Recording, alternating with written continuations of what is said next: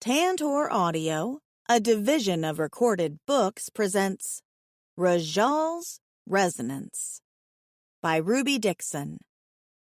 Narrated by Holly Jackson and Mason Lloyd. 1. Rosalind. I've been buried alive.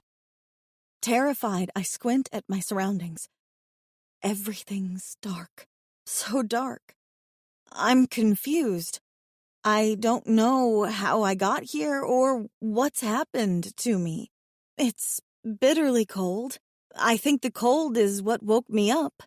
All I know is that it's pitch black in here, and when I put my hands up, I encountered the lid of my coffin a few short inches from my face. I'm trapped. I shove at the lid, frantic. Help! I cry out. Someone help me! My fists hammer on the lid of the coffin, and then I discover an upraised section that feels almost like a button. I push it, and a sound like a soda can opening whooshes around me. Sunlight floods in. Oh, I'm not buried alive after all. I gulp lungfuls of searingly cold air as the lid slides back, and then I sit up, clutching the edge of the lid. I'm not in a coffin, but I also have no idea where I am. When I look outside, I see nothing but snow and wintry mountains on one side of me, and on the other, there's a cluster of strange, dark gray metallic pods lined up on a circle of yellow grass. My breath puffs in the air around me. It's winter. When did it become winter? Hello? I call out. Anybody? There's no response. Whoever shoved me in this weird trunk has apparently already left again. My fingers prickle with cold and something pinches my arm. I lift it up only to see a tube running under my skin like a hospital IV. I follow the tube with my fingers, and it leads right into my strange trunk. With a whimper of fear, I yank it out of my arm and brace myself, waiting for a cacophony of alerts to sound. Nothing does. Okay. I have written some weird-ass fanfic in my day, but this is stranger than anything I could come up with. Swallowing hard, I rub my arms over my freezing body. That's when I notice my clothes, or rather my lack of clothes. I'm wearing a formless white slip that's tight over my breasts and loose everywhere else. The arms are bare, and I have a watch of some kind on my wrist, which is weird because I don't wear a watch. There are no shoes, and I can feel the cold weather nipping at my toes. Hello? I call again. Is this a prank gone wrong? If so, someone needs to get sued. Repeatedly. There's a muffled scream nearby, and all the hairs on the back of my neck stand up in response. I crane my head, turning around just in time to see what looks like a massive beast carrying a woman off over his shoulder. She screams again, flailing, and then they disappear into the snowy hills. This is definitely not like any fanfic I've written. Mine are full of cuddles, soft vows of love, men having babies, Spock and Kirk making out like bunnies and raising tribbles on a farm. I have never written a kidnap fic in my life, and I'm pretty sure I wouldn't dream about one. I pinch my arm, hard enough that I draw blood, and I don't wake up. Well, fuck. Who was that woman? Who carried her off? Why don't I know what's going on? The soda can whooshing sound nearby sends a hot blade of terror through my body. I can't stay here for some hulking monster to show up and pick me off. I have to find safety. I have to find whoever brought me here. I have to find a freaking winter jacket so I don't die of exposure. I clamber out of the dark, strange coffin and hit the ground. Immediately my toes curl and I want to retreat back into the pod. It is cold. So cold that I know I can't get very far without shoes. Maybe I need to crawl back inside and wait for a rescue. A deep, unearthly groan comes from somewhere nearby. It's a bass groan, the sound much deeper than any woman could make, and I think of the stranger carried off by the monster. Definitely not staying. I quickly check my coffin for anything that might be a shoe, and when it provides nothing, I strip off my paper-thin gown and rip it in half. It's not protecting me from the elements anyhow, and I need to get away from here quickly. I grab handfuls of the strange, springy moss and make quick pillows out of it, then wrap the length of fabric around each foot.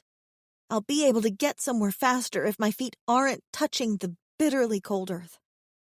Rubbing my hands up and down my arms, I squat next to my coffin, trying to determine the best place to run to. There's a craggy cliff not too far away, and I can see hints of greenery on it.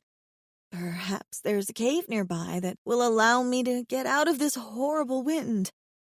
I straighten, looking around to see if anyone is noticing the naked chick, and when the coast seems clear, I race for the rocks as quickly as I can. My terrified imagination throws 100 awful scenarios at me. That someone's going to grab me from behind. That the monster that carried off the woman is going to return and see me naked. That I'll never find anything and freeze to death, my chunky, dimpled ass hanging out of the snow. The library I work at will post a brief, written eulogy for me. Rosalind was a passionate employee and an advocate for books. Perhaps too passionate in her love for the Vampire Diaries or Twilight, as she wrote far too many strange stories about such things. She died as she lived, strangely and alone. Oh, and please remember to return your books on time. Yeah, that sounds about right. But I run toward the cliffs, my breath sobbing out of me with every step, my skin frozen and my body so cold I want to scream aloud, and no one stops me. I make it to the rocks, and the wind is slightly less brutal here. Glancing around, I touch the shale, and it clinks to my feet.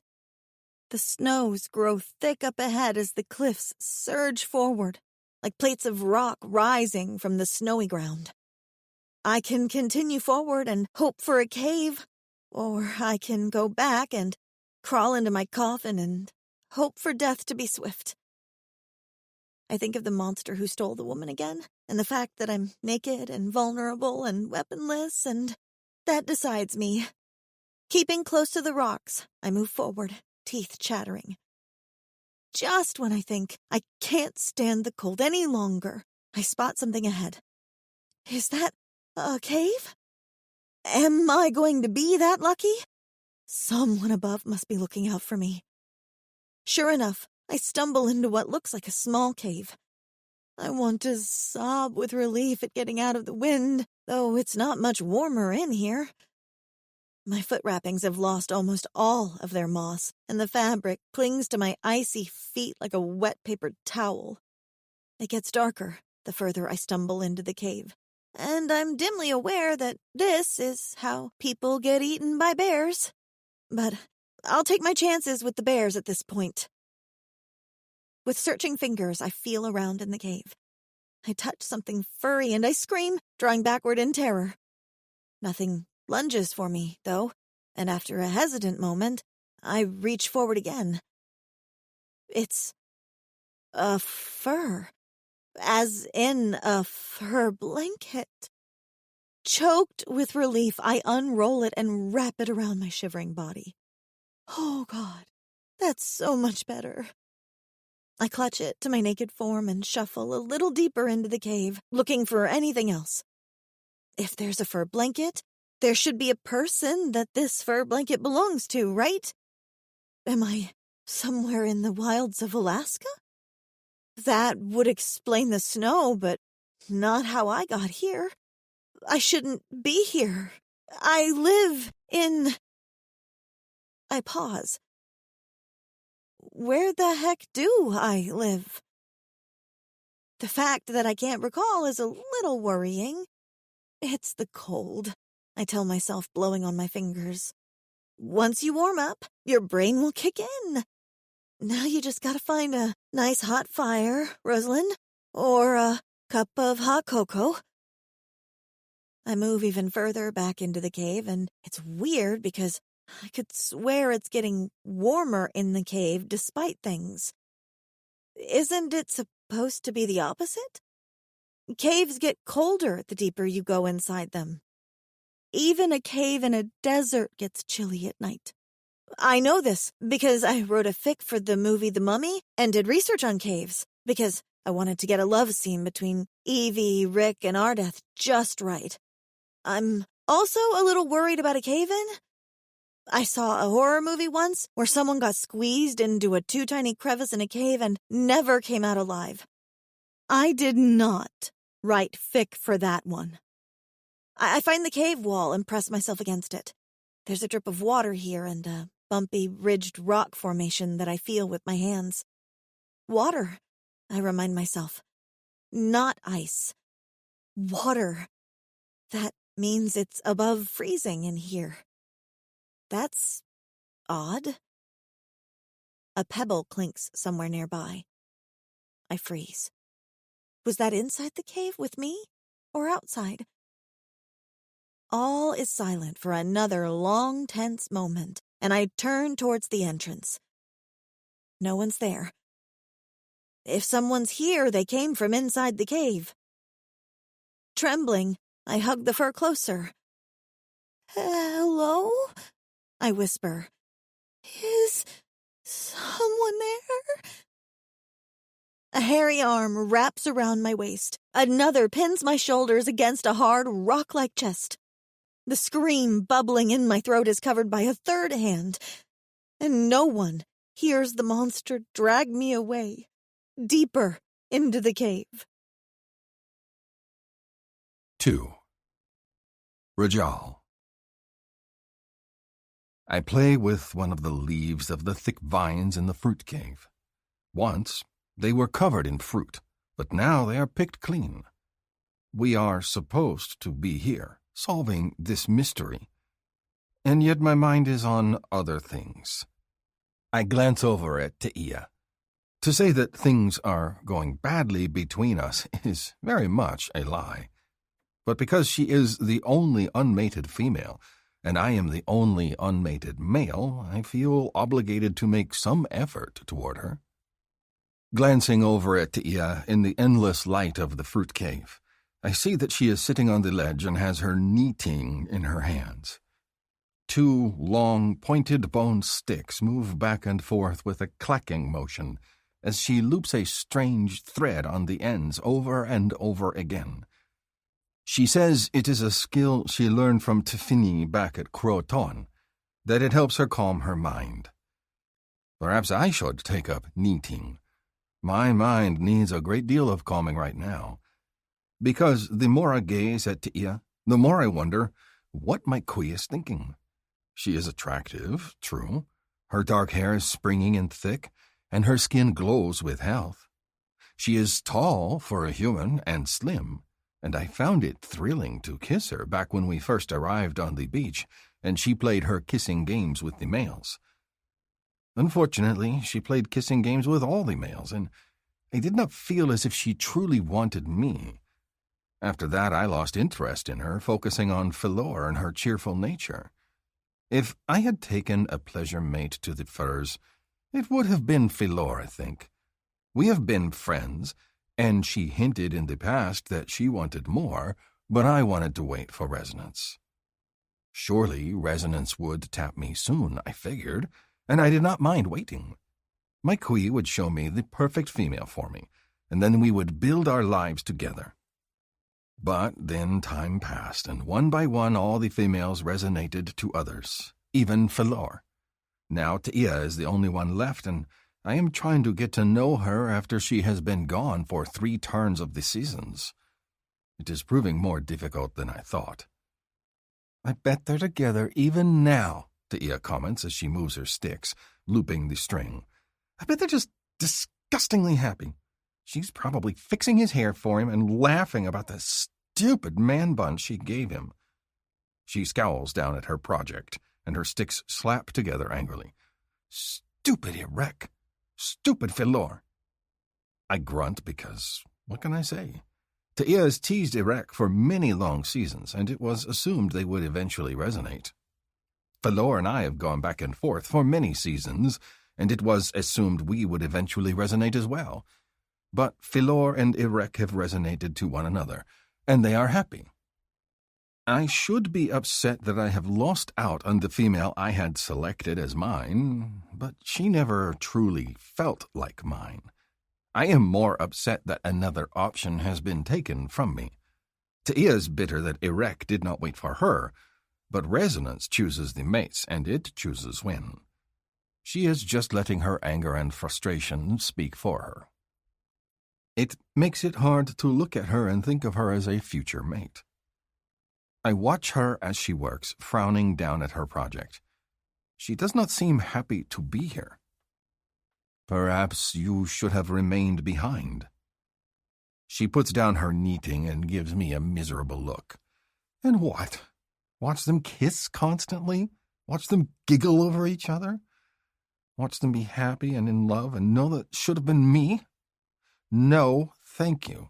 I'd rather be playing Fruit Cave detective with the rest of you. I do not ask what a detective is, but some of her words are wrong. If it was meant to be you, he would have resonated to you. Her jaw works. Maybe if we had come back a day earlier, it would have been me. But it was not. Taia shakes her head, not looking at me. I'm trying to have a pity party, and you're not helping, Rajal. Aren't you frustrated? Upset? How can you be so calm? Because Resonance decides. If someone was meant to be mine, Mike Hui would let me know.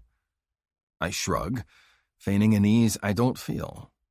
It is not the loss of Philor that upsets me, but the knowledge that I am either to be mated with Taia, who I feel nothing for, or that I must wait even more turns of the seasons for one of the young females to come of age. That thought disturbs me as well, because I look at them as if they are my own kits, not as potential mates. They are all far too young, and it means I will be alone for a long, long time to come. Or with Taia. Which is why I am here trying to talk to her. I am glad you came with us, I try, attempting to distract her from her disappointment, though you should not have snuck away from the group. Taia tosses her mane and adjusts one of her loops. I needed to get away from the camp, just like you. And you know I'm right. If there's some computer stuff here, who's going to help you with it? Atam? Matak? Sabrin? I snort at that. The Shadow Cat Hunter has the best nose of any, it is true, but he is as dense as a Kari hatchling. Attar the Draconi is with us too, but he has not indicated any knowledge of the Elder's special machines like the human females and Matak. My fellow Tallhorn, Matak, and Sabrin are reliable and crafty hunters, good with a spear, but they are as clueless as I am when it comes to the strange things that the outsiders bring from the stars with them. Attar did not want females with us, I remind her, in case there truly is a stranger we have not met yet. Remember how Juth stole Revin? Taia looks up and gives me a patient stare. You and I both know no one else is getting dropped on this planet, Rajal. Like it or not, we're stuck with each other. She shakes her head, but I appreciate the company. Here I wanted to come back and show everyone how I've matured, and I completely lost it when I found out about Irek. I understand. She shakes her head at me. I don't know that you do. I feel we're on different pages. Pages? I do not know the word. Does she mean the stone cliff we stand upon?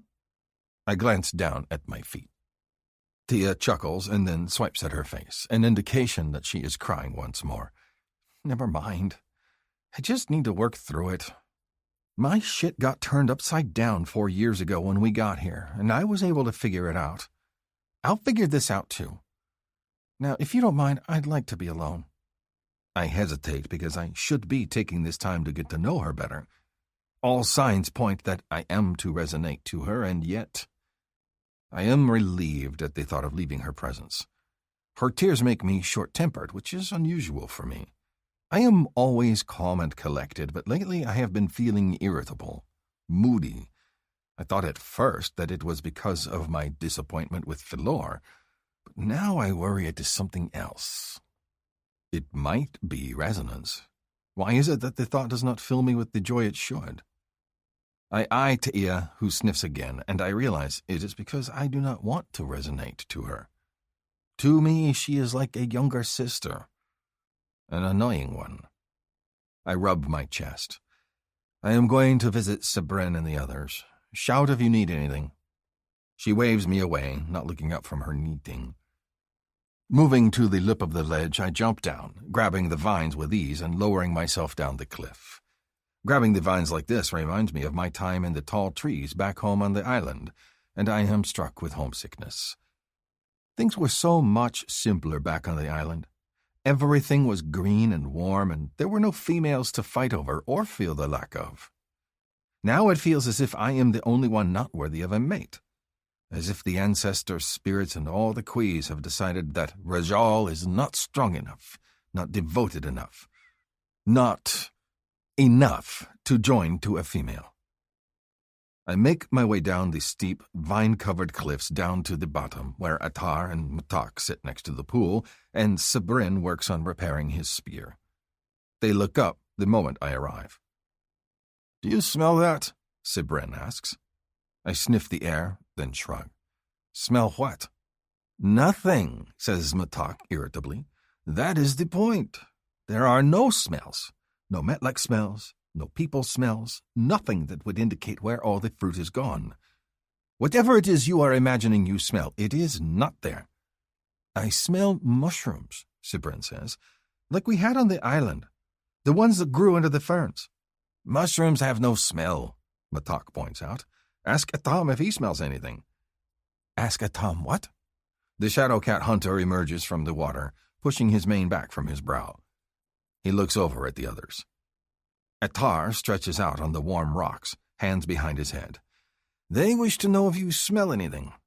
"I smell Sabrin's feet," Atam jokes, and the other two snort with amusement. I scowl at their humor because it sits poorly with my already irritated mood. This is not a casual hunting party. There is a serious problem here in the caves. We need to pay attention and find the answer. The tribe has entrusted us with this. "Oh, were you busy hunting the trail above?" Matak asks, all sarcasm. "I did not realize. Here I thought you were flirting with Tia." "Be silent." I move to one of the vines and touch it, as if a quick examination of the leaves will provide answers. We have already looked many times. There are no broken vines, no half-eaten fruit left behind, no pits from the stone fruit centers. All of the fruit that hung heavy on the vines here for anyone to forage and take has simply vanished. There are no Metlek scents to indicate they have visited and stolen the fruit. Tia and Attar have recently returned from the Croatoan camp, and they did not take the fruit. Ojek and Dissi were the last ones here, and they returned to camp days ago, with no fruit. It is a strangeness I do not understand. In all the turns of the seasons we have been at the cold beach, the fruit cave has always borne plenty of fruit, enough for both tribes to enjoy. It has never simply vanished, and the mystery of it is frustrating. If someone has stolen the fruit, who was it? And where did they take it? "Perhaps it was a stranger, like Rahosh suggested?" I offer again, fingering a leaf. I do not smell mushrooms like Sabrin does, but then again, mushrooms have no scent. "Then I would have scented him," Atom says. He taps his nose with one hairy forearm. "Shadow Cat has the best nose of all the tribes." Matak rolls his eyes. Sabrin scratches his chin and tests the leather binding on his spear point. "Dissi and Ojek were the last here, yes? What if they chewed too much chackleaf and decided to steal all the fruit?" "That is a lot of chackleaf," Attar the Draconi points out. "But maybe they stole it and then forgot," Sabrin continues. "I know when I chew chackleaf, I forget that I have hands." Pini laughs at me. She says I stare at my hands all night long. If I can forget I have hands, maybe they forgot they stole the fruit? Then where did they take it? I ask. Not only is the fruit gone, but the supplies we kept here are gone too. The skins full of fermenting juice, the dried meat, the extra furs, all of it is gone. It is as if someone is trying to remove all traces of us from this cave. I rub my chin. What about the hole the sea fell down? The one behind the waterfall? Matak waves a hand. I checked. Nothing. I even went down the rope and tried the door that she said was there. Nothing has been disturbed, and there is no scent of anything but her and Ojek down there. I should check it myself. Mitak is irritable because he is away from his mate and their kit. He thinks this is a fool's errand, and so far he is not wrong. Is that not the only thing that has changed recently, though? Perhaps an outcast came from there instead of through the snows? From the ground? Atam shakes his head again, easing himself onto the ledge of the bathing pool. What do they eat? Dirt? Nothing grows inside a cave. They would have to come out for food, and we would have noticed the tracks. I am not convinced. There is something unnerving about the hole under the bathing pool, and I do not like it.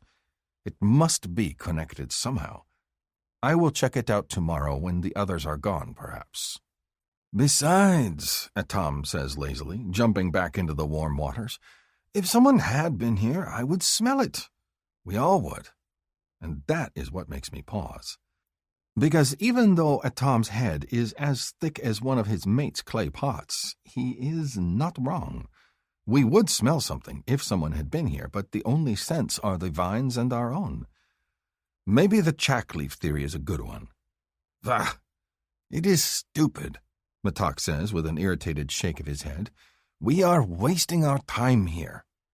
It is an idea, though, and the only one we have. Go out in the morning to look, I tell him. Check for old tracks or signs that the fruit was carried off. Check the nearest hunter caves. I will stay behind with Tia. Matak turns his irritation to me. That female. Why is she even here if she's not helping? She just sits and rubs her sticks together and cries over a wreck. He is not wrong. Tia swore she would help, and yet she is lost in her emotions. It is not Matak's place to judge, though. It was my decision to bring her, and I will say who comes and goes. She chased after us. What would you have me do? Send her back to camp? Yes, Matak says immediately. I glare at him because he does not understand the situation. He only thinks of our fruit-searching party, but I know what it is like to be surrounded by happy people back at the beach. I know what it is like to want to escape, to get away for several days, for any reason at all. That is why I let Tia stay. Because if I can hide away from the newly resonated pairs, she should be able to as well. Leave it alone, Matak. I lace my tone with a warning. She is not your female, and not your responsibility. She is not yours either, Matak retorts. Sabrin makes an unhappy sound. I growl at Matak because that is a cruel thing to say, and he knows it. Keep saying things like that, and I will make sure the healer has much to practice on. I look him up and down. It is not as if you are doing much either. Shall I get you some sticks to rub together as well? He makes a snarl of protest, jumping to his feet, and I know I have struck a nerve. While you have been playing with the female up above, we have been scouring this cave with our noses pressed to every leaf, every rock. You cannot say we have done nothing. He draws himself to his full height. What has crawled up your tail, Rajal? You are not like this. Sabrin puts a hand to his mouth, trying to mask his words. You know the answer. Valor, Atam adds helpfully, not even bothering to hide his comment. He is upset resonance avoids him like common sense avoids Sabrin. I wave them off, my mood black. They do not understand. No one understands. It is not Valor I am sad over. I am glad my friend is happy with her resonance. It is what she represents. It is that I am left with Tia, who is a stranger that I feel nothing for. It is that Tia is my last chance, and even now my chest remains silent. It is that I fear I will never resonate, never have the family and mate I have so longed for. But it would be impossible to explain any of this to them, so I just shake my head and dive into the pool, letting the water silence their conversation. Despite the fact that the suns always shine inside the fruit cave, our bodies know when it is time to sleep. We bunk on the warm rocks near the pool, with our furs under us to provide cushioning, and a thick strip of fur to cover the eyes so one can sleep. I have slept in the fruit cave in this manner many times before, but today I am unsettled. I itch under my skin with something I cannot scratch, and everything bothers me. The rocks are too hard, the air is too warm, the others are snoring too loud. I doze fitfully, and awaken a short time later to a muffled sound. I sit up, reaching for my spear. Strangely enough, now I pick up the scent of mushrooms like Sabrin mentioned. I get to my feet, sniffing the nearest vine, but the smell is not coming from it. Odd. Perhaps it is my imagination. The muffled sound returns, and then I hear a sniff. I look over to Tia's bed, and it is empty. My heart thuds, and I look around, trying to pick up her scent. She is there by the waterfall, hugging her knees and wiping at her face, wearing only her chest wrap and her skirt. I feel a surge of pity for her. For all that I am disappointed with Philor and Irek's resonance, Tia is struggling so much harder. She must have truly given her heart to Irek. I move to her side, putting a hand on her shoulder to comfort her. Would you like someone to talk to? She shakes her head, avoiding looking at me. What's there to say? We both know talking isn't going to change anything. She stares at the falling water, and then swipes a hand under her nose. I heard your conversation earlier. You and Matak. Thank you for defending me. He is sour because there is no answer here, and he does not like feeling foolish. I pat her shoulder awkwardly, wishing I was better with females. Wishing I felt something for her other than pity. Do not let him make you weep. It's not him, it's everything. She sucks in a ragged breath. I should have stayed at Croton. I just really thought I'd come back and things would be different. That I'd show everyone the skills I have and that I'm more than just a silly flirt. Instead, me coming back has made everything worse. Tia buries her face in her hands. I was alone at Croton, too, but I was happy there. I will take you back if you wish to go. Tia uncovers her face and turns to me in surprise. You will? Seriously? I nod. If that is what you wish.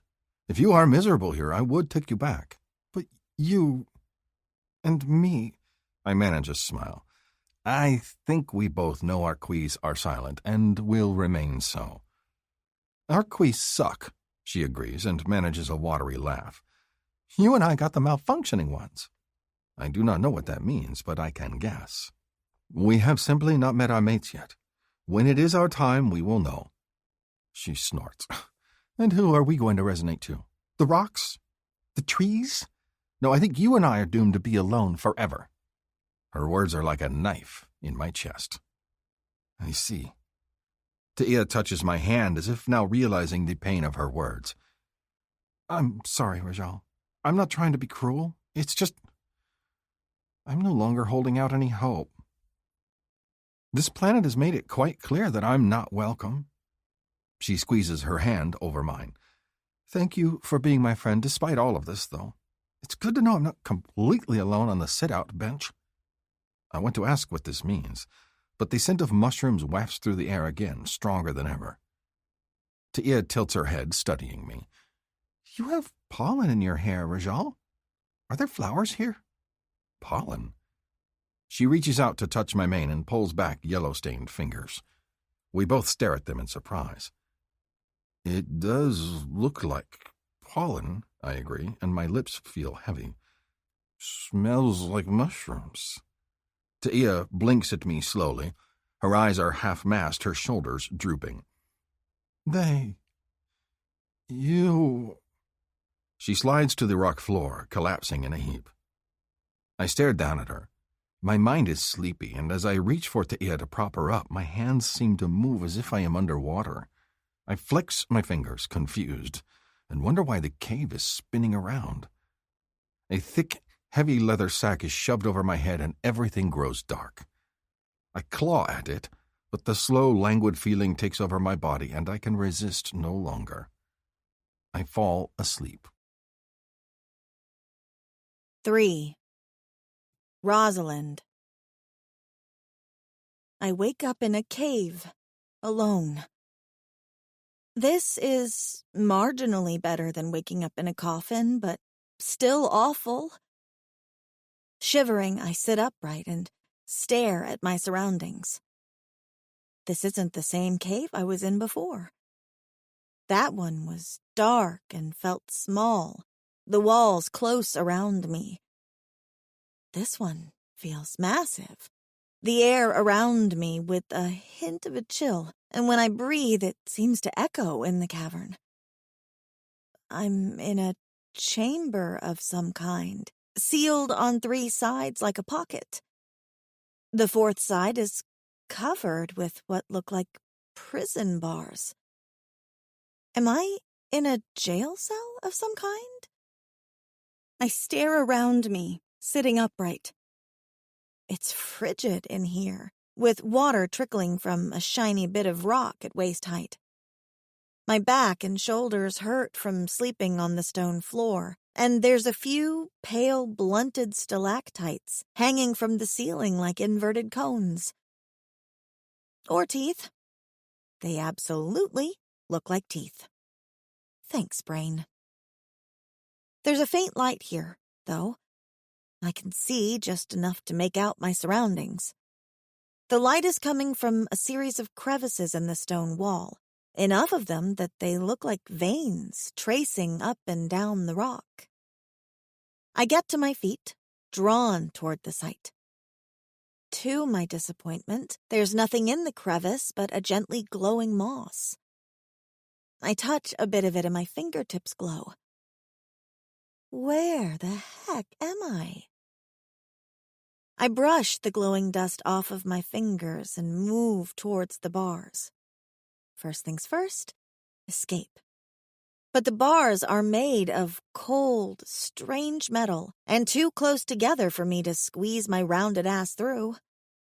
I've never minded being pleasantly plump, but today I really wish I was thin. I don't think I can even fit a boob through the bars. The space between them is so narrow.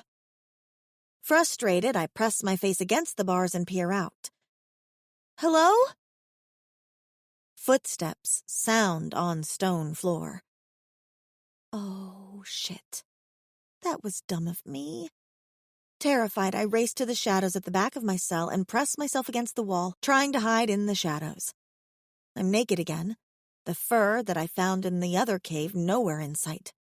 Even my weird watch is gone. Shivering, I cover my breast with my hands and clasp my legs together in a way that hopefully hides all the important bits and wait for my captor to appear. At the far side of the cave, by the strange jail bars, a man appears. No, not a man. A monster of some kind. He approaches the bars and I huddle against the rock, trying to let it swallow me up as he comes into sight. He's not human. He's at least 1.5 feet taller than me, with mottled gray skin and a furry ruff around his neck like a lion. His eyes glow a strange, vivid blue, and his nose is short and blunted, leading down to a wide, frowning mouth. His features are strange. He's got 2 arching, thin horns atop his head and 4 hairy arms. His chest is enormous, and I suspect he could crush me without a thought. A long, fluffy gray tail trails behind him, moving back and forth as he gazes into the cell and eyes me. Hello? The creature smirks at me, rubs his groin, and then leaves. Okay. That was weird. I stare at the cave that he disappeared into, trying not to be too concerned when I hear footsteps again. Huddling to make myself small, I'm not entirely surprised to see another monster like the first one, 4 arms, big horns. but this one has a less cruel look on his inhuman face. "Are you going to kill me?" I whisper, trying not to cry. The sight of a four-armed, glowing-eyed monster is terrifying, and the fact that I'm naked and vulnerable makes everything doubly so. I've read enough fanfics to know that this isn't going to go well. Not in the slightest. "What are you?" he asks. His voice is deep and sonorous, with a strange inflection. I can understand his words, even though it takes me a moment to grasp what he's saying. "I'm a human." How does he not know what a human is? Then again, I don't know what he is. "Speak," he says, glaring at me. "Tell me what you are." "I just did. Can you not hear me?" He snarls when I speak and I scream, hunching lower, protecting myself with my hands. "Sorry, I'll be quiet." He stares at me from the outside of the bars for so long that my skin crawls. Then he walks away, his footsteps receding. My heart hammers in my chest and I want to vomit from sheer terror. What the fuck? I don't understand anything that's going on. All I know is that I'm not supposed to be here. I'm pretty sure I'm supposed to have clothes of some kind. I'm also 100% sure I've never seen a four-armed monster before. Am I not on Earth? Have I fallen through another dimension? Oh, God. Am I dead? Is this hell? The thought makes me panicky and I have to bite down on my knuckle to stay calm. The footsteps return, and a moment later, the big hairy guy returns. He sniffs the air and then makes a sound of disgust, as if he hates the way I smell. With a mutter, he tosses what looks like a shiny yellow fabric inside the cell and walks away again. Is that for me? I'm afraid to ask. He might growl at me again, or worse. Biting my lip, I shiver in the shadows until I get brave enough to race forward and snatch up the fabric. It's the ugliest, strangest shade of mustard yellow I've ever seen, but when I hold it up, it looks like a dress of some kind. Or a shirt. Clothing. Thank God. I toss it over my head and tug it down over my boobs. Naturally, it doesn't fit right. The neckline is enormous, and the dress itself is so tight across my tits that they look like one huge lump. But it hangs all the way to my knees, so I'll take it. The armholes are huge, which I'm not a fan of, because if I move the wrong way, one of my compressed boobs might make a break for it. But this beats being naked by a long shot. Too bad it's not warm. I retreat back to my corner again, crouching and waiting. I need answers, but something tells me this monster isn't going to give them to me. What is he? I try to rack my brain matching up stories with what I've seen. I'm probably the most well-read person at our library despite my fanish obsessions, and I've read a ton of mythology. Nothing I can think of has 4 arms except for Hindu deities, and this guy doesn't match up with my visions of them.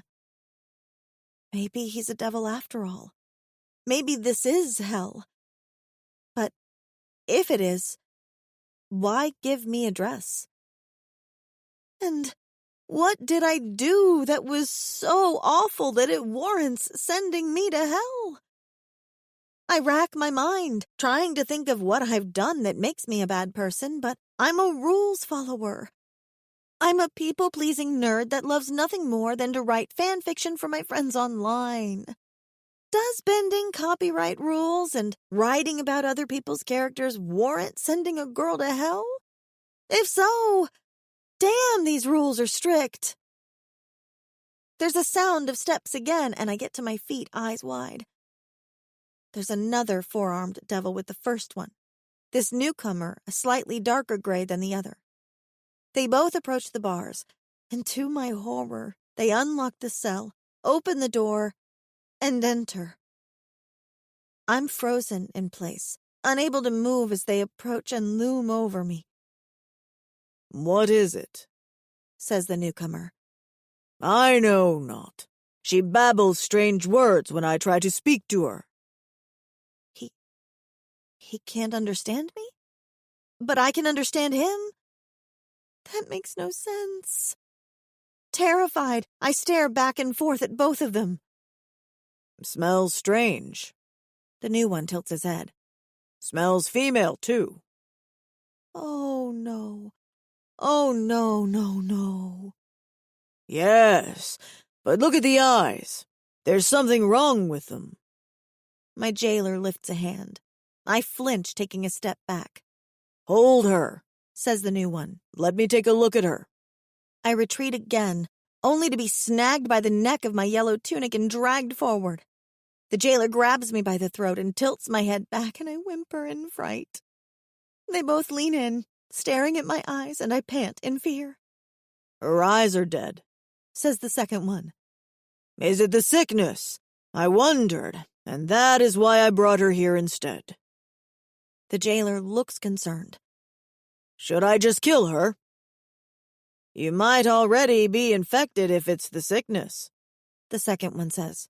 "And now we both must remain apart from the others to ensure it does not spread." "By the ash," the jailer mutters. "It had better not be the sickness, or I'll kill her and wear her skin like a coat." Then they release me. I collapse to the ground, rubbing my throat and trying not to sob. I skitter backward as best as I can, as both of them glare down at me as if I'm the cause of all their problems. "What do we do with her?" the jailer asks. "I want to destroy her, but I need to understand what she is." "Are there more of them?" inquires the second. "If so, it might be useful to keep this one. We should ask the chief." The jailer grunts acknowledgement. "You are right. I will send word." He puts his hand to his waist, and I notice that he's wearing a belt with several pouches on it over a yellow loincloth made out of the same thin material I'm wearing. He flattens his hand, and I barely have time to see the small pile of yellow dust on his palm before he blows it in my face. I cough, waving a hand in the air, and my eyes grow heavy. My limbs, too. Drugged, then. You guys suck, I mutter as I slump over, my head smacking against the rock with a loud sound. Then, nothing but dreams. I wake up later, my limbs aching and cold. My toes and fingers are so icy that they're numb, and I shove my hands under my armpits to warm them. There's not much I can do for my toes, though, so I try to cross my legs in a way that will somehow press warm skin against cold feet. It's just, the rest of me is not all that warm either. I feel cold everywhere. When my teeth begin to chatter at the same time my stomach growls, I suspect I'm going to die down here. The thought makes me want to cry, but I'm so tired and terrified that no tears come. My mouth is dry, and there's water on the rocks at least. I spend a few minutes licking the moisture from the trickling spring and trying not to think about how clean or unclean this cave might be since I just put my tongue all over it. Footsteps approach again, and I retreat to the back of the cave again, shivering in the shadows. What now? The thick four-limbed jailer opens the door to my cell and, to my surprise, drops a body in. He quickly shuts the door again, glaring in my direction, but I don't even try to escape. I don't have anywhere to go. My foot wrappings are gone, and he looks like he could tear me like a piece of tissue. Maybe it's not very brave of me, but I'm trying real hard just to keep my shit together at the moment. One crisis at a time. The new crisis? A demon has just been dumped into the cell with me. I stare in shock at the sleeping creature. He's got the same horns as the other guy, but his skin is a sky blue. He wears a furry kilt around his hips, but that's it. His feet are bare, and even from my hiding spot I can tell they're not human feet. They're missing a few toes, and the 3 there are spread wide. He's got 2 arms, though, and his face is surprisingly attractive. His features are big but pleasant, and his long black hair cascades down his back. He looks much nicer than the other terrifying monster, which means it's probably a trap. A pretty face can hide an ugly heart. Just look at Anakin Skywalker or Jareth, the Goblin King. I stare at the blue guy, trying to figure out what I'm supposed to do now. Is he in here because my captor expects him to kill me? Or is he imprisoned too? The newcomer groans, stirring on the floor, and I hold my breath, shrinking back. My teeth are still chattering, so I bite down on my knuckle to silence them. I don't want to make a sound until I know if he's friend or foe. He sits up, holding his head, his expression bleary like he's got a hangover. He groans and presses his palm to his brow, and when he blinks I can see his eyes are glowing the same bright blue as my captor's. That's not a good sign. He squints, turning towards the metal bars of the cell, and he seems taken aback by them. They set him just inside the cell itself, and I watch as he touches one bar carefully, then sticks his hand through as if he can't believe what he's seeing. I notice for the first time that he has a tail. It's lashing angrily like a cat's, and when he jerks on the bars as if trying to break them, I realize he just might be on my side. Time to introduce myself, I guess. I've tried, I call out to the stranger. You can't get out. The blue demon jerks in surprise at the sound of my voice. He turns towards my corner of the cave jail, an absolutely incredulous look on his face.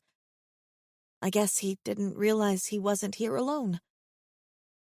Before I can say anything else, he charges through the cave towards me, almost stepping over me in his haste. I gasp, flinching back against the wall, but my teeth chattering gives me away. It takes a moment for him to focus on me in the shadows, but I can tell the moment those glowing eyes fix on me.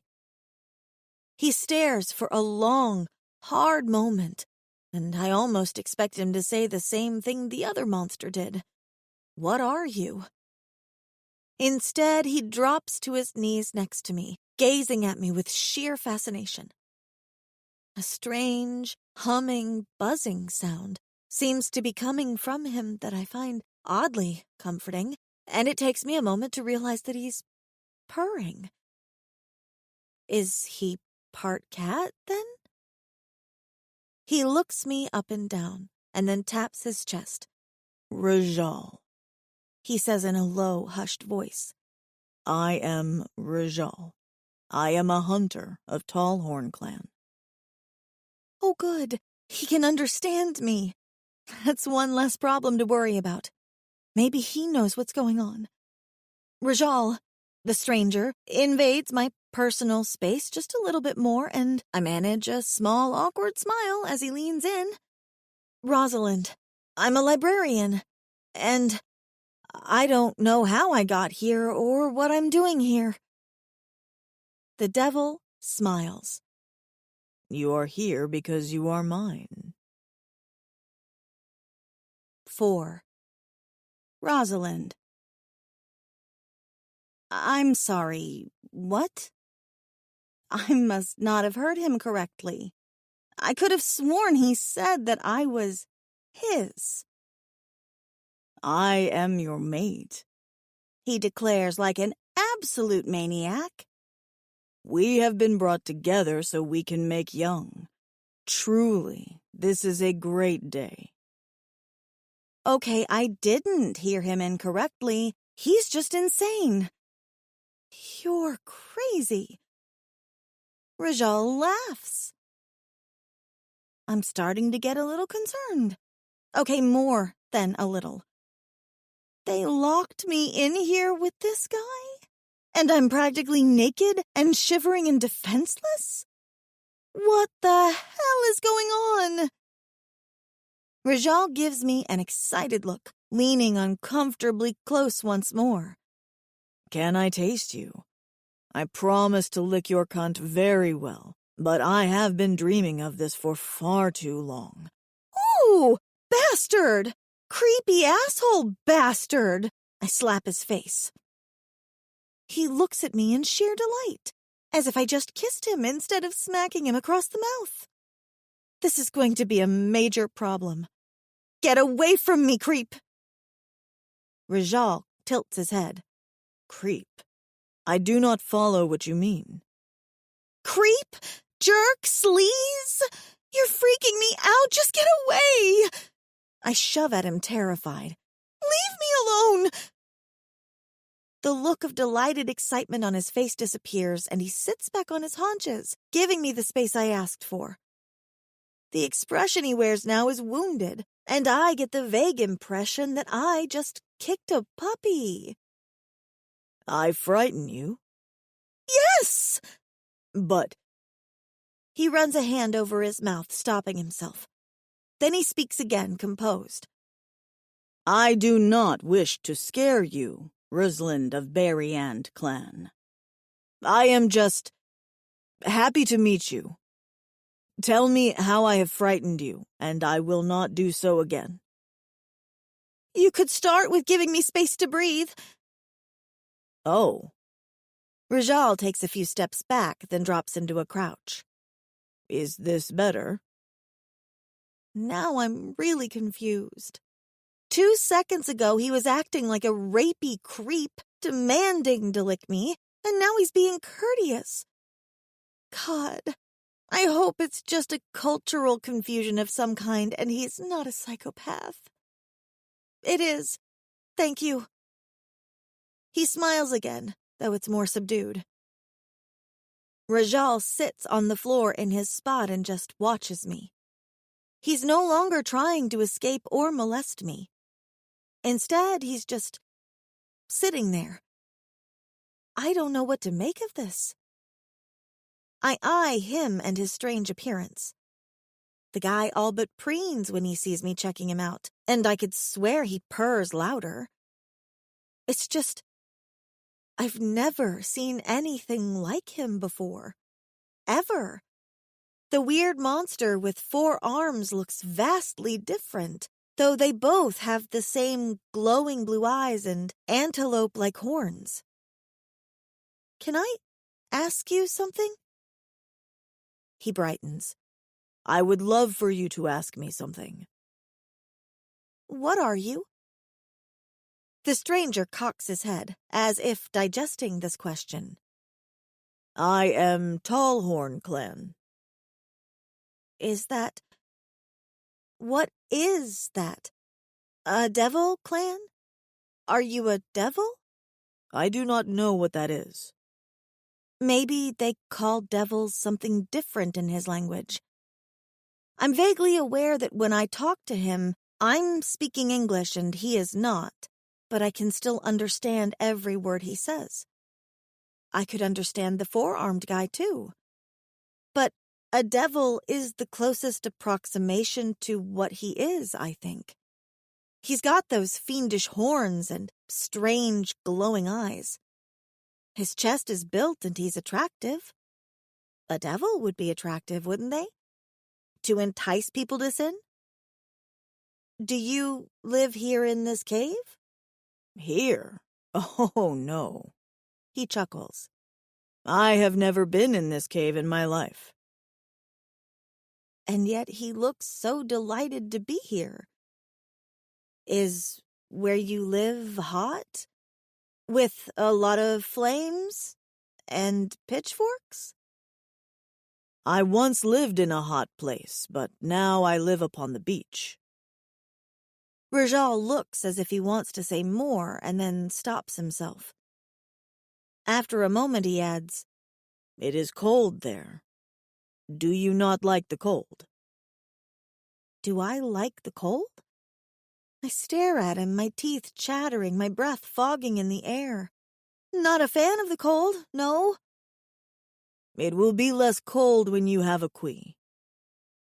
The last word he says doesn't translate. I wait for him to repeat it, but when he doesn't, I go back to my quizzing.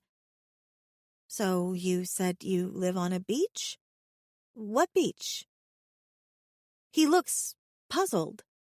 The beach. Does it have a name? Like Malibu or Fort Lauderdale? It is the beach, He says helpfully. Ice Home Beach. Never heard of it. What state is that in? Or is it in Europe? It is a beach. He shrugs again. Where are you from, Rusland? I ignore his question because the answer bothers me. I point at the bars of our jail cell instead. What about that guy? The one with the forearms. Do you know him? When Rajal shakes his head, I ask, how come you don't have forearms? Because I am not Strong-Arm Clan. I am Tallhorn. He gestures at his head. There's more than one clan? Oh, yes. His expression brightens with pride. But Tallhorn is the best. Tallhorn Clan? Strong-Arm Clan? Dudes with 4 arms, dudes with glowing blue eyes. This isn't Earth, is it? I ask in a small voice. Rajal's expression changes to one of sympathy, his tail flicking on the floor like a cat. It is not your world, no. But I know what you are. You are a human. My eyes widen and I sit up taller. Oh my God, that's right. How do you know that? Because I know others of your kind that were brought here by the flying caves. Flying caves? He pauses for a moment. The sheeps? 5. Rajal. Rusland. My mate. I say her name in my mind over and over again, tasting it in my thoughts. I want to breathe in her scent as it lays against her skin. I want to bury my face in her mane. I want to touch her, caress her soft curves.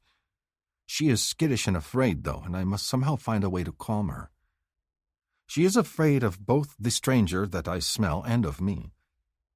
I should be afraid, too, but if someone dumped me into a cage, they mean to keep me alive for a time. I should also be worried about Tia, about Matak and the others in the fruit cave. I do not know how I was stolen, but the scent of the mushrooms must have something to do with it. There are a great many things I should be worrying about. Instead, my thoughts are filled with Rusland. Rusland and her dead eyes, her noisy clacking teeth, and her endless questions. I need to please her and reassure her that I mean her no harm. She needs to see that I am a friend, because she did not react well when I told her she was my mate. She must not know about resonance. Liege said it was new for humans. It must be new for Rusland, too. I want more than anything to comfort her, but she only seems more distressed by my words. The others can take care of themselves. Right now, Rusland needs me. I do not care that I have been captured and held in a cave. My mate is here, and that is all that matters.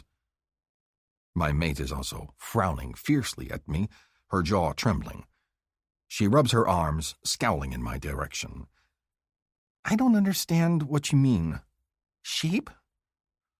What sheep? I am not using my human words right. The ones that fly through the sky with no wings. Her pale eyes fill with tears and she shakes her head again. I don't understand. I know you are tired, I say gently. I want nothing more than to go to her and comfort her. The need to do so burns in my chest almost as furiously as my qui hums. I am not good with your words, but I will try. They are ships that have people inside. They fly in the stars and sometimes bring gifts. Fly in the stars? Her eyes widen. Ships? Yes, that is the word. I am relieved. Now you understand? A ship from the stars brought humans here? A spaceship? Her hands fly to her mouth. Oh my God! Those weren't coffins. They were little ships of some kind. Why? How did I get into a spaceship? Ruslin's eyes grow wider. Are you an alien? The translation rock in my head tells me that the word means someone that is from a different place. I suppose the island qualifies. I shrug. Is this bad? It's really fucking bad, she says through trembling lips and clattering teeth. But it explains some of the holes I'm trying to fill in. She shakes her head and looks on the verge of tears again. Why would an alien want me? Why would they not? I am offended on her behalf. You are perfect. Rusland stares at me for a long moment, and then hysterical laughter bubbles up. Thank you, I guess. Your teeth are clacking, I point out, and your eyes are dark. Where is your kui? I tap the corner of my eye. I don't know what you're talking about. Your eyes are dead. That is a bad thing. We'll just add it to the list of bad things, then. It keeps growing. She lets out a full-body shiver. Why is it bad if I don't have a kui? Because you will die. Your Bariand tribe does not have kuis, then? I vaguely remember something the other humans said about this, that when they came here it was very cold, too cold to survive until they got a kui. Bariand? She echoes. You said your name is Rusland of the Bariand clan. I have memorized it. I will go to sleep with the words upon my lips. They are the most beautiful words I have ever heard, and my kui hums louder in agreement. A faint smile lifts the corners of her mouth, and my cock reacts instantly, flooding with need. Alarmed, I shift my weight, trying not to draw attention to it. Rusland is already skittish. She does not need to see that resonance is already at work upon me. I'm a librarian, she emphasizes. That's not my last name. My last name is... She pauses. Well, shit. What is shit?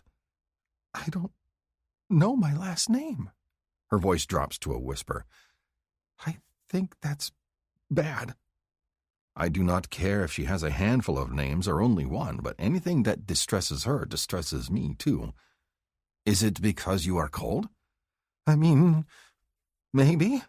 She bites her lip and wiggles her bare toes. Kinda feels like frostbite at the moment. Perhaps that's affecting my memories. Rusland turns to me and waves a hand. Quick, ask me something. Oh, it is my turn now. Hot pleasure floods through me. I am learning about my mate. She wishes me to ask her things. Truly, this is the best of days. Did you have a human mate back on your world? Her brows scrunch up. I don't think I did. Ask me something else. This answer pleases me. Do you like tall horns? Ruslin's expression becomes exasperated. Don't get weird on me, Rajal. This is serious. My name. She has said my name aloud. My cock feels so tight and aching that I do not think I can stand in this moment. My kui hums louder, so fierce it is making my chest shake with need. I rub it absently, trying to tell my kui to be calm, that Rusland is here now, that she will be mine soon, and I will not let her out of my sight. I am very serious, Rusland. Ask me something about my past, she encourages. About where I came from. Very well. Where are your people from? Rusland blinks her strange, dull eyes and stares off into the shadows. I don't know. I should have this information. I should. It should be obvious. My name is Rosalind. My birth date is... She swallows hard, thinking. September? September something. My parents are Jim and, someone, and I live in... Long moments slide past as she stares at nothing. Then she fists her hands and buries her face against them. Shit! Perhaps you hit your head, I offer. There is a male of the Croatoan tribe who hit his head and lost all his memories. He did not even remember his mate and their kit when he awoke. She lifts her gaze, looking at me with hope. Do you think so? I can check if you like. My fingers itch to touch her, to card my fingers through her soft-looking yellow mane, to be near her for any reason, stiff cock or not. Logic says I should stay away so I do not frighten her, but if she will invite me close, logic can go swim in the sea for all I care. I just need to touch her. Rustland sits up, nodding at me. Nothing hurts, but I would feel better if I knew there was a simple explanation. She covers her arms over her teats, which are being strangled by her odd tunic. Don't get weird on me. I will not be weird, I promise. I will do nothing more than look at your scalp, and touch your mane, and your skin, and breathe in your scent, and look for wounds. Rustland relaxes as I get to my feet. Thank you. She has not noticed my stiff cock, thank all the ancestors. The furs must be hiding it, or her dead eyes must not be able to see well in the shadows. With careful, calm motions, I move toward her. I do not wish to startle her again, so I make sure that I keep my tail still, even though it wants to lash back and forth with joy. I can do nothing about the constant, needy hum of my queue, nor the ache in my sack and erect member, but I try to ignore those parts. Rustland needs me right now. She remains seated, but I can feel her tension rising as I approach. She does not trust me yet. I am going to touch your mane now, I caution her when I stand close enough. The light, delicate scent of her envelops me, and I want to groan at how perfect she smells. There is a hard, strange, astringent note to her scent, and the tang of the mushrooms, but underneath is nothing but sweetness. That is her true scent. Okay, Rustland breathes and straightens her shoulders. Tell me if you see anything. I slowly lower a hand to her head. Her mane is just as silky as I imagined, and feels like the softest fur underneath my touch. I close my eyes, trying to calm myself, and then I hear a low, delicious moan. And it is not mine. Oh, God, you're so warm, Rustland breathes. Even your hands feel good. Am I hurting you? My throat is tight around the words. Not at all. She sounds relaxed, pleased. See anything? I am checking. I skim my fingertips over her scalp, trying not to pleasure myself with caresses because I know she has no queen. She is not feeling what I am feeling just yet. I am a stranger to her, not a mate. But this moment is so close to everything I have dreamed. It is difficult to keep focus. But she might be injured, and that should be my primary concern. So I pay attention, looking for blood or sticky parts in her hair. I look for lumps and strange growths. I feel nothing, and I smell no blood, I tell Rustland. As far as I can tell, your head is fine. Does it pain you? The cold bothers me more than anything, she admits, her teeth chattering again. How are your hands so warm? It is because I have a kui. It ensures that I remain warm even when the world around me is not. A kui? It is a part of me. I think carefully as how to explain this to her because I remember well the terror of the human females at learning that the kui is a live creature inside one's chest. I do not want to frighten her, but she must get one, and soon. It brings me warmth and makes my eyes glow with the fire within. Oh, man, I wish I had one of those, she says with a sigh, rubbing her bare arms again. I'm so freaking cold. Now is my chance. Rustland, would you let me warm you? She pauses and glances up at me. This feels like a trap. It is no trap. You are cold, and I wish to share my warmth with you because you cannot make your own. I hunt through the thick folds of my kilt and flip the inside seam up. Sure enough, The small, finger-sized spearhead I have sewn into the edge of one flap remains. I pick at the seams, working it out. I keep this with me at all times in case mine breaks. I will give it to you, and you can jab me with it if you feel I am doing something wrong. I just wish to warn you. I am your— I nearly choke on the word. Friend. I am so tired of being just a friend, but I must remain strong a bit longer for Rosalind. If it is true, and she has just fallen from the sky sheeps, she will be confused and scared. The female is silent until I hand it to her, and then she flips the thing in her hand, considering it. Why are you being so nice to me? Because we are in this together. Because you are mine, and I have waited forever for you.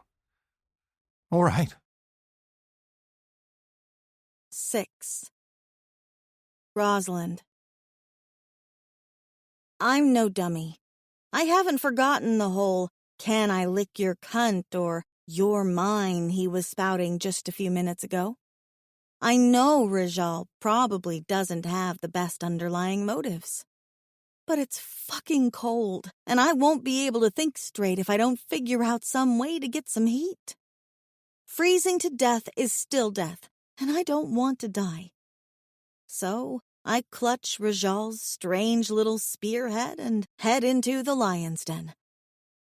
In this case, the lion's den is Rijal's lap.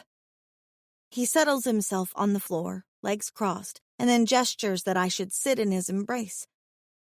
I hesitate, but then I think about how warm and good those fingertips felt on my scalp, and that decides me.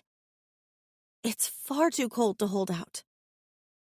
I climb into his lap, and he immediately wraps himself around me, his big arms sliding over my cold skin. I can't help the moan that escapes me because, oh God, he is so warm.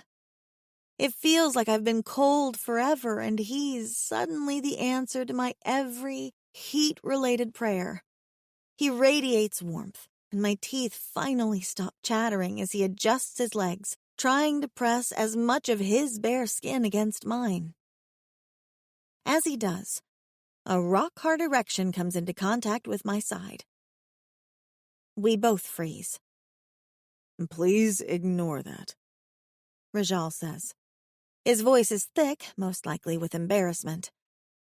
And, okay, I'll allow that one, because as long as he doesn't start grinding against me, it's normal for a guy to pop a boner when a half-naked woman rubs against him.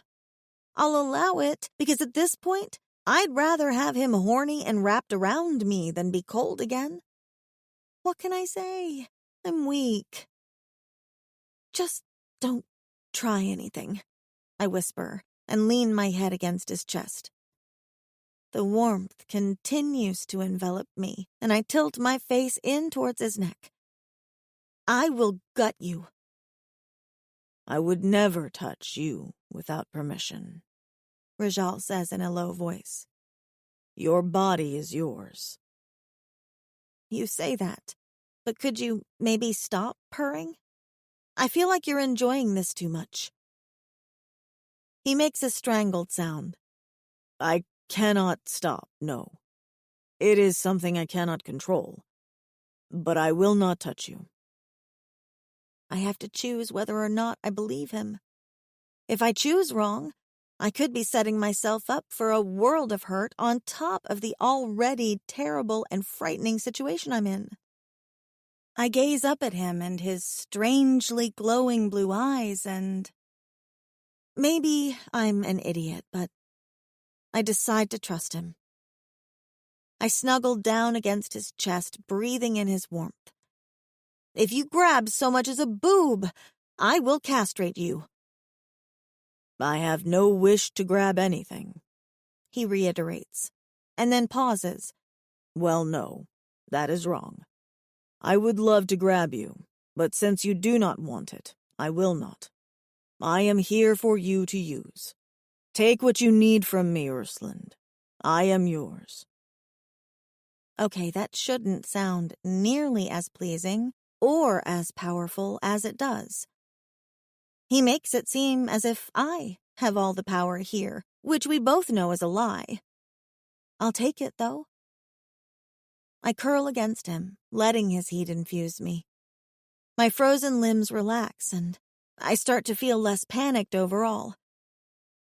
The lull of his constant purring is soothing, and I have to admit, I'm glad he got tossed in here, even if that's selfish of me.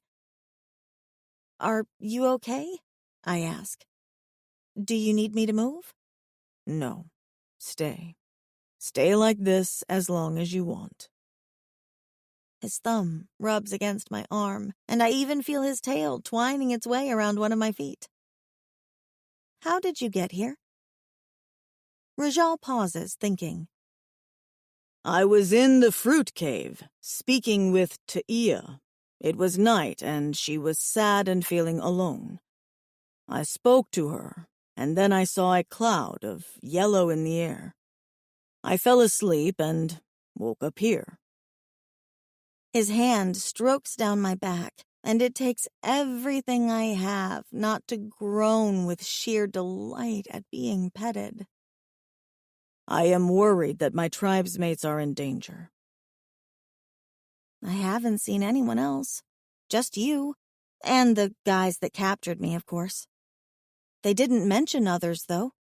A new thought occurs to me. Do you think I was with more humans? On the spaceship? Do you think they're down here? I do not know. I am as in the dark as you are.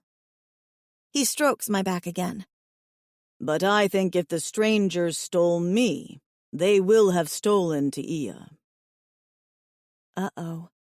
That's the second mention of what sounds like a woman's name, and I'm here cuddling in his lap. Is that your mate? He said I was his mate, but how do I know he doesn't say that to everyone? Do I need to worry that she's going to be jealous of me sitting with you?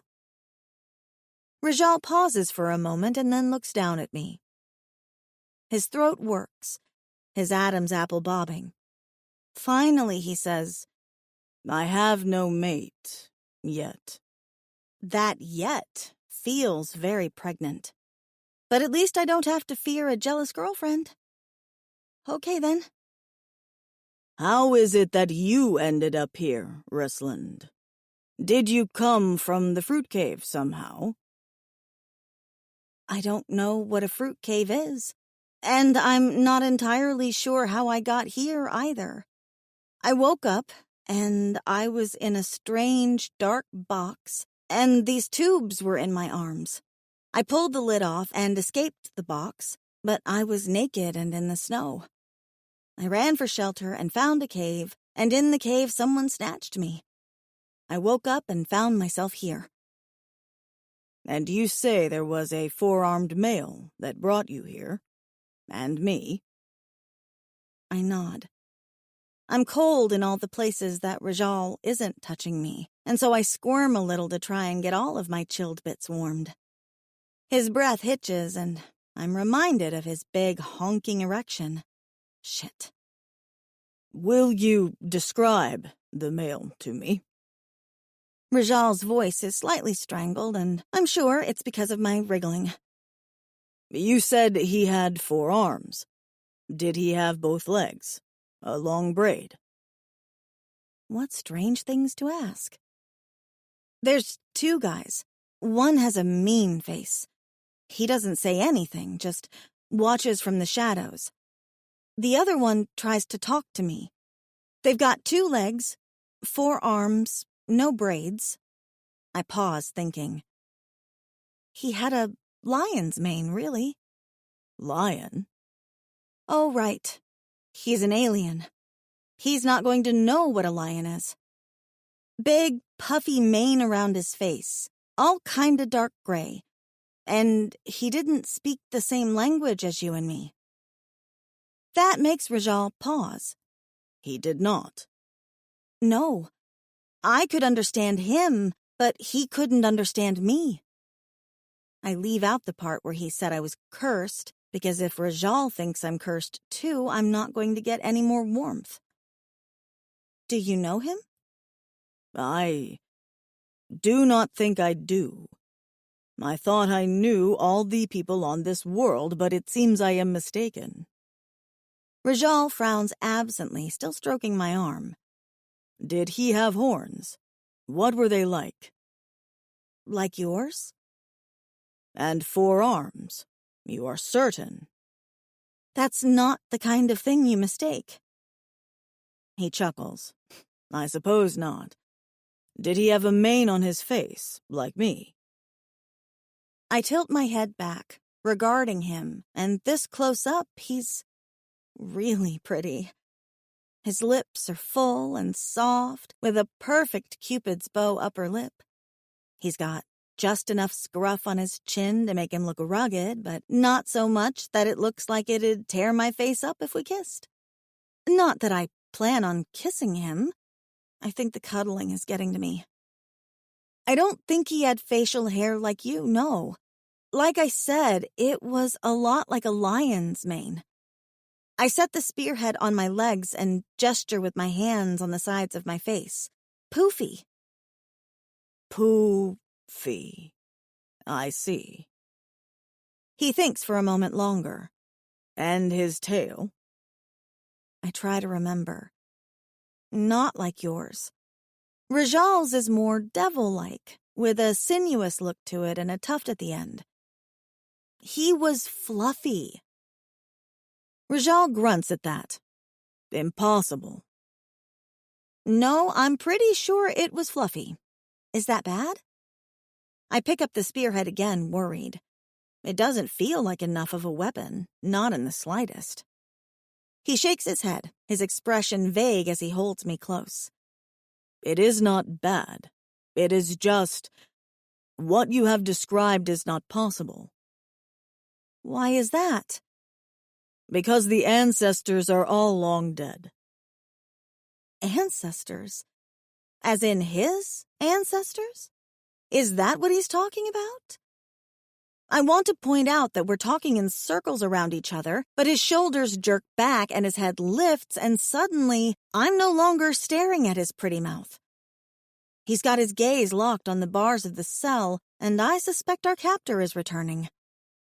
Rajal is about to see for himself just who is holding us captive.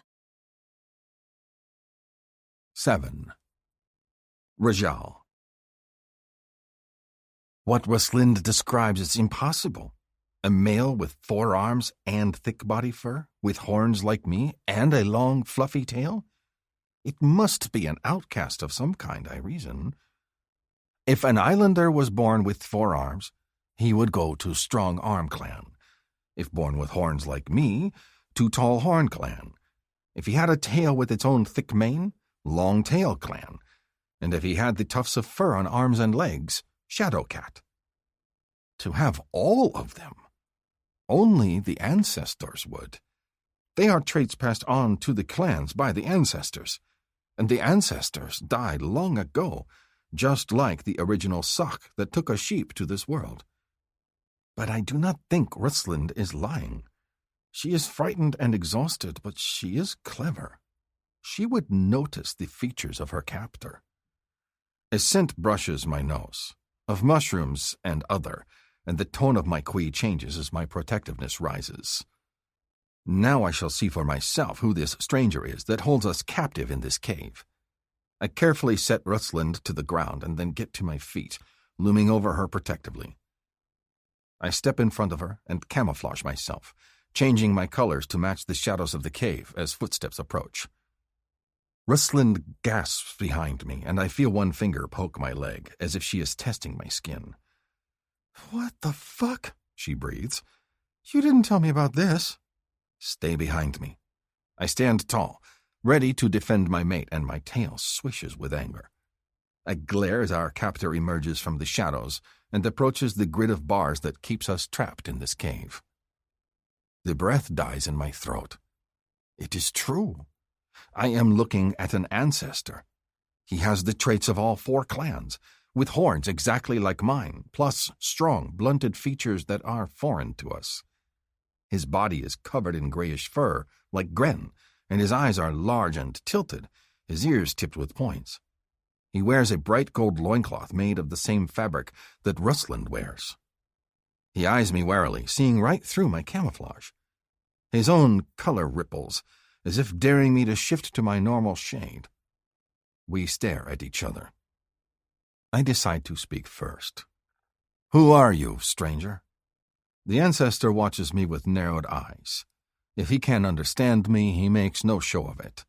Instead, his gaze drops to my chest, to where I continuously rumble with resonance. I hope that is not for me. A sense of humor. Unexpected. I rub my chest and step deliberately in front of Rusland again. The male eyes me, noticing my protective stance. "Yours?" I nod. "You can understand me?" The ancestor watches me closely. "I can. Do you understand my words?" The male tilts his chin and then shakes his head slowly. "Your words are gibberish to me." "Tell me your name, then, stranger." I tap my chest. "Rajal." His eyes narrow as he takes me in. "A brief name.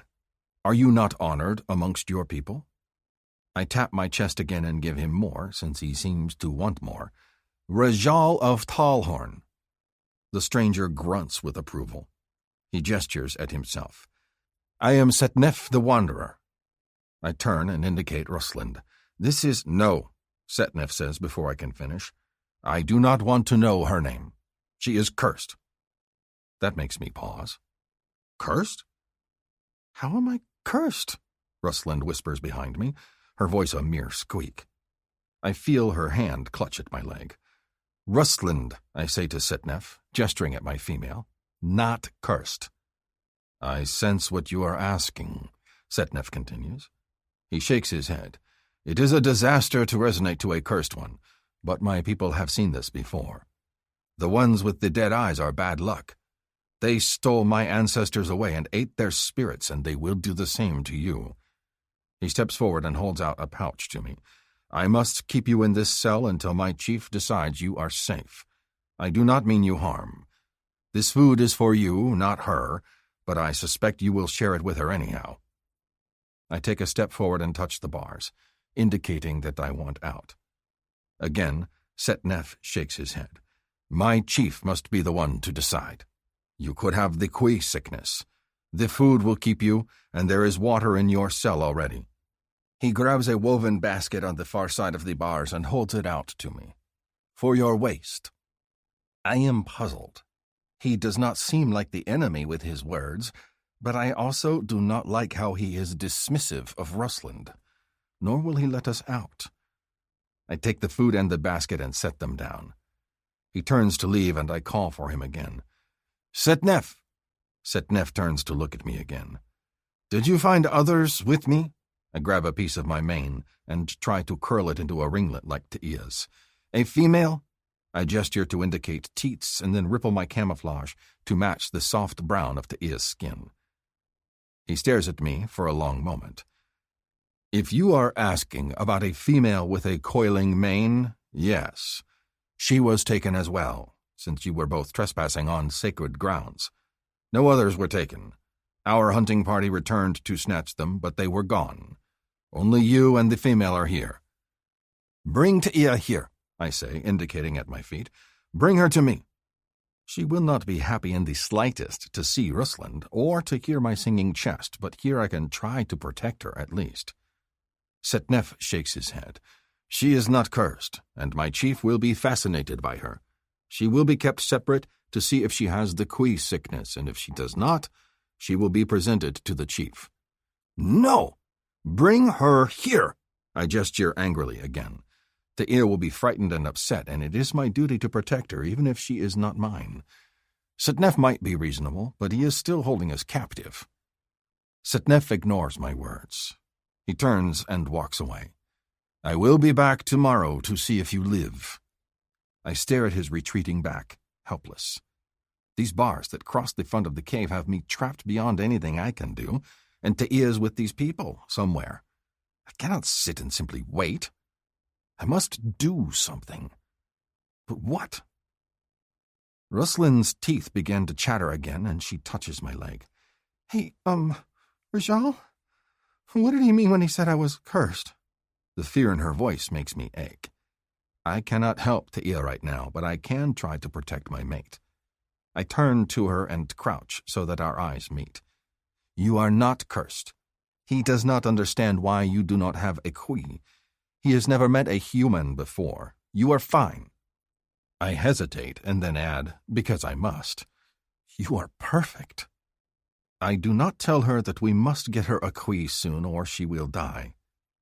I must take this slowly, and somehow I must make Setnef understand that keeping Rusland captive will kill her. Come, I say to Rusland, let us taste the food. You must be hungry. We retreat back from the bars at the front of the cave into the shadows. I open the pouch and find 2 pieces of fruit that were likely stolen from the fruit cave, a strange bit of fluffy moss, and several mushrooms of varying sizes. Do you think it's safe to eat? Rusland asks. The fruit should be, as he stole it from my people, I say, offering 1 large red fruit to her. My words do not entirely sit right, though. Did he steal it from us? Or did we assume the cave was abandoned when in reality both tribes claim it? For Setnef must have a tribe. He mentioned a chief and the Kui sickness. I remember Victal and his people speaking of the Kui sickness as well, and how they lost a great many in their tribe at that time.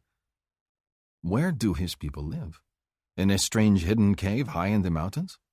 If so, how has no one discovered them yet? It makes no sense. We should share the food, Rusland says, holding the fruit out to me. That's only fair. Her stomach growls even as she offers me the fruit, and I am humbled at how lucky I am to have such a female. After all this time, truly my Kui has chosen well for me. I want to fall upon her and kiss every bit of her. But she is skittish and exhausted, and she has no Kui to keep her healthy, or even to make her feel the things I feel. She might not even like me. The thought is a crushing one. Rajal? Rusland asks gently. She touches my hand. Hey, it's going to be okay. We'll figure out a way to get out and get your friend, all right? She thinks to comfort me? I bite back a groan of sheer pleasure and rub my thrumming, singing chest where my Kui has come to life for the first time. We will eat and see if we can find a way out, yes. I pick up one of the mushrooms and take a small bite out of it. I will taste them to see if they are safe for you to eat. That kinda doesn't matter, Rusland says with a wry smile. Maybe I have a human food allergy that you won't. The only way we'll know is by eating things. She gazes down at the scatter of food. But we should definitely make it last if he's not going to be back until tomorrow at the earliest. He what? I ask, squinting at one of the mushrooms in the strange, soft light of the cave. She licks her lips. Behind you, she whispers. Another. I turn, my camouflage shifting to hide Rusland once more as I get to my feet and step in front of her. It is another one of the ancestors, and he makes no sound as he pads forward on silent feet, moving towards the bars of our cage. I cannot smell him either, and I do not like the look of him. He is a darker shade than the other, with a grayish cast to his fur. His face is covered in scars, and there is a cruel slant to his mouth. He moves towards the bars, ignoring me, and watches Rusland. His gaze roams over her, pausing on her teats and legs, and then gives the barest hint of a smile. I want to tear that smile from his face. I growl a warning, and the new male gives me a dismissive look and goes right back to staring at Rusland. He says nothing, merely watches her. I step in front of her to block his view, and he moves to the side so he can see her again. We continue in this sidestepping game, and then he gives me a thoughtful look, fingering a pouch at his waist. I am certain the pouch contains the spores that put us to sleep, and the realization makes my blood run cold. Rusland will not be safe if this male puts me to sleep. I do not think he has good intentions. Still fingering the pouch, the male eyes us both and then slowly walks away. I continue to stand in front of Rusland's crouching form until I am certain he is long gone, and only then do I relax, my color fading back to its normal shade. I don't like the look of that one either, Rusland admits. I will keep you safe, I reassure her. He will not touch you as long as I am here. If he knows anything of resonance, he will know that a male protecting his female is not a male to be trifled with. "That one has been here before," Rosalind whispers as she breaks one of the large mushrooms in half and offers me a piece. "Never says anything, just comes and stares at me like a creep. At least the other guy, Sitnef, tried to talk to us." She nibbles on the mushroom and glances at me. "How is it we can understand them, but they can't understand us?"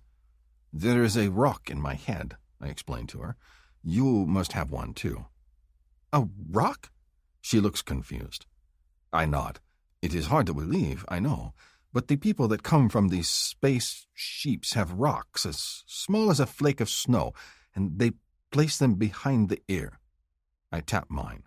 "It allows you to understand their words." Rosalind pauses. "I'm sorry, Rajal. That doesn't make much sense to me." I lean in. "It does not make much sense to me either." She gives me a little smile of shared camaraderie, and my heart speeds up with joy. I could look at her for days, I think, and never grow tired of the sight of her. Even though we are imprisoned and Taia might be in danger, I find it hard to think of anything but Rosalind and her nearness. Rosalind and her smile. Rosalind and her scent. And the way she felt when she was in my arms. I watch her hungrily as she nibbles on one of the mushrooms, fascinated with her pink mouth. "It doesn't taste too bad. I hope it's safe." She pauses and eyes me. "Aren't you hungry?" "You're not eating." "Not hungry." I take a small bite to appease her and then set the rest of it aside. The truth is that I do not know when Sitnef will be back, and Rosalind needs her strength. I am a male in my prime, but she has no Kui, and her mind has possibly been injured. I will save the food for her so she can remain strong for as long as possible. Rosalind takes another small bite and then glances up at me. "Can I ask you something else?" "You may ask me anything." "Do you always vibrate like that?" She gestures at my chest. "I'm not trying to be rude. It's just not something I'm familiar with." "It is resonance, and you are my mate," I want to tell her, but I do not dare. I must be careful not to make her more skittish or feel trapped. I have seen how the other human females reacted when they felt their choices were taken from them. I must somehow woo her gently and yet find a way to free us from here. So I rub my chest and try to think of a good excuse. It is just something that happens sometimes. I am a fool. 3 times a fool. Why could I not think of anything better? She will be suspicious for sure. "Is it like purring? Like cats do when they're happy?" she asks. I gesture at our surroundings. "This is not a very happy-making place." "True." I do not want her to think I am miserable, though. I cast about for a better way to describe how I feel. But I am glad we are together. If we must be trapped, I am glad I am with you. For many, many reasons. Rosalind brightens, giving me another smile. "Me too. I'm so glad you're here and I'm not alone. I was so scared." "I am here. Whatever happens, we will face it together." I reach out and touch her hand. "I will do my best to keep you safe." She clasps my hand in hers, her grip tight. 8. Rosalind. I nibble at one piece of fruit, sharing it with Rajal since he seems reluctant to eat. I know he thinks he's being sly by pretending he's not hungry, but it's obvious to me that he's letting me eat and saving the rest for tomorrow. And probably for me again then, too. It's sweetly noble of him, and I wish I could be just as selfless. But I'm so hungry that I'm shaking. Of course, once I've eaten, I'm still shaking, but this time it's from cold. I try to ignore it since there's no getting around it. I've got fuel in my system at least, and I use the drip of water to wash my face and hands and give myself a quick bath.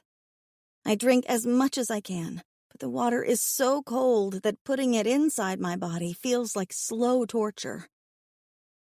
Rajal is a good sort, though. He's trying to make me comfortable. When I finally have to use the basket for my needs, he moves to the front of the cave and faces out, giving me a bit of privacy. I do the same for him, and when the basket is covered again and we've washed our hands and paced our cell, There's not much more to do except wait for our captors to return. I curl up against one of the cave walls and hug my legs, my teeth constantly chattering in the cold. It's not nearly as bad as outside, and I can't see my breath like before, but the cave itself is cold. The rock is cold, and I'm not wearing more than what feels like a silk negligee. It's not exactly keeping me toasty. Rajal glances over at me as I shift in place, trying to get comfortable with my head leaning against the rock. Are you tired? Exhausted, I confess. But I'm not sure I'll be able to relax enough to sleep. I've never bedded down on rock before. I give the hard floor underneath my cold hip a pat. I'll manage, though. Maybe when Setnef comes back, we can convince him to give us blankets. Shall I keep you warm? Rajal kneels next to me, his gaze intense. Oh, I wasn't trying to ask. Except, wasn't I? He hasn't offered to share warmth again, but I can't stop thinking about how hot his skin was against mine and how good it felt. I'm embarrassed to realize I'm not very selfless, because I shouldn't have said anything at all. I'm sorry. I'm not trying to be pushy, Rajal. I'm just so cold. My Ursland, do not apologize. He grabs my hands in his, and I want to whimper at how warm he feels against me. He gazes down at our joined hands with dismay. Your fingers are like ice. All of me is like ice, I agree. It sucks. Then I will warm you. Do not feel guilty. It would be my pleasure. Oh, I feel a little guilty, all right. Because it's clear that Rajal is feeling a little something for me that's not innocent. I haven't forgotten his "you're my mate" comment when we first met, or the boner he got when we cuddled earlier. It's just that I can only handle so many things at once, and right now, getting rid of the cold trumps everything else. If Setnef showed up with a blanket in exchange for a tit squeeze, I'd absolutely let him. I'm that cold. Do you want to lie on top of me to sleep, or underneath me? Rajal asks, his expression grave as he rubs my hands to warm them. Oh, I get a choice? I ask weakly. The floor is really cold. Would I be pushy if I laid on top of you? I would love that. And he really looks as if he would. Rajal immediately lies down on that awful, cold stone floor and opens his arms, gesturing that I should crawl into his embrace. Please join me, Rusland. I promise no harm will come to you. You can trust me. Of course I trust him. He's been an angel this entire day and has gone out of his way to take care of me. I know it's because he has a bit of a crush, but I'll take it. I waste no time in moving into his arms and settling myself atop him. I'm not a small girl. One might say tall and busty and big-hipped if one was being kind. But Rajal is huge. Let me know if I get too heavy. You are perfect. So perfect. He breathes. He sounds like he's in heaven. I know this is dangerous territory. I know I'm playing with fire, rubbing my near-naked body all over a near-naked stranger who's shown evidence of attraction to me. But he's warm and I'm not. And right now that trumps everything. I plaster myself against Rajal's front, my legs straddling him. I curl up against his chest, my arms pulled tight against my breasts as he holds me against him. Better? He asks. Almost. The parts of me pressing against him are warming. My back is still really cold. God, I wish we had a blanket. He pauses. Then his hand strokes down my back. I have a suggestion, but you might not like it. I am open to any and all suggestions. I shiver, trying my best not to move too much against him. Rajal speaks, his voice so hushed I have to strain to hear it. My kilt. It is a long wrap that I wear around my waist. I could take it off and drape it over you. Oh. I picture that. I picture me in my short, ill-fitting dress with Rajal's bigger, naked body under mine. It doesn't instill fear in me like it should. Maybe it's the cold.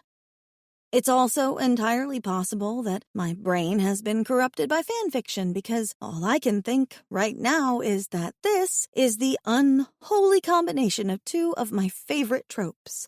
The only one bed trope and the let's get those wet things off you trope. Those always end up in the same way for the characters in my stories, be they Spock and Kirk or Mulder and Scully. If someone shares a bed, they wake up in the morning making out. If someone gets naked, it always leads to making out. Both of them combined? This feels like a recipe for disaster. And yet, the horny fangirl in me doesn't hate this idea. Maybe I was hit on the head after all, because I know this probably involves things getting hot and heavy at some point between myself and Rajal, and I don't hate it. Making out with a big alien stranger wasn't on my bucket list, but he's kind and sweet and protective and surprisingly attractive, and he's warm. Let's do it, I say before I change my mind. I sit up and roll off of him, trying not to watch as he pulls his fur kilt off. He's right. The belt is just a long strap, and when he tugs at the knot holding it to his waist, everything falls to his ankles. And I get an eyeful. Rajal is still aroused. His cock juts into the cold air as thick and long as anything I've ever imagined. I'm pretty sure this is a fan fiction trope, too. I should quit looking and give him privacy, but he's watching me. He knows I'm looking. And the man straightens and stands fully erect as if to show off the goods. My cheeks heat and I should look away. It's like I'm mesmerized by the sight of his equipment. Not only is he enormous and a deep shade of velvety-looking blue, but he's got ridges rippling up his cock all the way to the prominent head. And there's a stubby thing just atop his shaft that looks like a finger. I want to ask what it does, but that seems rude. Well, ruder than staring. He lets me look my fill, then slowly leans forward and picks up the fur, holding it out to me. If you want me to dress again, I shall. I do not want to make you uncomfortable. It's okay, I blurt out. I'm good. It's not like I've never seen a penis before. I've just never seen an alien one. Or one that big. Or a blue one. Or one with ridges. Or that little finger thingy on top. And I didn't even get a good look at his balls yet. That feels like an oversight. I put the fur around my shoulders, and it's a bit smaller than a towel, it feels like. It's long in width, but not in length. But I can make it work. It beats absolutely nothing, which is what I have, so I'll take it. Thank you so much. You have no idea what this means to me. Rajal just nods, lying back on the floor and turning his face to watch me. The tips of his horns scrape on the stone, but he ignores them, solely focused in my direction. It's a little unnerving to see an enormous, naked, purring man stretched out on the floor with his cock jutting into the air and realize I'm supposed to climb him. But then I remember how warm he is, and I don't even hesitate. I slide my leg over his hips and settle back down over him, hunching under the fur blanket in an attempt to cover everything that's not pressing against his warm, warm skin. Better? He asks, voice husky and soft and enthralling. It is. The bone-chilling cold is leeching away with every moment I spend pressed to his skin, and I sigh with pleasure. I'm so much warmer now. Thank you. It brings me great joy to help you like this. His words are almost shy, as if he's afraid of getting rejected. Just try not to read too much into it, all right? This is a scary situation for me, and your hard dick is impossible to ignore. I know. You have my apologies. I am trying to keep my body under control, but it is difficult when I am around you. He strokes my arm with one large, warm hand, and I decide I'll allow it. You are safe, though. I would never harm you. My cock might be hard, but it is yours to command. I bite back a giggle at his fervent words. His cock is mine to command? It would be the corniest line ever if it wasn't coming from a 7-foot-tall alien. You like this, my traitorous brain whispers. You know it's dangerous to rub all over a naked stranger, but you're eating this up. You love the attention. And God help me, I do. Back home, I'm just another quiet woman that works at a quiet job. I'm excessively average-looking and plump, which means I'm invisible to the opposite sex.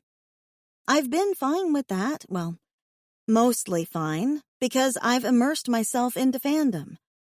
Whatever reality wouldn't provide for me, books, television, and the rich online community would fuel. One reason I love Rajal's attention so much is that I'm never the focus of a handsome man. Ever. It's freaking delightful to be looked at as an irresistible temptress. Here, I thought all the fandom scenarios never played out in real life, but I'm already thinking of another. The whole "will it fit" trope. Because Rajal is prodigiously equipped, and I haven't had enough sex to know what too much would feel like, but I'm pretty sure he might be too much. Not that I'm thinking about having sex with him. Fandom really has wrecked my brain. I squeeze my eyes shut and press my cheek to his chest, listening to the soothing sound of his constant purr. I wonder how long it will take my online friends to realize Beam Me Up Hottie 234 will never be updating her fix again. Tears threaten to spill out and I sniff them back.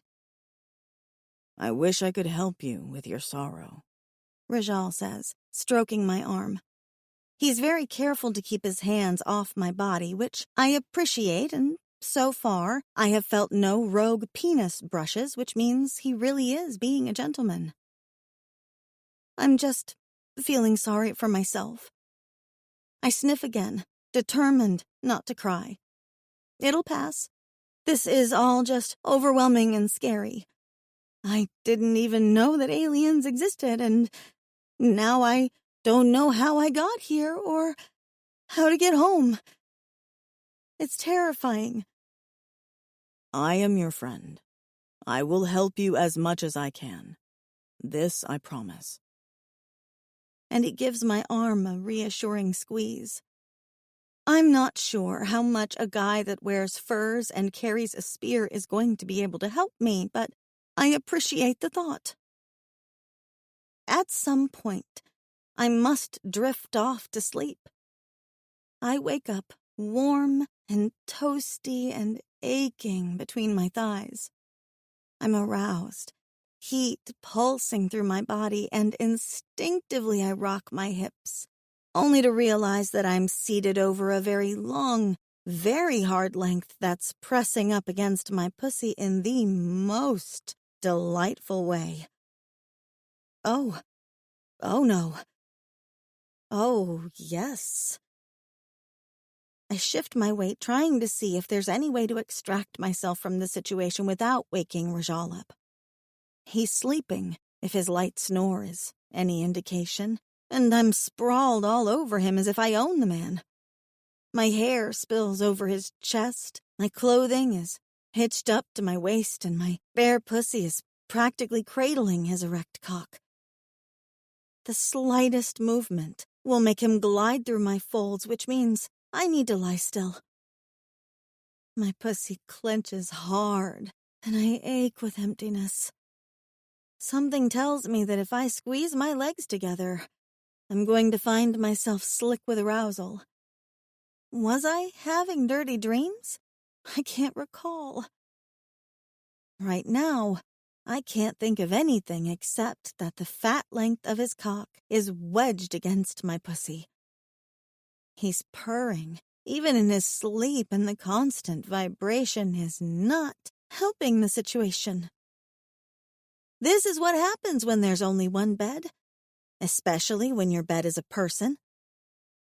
Carefully, I reach up and snag the hem of my strange yellow gown, trying to tug it back over my ample ass. The movement causes Rajal to stir, and he twitches awake, and his cock presses up against my folds. I suck in a breath at the same time he does. His eyes snap open, and he stares at me, his purring seemingly louder by the moment. Ursland, you... I know, I whimper. I noticed. We must have... I was not awake. He tries to shift again, and when my eyes flutter shut, he goes still. You... I know. I think it just happened when we slept. I'm not blaming you. God, I'm not blaming him in the slightest. I'm debating whether or not I want to keep going, because I am so incredibly turned on right now. I know this isn't me. I know I'm not the type to just jump a man and ride him to an orgasm, and yet I'm trying to think of a reason right now why I shouldn't, and I can't come up with a single one. If he likes it and I like it, what's the harm? I sit up slowly atop him, and the fur cover that was on my back pulls around our thighs. Rajal's eyes are a fiery, glowing blue, scorching hot as he watches me sit up. Of course, my movements make that particularly sensitive part of my body rub against his, and I should climb off of him. I don't, though. I bite my lip and place a hand on his chest to balance myself, opening my eyes to gaze down at him again. You're very hard. Yes. Rajal sounds as breathless as I feel. He can't seem to take his eyes off of me. Apologies. Don't apologize. It's natural. Stuff like this happens. I bite my lip again, 1,000 questions flicking through my mind. Should I stop? Should I go on? Should I mount you like a stallion and use you? Does this make me a bad person? Instead, I remain where I am and ask, "You're not married, are you?" The moment the question leaves my lips, I feel like a dumbass. I should be apologizing and climbing off of him like a sane woman, not asking if he's unencumbered by a relationship. What the hell does that matter? But Rajal shakes his head slowly. I have never taken a mate. Not even for pleasure. You're a virgin? God, why does that turn me on? I really am a perv. He nods, his gaze locked on me. Do you want me to get off of you? I whisper the question like it's the most important one in the universe. Never. I suck in a breath at that because hearing it should not make me as horny as it does, but my God, I am so aroused. This feels wrong. No. The look Rajal gives me is intense. I told you that I was yours. If you wish to use me, use me. Take what you need. That makes me whimper. This is definitely something out of my sexy fanfic fantasies. That a big, strong, gorgeous alien would be attracted to someone like me. That he'd look at me with such hunger in his gaze. That he'd rock an enormous dick against my aching pussy and tell me to take what I need. Dear Lord. Maybe it makes me the biggest hussy in the universe, but I don't want to say no. I don't care that he's a stranger and we're held captive in a weird cave by even weirder aliens. Right now, there's only Rajal and this moment, and I'm going to take advantage of it. Tell me to stop, and I'll stop. I breathe, even as I rub my pussy up and down his shaft. Oh, God, the ridges. They're amazing. Never stop, He tells me. The way he watches me makes me feel like the most powerful, sexy woman in the universe. And when I slowly drag my folds up and down his shaft, slicking his cock with my juices, he groans. It takes everything I have to bite back a groan of my own. Just rubbing, I tell him. No penetration. We're just getting each other off. It's just stress relief, right? Just stress relief. Rajal arches, raising his hips, and his cock fits in my slick channel, brushing against my clit for the first time. This time, I can't hold back my choked sound of pleasure. He grips my hips, holding me steady as I ride him, rubbing against him faster. So this is what they mean when couples grind against one another to completion. My few furtive experiences with sex were never completely naked and absolutely not satisfying. They were a few quick ropes in a back seat and once behind the stacks at the library, and were never even close to anything I feel in this moment. I might actually orgasm with a partner. All of mine in the past have been self-produced. But right now, as I ride against Rajal's ribbed cock, there's a low unfurling in my belly that's growing with every surge of our bodies. Oh, I breathe. Oh, I need more. Tell me how. He says quickly. How do I make you come, Rosalind? Is he going to actually help me come? I could cry with relief. I rock against him with quicker motions, increasing the friction between our bodies. My clit, I pant. I liked it against my clit. His hand moves to my belly. Show me. Oh, fuck. This is so filthy and wrong, and I'm probably going to regret this later, but who cares? I push his hand down, guiding him between my thighs to where the head of his cock pokes through my folds. I whimper as our fingers brush over it, and then he takes over. With two of his fingers paired together, he rubs gently at my clit and looks up at me. Here. I nearly fall off of him at the surge of sensation that floods through me. Not direct, I manage to choke out. Don't touch directly. On the sides. I understand. It is too much all at once. His gaze is locked on mine as he gently rubs the sides of my clit. Then he shakes his head. You need wetness. And then this filthy man lifts his hand and puts his fingers in his mouth, sucking on them as he stares at me. I moan low at the sight, and he licks his fingers as if he's in heaven. I love your taste, Rosalind. I knew it would be so perfect. Rajal, please. I ride him harder, desperate to come, but I can't get there on my own. Not after he teased me with licking his fingers like that. He sucks on them again, giving me a hungry look, and then pulls them from his mouth, dripping and wet. And oh, Jesus, I just know that's going to feel so slick and so good. And when he frames my clit with his 2 fingers and rubs me again, the orgasm starts. My toes curl, and every muscle in my body clenches with the force of my release, and I cry out even as he continues to rub me and stretch out my orgasm like the heathen, wonderful, perfect man that he is.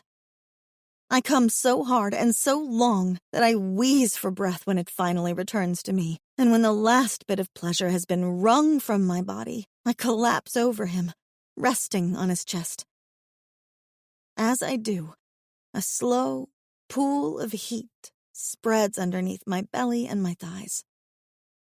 It takes me a moment to realize that Rajal is shuddering with his own release, and that his breath is just as ragged as my own.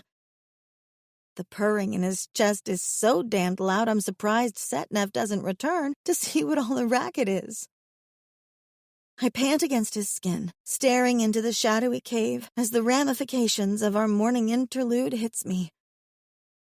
Okay, so we just did that. I've known Rajal for all of a day before I'm bouncing on his cock. That's not the action of a mousy librarian who can count her boyfriends on one hand, all of them short-term boyfriends who found me less interesting the more they were around me. I should be embarrassed by my actions. Strangely enough, I'm not. Nothing here is following the familiar patterns of what I know. So, if that means snuggling up with Big Blue and Strange, fuck it. I've spent all my life being a rules follower, and look where it got me. Kidnapped by aliens. Might as well be a hedonist for a while. 9. Rajal. Part of me expects Rusland to withdraw, to say she did not wish to touch me, that it was a mistake. The humans are shy about their needs, and she does not yet know she resonates to me. Instead, though, she only cuddles against my chest and lets out another sigh of contentment. Fuck it, I could swear she mumbles under her breath. I want to touch her all over, to drink her in, to revel in the feel of my mate cradled between my thighs and sprawled over my chest. The feel of her cunt dragging against my cock was the greatest thing I have ever experienced, and it took every bit of my self-control not to come until she did. Now, my seed seeps across my belly and down my side, but Rusland looks so comfortable against me I do not have the heart to point out that I should clean us up. The feral, wild side of me wants to paint her with my seed, to coat her skin with it so all of the cave's residents can smell that she is mine. All mine. I have the most beautiful, most clever, most enticing mate in all of the world, and I want all to know it. I want to wrap my arms around her and never let go, but she might not welcome more of my touch. I stroke a lock of her pale mane instead, glad when she does not flinch away. "Can I ask a weird question?" Rusland mumbles, sounding sleepy and content against my humming chest. "Anything. You know I am yours," in more ways than she realizes. Where does that little finger thingy go in a time like this? Finger thingy? I have no idea what she is referring to. Yeah, the thing above your, dick? That's not a human thing. Does it retract into your body? Does it get an erection like your cock does? She gasps and suddenly sits up, her eyes wide. Can you make a man pregnant with it? What? Perhaps she did hit her head and I did not realize. Nothing, she says quickly. Sorry if that's weird. I'm still thinking of fan fiction. She pats my chest. Stories about other people. Wild, crazy stories. In some of them, men get other men pregnant. It's all very sexy. Rusland gives me a thoughtful look. So if it's not for sexy stuff, what's it for? Human guys don't have that. My spur? I have heard from others talking that human females are very much excited about a male's spur. So I tell her what I know because I think she will like it. It is always out, and it is for teasing your clit when I am mating you. Oh! Ruslin's face grows flushed with heat. Oh, my goodness. Okay, then, that's... Wow. You are frightened? My mate makes a high-pitched giggle. No, not frightened. She pats my chest again. My mind is just a filthy, filthy place. Just ignore me. I do not think that is possible. I caress her shoulder, watching her lively face. If only her eyes were bright with her quee, I would be less anxious about this moment. As it is, I can only worry and watch her for signs of distress. How long did Victal and Rahosh say it took for their mates to grow sick? A handful of days? 2? Rusland does not strike me as tough as Liege and Georgie. She is soft and gentle and sweet.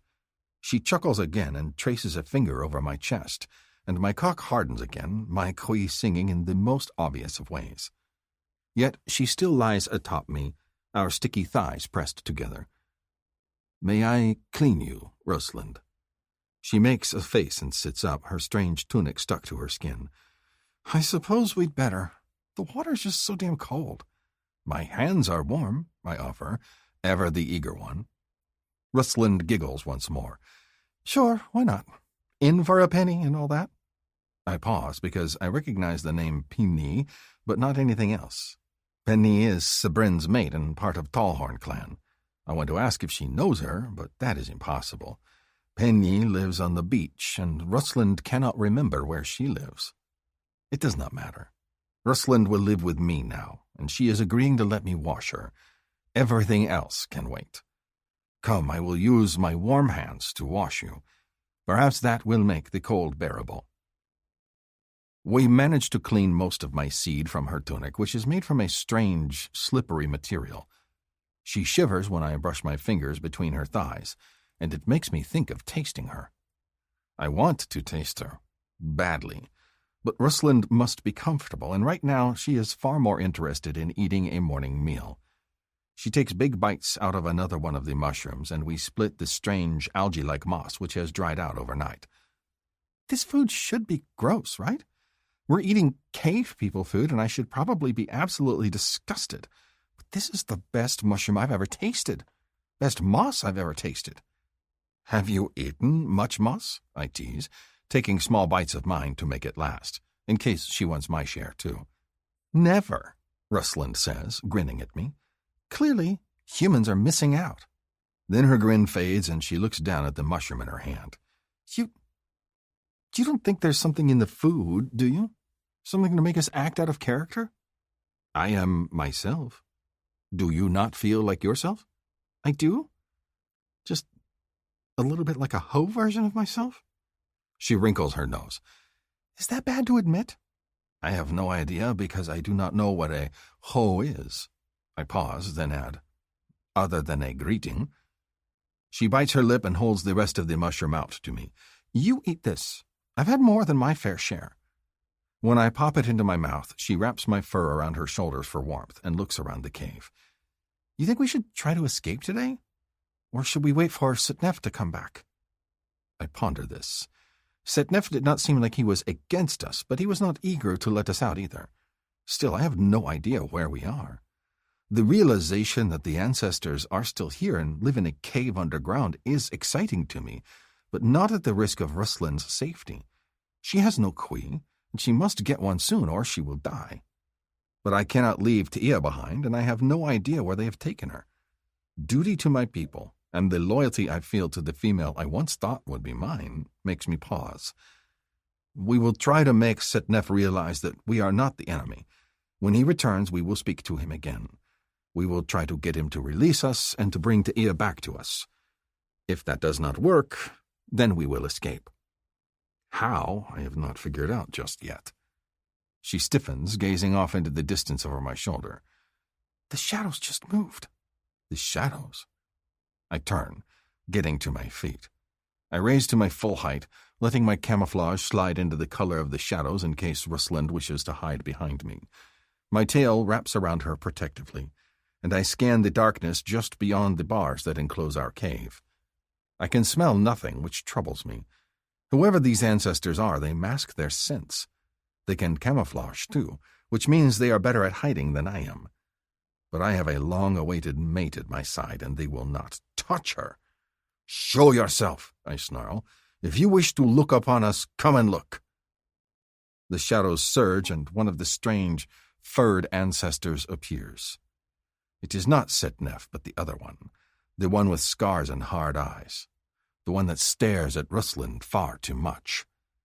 He is staring at her even now, his gaze moving over her, and I am filled with helpless anger. Rusland is my mate. The male ignores me as if I am not even there. He stalks just outside the bars of the cage, moving this way and that to try and get Rusland in his sights. I move to block her from his gaze, but he has more room to maneuver, and no matter what I do, it seems he can look at her. I growl like an angry metlak, furious. She is my mate, and I do not like the way he watches her. He needs to understand that she is mine. I thump my chest, indicating the song that thrums out of me, so loud and obvious, but the male only smirks, his scarred face contorting with the gesture. "Speak," I demand. "Only a coward hides in the darkness." But the male does not understand me. He scratches at his furry jaw with clawed fingers, and I am reminded that he has 4 strong arms, not just 2.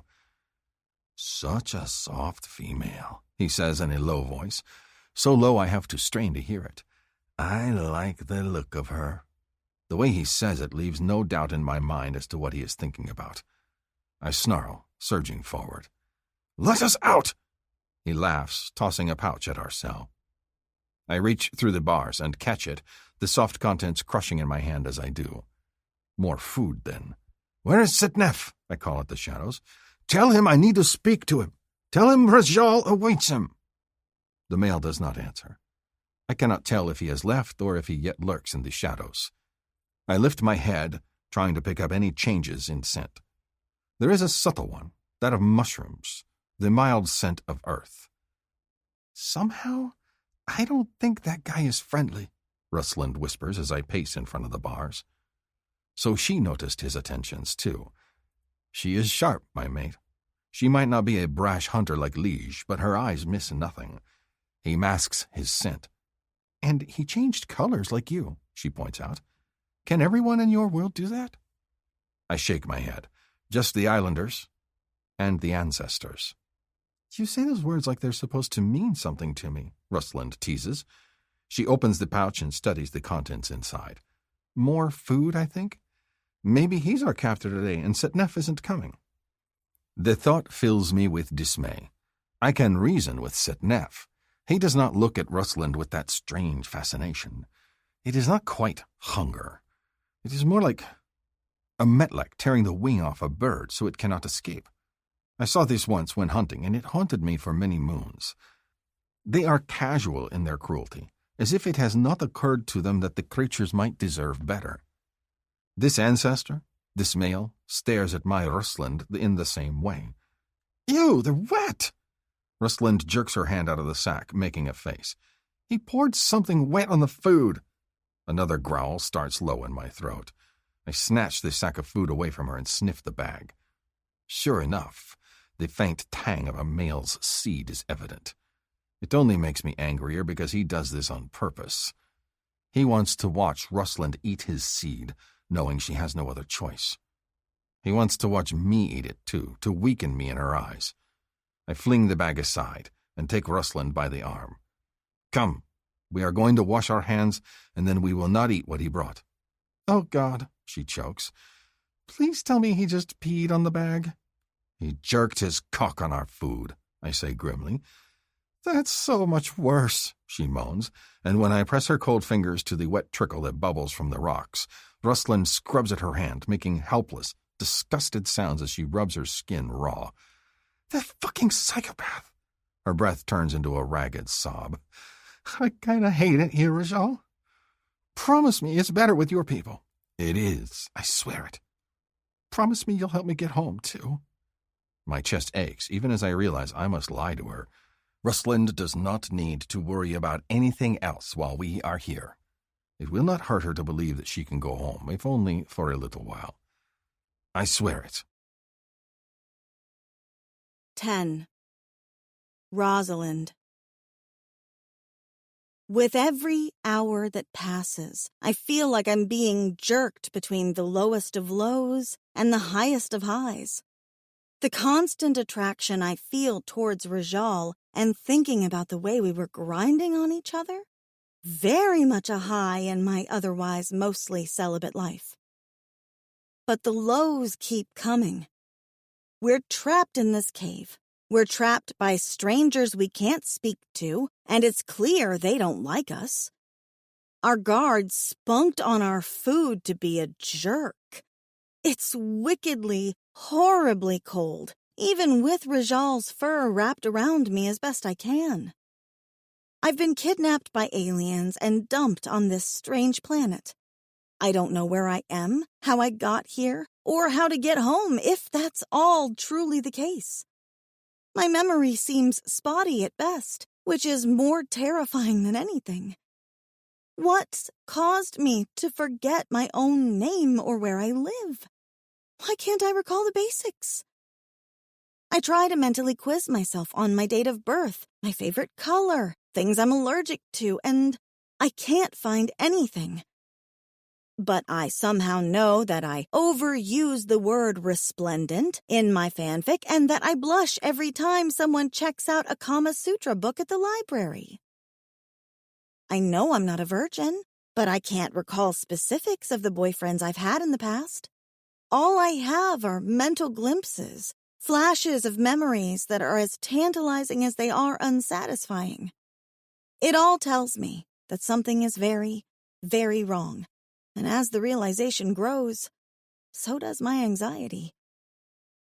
It doesn't help that our jizz-loving jailer returns and crouches just out of reach of the bars, watching me and ignoring Rajal. He doesn't bring food this time, and part of me wonders if he's returning just to remind us of his presence, that he's lurking in the shadows at all times, watching us. It's enough to set my nerves on edge. I push my tangled hair back from my face and hug Rajal's fur tighter against my shoulders. How long do you think we've been down here? Rajal looks over at me. He's been pacing at the edge of the cave near the bars. I don't know if it's because he's trying to scare off our jailer or if he's feeling antsy at being trapped. He crouches next to me, which only makes things more awkward because his junk, always half-hard or fully hard, is pointing right at me. I cannot speak for how long you have been down here, but I think it is perhaps a day and a half since I arrived. A day and a half? That's it? It feels like a lifetime. Rajal looks uneasy. Does my presence disturb you then? What? No! I reach out and grab his hand. You're the only good thing about this. Right now, Rajal and the way he makes me feel is the only thing that's stopping me from complete hysteria. He's a distraction, and a welcome one. There's a faint rustle out in the shadows, and we both look up to see the scarred one walking away, disappearing into the darkness just outside of our cave. I flinch, because I didn't even realize he was there. Either he's camouflaging or staying just out of the light far enough that we can't see him. He gives me the creeps. I hate that guy, I whisper to Rajal. I think he wants you for himself, Rajal tells me. His tail thumps on the floor like an angry cat. I do not like it. What do we do? Fear swells inside me, and I'm one step closer to absolutely losing it. I cling to Rajal's hand, my fingers digging into his skin. Rajal, how do we make him leave me alone? He's silent for a long moment, and it worries me. I want him to have ideas. I desperately need someone with knowledge to hold my hand through all of this because I'm scared and adrift between the alien kidnapping and the memory loss. Rajal glances out at the shadows and then back to me. We can make him think you belong to me. He does not like to see me touching you. He gestures at our hands. He stirred when we did this. Fantastic. Wonderful. Let's do that. Maybe it's anxiety or our cave-dwelling peeping Tom, but I am all on board with this. Flashes of the earlier grind session drift through my mind, and my pussy clenches reflexively. Are we going to rub each other off again? Why does the thought excite me so much? Shouldn't I be more upset? But it's Rajal here with me. Rajal, who acts like my touch is somehow the most important thing in the universe. That being with me here in this shitty cave and protecting me is his sworn duty. He looks at me like I'm a goddess, and he looks at me like he wants to eat me with a spoon. I love both versions, and I'm not scared of him. Do you trust me? Rajal asks. Of course. There's no hesitation in my mind. You're the only thing keeping me sane right now. And you will let me touch you. His thumb rubs over the inside of my wrist. To give you pleasure. My pussy clenches again. When you say you want to pleasure me to scare him off, what are we referring to? There has to be a language barrier here because what I think of when he says he wants to pleasure me is something very different than hand-holding. I might need some clarification. Say the word and I will stop at once, he whispers, and then puts a hand on my shoulder, bearing me down to the cave floor. I let him take the lead because my brain is short-circuiting. This is not what I think it means. We're probably going to sleep again. That has to be what this is. As I lie back on the uncomfortable rock and he folds the fur and puts it under my head, I figure I'm right. But then Rajal pushes my thighs apart and gazes down at my sprawled body with reverence. I'm not wearing panties, and I feel completely exposed under his attention. He leans in and rubs his mouth against the inside of my thigh, leaving no doubt in my mind what he meant when he said, pleasure me. He did ask to lick my pussy when we first met. I haven't forgotten that. I'm thinking of it right now as he brushes his lips higher up my thigh, heading for the exact spot I was so very positive he wasn't going to be aiming for. But then his mouth is there, and his tongue glides through my folds, and I make a strangled sound. I didn't have this in mind. Okay, that's a lie. I did. But I didn't really think he'd hit the same conclusion I did. I'm a horny fandom beast, and he's an alien. A growling alien who cradles my buttocks in his hands as if he's feasting on a platter and lifting it to his mouth. Your taste is incredible. Thank you? What does one say to that? He's purring wildly, the sound so loud that it feels as if it's flooding the cave. Rajal licks me again, this time with a slow, languid stroke of his tongue that grazes over my clit. I suck in a shuddering breath as he reverently laps at it again, fascinated by that small bit of flesh. So perfect, he murmurs, and then glances up at me. Touch me. Right, because I need to look like something other than a shell-shocked idiot. I grab one of his horns, and he makes a pleased sound, dipping his head to lick me once more. The tip of his tongue makes me squirm, and hot arousal coils through me. This time, when I make a sound, it's a moan of pleasure.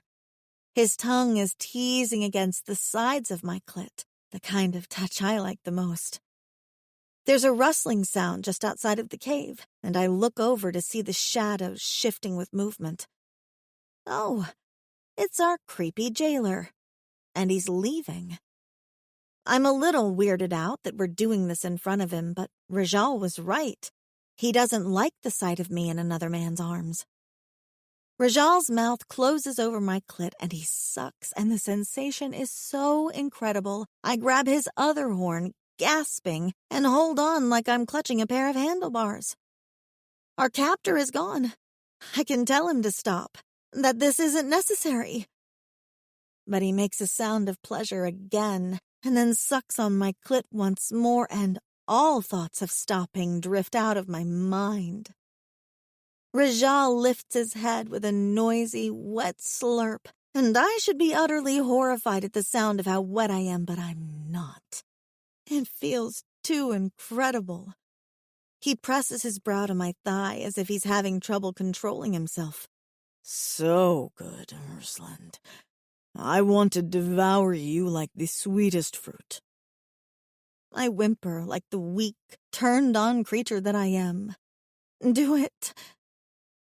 He groans again, diving back between my thighs once more, and then there's nothing in the world but his mouth on my pussy, his hot, attentive tongue flicking in all the right spots. And just when I think I'm going to lose my mind with his teasing, he closes his mouth over my clit once more and laps at it. I cry out, locking my legs around his shoulders as if that will somehow anchor me against him. The orgasm sweeps through me hard and fast, almost as fast as Rajal's tongue as he teases me into oblivion. Then I'm coming and coming and coming, wave after wave of pleasure rippling up and down my spine, until I finally collapse against him, panting and breathless. Rajal continues to kiss me between my thighs, pressing his lips to damp skin and lapping at my flesh as if he wants to lick up every bit of my taste. I shiver against him, panting, and I need to tell him how good that was, how mind-blowing, how no one's ever touched me like that before. At least, I don't think. Instead, the cave tilts around me, and everything goes black. 11. Rajal. I drag my tongue over my mate's soft, wet cunt over and over again, unable to stop licking her. Never have I tasted anything so perfect. She is musky and sweet with a flavor that is uniquely Rusland, and it soothes my cravings even as it makes me hunger for more with her. I want to mate her right here on this cave floor. I want to hold her tight and fill her with my seed, and I do not care who watches. I want to drive into her until we are both wrecked. But since I do not have permission to do any of those things, I simply lick her over and over again, like a kid tasting his first icicle.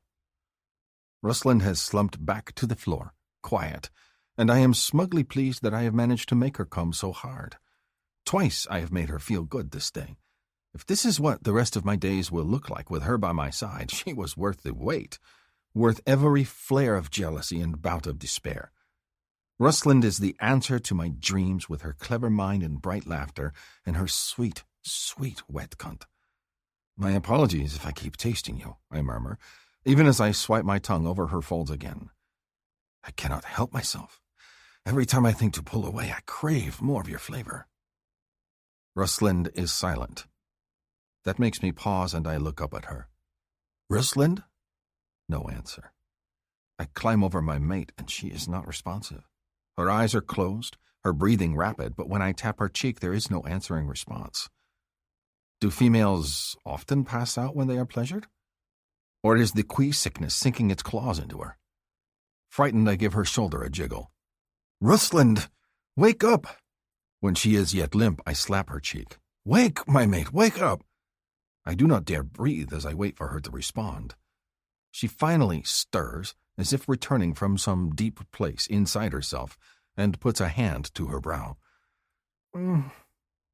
Rajal? Sitting up, I cradle her head on my thighs. I stroke her mane back from her brow. Rest.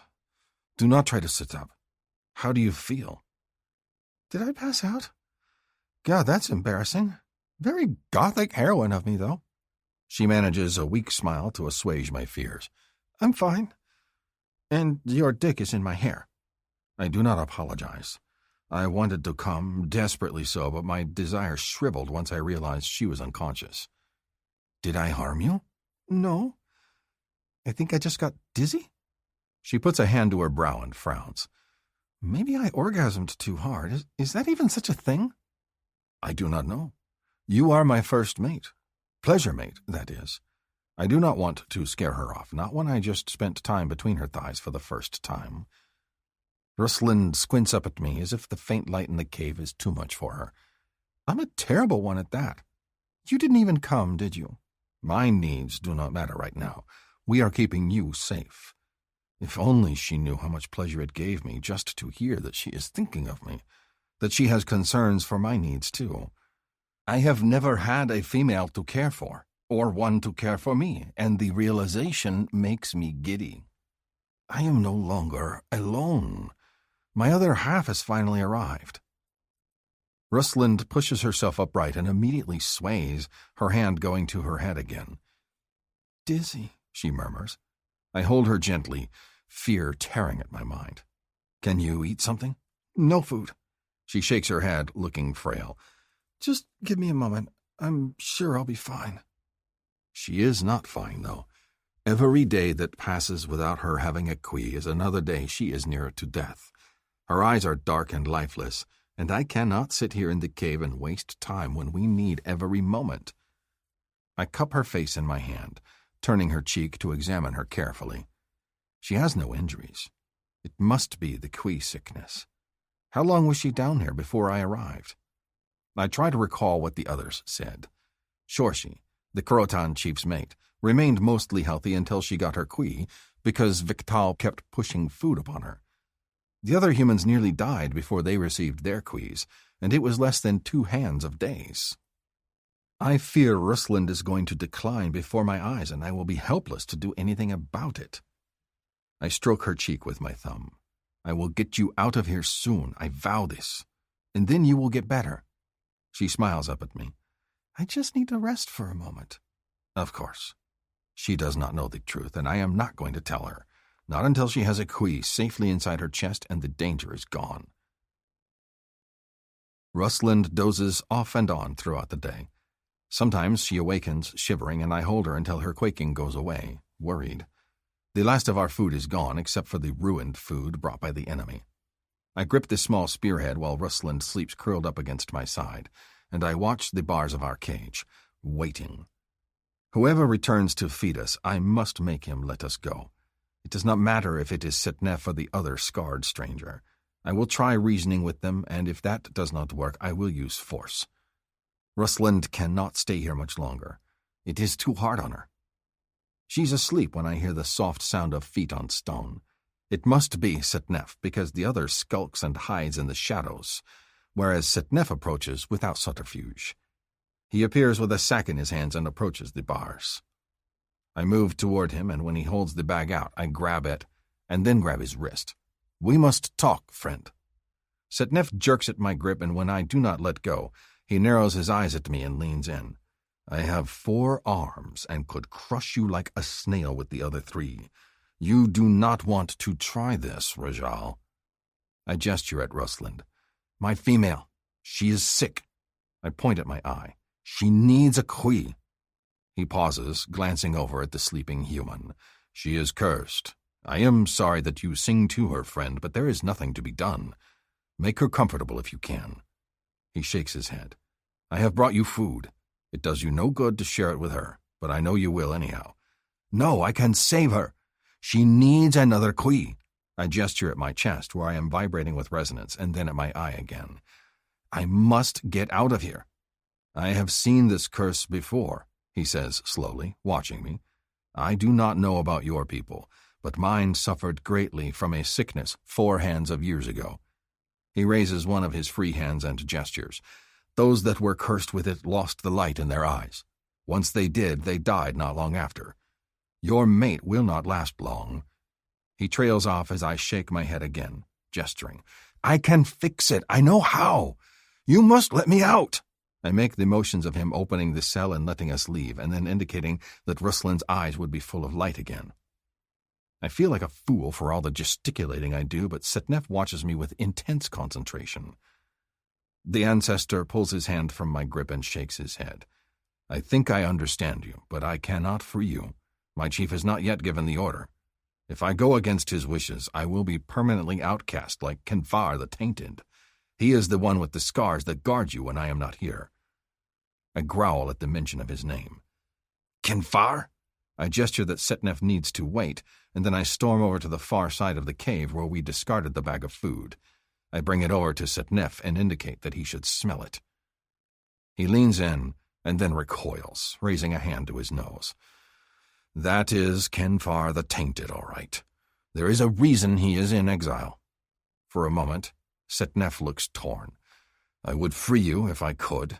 I want to learn from your people. I want to know what the world holds above. His eyes glitter with yearning.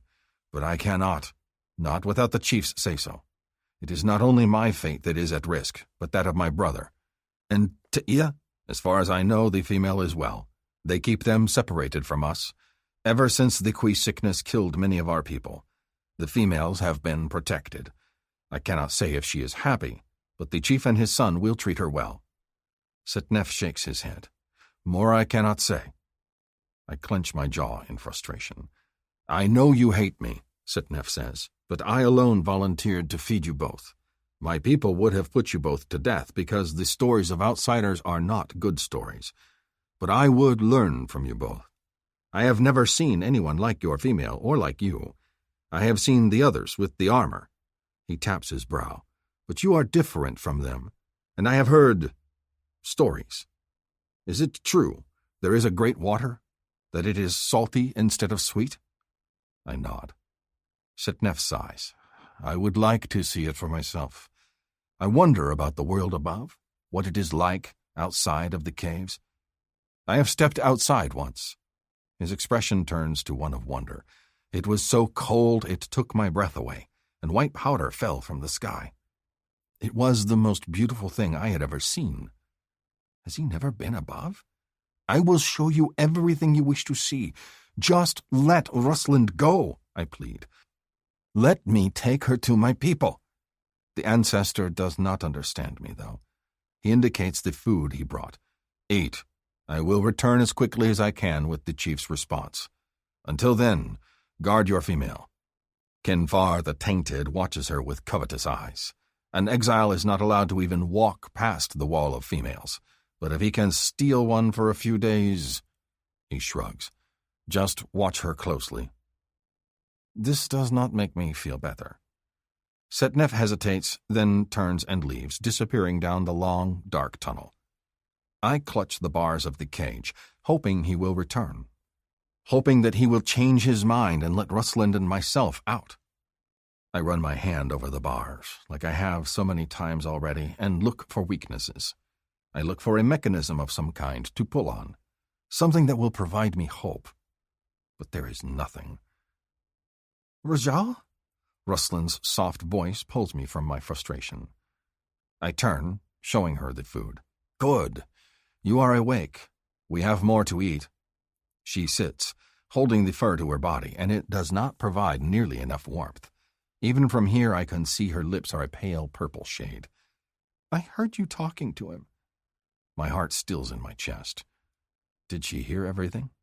Did she hear that she needs a Kui? That she will die? I do not want her to be afraid. I am going to fix this for her. I do not know how just yet, only that I must. He's not going to help us, she says. We're going to have to figure our own way out. Relaxing at her calm words, I nod, moving to crouch next to her. I pull open the bag, and this time there is no scent of seed upon the food. It is good and clean, more of the strange moss and the mushrooms that Setnef brought us before. I hand her one. We will need our strength. You must eat. I'm not hungry. I shake my head. You must eat anyhow, Rusland. We will both need to be strong to escape. She sighs and takes the mushroom from me, and I notice her hand trembling. Do you think he's our enemy? Not like the other, I admit, and take a bite out of one of the mushrooms to encourage her to do the same. But I still do not trust him, not if his people are keeping T'ia against her will. What did he mean by the wall of females? I shrug. We have no female walls where I am from. Our hut walls are just walls.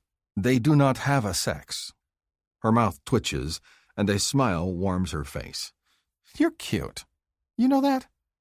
My Kui sings louder than ever. I am glad you find me appealing. Her smile broadens, and she takes another bite of mushroom, her gaze sliding to the shadows behind me. What if Setnef doesn't come back? What if the other does instead? Then we will deal with him. Maybe you need to eat me out in front of him again. You know, establish dominance. Her face grows pink. I'm just saying, it can't hurt. It is a good idea, but not while you are weak. Eat. Ruslind does, and she licks her fingers, then stares at them for a long time. What is it? I ask. What is wrong? I dreamed about being at the library, she says, giving me a wide-eyed look and spreading her fingers. Between shelving books, I'd work on writing. Longhand, of course, so no one could see what I was working on. I'd scribble it down in my journal and transcribe it at night.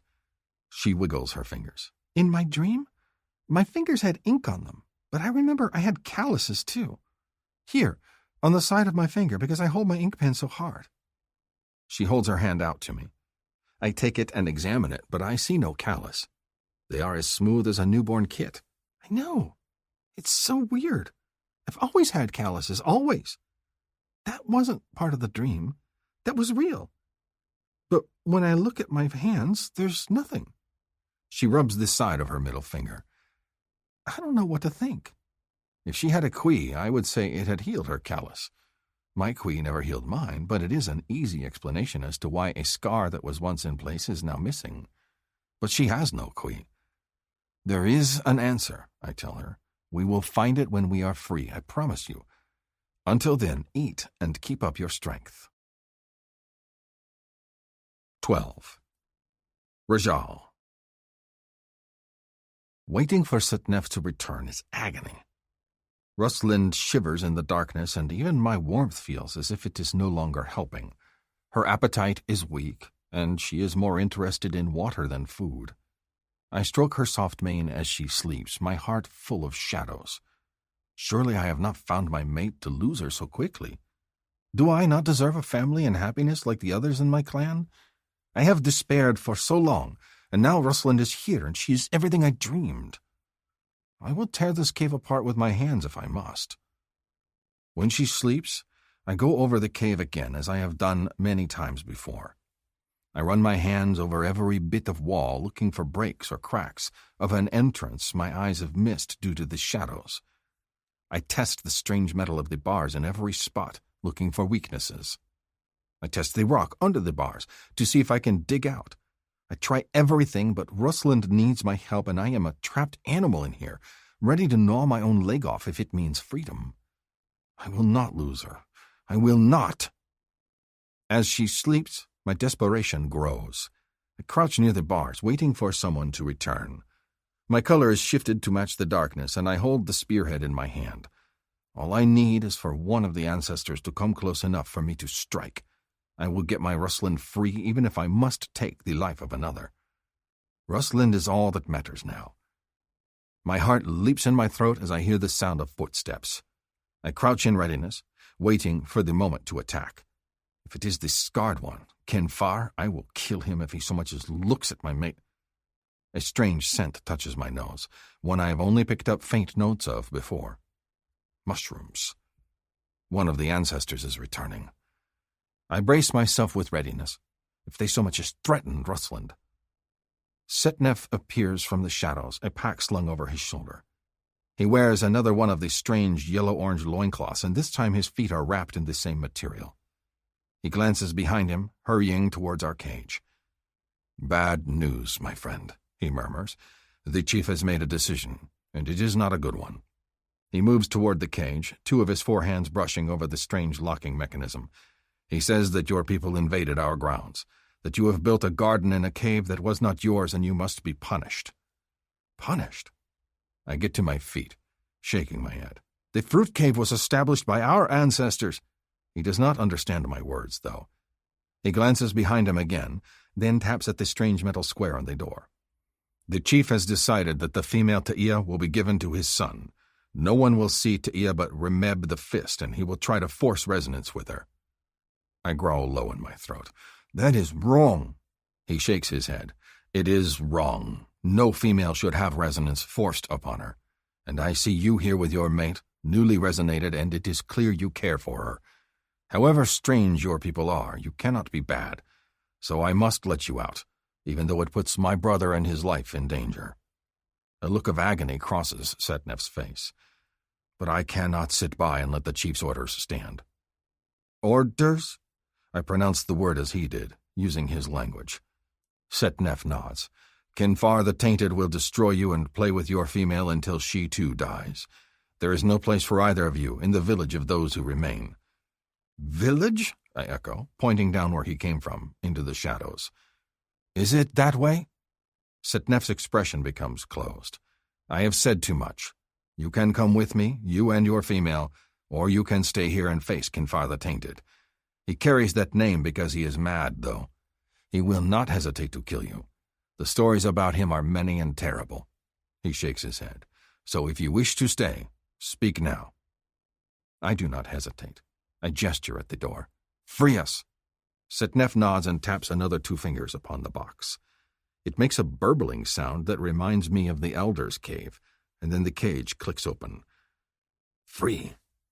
The urge to race through the bars and into the open air hits me hard. The dark, hungry need to push past Setnef and just keep going. I did not realize until this moment how much I have hated being trapped underground, but I must think of Rusland first. I move to my mate's side and gently touch her cheek. She has not awakened, despite the conversation with Setnef, and I am concerned that she sleeps far too heavily. The sickness must be affecting her, but I cannot let Setnef realize this, or he will not agree to help us. Wake, my Rusland. When she does not stir, I tap her cheek a little harder. Her eyes slide open, slightly glassy, and she gives me a little smile. Oh, hi, Rajal. Gotta admit, I prefer the other method of waking up. I chuckle at the reminder of when she straddled me and we rubbed together until we came. It feels like ages ago, and I worry that she does not have much time left. I help Rusland sit up. There is no time to waste. We must leave now with Setnef. That prompts her into action. She holds tightly onto me as she gets to her feet, and I wrap the fur around her shoulders as she straightens. Really? We're leaving? Hurry, Setnef says, glancing down the shadowy hall of the cave. If anyone finds out that I am the one helping you, it will go badly for my brother.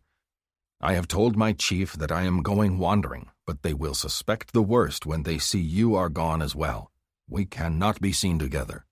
Right, Rusland mutters, holding tightly to my arm. Sorry, my legs are a little wobbly. Can I carry you? I ask urgently. We can move faster that way. She nods, not putting up a fight, and I am relieved.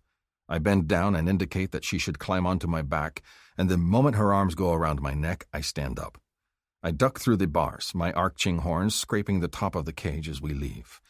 The moment we pass through, my lungs seem to fill with air. Relief sets in, hard and fast. We are still underground, but we are free. Setnef nods at both of us and then turns and heads in the opposite direction of where he came. This way. Follow after me. I am torn. If we go back the way he came, I suspect that way leads to Ta'ia.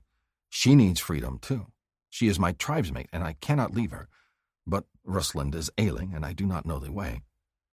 Ta'ia, Setnef gives us an impatient look. You must forget about her for now. I cannot go to the village with you both. You will be enslaved again within moments, and I will be exiled. We must go a different path. I am taking you somewhere else. Reluctantly, I nod. I will return for Ta'ia, but for now I must save Rusland while I can. It sounds as if Ta'ia will be safe, but Rusland is struggling already. Choosing my mate seems the easy path, but it still fills me with guilt to leave my tribesmate behind. Setnef disappears down the tunnel, and I follow after him. How do we know this isn't a trap? Rusland asks, her breath tickling my ear. It makes my constantly aching cock stiffen with new vigor, and walking becomes a challenge. My Kui sings louder, and I am reminded that she has been pleasured and trusts me, but resonance is no closer to being fulfilled. It hits some harder than others, but I worry that it will debilitate me as well. Tomorrow I might need to be carried. I picture Setnef carrying me and Rosalind both, and snort. When she repeats her words, I realize I did not answer her. I am too distracted by her nearness. I focus, narrowing my gaze on Setnef's back as I follow a few paces behind him. I think we do not have a choice, I tell her, but at least we are now free from the cage. Excellent point. She holds on to me tighter, burying her face against my neck, and I stumble. Keep up, Setnef calls back to me. I hurry after him, taking care to hold Rosalind's legs tightly around my waist. I breathe through my mouth so I do not take in her scent. I ignore the jiggle of her teats against my back and the press of her soft skin to mine. I have waited this long to have a mate, I remind myself. I can wait a bit longer to claim her. Setnef goes deep into the tunnels, and I am glad that he is leading us out. The maze of shadowy, connected caves seems to go on forever, twisting into one cavern after another. It is as if the entire underground is hollowed out and made into a home for the ancestors, and I am shocked at how extensive this place is. How have we never noticed this before? How has no one ever come across the ancestors in their constant hunting and exploring? The walls of the caves are smooth, narrowing down in certain areas with the ceilings so low that my horns brush against the stone icicles that drip from above. The strange glowing moss in the walls back in our cage is evident everywhere we go, like glowing veins that shoot through the stone. It adds a pale, eerie light to our travel. We pass a spot in the rock that looks as if it has been deliberately drawn upon, and when we pass another a short time later, I realize that they are writing something on the stone, much like Davy writes things upon her skin so she does not forget. I touch one carving, fascinated. It is that of a person with 4 arms, attacking a creature with what looks like fire. Our ancestors, Setnef says, returning to my side. They carved warnings in the tunnels as they expanded them, so we would know the dangers we face ahead. Dangers? Rosalind asks, holding on to me tighter. What sorts of dangers? Setnef waves us on. No time for idle chatter. Come. We must put distance between us and the village. She leans in against my ear, whispering, Something tells me he doesn't want to say what those dangers are. I fear she is right, and this worries me. Yet our choices are slim. I eye Setnef and his pack. A long, shiny knife hangs from a loop in the back, and it looks much like Victal's sword. I increase my steps so the knife is within reach. If he tries anything, I will grab it first, and so I keep my focus upon it. I do not think Setnef would lead us into danger. If his words are truth, then he is risking his own life. But he could be lying and playing games with us, and so I must be ready for anything. We continue on, and to my surprise, it grows warmer. We are seemingly descending deeper into the maze of caves, and my skin prickles. If I were to lose track of Setnef, I do not know if I would ever find my way back to the surface. The tunnels grow larger, the stone icicles disappearing, and now all is smooth around me, both floor and ceiling. Follow close, Setnef says, slowing his steps to glance back at me. The caves here have been carved by the Fire River. We are approaching it, but it will not be dangerous as long as you follow me and step where I step. Fire River? Rosalind whimpers, holding tightly to my neck. Am I being a baby if I say I don't like this? I do not like it either. The only fire river I have seen is when the great smoking mountain exploded and wept tears of fire down its surface, and most of the land, along with my people, was destroyed. The world smoked and the water boiled for a long, long time. My nerves grow as Setnef descends deeper into the smooth cave, and the heat grows oppressive. I break into a sweat, and Rosalind's skin is slippery against mine. She makes a soft noise of distress as I hitch her against me again, adjusting her body along my back, and our wet skin glides against each other. My cock surges and my head fills with images of Rosalind underneath me, her skin wet with exertion as I pound into her, and I have to pause to catch my breath. Setnef stops the moment I do. Not much farther, he promises. I know it is hot, but do not be afraid. We will not approach the Fire River. We simply pass near it. He touches one wall with the flat of one palm and then nods to himself. This is my duty as wanderer. I make note of the tunnels and which ones are safe, as all wanderers have before me. No one knows these tunnels as well as I do. With me, you are safe." He is confident, and as we turn down another tunnel, I see our path splits into two routes. In one direction, there is a basket turned over on its side in the center of the tunnel, and it is made of the same strange, glossy yellow that Rusland wears, and that Setnef wears as well. He moves to the basket and sets it upright, then retreats. This is a warning marker. This tunnel is not safe right now. The fire river creeps too close, and it shakes enough here that the basket has tumbled. We go around. We continue no more than a few steps away when the ground shivers, a low rumbling sweeping through the tunnel. I brace myself, and Rusland moans low. The rumbling stops as quickly as it starts, but it is too much for Rusland. My mate taps my shoulder. "Need to stop for a moment," she breathes. Quickly, I set her down, and she kneels on the floor, panting. I stroke her sweaty mane back from her face. "What can I do to help?" "I'll be okay. I just need to stand still for a moment. Motion sickness and all that." She closes her eyes. "Water?" I do not have any, but surely we did not set off with nothing. I turn to Setnef and make a drinking motion, gesturing at Rusland. He looks impatient, but pulls a long, arm-length tube from his pack. He pulls a spongy-looking round material from the top that acts as a stopper and holds it out to me. The water scent hits me before I lift the odd tuber to my nose. It looks like a plant of some kind, hard yet flexible, and filled with fresh water. I take a sip to test it for Rusland, and when I am satisfied that it is not poisoned, I kneel next to her and help her drink. Her face is pale despite the bright flush in her cheeks. "I know this is hard," I tell her. "You can do this." "I'm sorry," she tells me in a soft voice. "I feel like such a wimp. I don't know what's wrong with me." I do, but I do not want her to worry. I just stroke her cheek. "Drink more, and then I will carry you when you feel better." We sit for a little longer, Rusland taking small sips, while Setnef paces impatiently. He does not look happy to have stopped, but if I lose Rusland, I do not care if I escape or not. She is everything to me. Setnef stills and pulls his blade from his backpack, stepping past us and eyeing the tunnel from where we came. Someone is after us. I move to stand protectively over Rusland. "Is it your exile? Or your people have sent someone to retrieve us?"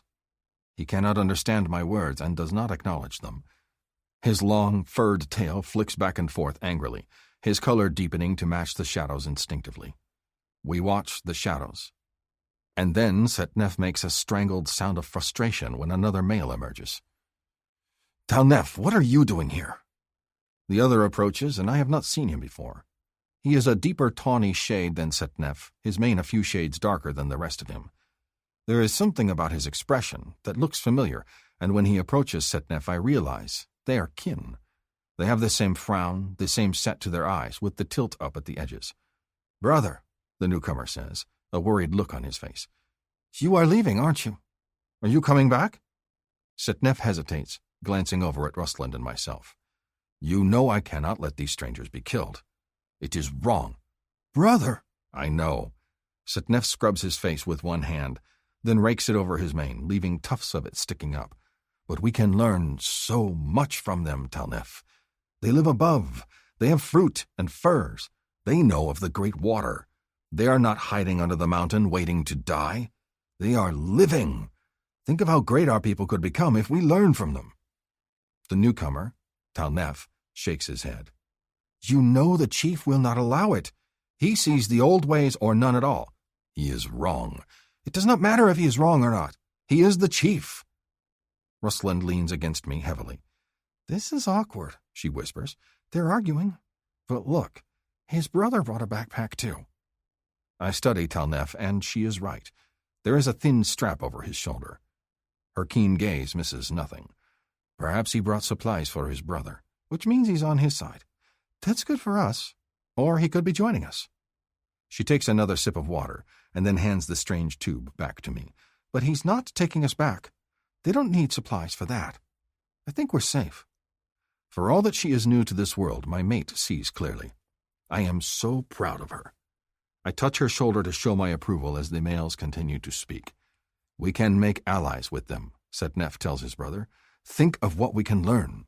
I know it is a risk, but it is one we must take." The newcomer studies Setnef. I believe you, my brother, but know that Kinfar the Tainted is even now amongst the villagers, spreading lies. He says they have worked their dark magic upon you. If anyone finds out you have freed them, you will be seen as the enemy. I know. Setnef touches his brother's shoulder. You must save yourself. Tell them whatever lies you must about me. Just distance yourself from my name.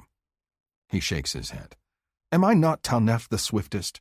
I will always be the brother to the wanderer. And if you believe these people hold our future, then I will join you. Talnef, no. You cannot give up everything. Setnef looks distraught. My actions must not weigh upon you. They do not. This is my choice. Talnef pushes past his brother to come and stare at the two of us. And they are not cursed? Even the strange pale one with the dead eyes? I have not caught anything from them. I would have been affected already if I had. Setnef moves towards us. I think they are a different people. The male is trying to tell me something about the female's kui, but I cannot understand his words. Talnef meets my gaze, then he watches Rusland. A resonance pair, he murmurs. A strange bit of luck. The other female, the one the chief has locked away, will not resonate, no matter how many times he parades Remeb the Fist in front of her. He eyes the human for so long that I deliberately get to my feet and step between them. Rusland is mine. Talnef gets to his feet, crooking an amused smile in my direction before turning back to his brother. Protective? He can understand you, Setnef says, moving forward. They understand our words, even though theirs are gibberish. Talnef narrows his eyes at his brother.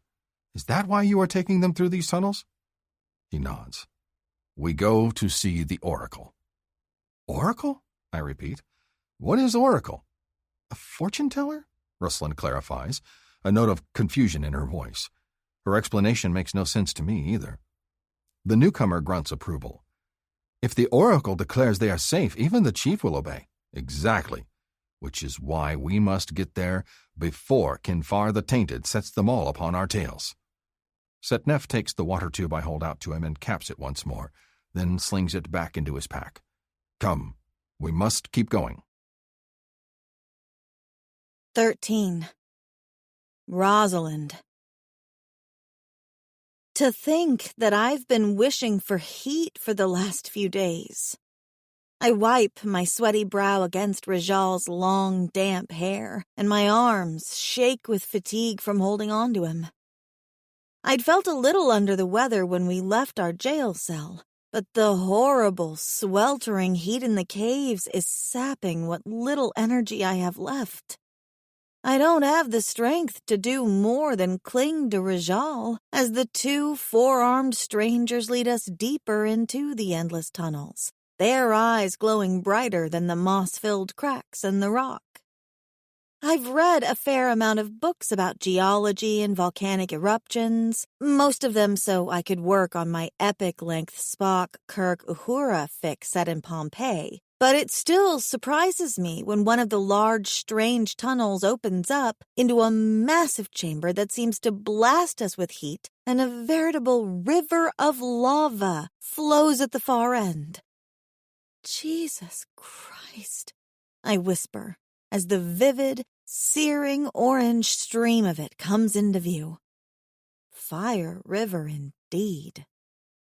My sweaty hair plasters to my skin, and Rajal is slippery to hold on to as we stick to the far wall of the cavern, following behind the two equally sweaty aliens. The lava flow itself seems to be more than a football field's length away, yet I feel like an egg frying in a skillet.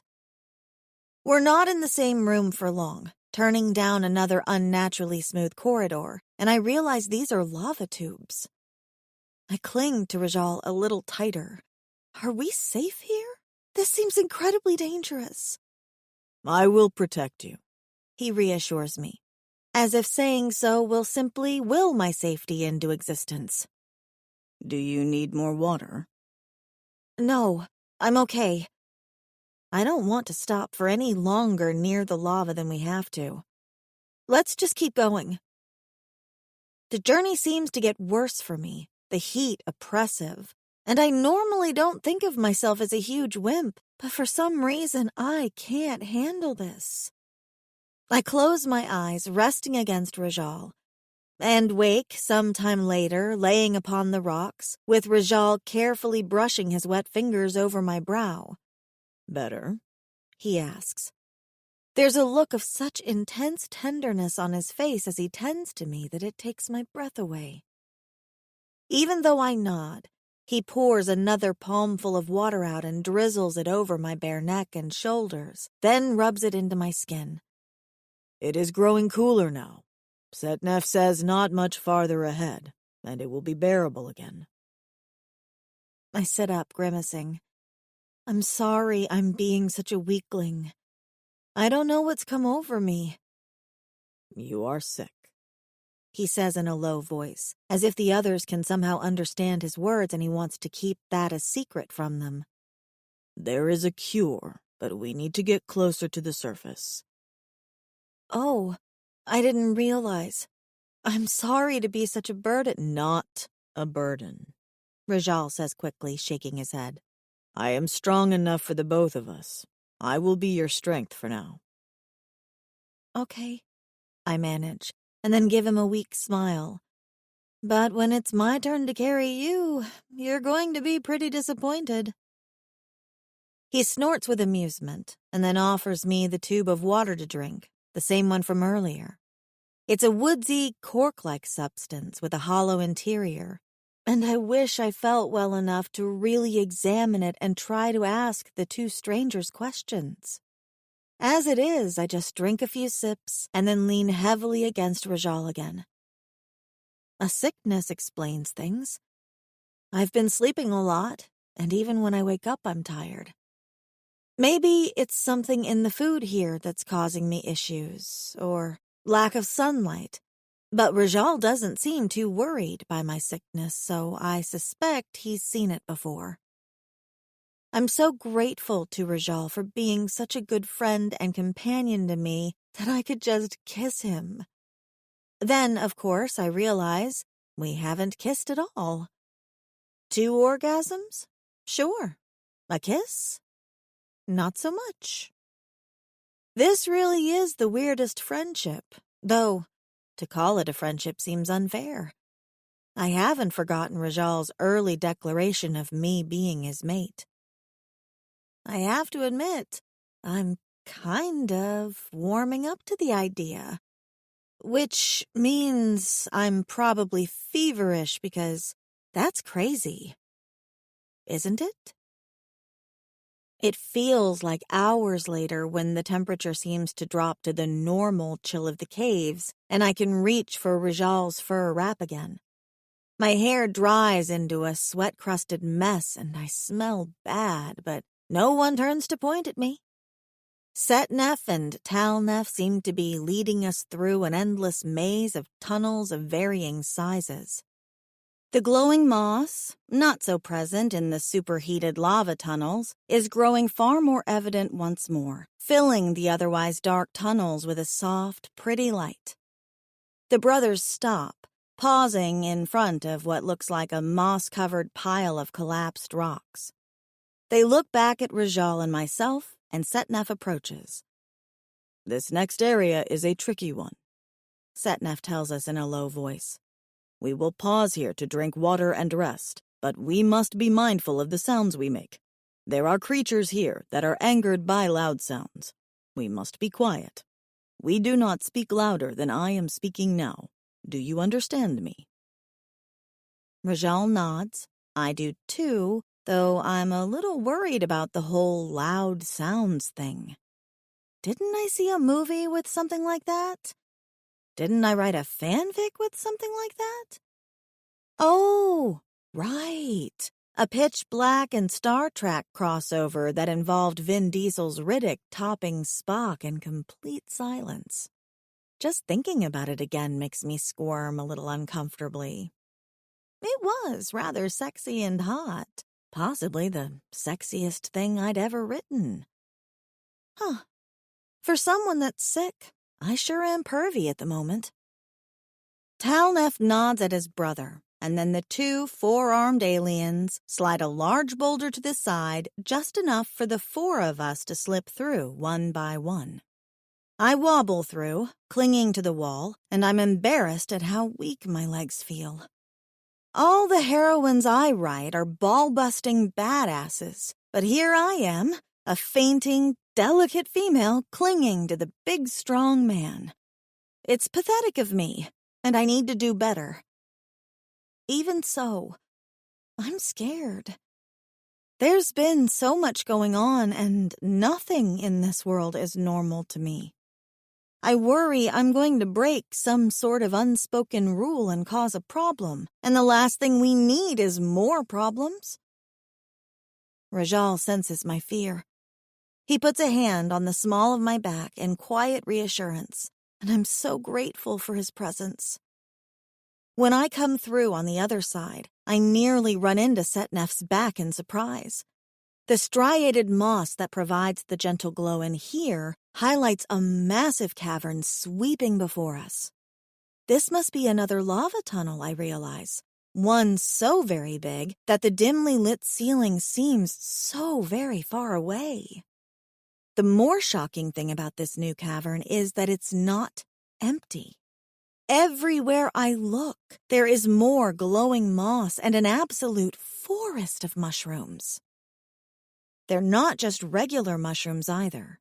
My mental image of mushrooms are the white ones you can get at the grocery store or the red caps with the white dots that show up in the movies. These monsters are the size of trees, some thin and pointy, some with an enormous ruffled frill, and a bed of smaller ones covers every inch of the ground, the roots crisscrossed with that of the thick, springy moss that we've been eating for the last several days. I'm shocked at the sight of such a bizarre landscape, and as we pass by one enormous mushroom with a stem as big around as my waist, the strange yellow-gold color of it strikes me as odd and yet familiar. It takes a moment for me to realize it's the same color as the tunic I'm wearing. Do they make their clothes out of mushroom fibers then? We pass underneath the thick golden cap of the mushroom and I run my fingers over it. The surface feels taut and slightly slippery, just like my clothing. How strange and fascinating. I touch the mushrooms as we walk, marveling at the strange landscape. I haven't seen much of this new world that I find myself on. I've gone from snowy waste to cave to, well, another cave. And while the glowing moss is pretty, this is the first time I've seen my surroundings and thought that it wasn't so terrible to be here. I feel a bit like Alice in Wonderland at the moment. Setnef and his brother take the lead, picking the way through the mushroom-filled expanse with the confidence of someone who's been here before. Of course they have. Their people are probably used to growing mushrooms of all kinds. My fingers dance over the edge of another large mushroom, this one waist-high, as we move down a narrow path, and it ripples under my touch, a pair of eyes and a mouth appearing. I yelp in surprise, drawing back. Immediately Rajal is there, pulling me back against him and covering my mouth. I feel like an idiot as the thing resting atop the mushroom flutters its entire body, the disk of it moving into the air and drifting away like a manta ray. It changes colors as it abandons its perch, dropping the peachy gold for a more muted brown. Both Setnef and Talnef are glaring at me like I'm the worst person imaginable. Sorry, I whisper, and mime that I'll keep my hands to myself from now on. So much for Alice in Wonderland. They remain alert, straining to listen to our surroundings, but when nothing happens, they relax and gesture us forward again. Rajal nuzzles my cheek in silent reassurance and holds my hand again, and I suspect it's to keep an eye on me. I don't blame him. I want to point out that if I'd known that color-changing manta rays lived on the mushrooms, I wouldn't be running my fingers all over them, but I should have known better. This isn't Earth.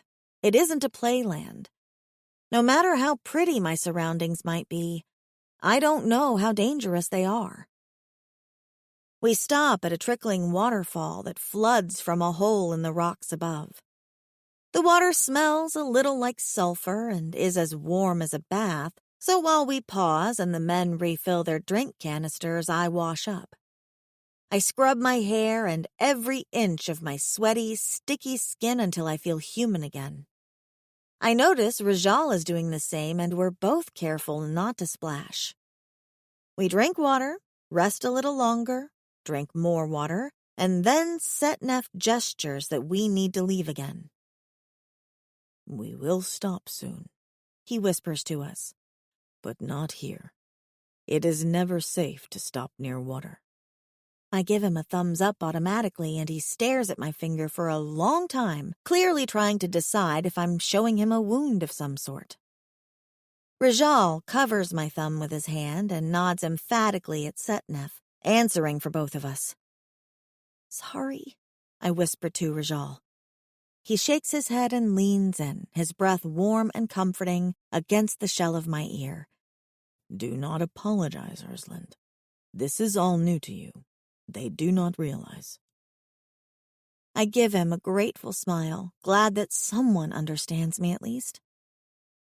The mushroom forest grounds seem to be sloping up after a while, and then we reach the edge of the enormous, endless underground cavern. Setnef pauses, putting a hand onto a stone wall that creeps up forever, every inch of the surface covered with thick moss and some sort of strange vine. We stop here to rest and sleep, he whispers, his voice low. Tomorrow we climb. Climb? Climb where? But then Talnef moves to the vine and moss-covered wall and tugs on the greenery. He nods as if pleased at their strength and glances up. He then gives his brother an expectant look, points at me, and then up the wall again. Setnef moves close, leaning in to speak to Rajal. You are hampered with only 2 arms. My brother and I will take turns carrying your female so you can keep up. Carried? Again? I can climb, I whisper. Don't worry about me. They ignore me. To my surprise, I see Rajal glaring at Setnef as if offended. He steps in front of me as if to shield me from Setnef, of all things, and his tail twitches angrily. She will be carried by me. Quiet, Talnef warns again.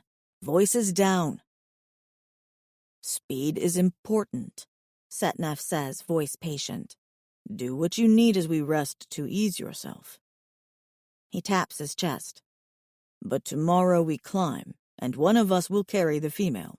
It is safest. Trust me or not, it is up to you.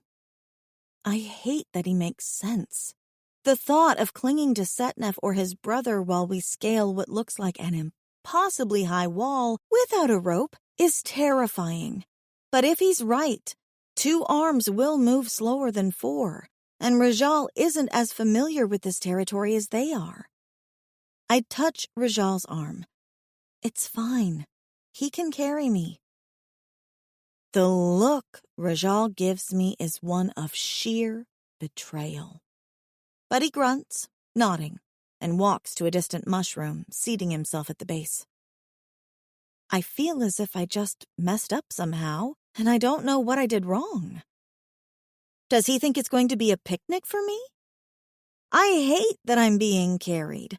I hate that I have no panties and nothing but this ill-fitting tunic that barely covers the essentials. But dignity went out the door days ago, and if hitching a ride is what I have to do, then that's what I have to do. So why is Rajal so upset? And what does it have to do with his purring? I think of the little hand gesture that Setnef made. Do what you need to ease yourself.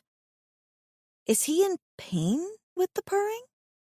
It never occurred to me because purring has such a positive connotation back on Earth, but it could be the opposite here. Worried, I head for Rajal's side and sit next to him, my feet folded underneath me and my hands in my lap. Are you okay? He gives a brief nod and then his gaze moves over me. He pitches his voice low so it won't carry, leaning in close to talk. Are you hungry? Thirsty? I'm fine. I'm more worried about you. And I touch his knee. It's startling to see the effect my touch has on him, but Rajal is naked and there's nowhere for anything to hide.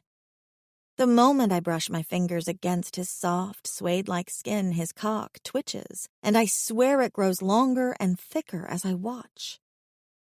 It might just be my imagination, but his purring increases too. I am fine, he rasps, his body full of tension.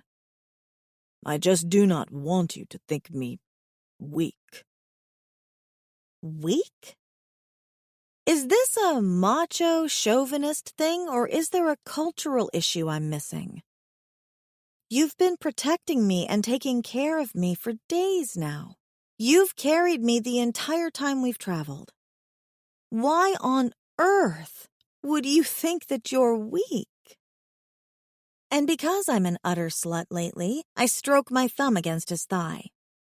I'm sure I'm playing with fire, but watching his cock grow achingly stiff at the mere brush of my fingers on his leg is enticing as hell.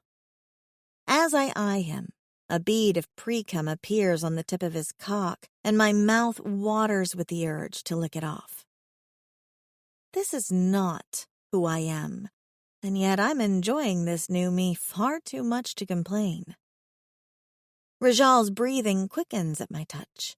His gaze is locked on mine, and I can feel myself getting aroused just from the eye contact. It is important to me that you think highly of me, he murmurs. That is all. If I think any higher of you, Setnef and his brother are going to develop a complex, I joke. Good. Okay, that emphatic word should not be as sexy as it is. I keep my hand on his thigh, my other brushing over my collarbone as a flush moves over me. His purring is distracting, and I know I came over here to ask him something specific, but for the life of me, I can't remember what it is. Rajal looks away first, taking a deep, ragged breath as he closes his eyes. You should sleep, Rosalind. You must keep up your strength. He's probably right, but I admit I'm not thinking about sleep right now. It's a little cold in here. Would you sleep with me again? Just to share warmth? He nods, and I spread the fur kilt beneath me on the stone to act as a blanket, then lie flat on the strange, too smooth floor of the cave. Doing so is probably a mistake, because at this angle I can see just how high up the cave wall seems to go. It soars completely sheer, so high that it disappears into the shadows above. Does everything on this planet have to be oversized but me? It seems grossly unfair. But then Rajal settles his big body next to mine, tucking me close against him, and I'm reminded of good oversized things like his horns, his biceps, his really impressive dick that pushes against my leg. I sigh and press my face against his chest. He smells like sweat, but in a good way. The purring he's making is endless, and I wonder again if it bothers him. Are you uncomfortable? I whisper, and touch his chest just above his purring heart. Does this pain you? No, it is a good feeling, the best feeling. Do not worry over me, Rosalind. His words are warm and soft, just like his skin, and I feel enveloped in his protective embrace. Touching Rajal is always such a pleasure. Being around him is letting me live out some of my horny fangirl fantasies, and I should be concentrating on what I'm going to do when I get out of here or how I get home. Instead, I'm wondering if Rajal would mind if I touched him. Can I ask you something personal? You know you can ask me anything. I lick my lips, my fingers trailing over his vibrating chest. This is going to sound corny, but do you think there's something in the water here? Something that makes us act like we're not ourselves? You are not acting like yourself? In what way? He's not getting it. I'm going to have to be more blatant. I've noticed this a lot lately. And I trace a finger down the side of his cock. Rajal's reaction is immediate. He stiffens, clasping me in his arms tightly. He doesn't push me away, though. I should care that Setnef and his brother are nearby. I just don't. And that's part of the problem. See, I whisper, feeling like a temptress. You're horny, and I'm constantly horny, and I'm wondering if they drugged us to be super turned on at all times. Nothing is in the food, he murmurs, bending his head close to mine. I do not feel strange. I feel incredible. Okay, cool. Me too. I move my finger lightly along his cock, exploring him. Should I stop touching you? No. Do you care that the others are nearby? His color instantly shifts, camouflaging to match the shadows. Neat trick. But it does a good job of hiding me against him, which means no one's going to see if I toy with his dick a little. They will not disturb us, Rajal says, and there's such delicious tension in his voice. Touch me as you like. Don't mind if I do. I don't know that he's right about the whole food thing. Or maybe he is. Maybe this planet is full of all kinds of wacky pheromones that make humans turned on when they encounter the locals. A sex planet would totally be a Star Trek thing. If that's the case, I should just embrace the situation. Give in to my baser instincts. After all, no one's going to slut-shame me because no one knows where I am. The thought would make me a little hysterical, except I can't remember who would be looking for me because I can't even remember my last name. I push those thoughts out and concentrate my focus on Rajal. Rajal, who's gazing at me with heated, glowing eyes. Rajal, who is so close I could taste his skin if I licked him. Rajal, who makes me want to be playful and sexy and have fun despite this awful, strange situation. Can I keep touching you? I whisper to him. I should have asked permission to touch in the first place. I do not mind. He's hoarse with need. I didn't think you would, but it doesn't hurt to ask. I stroke my finger over his length and then circle the head of him. That enticing droplet of pre-cum is practically calling my name, and I dip my finger into it, then smooth the wetness over the head of his cock. You're always hard around me. Is that a thing of your people? Human men only get hard when they're aroused, but you can't be aroused all the time, can you? When I am around you, yes.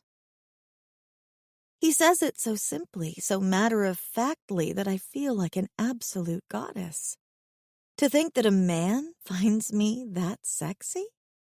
Even when I've been living in a cave for days? It's amazing.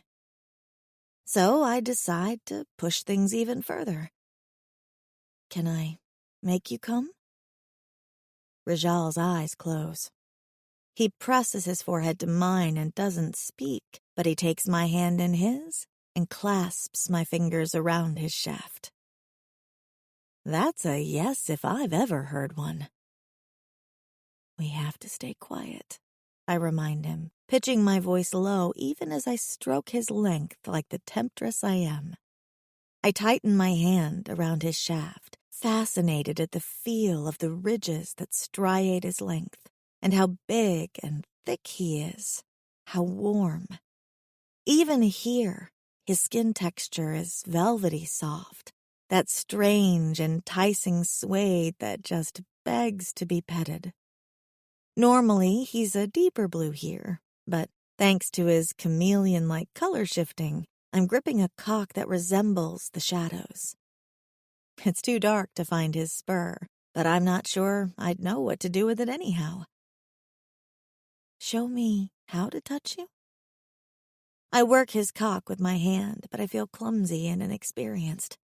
I've had a few boyfriends in the past, but I definitely don't consider myself a handjob pro. I wish I was.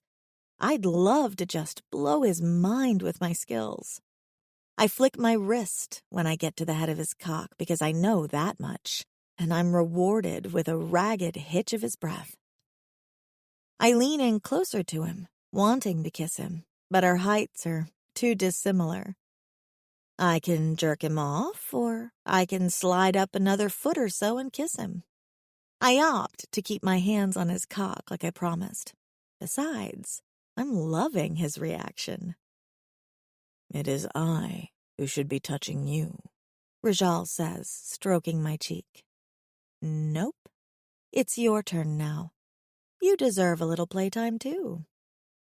Besides, I know if I said he should claim me in front of the others, he'd happily push his head between my thighs again. My pussy clenches just thinking about it. And I like touching you. Truly. He sounds incredulous. Oh, you sweet man, I breathe, working his cock with another clumsy stroke. Why would you think I wouldn't want to touch you? His breath catches as I touch him, and I can feel his body shake against mine as if it's too much to take in. Because you did not ask for this. I chuckle. No one would ask to be kidnapped by aliens or held captive underground. I'm making the best of a bad situation, and it's not so bad when I'm with you. With you, I can forget.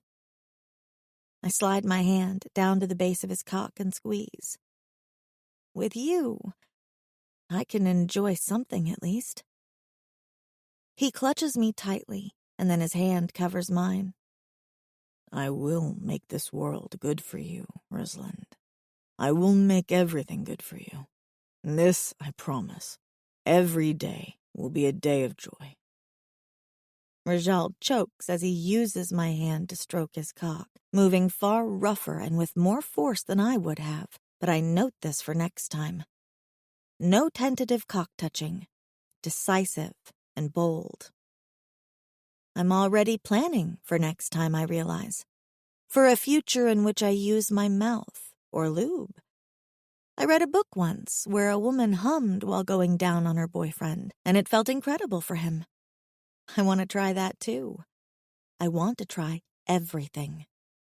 I will take you in my furs, he rasps, and his hips surge against our joined hands, his cock now dripping pre-cum so thickly that the sight of it arouses me.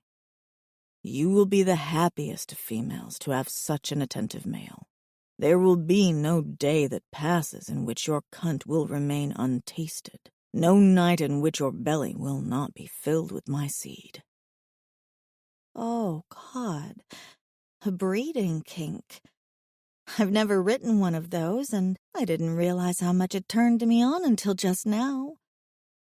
I suck in a breath, squeezing the head of his cock as our joined hands work his length. You want to fill me up?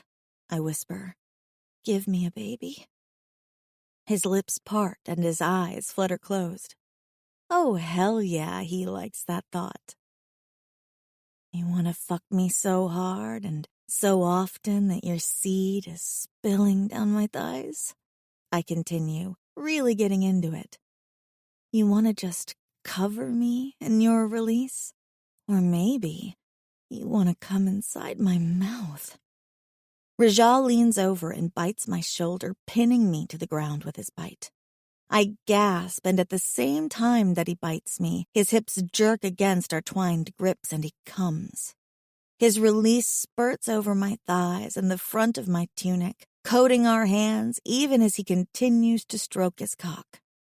It's like he's determined to work every single drop out of his shaft and cover me in it, just like I was talking about. Apparently, I'm a really good dirty talker because he's coming a lot. He guides his cock as he comes, running the head over my thigh as if painting me with his release, his mouth hot on the shoulder he's clamped down on. I should be shocked with pain because his teeth are sunk into my skin so deep I expect him to draw blood. It doesn't hurt, though. I'm titillated by it enough that I like it. Perhaps I've got so much adrenaline pumping through me that I don't feel anything other than a constant buzzing in my head. Or maybe that's just his chest, purring so loud that it's shaking me. 14. Rajal. Rusland continues to awe me. I knew having a mate would be beyond my wildest dreams, but I had never given much thought to what it would mean beyond resonance and making a kit. That Rusland freely touches me to give me pleasure simply because she wishes to? That she does it so unabashedly in front of the others makes it feel as if she is claiming me for her own. And the things she said, my skin heats just thinking about them again. I nuzzle the spot where I bit her. I had not meant to, but in the moment I feared losing control and muffled myself the only way I could. Her skin is bright red there, and I press my lips to the spot. Did I hurt you? No, I couldn't feel it. She gives me a blissful little smile. Things have been going numb a little today. It's the cold, I think. Frowning, I rub her arm and shoulder. Is this better? I'm fine, I promise. Rusland yawns, plucking at the front of her tunic where my seed covers her. Would you be terribly offended if we cleaned up a little? Not offended at all, I reassure her. Stay there, and I will take care of it. She closes her eyes, and perhaps it is my worry surging, but she looks pale and wan, her eyes hollow. Her strength is fading, and that frightens me as much as the numbness she mentioned. I get to my feet, grabbing a handful of moss from the strange verdant floor of the cave, and wiping my cock clean as best I can. I will get more moss and some water for Rusland, I decide, and head over to retrieve one of the tubes of water from Setnef and his brother. They eye me as I approach. Setnef has disapproval on his face. You are making this difficult on yourself, stranger, he says in a low voice. The more you touch her, the harder it is going to be upon you when she passes. Let him have his joy. Talnef shakes his head, and he wears a look of envy. At least he has a female, even for such a short time. I do not like their words, either of them. They are so convinced that Rusland is going to die that it bothers me. With a scowl, I snatch the nearest water tube from them and return to her side. Rusland seems to be half asleep as I clean her thighs and her tunic. I will not let anything happen to her, I vow. A mate must be protected above all things. Yet, so far, I have seen no creatures from which I can steal a quey for her. If we do not find something soon, I fear she might grow too sick to accept one. I eye Setnef and his brother. Would I kill one of them to steal their quey for her, even if it meant it might interfere with resonance? I decide that I would. Hey, Rajal? Rusland asks in a tired voice. What were they saying to you? Nothing important, I lie. They tell me we should sleep so we are rested for tomorrow. They weren't shaming you for our hanky-panky, were they? Good. She reaches for me and pulls me in close. Come warm me up. It's too cold and lonely without you. My heart feels as if it will burst with joy. I lie down next to her, pulling her into my arms, and try to give her as much heat as possible. I twine my legs with hers, my tail stroking her backside. Better? She sighs with contentment and then taps a finger on my side to get my attention. What do you think the oracle is? I do not know. I know nothing of the people that live here and their customs. She is quiet for a long moment. In mythology, an oracle was a priest or priestess that would consult on prophecies or try to divine the future. Do your people have one? I consider this. There is a male in the Croatoan tribe that knows the weather before it happens. Rusland does not seem impressed. That's just weather patterns. And he knows if a kit will be male or female. Lucky guesses. Her disbelief amuses me. You do not think he can sense things others cannot? I believe in knowledge, science, books. She yawns. Please tell me you have books. I do not know what books are, and I do not want to make her upset. I focus on a different part instead. I know this word, science. You would be great friends with Devi. She is the mate to one of the males of Strongarm and speaks constantly of science and evolution of the fish of our world. Okay, yeah, she sounds like my kind of nerd. Rusland presses her cheek to my chest. Your purring has slowed a bit. Has it? Is it because I spilled my seed all over her that my quee is temporarily satisfied? Or because she is in my arms? I stroke her mane back from her face. Sleep. You keep talking when you should be sleeping, Rusland. Tomorrow we will need our strength. Not me, apparently. I'm going to be carried like a baby, and she sticks her tongue out like a child. I want to tell her that she can climb on her own, but I think of her words earlier and how she said she sometimes has numbness. Being carried is best, I whisper, caressing her jaw. Save your strength for later. And perhaps we will find a quee for her soon. With Rusland curled against me, I do not sleep. I remain on guard, watching her for signs of distress or cold, and listen to Setnef and his brother talk in voices too low to make out. They do not sleep either, and I worry they will leave Rusland behind, that they think she is already too weak to continue and will attempt to abandon her. It does not matter. I do not know my way out of this maze of caves, but if they try to leave Rusland behind, I will stay with her. I will carry her to safety, wherever that may be. I hold her tighter, as if my determination can somehow protect her from everything in the world. A loud cry pierces the silence. Immediately, Setnef and his brother jump to their feet. A rock flies toward us, followed by another. The cry sounds again, and Setnef pulls out a blade and scans our surroundings. We are under attack. The time for silence is over. Wake your female. What is it? What is wrong? I move to Rusland's side to guard her, forgetting they cannot understand me. It is Kinfar the Tainted, Talnef explains, pulling out a pair of blades of his own and scanning the area. He is waking the Gorgers. Gorgers? I shake Rusland to wake her, surprised that she yet sleeps, but she does not stir. My heart stills in my chest, and I press my ear to her teats, desperate to hear her heartbeat. It yet beats, much to my relief, but it sounds weak, and Rusland shivers with cold. I must get her a quee soon, very soon. I gather her in my arms and carry her closer to them. What is Gorgers? Something slithers through the mushrooms in the distance, heading our way. Gorgers, Talnef says again, his gaze scanning the cave walls, are large scavengers. They eat anything that comes through here. Bats, vermin, people. They are attracted by sound. They are why we must be quiet. One scratch from their claws will paralyze you, and then they will take bites out of you while you lay frozen. As he speaks, a large, slender mushroom shakes and falls over in the opposite direction. Another one. You take the left, Setnef tells his brother, springing to action. I will take the right. Talnef nods, crouching low, and then turns to me. He flips his blade, offering me the handle. I take it from him with a nod. Now I can protect my mate. Quicker than lightning, Talnef springs into action. He pulls out another blade and with 3 free hands climbs atop one of the broader mushrooms. He leaps forward, and a moment later I hear a snarl of anger and the hiss of a creature as he disappears into the mushroom jungle. Another rock flies near, and I settle Rusland behind me, against the sheer rock wall. Does this crazed exile think to get us killed by these gorgers and then scoop up Rusland for himself? Show yourself, I snarl at the shadows. You shall not get my female. There is a laugh in the shadows, and a rock pelts my shoulder. A movement catches my eye, and I watch as Setnef scales the wall with 2 arms, his other 2 flashing blades as he fights. Something. It looks the same shade as the light brown strange moss that covers the cave floor, and I am suddenly worried that my mate is not so safe. The ground shivers in front of me, and I ready the unfamiliar blade, crouching low and ready to strike.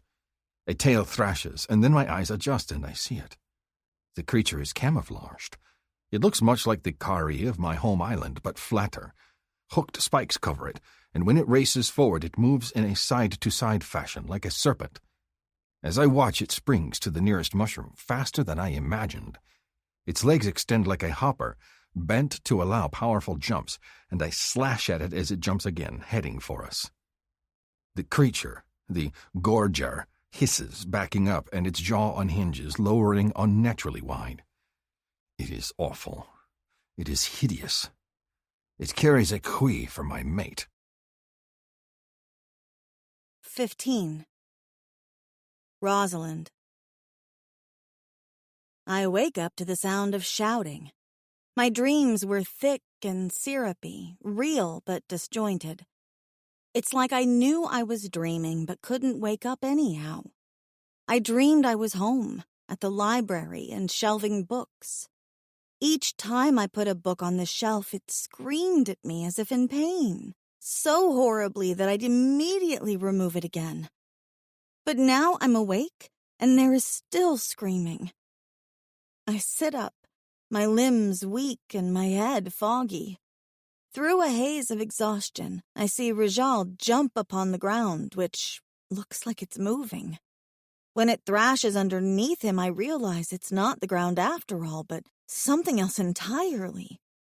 I catch a glimpse of a massive mouth filled with sharp, tearing teeth and whimper when something scurries overhead. I look up, staring at the strange vines and the sheer cliff wall, and something spider crawls across the vines at top speed. It looks like Setnef. "Another!" cries Talnef nearby, and I jerk trying to find him. I can't see him anywhere, but the mushrooms in the distance shake violently. Setnef leaps atop a nearby mushroom and then climbs after his brother, moving faster than I've ever seen a human move. Not human, my brain reminds me. In front of me, Rajal snarls, flipping onto his back as the creature thrashes against him. He stabs with his knife, but then they roll again, and it's impossible to tell if he's winning or losing. His camouflage shifts wildly, and when he's tossed onto his back again, the tip of one horn chips against the rock and goes flying. I can't sit back and do nothing. Frantic, I look around for a weapon of some kind. There's a palm-sized rock nearby that looks strangely out of place, but I crawl over to it and get to my feet, looking for the right moment to fling it at the creature. It flips Rajal onto his back again, and his blade sinks into the side of the creature, even as the large jaws descend snake-like and look as if it's about to swallow his entire head. With a shriek of horror, I fling my rock. I'm less than 20 feet away, so it's easy to hit my target. There's no force in my throw, though, and so it bounces off of the strange monster's horrifying snout rather uselessly. The creature flinches, but it doesn't stop. Rajal snarls and stabs it again, this time between the eyes. Blood splashes over him, and I cover my mouth with my hands to keep from squealing aloud again. The thing shudders, and Rajal stabs it again and again, its blood spattering his body. He rolls, and then it's underneath him, and he shoves his blade into the thing's throat.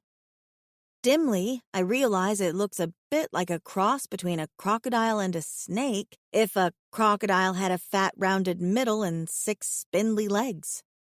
Rajal shoves his blade into the thing's throat and then drags it downward. "I think it's dead," I call out in a helpful whisper. "You got it, Rajal." He looks up at me, dripping blood and gore, and then goes back to work hacking at the creature. He jerks on the knife, tugging it through tough skin, and then tosses the knife aside and grabs the rib cage. I cover my mouth in horror as he cracks the ribs open, spreading them like a book. He reaches in and pulls out the creature's heart, his arms covered in blood up to his elbows, and gives the juicy organ a look of pure satisfaction. Oh no, his mind has snapped. I press myself against the vines, trying to shy backward as Rajal gets to his feet and scoops up the bloody knife. He slices the heart open with a disgusting spurt of fluid, and then a soft, glowing blue light pours out of the heart. Despite my disgust, the learner in me is fascinated. What is that? Rajal approaches me with the glowing halves of the heart and kneels in front of me. He grins wildly like he's just won a prize and holds the heart out so I can look at it. I peer in and choke back another squeal of horror. There's a thing in there. A glowing blue filament slithers and squirms, thrashing in the remains of the heart like a worm that's just been pulled from the dirt. I put a hand up, flinching back. Get it away, Rajal. It is the answer we have been waiting for, He tells me jubilantly. Take it. What? No! Are you serious? I don't want a heartworm. That monster had parasites. Put it away before it hooks into you.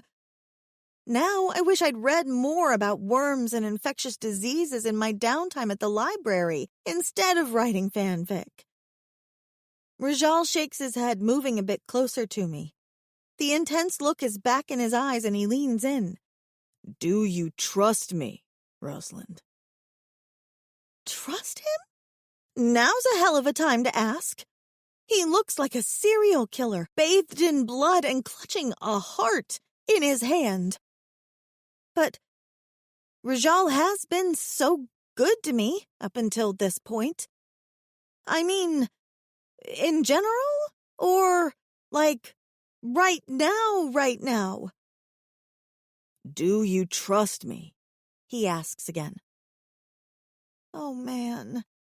The last time he asked me that, he went down on me and gave me the pussy licking of a lifetime. Somehow I don't think that's what's happening here. Yes, but please don't ask me to eat that thing. Please don't. He laughs. I would never ask you to eat this. I exhale in relief. Thank goodness, because there's no way. Rajal gives me another one of those grins, crazy with utter delight, and leans in closer.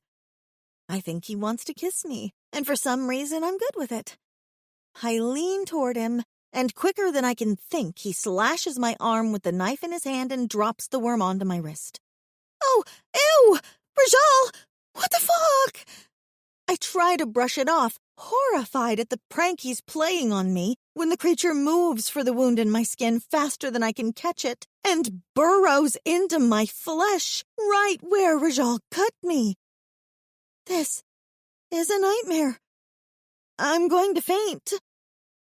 There's a cold surge inside my veins, like a needle racing through my blood, and I look up at Rajal with sheer betrayal. What the ever-loving fuck? I whisper, as I grow dizzy and pass out all over again. 16. Rajal.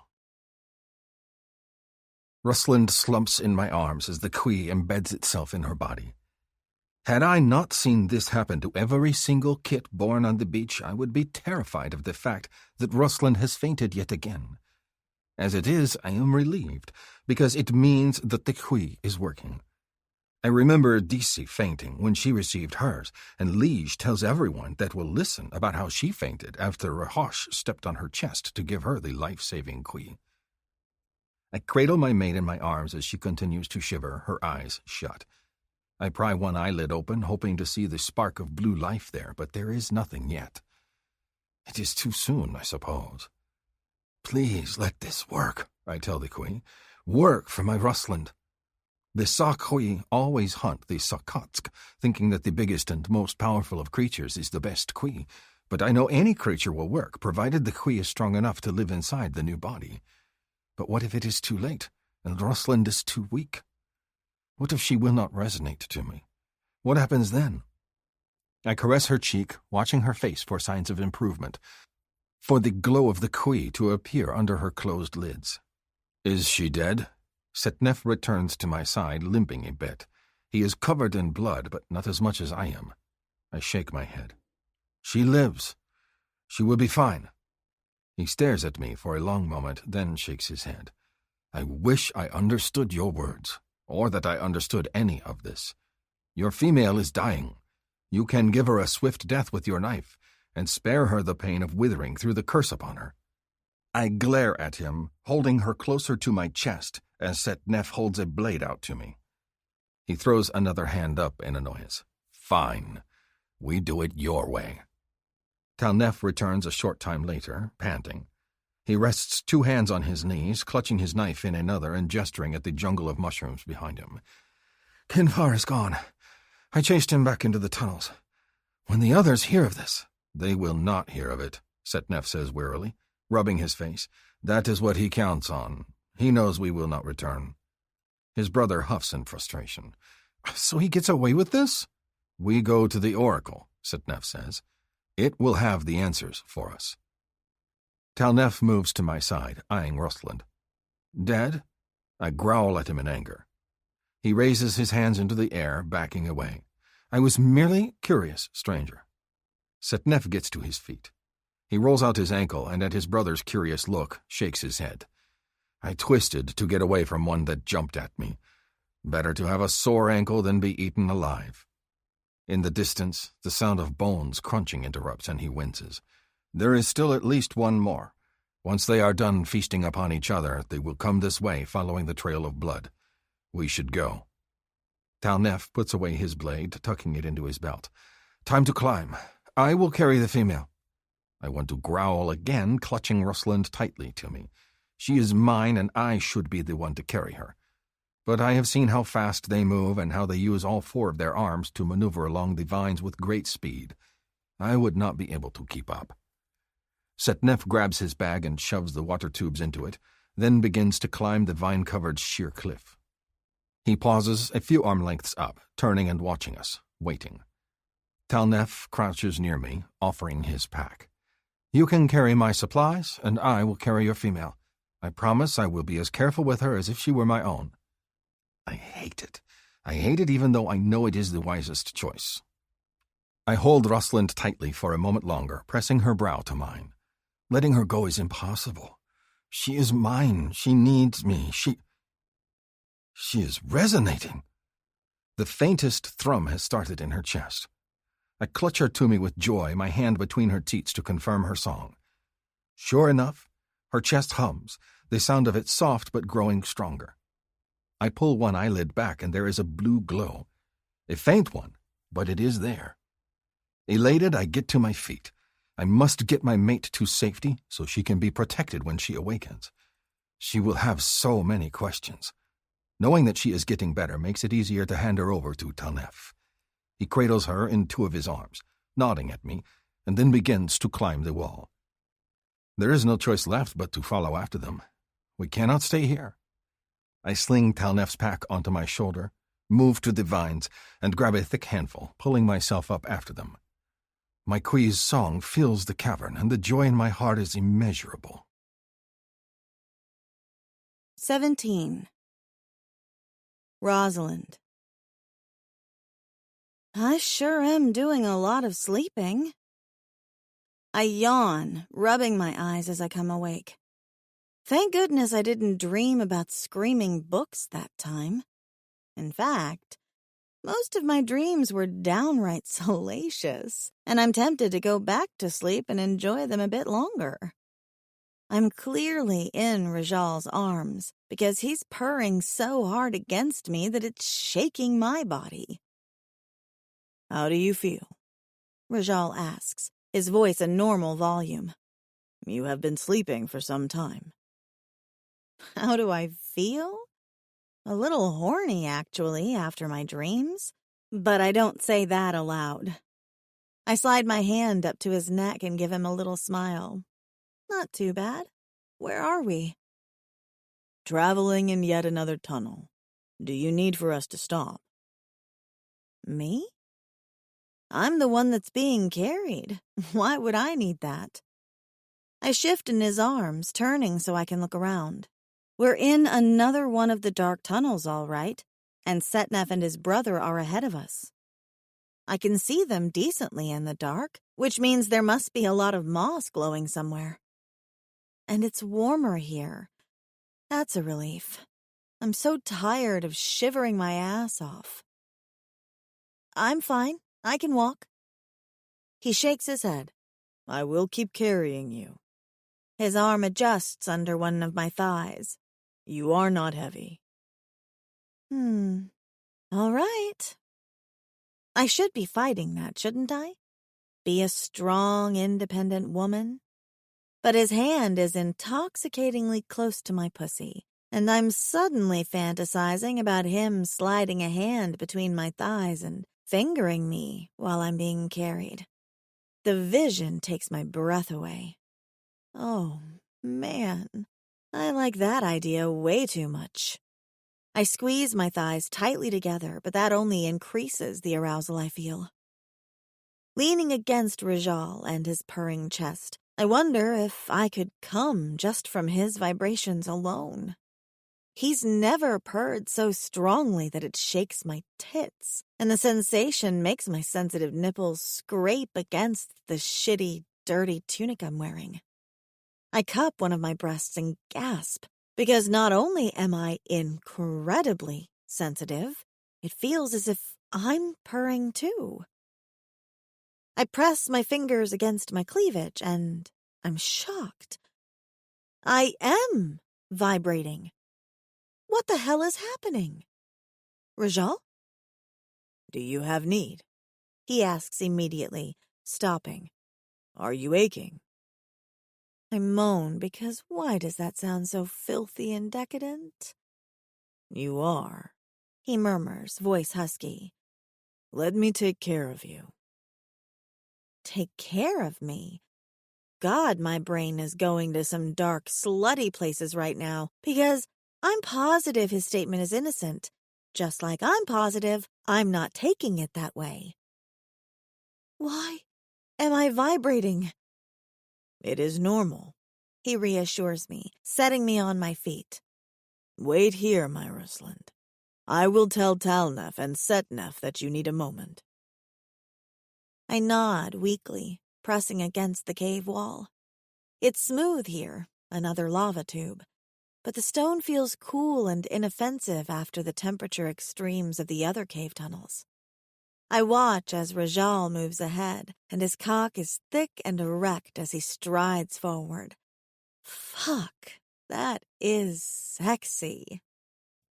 My hand slides between my thighs and I'm soaking wet. Okay, those dreams were potent. I can't even remember what they were about, just that they were filthy. I close my eyes, trying to remember what led up to that. A memory flashes through my head. The worm. Something about the worm. I passed out when it dug into my arm. I remember now.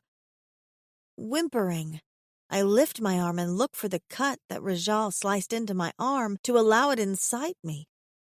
I don't see anything. There's no cut at all, no scab, no nothing. Maybe that part was a dream too. Rajal has been a prince to me, so him slicing me with his knife and shoving a worm into my arm doesn't strike me as something he'd do. I flex my hand, checking my arm a second time, but there's nothing, and I don't feel strange. I feel pretty damn good, actually. Better than good. Was there something in the mushrooms? I ask Rajal when he returns because maybe I'm hallucinating. That would explain so much. He moves to my side and puts his hands on my shoulders, then cups my face. I moan again, lost in the bliss of his touch. My God, why am I so hard up that a guy touching me feels incredible? There is nothing in the mushrooms, I promise you. He strokes my cheek, watching me with that intense, fascinated gaze. The others will go up ahead a ways to give us privacy. I made them understand that you need me. Me? I clenched my thighs together again, my pussy aching. I mean, maybe? Definitely? Actually, yes. Definitely yes. His thumb skims over my lower lip, and I follow that touch, turning my head because I don't want him to move away. Then may I take care of you? Oh, God, yes. Rajal grins at me, and it occurs to me that I haven't kissed his wonderful, pretty mouth just yet. I haven't kissed that smile, and now that I realize that, I really, really need to. Wait, I breathe. Can we kiss first? Do you even know what a kiss is? He blinks in surprise, and I realize it's just now occurring to him that we haven't kissed either. A look of shy pleasure crosses his face. You wish to mouth-mate with me? If I had panties on, they'd absolutely be dropping at the word mouth-mate. I do. So much. Rajal moves in close, lowering his head to kiss me. I whimper as his lips gently brush over mine, and then he makes a hungry sound deep in his throat. In the next moment, he's devouring me, his kiss as achingly thorough as it is scorching. His tongue sweeps into my mouth, claiming mine, and it feels like a mouth mating, all right. He pins me to the stone wall and plunders my mouth, fucking it with strokes of his tongue that make my pussy clench reflexively each time. I whimper when he finally lifts his head and gazes down at me, my face still cradled in his grip. More? Soon, he murmurs, his thumb stroking over my lower lip again. I suck on the tip of it, watching him as I do, and letting him know that I am absolutely down for whatever he has in mind. Rajal watches me mouth his thumb with fascination and then shakes himself free. I will make you feel good, he promises, kissing my shoulder and lowering his body. I already feel pretty good, except I think I'm losing my mind, I tell him, panting with need. It's so hard to focus when he's so damn delicious and near and touching me, but I need to say this. I had a dream you struck me with your knife and a blue worm crawled up my arm. That was no dream, my sweet Rosalind. He kisses down my front, cupping one of my breasts, and then he moves lower, kissing my belly. What? It's hard to concentrate when it's obvious he's about to go down on me. You trust me? Then trust me when I say it will all be explained soon. Let me pleasure you. Let me bring you relief. And he hitches one of my thighs over his shoulder, stroking it as he does. Is that why I'm vibrating? I cry, even as he pushes up the hem of my tunic and his mouth immediately seeks out my clit. Oh, fuck. Yes, right there. Rajal, I need this so much. I know you do, he murmurs against my skin, and then his tongue is tracing little teasing circles around my too sensitive clit. I am here for you. I will take care of you, my Rosalind. I will make this so good for you. He guides my hand to his horn and then puts his on my hips, holding me up for his mouth again. His tongue moves over my pussy, stroking through my slick heat before moving up to tease my clit again. He continues to hold me up, and I'm vaguely aware of him lifting me with both his hands, and I settle my other leg over his shoulder too. Now I'm hanging in midair, my back pressed to the stone wall as Rajal lavishes my pussy with attention. His tongue strokes down to the entrance of my body, his nose pressing against my clit, and I shake with need when he pushes into me. Oh, fuck. He's tonguing me from the inside. I shudder against him as his movements take on increased urgency because I love how hungry he is for me. Rajal groans as his tongue slicks back up to my clit, and then he's pulling me forward even as he falls backward.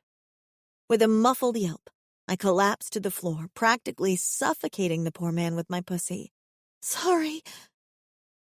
Like a ravenous, wild animal, Rajal flips our tangled bodies over, and then I'm on my back, my legs in the air, and he's licking and sucking at my clit again.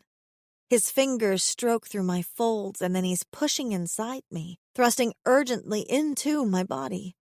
I arch up against him because I didn't think it was possible for this to feel any better, but clearly I'm wrong. This is mind-blowing, and I rock against his face, frantic to come as he tongues my clit and pistons his fingers into my heat. I climax with a choked cry, clinging to his horns as he continues to work my clit and pussy, making the orgasm go on for so long that my toes curl, my lungs ache, and stars dance before my eyes. Squeezing my thighs shut, I push his hungry mouth away, cupping my pussy to shield it. If I don't, he might just keep eating me out for hours, and I'm far too sensitive. Rajal groans, pushing my thighs apart and licking his fingers hungrily. It's clear only one of us came, and I could swear that he's purring louder while mine has calmed down. Yet even as I catch my breath, that strange, yearning hunger returns, as strong as ever. It's like the tide going out and giving temporary reprieve only to come back all over again. I'm still needy, Rajal. I thought at first I was just embracing my inner slut, but now I'm worried. Why was that not enough? What the hell is wrong with me? Let me make you come again, he insists, nipping at the inside of my thigh. I will make you feel better. I grab at his horns, pulling on them to get his attention. What is happening to me, Rajal? He moves up my body to face me, pressing his thigh between mine. His fingers capture my chin and then he kisses me, his tongue stroking against mine, and he tastes like pussy. You are mine. That is what is happening. He kisses me again, and when I cling to him, his hand moves down and slides between my thighs. He begins to circle my clit with fierce, tiny movements, even as he kisses me. Remember when I told you that you were my mate? I did not lie. You are mine, Risland. My hips jerk and I rock against his fingers because, oh fuck, I really am going to come again. I spread my thighs wide as he works my pussy with skilled fingers, his mouth conquering mine. I have waited seasons and seasons for you, he murmurs as he teases me towards another climax. And you were worth every lonely night. Look at how beautiful you are in my arms, how good I make you feel. Your body knows that you are mine. Your heart knows that you are mine. Your cunt knows that it belongs to me. Let me pleasure you, because it is what I am meant to do, my mate. He strokes down to my core and dips his fingers into me, and I'm ashamed and aroused at how wet my pussy is. My body is making hungry, wet sounds as he fucks me with his fingers, and then drags all that wetness back up to my clit and circles it again, pushing me over the edge. When I come a second time, it's with a cry that's muffled by his kiss, and I swear Rajal is devouring what's left of my sanity, and I'm fine with it. That's the scariest part of all. This time, after I come, Rajal grabs his cock and rubs it against my thigh, the wet head leaving a trail on my skin. Risland. I know what he's asking. You want to come on me? Mark you, he growls, rubbing his nose against mine. So they know you are mine, so there is no question. They will smell me all over you. It is absolutely barbaric, but titillating all the same. I'm pretty sure Setnef and his brother have no illusions about who I belong to. I've been crawling all over Rajal and his magic tongue shamelessly for days now. What's a little semen going to change? So I spread my thighs wide and reach between us, spreading my flushed folds for him to look at. You want to paint me here? The choked sound of wonder he makes is the best thing I've ever heard. He lets out a ragged breath and strokes his cock, dragging the head over the inside of my thigh and then moving it over my wet pussy. And then he's coming, spurting hot seed all over my pussy and the insides of my thighs. The look on his face as he does is so intense that I suspect he's memorizing this moment for all time. And when he finally collapses, his head resting against mine, his brow pressed to mine, I smile with pleasure. His hand covers mine, and then he glides our fingers through the mess he's made between my legs and coats my folds with it. I squirm against his touch because I'm a little too sensitive at the moment. My Rosalind, he murmurs. My mate. Boy, you move fast. I pat his shoulder. While I appreciate the sentiment, and it's sexy in the moment, let's cross that bridge in a few weeks, or even months. Give a girl time to figure out what the hell is going on first. And how I'm going to get home. Rajal is silent, and I bet I've hurt his feelings. I run my fingers down his arm because I can't seem to stop touching him. It's like an obsessive need with me. It's not that I don't like you, Rajal. I do. I like you so much. But there's a lot going on right now, and I can't make a commitment without knowing what the future is going to look like. I manage a frustrated smile. I can't even tell you where I am, honestly, or what my last name is. He studies my face. I do not wish to upset you, Rosalind, but it has already been decided. Who decided? Because no one has asked me. I sit up on my elbows, frowning at him. I don't want to start a fight. Not when my only piece of clothing is shoved up around my waist and my sprawled legs are currently covered with his jizz. Why do I feel like there's something going on that you're not telling me? He holds out his hand so he can help me sit up, but I ignore it. Rajal sits up too, his expression troubled. It is not that I did not wish to tell you. There were already so many troubles heaped upon your shoulders. To know that you would die with no queen in sight. Wait, what? I'm dying? My hand goes to my throat, my eyes wide with horror. No, not any longer, he says, as if that's supposed to make me feel better. Now it is assured you will live, so that is why I am telling you everything. I shake my head, confused. What do you mean, now you know I'm going to live? What's changed? It is the Qui, he says, his tone patient. The look he gives me says it should be obvious to me, but I'm drawing a blank. Is this another one of those memories I'm supposed to have, but I don't? The thought makes me break out in a cold sweat. Can you explain to me, really slow, what a Qui is?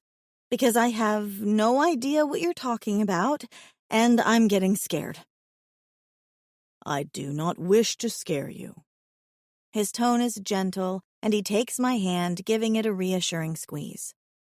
For some reason, that does make me feel better, and I leave my hand in his. Remember you asked about the blue worm, when you said I had cut you. You did not dream that. I did cut you. The Qui needed a new home, so it burrowed inside you. Burrowed inside me? I clutched my throat again, terrified. If you cut me, then where did it go? I don't have a scratch. The Queen healed it. Yours is strong and healthy. He beams at me, obviously pleased at this, that the burrower inside me is powerful. I'm feeling faint. I grip his hand tightly, the other one on my throat, because if I had pearls, they'd be clutched right now. What exactly burrowed inside me? It is a Queen. The look on his face grows puzzled again, as if it's difficult for him to explain. It is a Queen.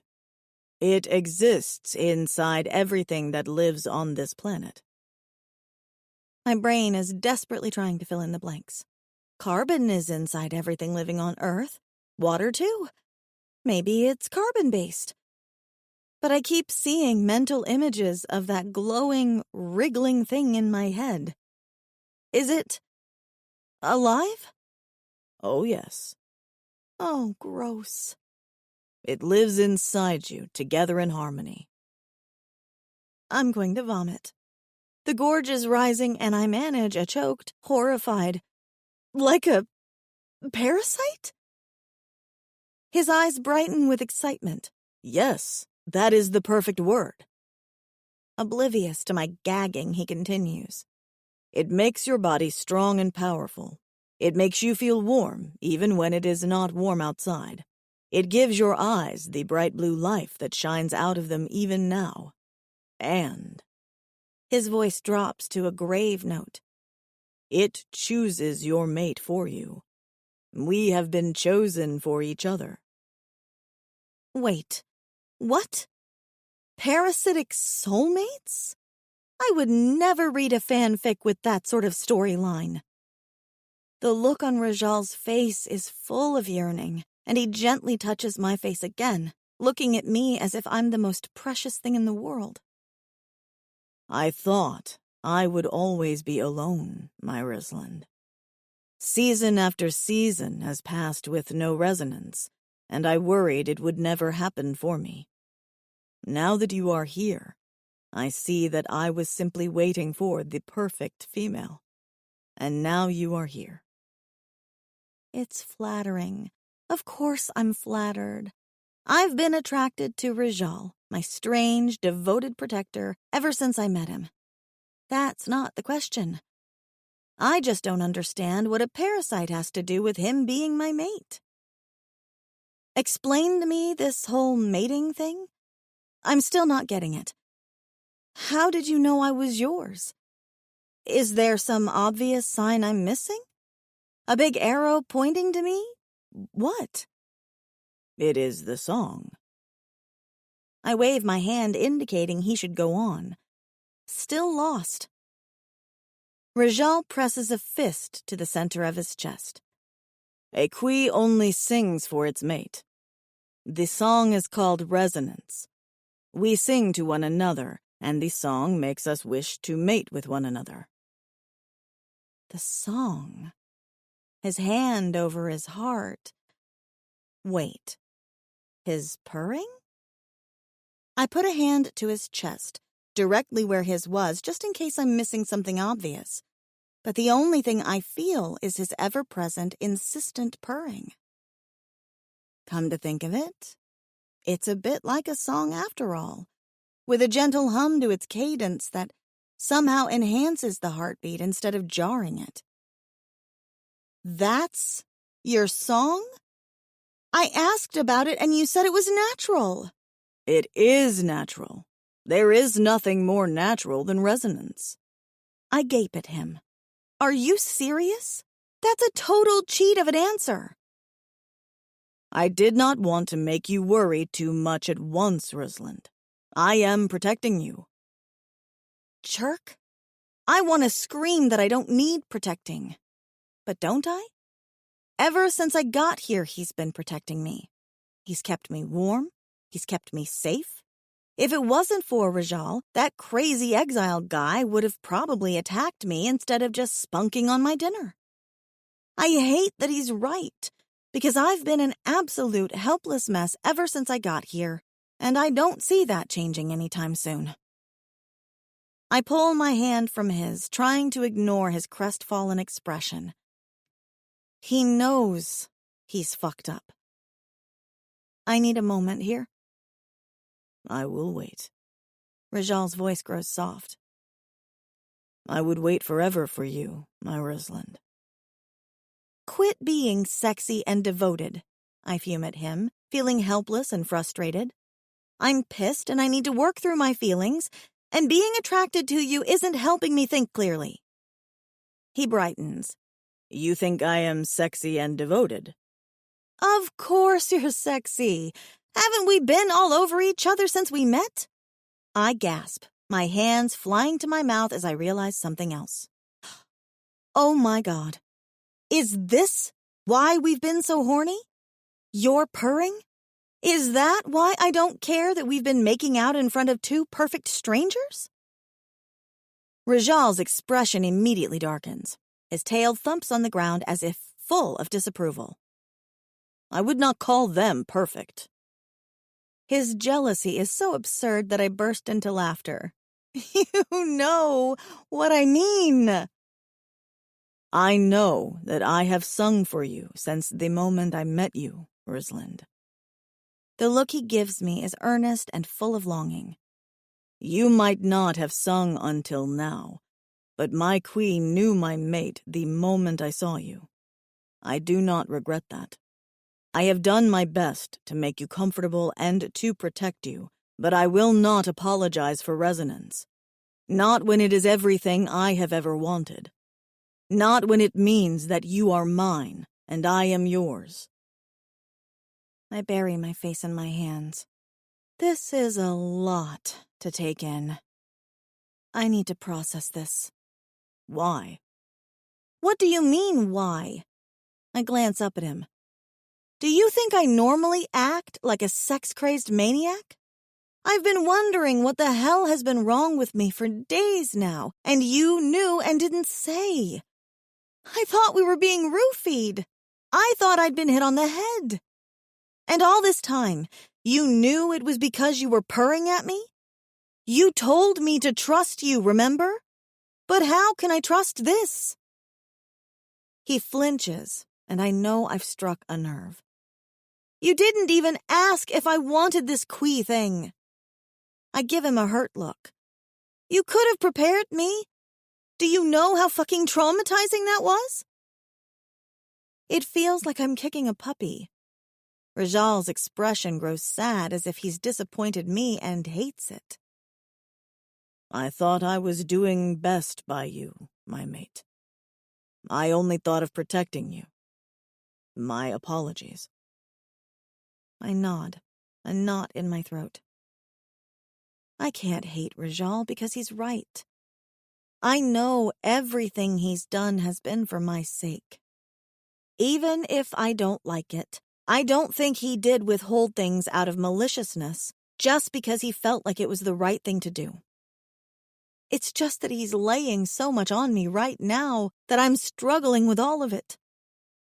I did not ask about the quee because I was elated we had found one for you.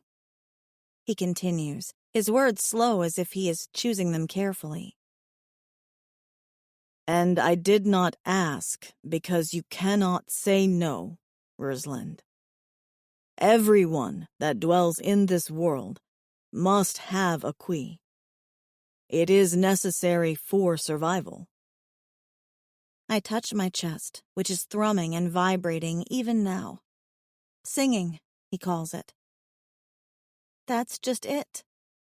I don't know where here is, and I'm pretty sure I don't want to stay. I want to go home. I just don't know where home is right now, and that scares me too. Does this quee thing eat memories as well? Is that why I can't remember important things? It doesn't matter. Wherever home is has to be better than these awful freezing cold caves. Well, they're not freezing cold anymore. They still suck, though. Rajal is silent.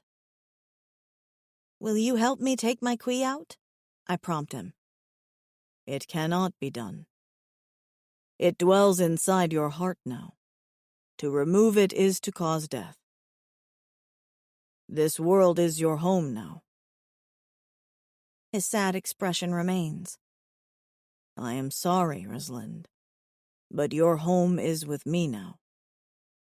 No, I say calmly, even though I'm starting to panic inside. Once we get to the surface, I'm going home. I came here in a weird pod, and I'm sure I can get back in that pod and go home. Somehow.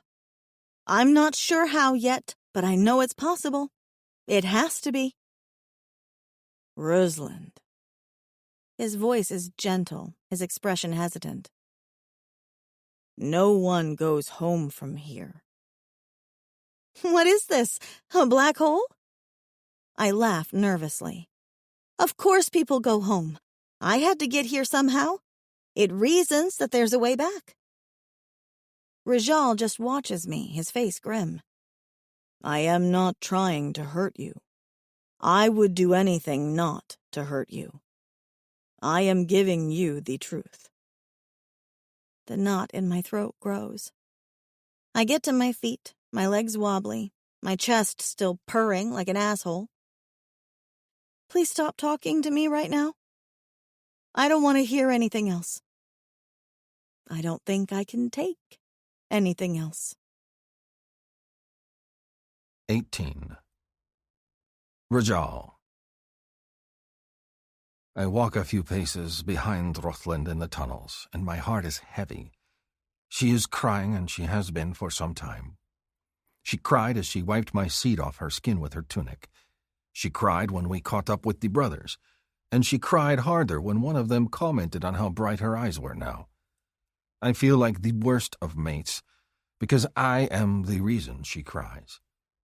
I knew she would not be happy with finding out the truth, but I thought if she were safe and healthy and there was no chance of her dying from the lack of a Kui, that I could handle it. I protected her because I did not want her to worry, but perhaps I should not have.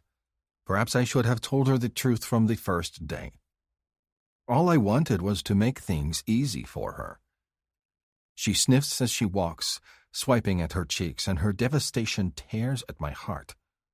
I do not know how to fix this. I want to have answers for her, or something to say that would give her hope. It bothers me that I do not. I should have thought about how upset Rosalind would be at realizing she is stranded here. Did the other humans not weep copious tears when they found out their planet was destroyed? I have not told her that part. She hates me, and yet I wonder if I should run up and tell her anyhow. There are so many things I know that she does not, and I do not want her to think I am keeping things from her. A good mate does not hoard secrets. Yet I do not think racing up to her and announcing the doom of her world is a good idea either. Not when she is already upset. I do not know when it would be a good time to tell someone their planet has been destroyed, and I agonize over this. Not much farther, Setnev says to us. To the surface? Rosalind asks. When they give her blank looks, she gestures above her head. Outside? Where it's cold? She mock shivers. Not outside, Setnev replies. We are almost to the Oracle. It is just down this tunnel, and then we climb once more. Climb? Again?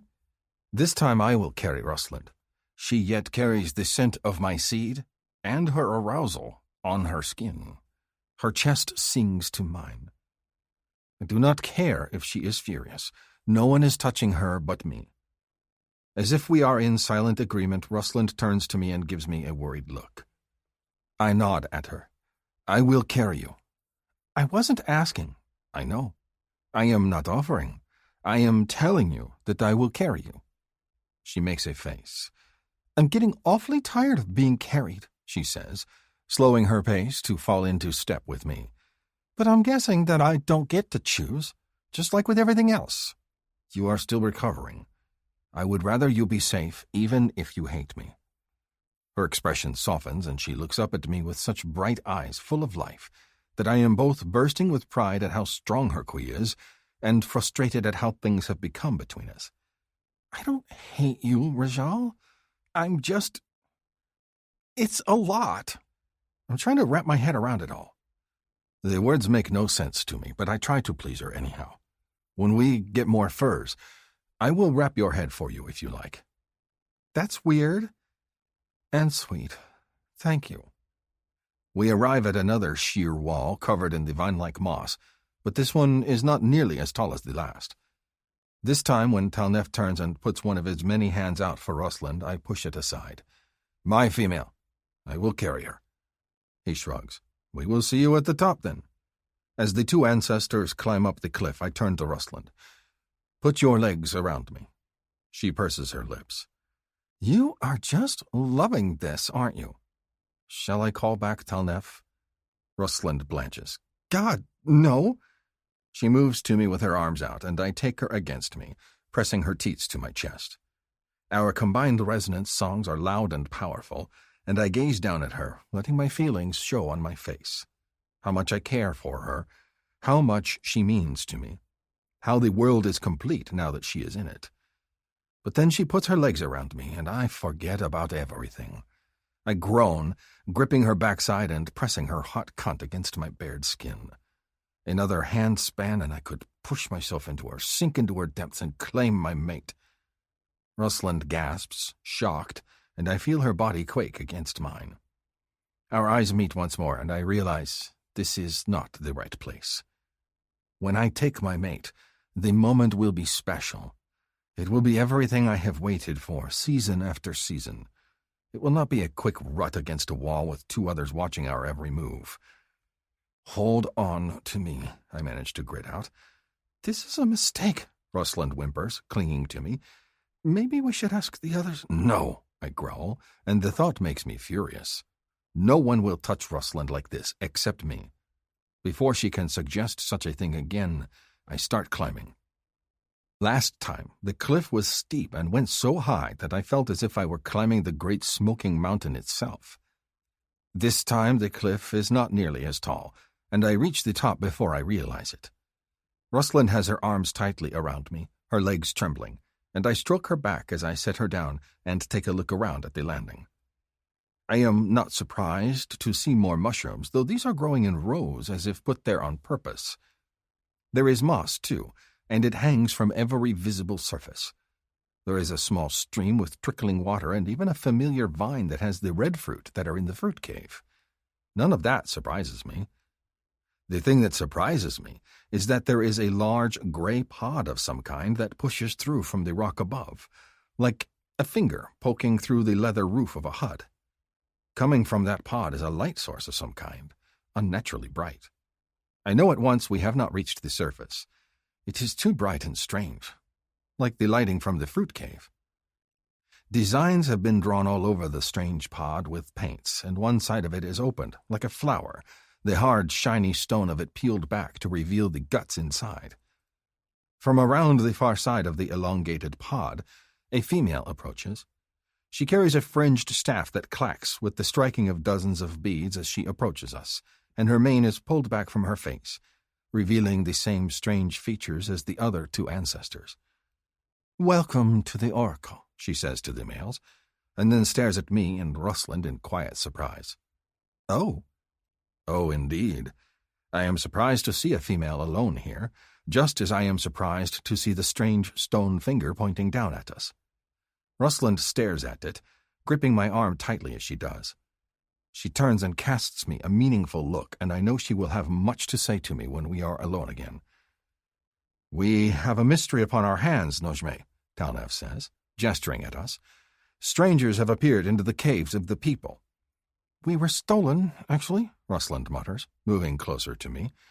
"But who's counting, right?" "Perhaps Talnef is unaware," I soothe. "His brother has not shared this with him, I suspect." "Those words," Nojme says, pointing at us. "I know those words. Give me a moment." She closes her eyes, thinking, and then struggles to speak in my tongue. "You, I greet. Sak speech, yes?" All turn to look at me. "You speak my language?" I ask, exchanging a look with Rosalind. Najme flutters two of her hands excitedly, a third one gesturing at the stone finger in the ceiling. "Speak not well," she says with enthusiasm. "No practice. Oracle teaches me words of outsiders, yes. All attendants learn oracle words." "Do you understand me?" Rosalind asks in human. The female shakes her head, a look of confusion on her face. "Oracle words only." Najme approaches me, her scent delicate against the scent of mushrooms and fruit, and I compare her build with that of Ferli, the adult Sakwi female. Najme is broader in the shoulders, her teats larger and more prominent than a Sakwi. She is not so tall, however, and she does not have Ferli's confident hunter's movements. Still, there is an arresting beauty to her that is fascinating to see. The males of her people are strong and brutish, but there is a delicacy to the female despite her extra limbs and the heavy sweep of her tail. She dresses as they do, except she wears several thick necklaces with carved beads. "How do you know my words?" I ask her. Rosalind huffs. "Isn't it obvious? She got them from the spaceship." 19. Rosalind. So there's a female alien here. I shouldn't care. I absolutely shouldn't care, I tell myself. If this special worm thing is right, Rajal is mine and I'm his. I should be more focused on the fact that there's some alien technology sticking out of the ceiling and that these people are considering it an oracle of some kind. But I'm not. I'm irritated that the new stranger, Najme, with her soft, silvery blonde hair and her topless tits, is giving my man interested looks. This damn parasite is affecting my brain because I should think it's great that another woman has shown up to the party. Instead, I'm purring harder than ever before, and I want to step in front of Rajal and hiss at her for staring at him. "You are outsider?" she asks Rajal, taking another step forward. Her eyes are bright with eagerness, and it's clear she's never seen someone like him before, and she wants to learn. The librarian in me understands this. The female side of me does not, and I hold on to Rajal's arm tightly. As if he can sense the tension, Setnef steps close to Najme. He puts a hand on her shoulder and shakes his head. "Careful. They look harmless, but they are resonating to each other. It might make them unpredictable." "They're scared of us?" I want to laugh at the irony of it, even though I did just briefly entertain snarling at another woman. Maybe he's not wrong. Najme's expression falls and she takes a step back. "I did not mean to make you both uncomfortable," she says, gesturing. "I just wished to learn. You have my apologies." Well, now I really do feel like a jerk. I would rather have Najme's bright-eyed fascination than Setnef's people trying to keep us imprisoned because they thought I was cursed. Or that asshole Kinfar that jizzed on our food and tried to get us killed by the mushroom lizards. "I am Rajal of Tallhorn Clan." He turns and indicates me with a look that can only be described as extreme pride. "This is Rusland the Berryand, and she is my human mate." Oh, fascinating. Najme watches us, her gaze darting back and forth as she tries to follow Rajal's words. "I am Najme, the attendant. I live here and tend to the oracle. It is a position of honor amongst my people, and I was chosen because I could learn the oracle's words quickly. It is a lonely position, though. I am so very glad you are all here." "Maybe she can help us get back to the surface," I murmur to Rajal. "We are going back to the surface, aren't we?" He nods at me, speaking English. "Yes, I want to take you back to my people, back to my home."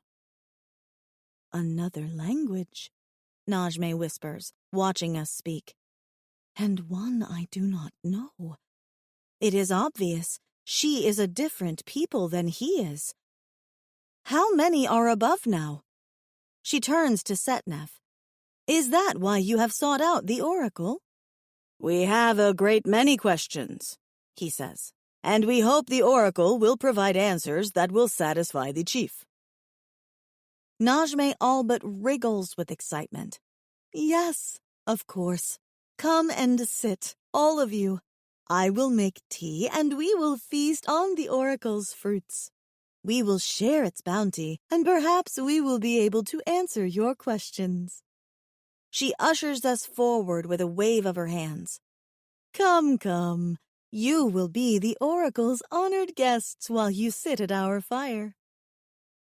The alien woman ushers us forward, leading our group behind the remains of what looks, to my human eyes, like a broken spaceship that crashed through the ceiling of the cave. It's the size of a small airplane with no wings, and behind it is a cozy little abode. There's a mattress fluffed with moss and covered in lizard skin, along with a few homemade pillows. Behind the bed are clay pots and a covered area that looks as if it is storage. There's a fire pit, and Najme immediately pulls out what looks like a dried mushroom cap the size of a dinner plate and sets it down in the center of the pit and uses a striker to spark it.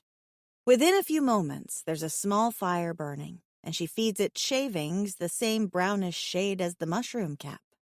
I watch as she fills a metal bowl with water from the stream that gushes from the rocky pool near the front of the plateau, and then she hurries back to us, adding herbs to the water and setting the entire thing directly atop the flames.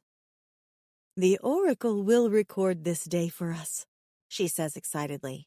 A day of visitors is a good omen indeed. So it is a good omen. You're not just saying that. Setnef sounds skeptical. He sits by the fire, resting one pair of hands upon his knees, the other pair crossed over his chest. Talnef seems less inclined to be social than his brother, pacing back and forth between the ledge and our fire, as if unable to rest. Rajal sits down near the fire, and when I sit next to him, he puts an arm around my waist, pulling me close. I know that's just his Kui at work, but I still like it. Visitors brought the oracle to us, Najme says. Any time there are visitors, they bring change. How can change be anything but good? Okay, so Najme is an optimist. I like it. Better than the sour look on Setnef's face, as if he doesn't trust any of this and never will. I tap Rajal's knee. Ask if they have more oracles or if this is the only one. Rajal nods at me, giving my side a squeeze. Wise observation, my Rosalind. I hate myself a little for how much his words please me. He speaks to Najme and she shakes her head, one hand gesturing at her ear. Only one oracle. It whispers, here, when you lay down. That sounds strange. I touch Rajal's arm. Ask if we can go look at it? Setnef and his brother don't seem pleased when Rajal asks, but Najme nods. Yes, look, see, listen. She jumps to her feet, forgetting all about the tea, and moves to the oracle.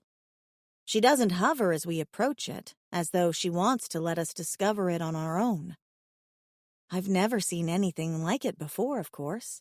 The metal looks as if it was poured from one large piece, and even though it's scraped from its journey, there are parts that are shiny enough to be a mirror.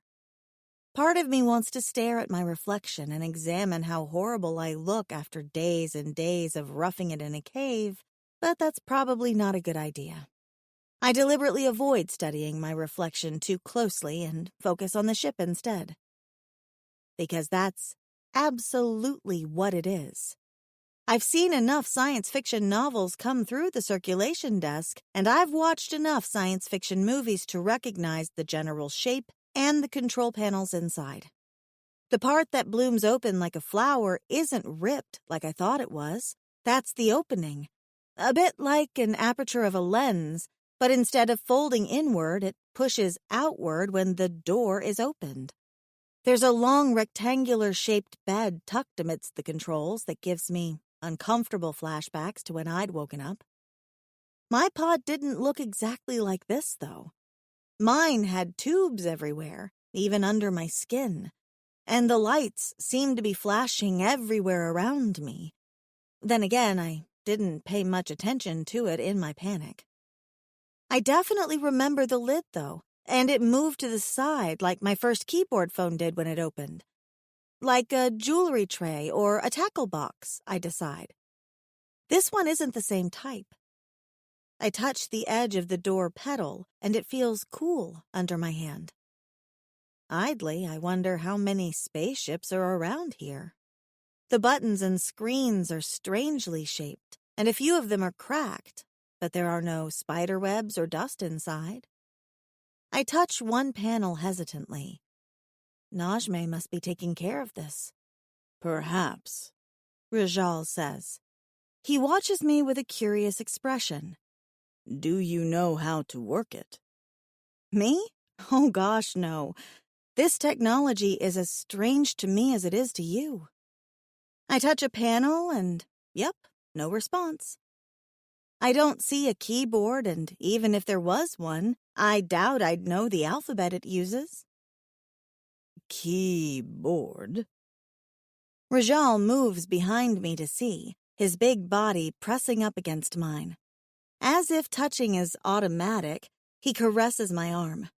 His purring takes on a loud, unhinged urgency, and mine starts going so strong that my boobs feel as if they're jiggling. I clutch my breasts even as Najme giggles nearby. Yeah, I guess she's allowed to laugh at us. We're kind of messy at the moment, what with this purring stuff. It's distracting, too. It makes me think I should give up on trying to figure out this whole Oracle situation and just grab Rajal and break in that bed inside the pod. But that's fanfic Rosalind talking. She sees just one bed and gets all kinds of slutty ideas. I lean in, possibly deliberately rubbing my backside against Rajal's dick because fanfic Rosalind is a wild thing, and run my finger over another screen. Something chirps, and I yelp in surprise. I did not understand your query, the spaceship intones in a tinny voice. Please try again. Rajal and I exchange looks. It's speaking your language, I tell him. Maybe you should lie down so it can whisper at you. He nods and climbs into the cockpit of the thing, his big body brushing over mine. I hum even louder, my boobs jiggling like they're made of jello. I can't resist brushing a hand over his leg as he climbs in, his cock stiff. We should probably be embarrassed as naked or near naked and horny as we constantly are, but I'm getting used to it. Or maybe I just don't care. Fanfic Rosalind is an absolute wild card. He eases his form down onto the bed, and I can't help but notice that it seems made for him. It's a few inches short, and his prominent horns are dangerously close to stabbing the controls, but the bed fits someone his size far better than it'd fit someone like me. He lies back and glances over at me, his hand stroking over his cock once as if to reassure it that I'm nearby, and my breath catches. What do you want me to ask it? Rajal looks at me, waiting. Me? I genuinely have no idea. I stare at the cockpit pod thing and try to think of a question. We could ask it where we are, but no answer is going to be the right one. If it tells us that we're on planet Beep Boop of Solar System Jazz 9, that still means nothing to me, so asking is pointless. I wish I'd read more science fiction back when I was at the library, so I'd know what sorts of things to ask a spaceship computer, but I've got nothing. I was too busy rereading Twilight to fuel my fanfic fantasies. But Rajal is looking at me expectantly, so I've got to come up with something. There was a book at the library that had a story like this, I muse, eyeing Rajal's surroundings. We couldn't keep it on the shelves, and the waitlist was huge. I can't remember its name, though, or what it was about. I might not be much help. I eye him. Is it saying anything to you? He shakes his head. Try addressing it as Oracle and ask if it can hear you. Rajal cups a hand to his mouth as if to call out. Oracle, are you here? It takes everything I have not to burst into giggles, because of course he doesn't know how to address a computer. He's a guy that wears a fur kilt. My purring chest thrums with pleasure at that thought, and I eye his naked body again. Man, he has a gorgeous form. All that petable blue skin and his tight butt and washboard abs, and I squeeze my thighs together tightly. Affirmative. Your speech is clear to me, the pod says. It has a different accent than Rajal does, as if it's the same language but a choppier, harsher-sounding dialect of it. What is your query? Do you know who I am? He asks, immediately, fascinated. You are a modified sock hybrid with male chromosomes. I have personnel records of Najme, a native, who is nearby. I have no personnel records of you or 3 others. Do I need to record additional users? He frowns and looks over at me. When I nod, he says, Yes. Query. What name shall I record for the human duplicate? Human duplicate? What does that mean? I search my mind, trying to understand. Are there other planets with humans out there, like in Battlestar Galactica, and so I come across as a human but not the ones it is familiar with? Her name is Rusland, Rajal says. The other males are Talnef and Setnef. Recorded. What are you? Rajal asks. I am the guidance system for Escape Pod 3 for the pleasure cruiser Sekilahi. When Rajal looks over at me again, I shrug. Never heard of it. What is Escape Pod? Rajal asks. An escape pod is a craft designed for emergency evacuation in case of a disaster. With an escape pod, up to 4 users can be comfortably brought to safety once detached from the ailing primary vessel. I have additional bunks that can be unfolded from the ceiling upon request. Shall I deploy those now? No. Rajal shakes his head. Where is your ailing vessel? I do not know. I have lost contact with Sekilahi. Many of my systems were corrupted during impact. In addition, my environmentals have been compromised. This craft is no longer travel-worthy. Why not? Unknown error, it replies cheerfully. Would you like to shut down all systems and refresh? I shake my head quickly. Ask how it got here. Ask how long it's been here. Rajal repeats my questions. Unknown error. Would you like to shut down all systems and refresh? No, Rajal states. Then a look of recognition crosses his face. The ship you came here with. Did you come to a world with 2 suns and 2 moons? Affirmative. Copan 6 has 2 satellite moons and orbits a binary star. Did you come here on this ship? I ask Rajal, confused. He shakes his head. No, but the ancestors did many, many generations ago. I have seen their flying cave. I have been inside it. Najme, who has been silent up until this point, gasps in wonder. You have... Can I see? It is several days' travel from... He pauses. Wherever we are. above ground. Then it's not the ship that brought me if it's been here for generations. It never occurred to me that there would be multiple spaceships landing here. Is this place, this planet Copan 6, a ship graveyard of some kind? That's disturbing. Ask it how we get home, Rajal. He nods at me. How far are we from the surface, Oracle? My calculations show that straight up, you are less than 20 nair from the surface. Rajal looks momentarily frustrated. Are we close? I do not understand. Close. Please elaborate. How do we leave this place, these tunnels? Query. Are you requesting a map of the underground warrens inhabited by the natives? I have lost the capability to both print and project images. Rajal hesitates, looking to me. I do not understand its words. I shake my head at Rajal. I know. I think it's limited in what it can tell us.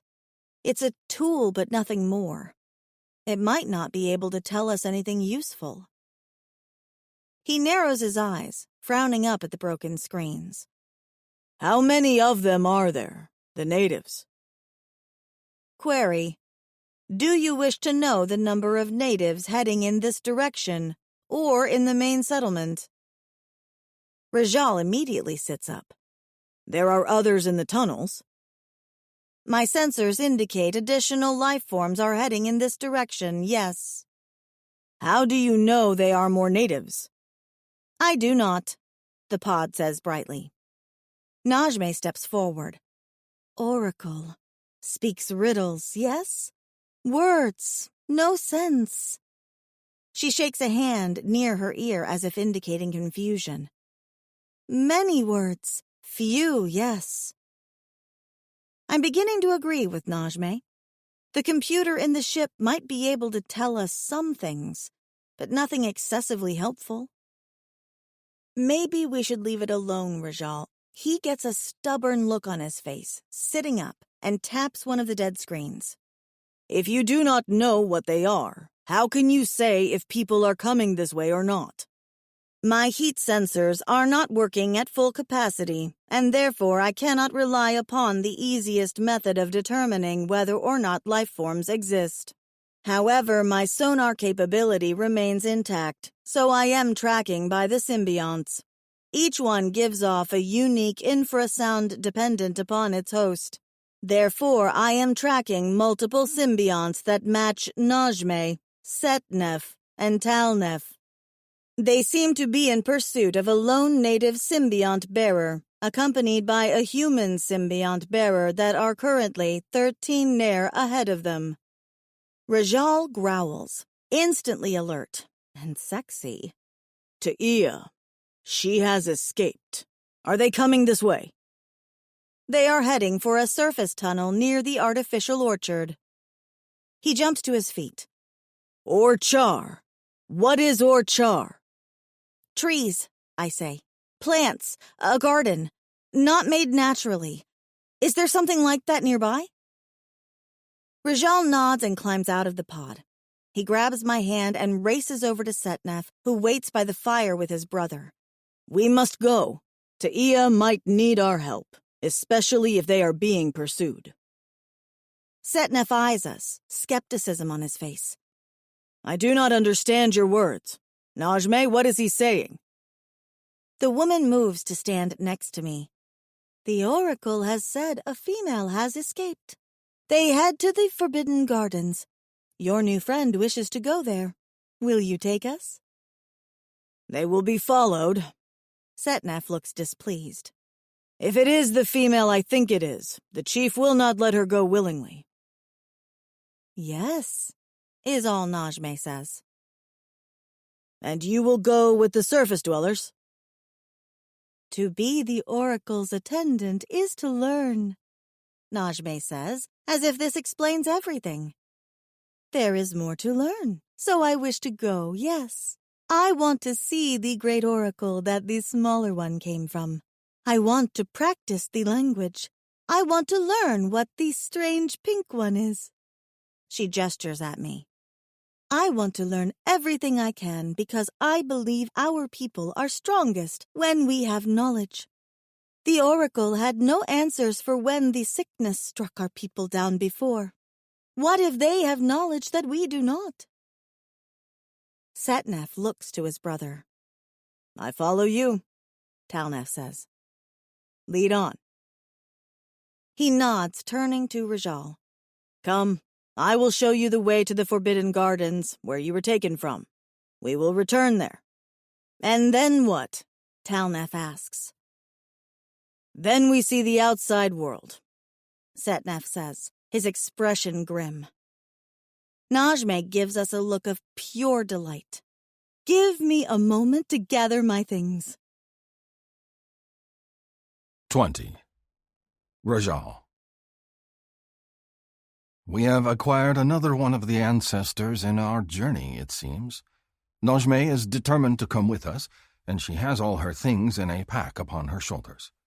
No one has food supplies or warm clothing, but I will worry about such things when we get above. For now, getting Rusland out of these endless tunnels is my priority.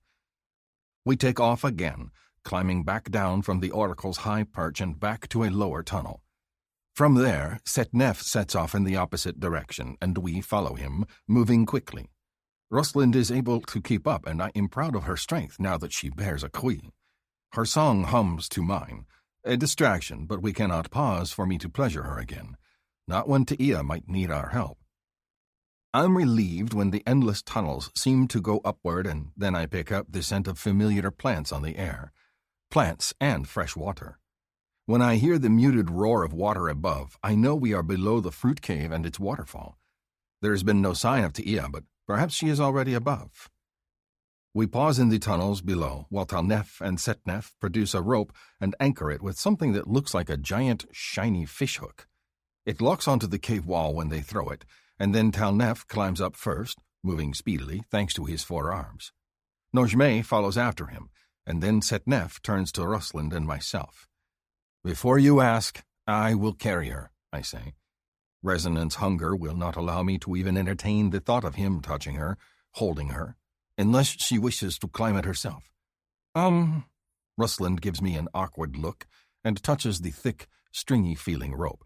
I don't remember ever doing rope climbing in gym class, but if we had it, I'm pretty sure I would have failed it. I don't have the upper body strength for this. Then I will carry you, I say triumphantly, casting a smug look at Setnef, who just rolls his eyes at me. Put your arms and legs around me, Rusland. I will not let you go. She immediately twines herself around me, and I love that there is no hesitation in her. She trusts me with her life, and I want to growl with pleasure, even as I want to push her to the floor and rut her like a wild beast. Soon, I remind myself, soon you will return to the village in your hut, and you can take her in a soft nest full of furs. She deserves better than rock against her back.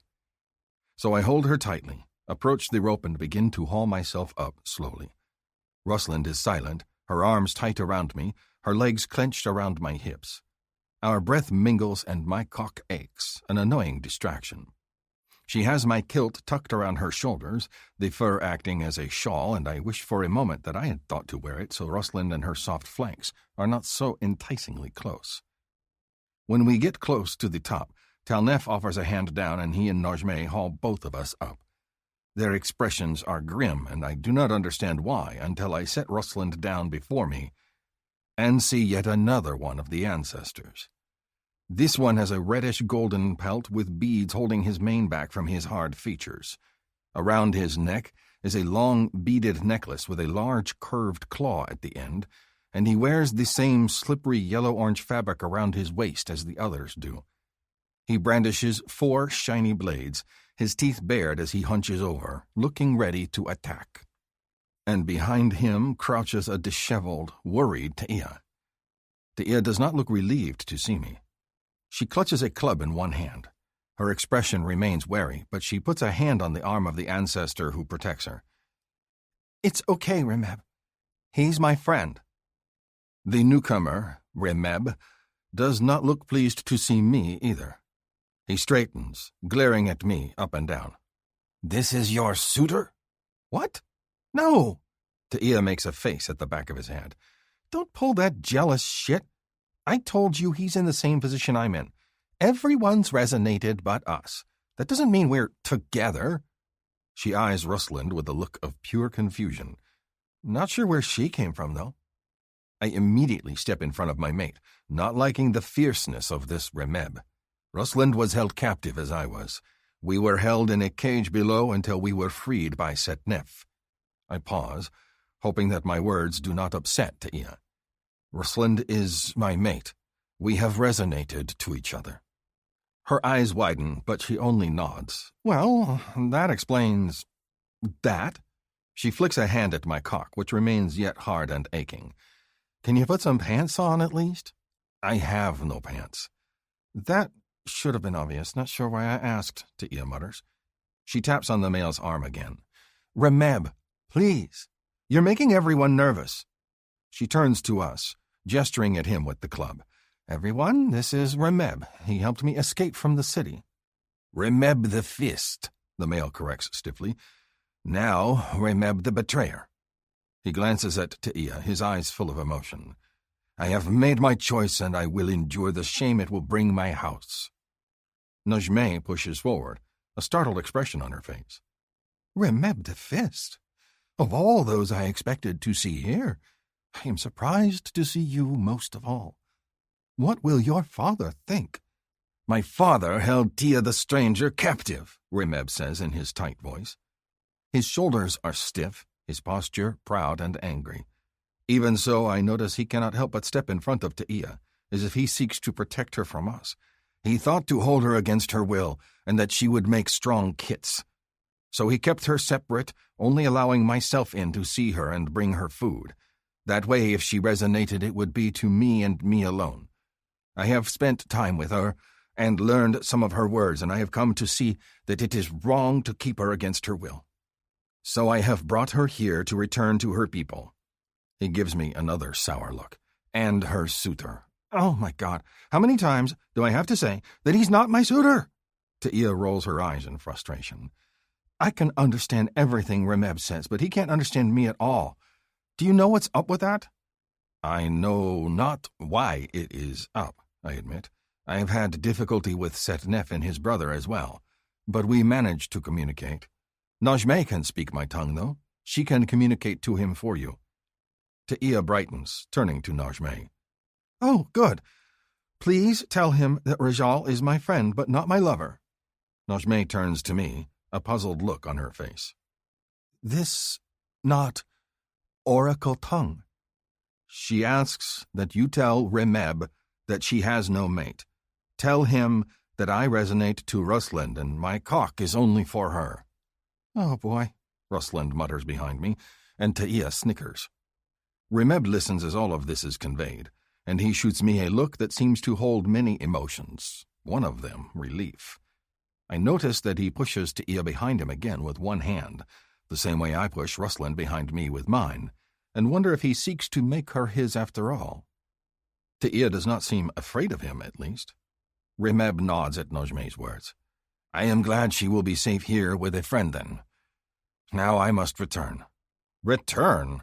Talnef sounds openly skeptical. With news of our betrayal as well? Your father will be furious that you did not stop us. And that I have left my post, Najmeh adds. He will not forgive me either, Remeb agrees, his expression grave. But he is my father, and I must return to him to accept my punishment. I only journeyed this far to ensure that Tia the Stranger was safely returned to her people. Now that you are back, I can leave her in peace. Taia doesn't look happy about this, though. She touches Remeb's arm again and shakes her head. Remeb, no. He gives Taia a heartfelt look and takes her hand in his. It has been the joy of my life to get to know you. Don't go, please. He lifts her hand and brings it to his cheek, smiling at her. Then he releases it and turns away, gazing at Setnef, Talnef, and Najmeh. My father will have sent others to come looking for you as well as for me. I will return and stop them, but I would suggest you not be here in the Forbidden Garden, just in case. We go with the strangers, Setnev says, indicating me. Our path leads to them. Spoken like a true wanderer, Remeb says, a wry smile on his face. I should have known. He turns to Najme, and before he can speak, Taia raises her club and swings it over his head, crashing it down on his skull. The male staggers, a startled expression on his face, and she lets out an equally startled squeak. She steps backward, and when he turns to reach for her, she blows a handful of golden powder in his face. His eyes roll back in his head, and he slumps to the ground at her feet, motionless. Taia gasps, wiping the powder on her clothes. That didn't work. You guys have really hard heads. She presses the flat of her hand to her chest. That scared the shit out of me for a second there. Jesus. I stare at her. The others stare at her as well. Don't look at me like that. She waves a hand at Remeb. We can't let him go back there and tell them where we are. It's better that we leave them guessing. He has to come with us. Why? Najme asks, turning to look at me. Why would she do such a thing? But I can already guess, judging by the way Taia's hand between her teats turns into a fist and the tender, conflicted way she gazes down at the fallen Remeb. If she is not resonating yet, she will be soon. And she knows this. 21. Rosalind. Things are getting worse by the moment. I'm trying not to panic, but now we've recruited their oracle, kidnapped the chief's son, and the vibrating in my chest is getting so insistent that I'm tempted to straddle Rajal's thigh and rub myself against him until I come a half-dozen times. As it is, there are too many people around, and there's zero privacy. Oh, and someone just got clubbed over the head. I cross my arms under my breasts, shivering despite the humid heat of the new place that we find ourselves. This new cavern is like a massive atrium, and as far as the eye can see, there's bright, artificial light and green vines that cover every inch of surface except the stone floor at our feet.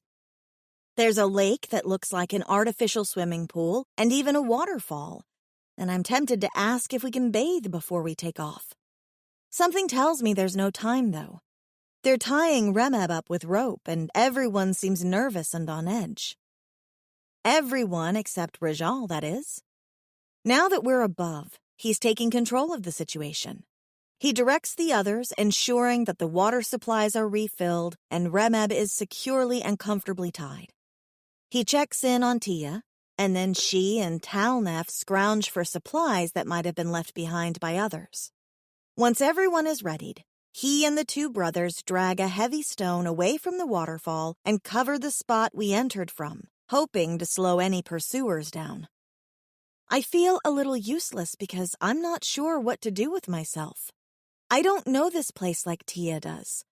I can't talk to the others. I'm just a fat, half-dressed librarian in a jungle cave who's completely unsure of herself. I fill up the water supplies and drink my fill, even though it feels a bit like drinking from someone's backyard pool. It's clear that this wasn't naturally made, but since everyone else is drinking from it, I might as well too. I wash up a bit and then sit patiently, waiting as the others get ready. When the brothers slowly hoist the captured Remeb between the two of them, climbing yet another damn cliff, I realize we're going to have to go up again. And when Tia and Najme go after them, climbing on their own, I move to the vines and test them myself. Rosalind, wait. Rajal is immediately at my side, frowning at me. You should let me carry you. I tug on the vines. If they can hold Setnef and Talnef, I'm pretty sure they can hold me. I can manage. He glances at the vines and then back at me. I know you can manage. I would like to carry you. His tail flicks, and I would swear that his skin darkens on his forehead right where his horns are. Is he blushing? It brings out the flirt in me. I casually lean against the vines, thrusting my tits out for all they're worth. You sure you don't want to stay below and just watch the view? I am sure. Rajal's answer is immediate and deflates my bubble. So much for flirting. I bite back a sigh. Sure, fine. Immediately, his hand is at my waist, and he pulls me against him in his erection. His gaze locks on mine, and his hand slides down my thigh, lifting it around his hips. My balance tilts, and I grab him for support, staring up in surprise at this bold move. Oh. I like to carry you, He says in a whisper-soft voice. because I get to feel all your softness against my skin. I bite back a whimper, unable to break his gaze, even when he pushes me backward a step, and then I'm pressed against the vines, my back to the cliff wall, and Rajal pressing up against me on the other side.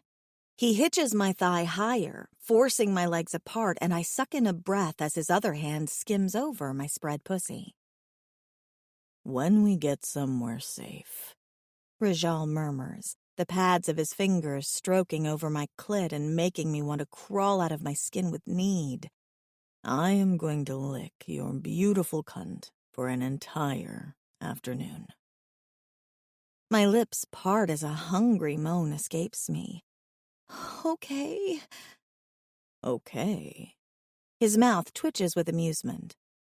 That is simply okay to you? Yes, please, I correct, because I don't want him to change his mind. That sounds amazing, actually. His gaze dips to my mouth, and then he smiles down at me. That is more like my sweet Rosalind. Am I his sweet Rosalind, then? Heat pulses between my thighs, and when he leans in and rubs his fingers over my clit again, I gasp, already on the edge of a climax. But the cruel, cruel man pulls his hand away and licks his fingers clean of my taste, then reaches for the vines overhead. Hold on. And what can I do but cling to him in an aroused daze? Every heave of his grip as he hauls us up drags me down against his cock until I'm practically writhing with hunger. Unfair. I want to pant, but I also don't want him to stop. I don't want him to ever stop. By the time we get to the top and he hauls us over the edge, I'm dizzy with need and my chest is vibrating like I've got a swarm of angry bees lodged between my tits. Rajal sets me down gently, but I stagger anyhow. If the others notice how dazed I am, they don't comment. It's snowing outside, Tia tells us the moment we get to the landing. How do you want to work this? I don't have shoes and she doesn't either. She gestures at me. The new guys have shoes, but they're not cold weather shoes. I glance over at Setnev. He's wearing sandals with a thick, cork-like base, probably made from another woodsy sort of mushroom. Rajal turns to Najme. Shoes? Extra shoes? She brightens. I have, yes. They are. She struggles to find the word. Ceremonial. Najme drops her bag and immediately digs through it, hunting for them, and then produces a gaudy red and orange beaded sandal that is the ugliest thing I've ever seen. Here. Rajal nods, taking them from her. He puts one on his foot, and his big toes hang over the edge. It's a little ridiculous, but no more so than the fact that he's naked and his cock is pointing right in my direction like a compass.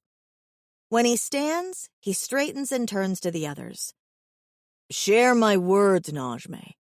We are leaving out into the snows. It will be cold, and there will be snow and bitter wind. You must stay with me, and do not fall behind. After a short walk, we will get to a cave with supplies, and there we will find warm wraps and safety. How's this going to work? Tia asks. We've only got one extra pair of shoes. Rajal speaks again, with so much authority in his voice that I shiver with arousal. Tal Nef will carry our captive. Set Nef will carry Tia. Najme will carry the packs, and I will carry Rusland. And I moan again, unable to help myself. More carrying. 22. Rajal.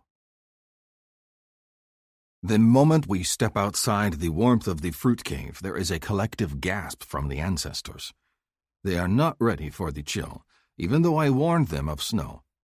Against me, Rusland whimpers and presses herself against my skin, but she does not speak a word of complaint. I turn on the shallow ledge that leads down to the ground. Watch your step. The snow will be very cold against the skin, but as long as we stay moving, it will not be so bad. Your kui will keep you warm. At least, I hope it will. I suspect it works the same for the ancestors as it does for me. Rusland clings to me, her cold fingers digging into my mane. I rub her back as I carry her pressed to my front. It is shocking at first, but you'll get used to it, I promise. Next time someone dumps me on an alien planet, I'm going to demand a summer drop instead of a winter one, she says, shivering. I do not reply. Sumer is the name of one of the Croatoan females, and also the name for the human season of warmth. There is not one on our world, but I do not want Rusland to panic just yet. I know what it is like to leave a pleasant place of warmth for this wintry landscape, and it can be a difficult adjustment. But she will have a mate at her side to help her adapt. For now, I must get everyone to safety at a hunter cave so the ancestors will not follow us. Luckily, there is a heavy snow falling from the gray, overcast sky, which means that our tracks will be quickly covered. To my relief, the others do not complain.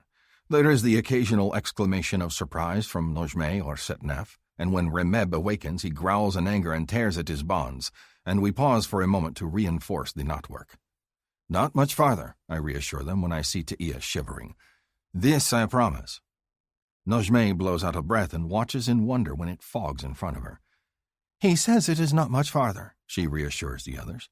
Then warmth and shelter. Setnef nods at me, his expression uneasy. Lead on. I will not fail them. They have trusted me, a stranger with their lives.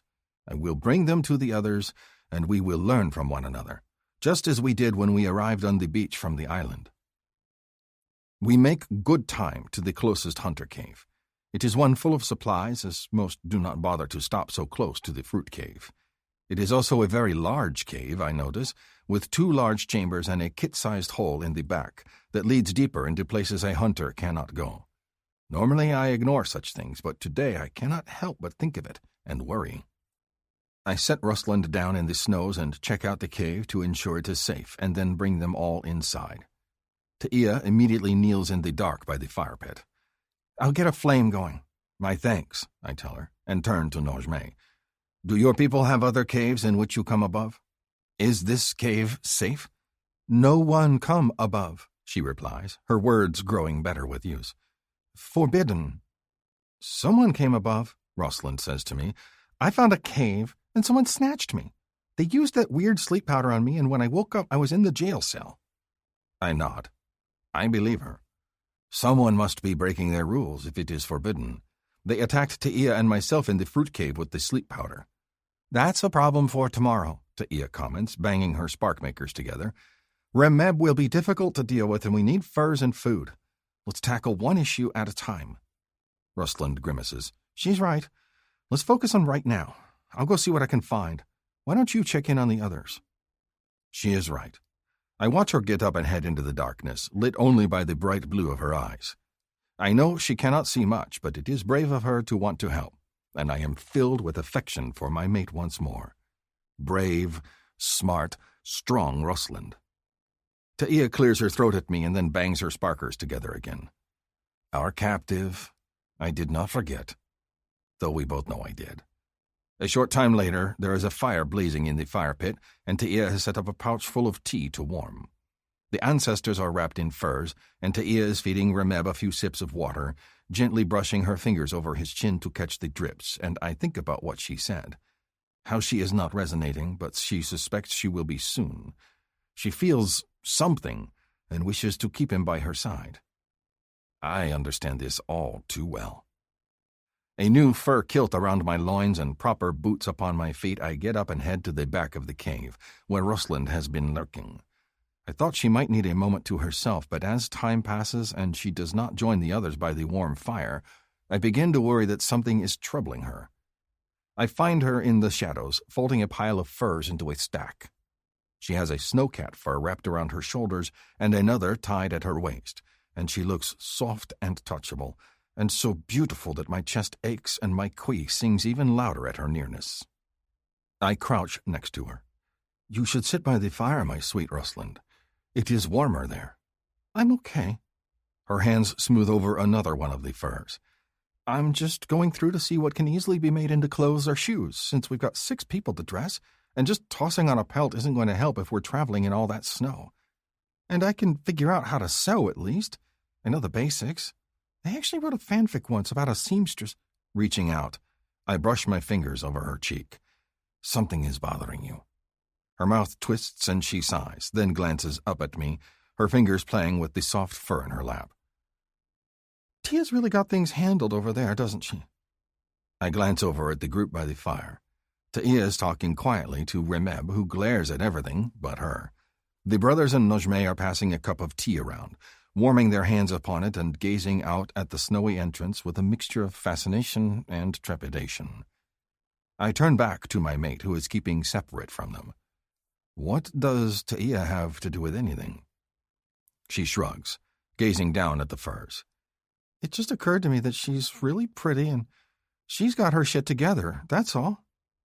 She traces a finger down the fur in her lap. "And you were supposed to be with her." Is Rosalind jealous? My heart warms. To think that Rosalind is so enamored of me that she worries my head will be turned by another. Humans do not seem to grasp resonance the same way those of us born with a Kui do. They do not seem to understand that the Kui is everything, that it decides, and when that decision is made, it is as if a piece of your spirit has unlocked.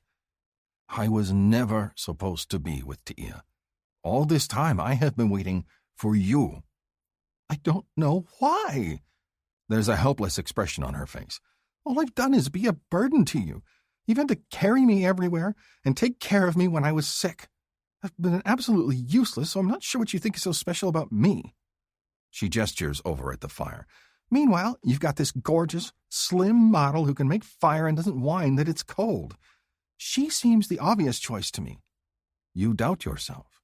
I take her hand in mine. Tia was very lost and confused when she first arrived here. No one expected her to know what to do. It is the same with you, my Rosalind. You do not build fires in your world or hunt for pelts. Why would I expect you to know how to do these things?"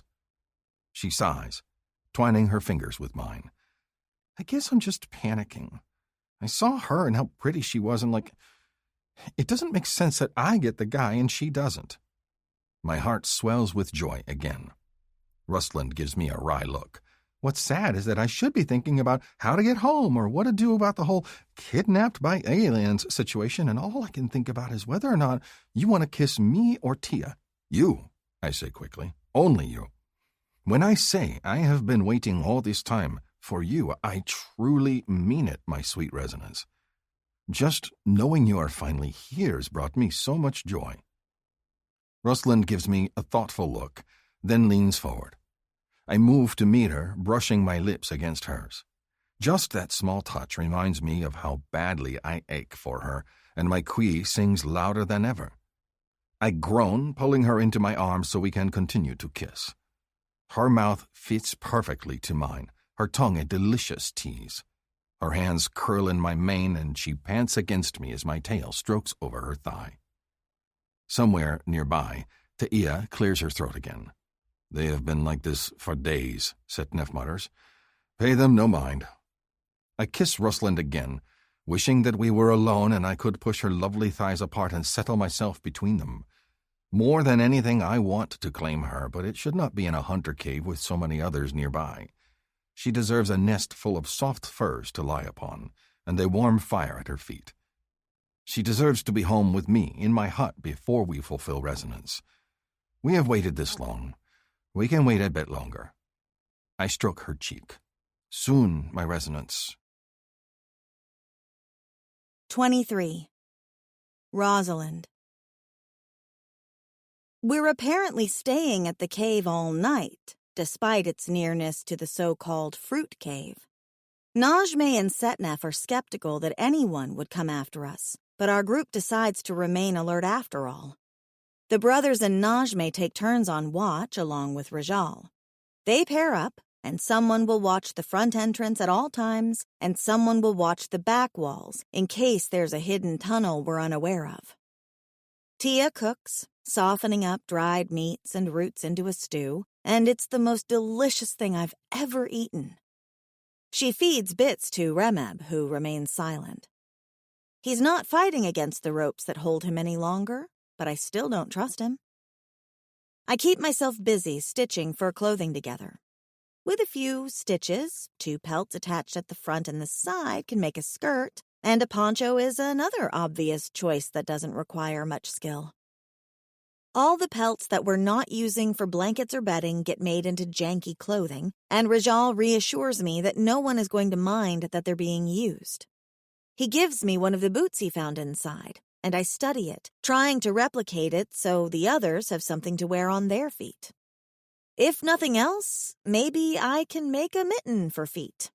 A foot mitten. A fitten. When Najme watches the front entrance, Rajal watches the back of the cave, running his hands over the rock walls and looking for cracks or hidden passages. I should probably sleep while he's on watch as it's getting late and we're leaving in the morning. I can't sleep, though. Maybe it's the constant purring in my chest keeping me awake. Maybe it's his nearness. Maybe it's that the world gets stranger and stranger by the day. Whatever it is, I sew and watch him in silence, as if I'm holding watch along with him. I wonder if he's even slept for a moment since we met. It feels like he's been on constant alert, protecting me at all times. A surge of emotion moves over me. I haven't been nearly as freaked out as I should be over the whole alien abduction thing, because he's been there to encourage me and adore me every step of the way. He's made this an adventure, even if it hasn't been a particularly good situation at times. Being with him has been magical every moment. He's encouraged my inner wild woman and hasn't made me feel like my intense hunger for him is strange or unnatural at all. He doesn't make me feel like we're moving too fast or that anything about this is odd. Rajal makes it all feel right. Like it's supposed to happen this way. So when Talnef moves to his side and taps him on the arm to let him know that it's time to switch out, he immediately smiles at me. It's like a burst of sunshine right into my soul, and I smile back, patting the pile of skins that I've staked out at the back of the cave. I put away the last of my sewing and slip under the furs, glancing over at the others in the cave. Tia is curled up near Remeb, who has blankets tossed over his seated form and dozes upright. By the fire, Najme sleeps, and Setnef is guarding the front of the cave. All is quiet, peaceful, perfect. My chest purrs loudly the moment he settles into the furs next to me. I'm no longer thinking about sleep. I'm thinking about Rajal and touching him and making him feel good. You should sleep, he whispers as he pulls me against his chest, stroking my tangled hair. You will need your strength tomorrow. I will. I was waiting for you. I slide my hand over his chest. He's warm and delicious, and I can't stop touching that compelling, velvety suede skin of his. Tired? I can stand guard again if needed. I will do what I must. I can rest when we are safely back at camp. He rubs my arm. Are you warm enough? I think so. I slide my hand under his kilt and caress the inside of his thigh. Do you think my fingers are warm enough? His breath quickens, his hands clenching me against him tighter. Rusland. I trail them higher up his leg, heading for the cock I already know is aching and stiff. Too tired to let me touch you? Rajal glances around, as if checking to make sure no others are nearby watching us. Talnef faces away from us, and we're in the shadows. As long as we're quiet, no one's going to notice a thing, which is exactly my plan. Be nice and quiet for me, I whisper. You wouldn't want to deprive me of exploring the person I'm resonating to, would you? He's silent, but his chest rumbles louder than ever. The look in his eyes tells me that no, he definitely does not want to deprive me of anything. I lean in and press a kiss to his pectoral, even as my seeking hand finds his cock and I wrap my fingers around him. He's deliciously hot to the touch, his skin even more velvety on his cock than the rest of his body. Rajal is thick and hard, and when I skim my fingers over the head, I'm not surprised to find it wet with pre-cum. I wrap my fingers around him again and stroke, making sure to give a little extra love and wrist motion to the tip as I work him with my hand. He touches my cheek, his gaze locked on mine, and jerking him off while we stare at each other in the dark might be the most erotic moment I've ever experienced. Then his hand covers mine, helping me work him in the way that will get him off, and the only sound is that of his breath catching. When he comes, the purring in his chest stutters, the only audible indication of his release. Liquid heat pours over our joined fingers, and I continue to slowly work him in my grip, wanting to drag out the pleasure for him. When we have privacy, I'll do that with my mouth, I promise him. Then I am very, very glad we are on our way back to the village, he whispers, rubbing his nose against my brow in a gentle nuzzle. I cannot wait to be alone with you. I can't wait either. I snuggle against him as he grabs one of the smaller skins nearby and uses it to wipe himself and my hand clean. Once we're comfortable, I tuck my head against his chest and listen to the purring of his quee, his strange parasite that has decided that I'm the most amazing woman in the universe. It's pretty flattering if you think about it that way. Why do you suppose your quee chose me out of everyone? There are other women in your village, right? He nods, pressing his lips drowsily to my forehead. Many females, yes, but I resonated to none. I can tell by the tone of his voice that he's exhausted, and I know I need to let him rest. Even so, I can't help but ask another question. Yes, so why me out of everyone? Because we are the best pairing, Rajal murmurs, half asleep. You and I will make the best kits. Naqui always chooses the strongest pairings. Kits. He's said that word before. You mean children, right? Yes, kits. They always come after resonance. I go still. They do? You can make me pregnant, even though we're different species? Naqui would not match us otherwise. He yawns, and when there's no more words forthcoming, I realize Rajal has fallen asleep. Okay, so the parasite doesn't just decide that I'm the right woman for him. It's picking me because our genetics pair up to make good children. The realization is staggering. Of course this biological pairing has another level to it. Why would a freaking parasite care if I make Rajal happy or not? It doesn't. It just wants to proliferate. And the best way to have life proliferate is to bring together mating pairs. I should have known. It's not about soulmates. It's about breeding. Babies. I'm glad he can... As this quiet moment unfolds, let the soft music guide your thoughts into a calmer space before the story returns.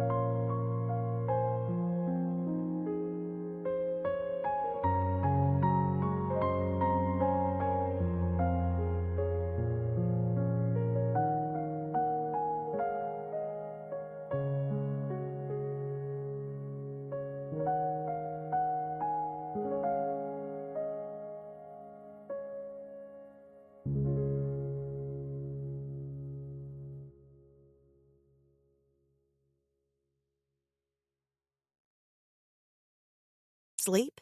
Because I'm wide freaking awake now. The next morning, Rajal nuzzles my cheek, as affectionate as ever, and I'm the jerk that pulls away.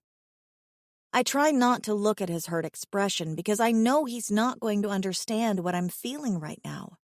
My head feels like it's on overload, and I need to come to terms with everything swirling inside it. So I'm quiet as we eat a breakfast of beef jerky and spicy seed trail mix. I'm quiet as everyone puts on the terrible, bulky-looking clothes I hastily patched together last night, and I'm silent as we slip on the foot mittens, the fittins, over our feet so we can travel. The supply packs are reloaded with food and more furs, and I notice that all the men are now carrying spears, as if they anticipate an attack. Tia grabs one and hands one to me, too. I take it, just in case I want to shank something. With the mood I'm in, it's likely. Because now that I've been working through the implications of the situation in my head, I've realized a few things. Not only am I Rajal's perfect parasite-chosen mate, I'm his only chance for children. The parasite, the Quee, picks one person and one person alone if what he's told me is true. And I've been quite happy to flirt with the idea as long as it involved sex and pleasure and having parts of my body worshipped by his tongue. It's quite another to realize a baby is the expected outcome. I feel like an idiot, too, because of course a baby is the expected outcome. Why would a parasite make us want to have sex, want to pair up? Of course there's a bigger expectation than just, yay, sex. It's my fault for not putting the two together. But Rajal lied to me. He said he'd help me try to get home, and now I'm realizing that's not the case. As we leave the cave and slog through the calf-deep snow, I gaze up at the gray sky and the twin pinpricks that are the suns. It's like a snakebite in the sky that breaks through the otherwise thick gray gloom, and the sight of it reminds me that this isn't Antarctica.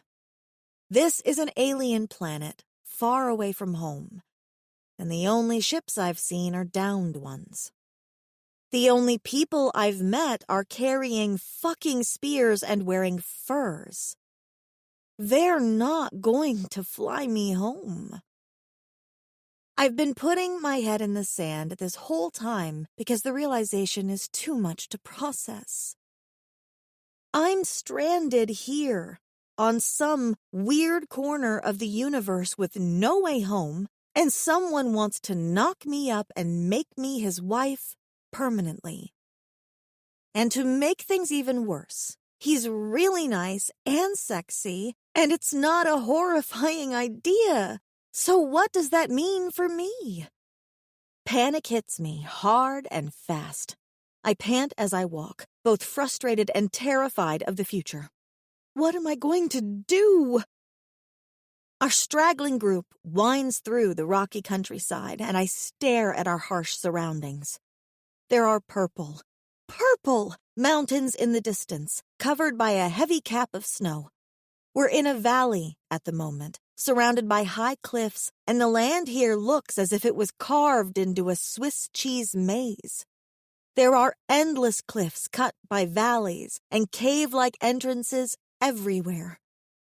I have no idea where we're going, just that we're following Rajal, and the panic inside me continues to rise, because this looks nothing like the spot where I landed, with its strange moss and the other pods, and what if that's my only way back?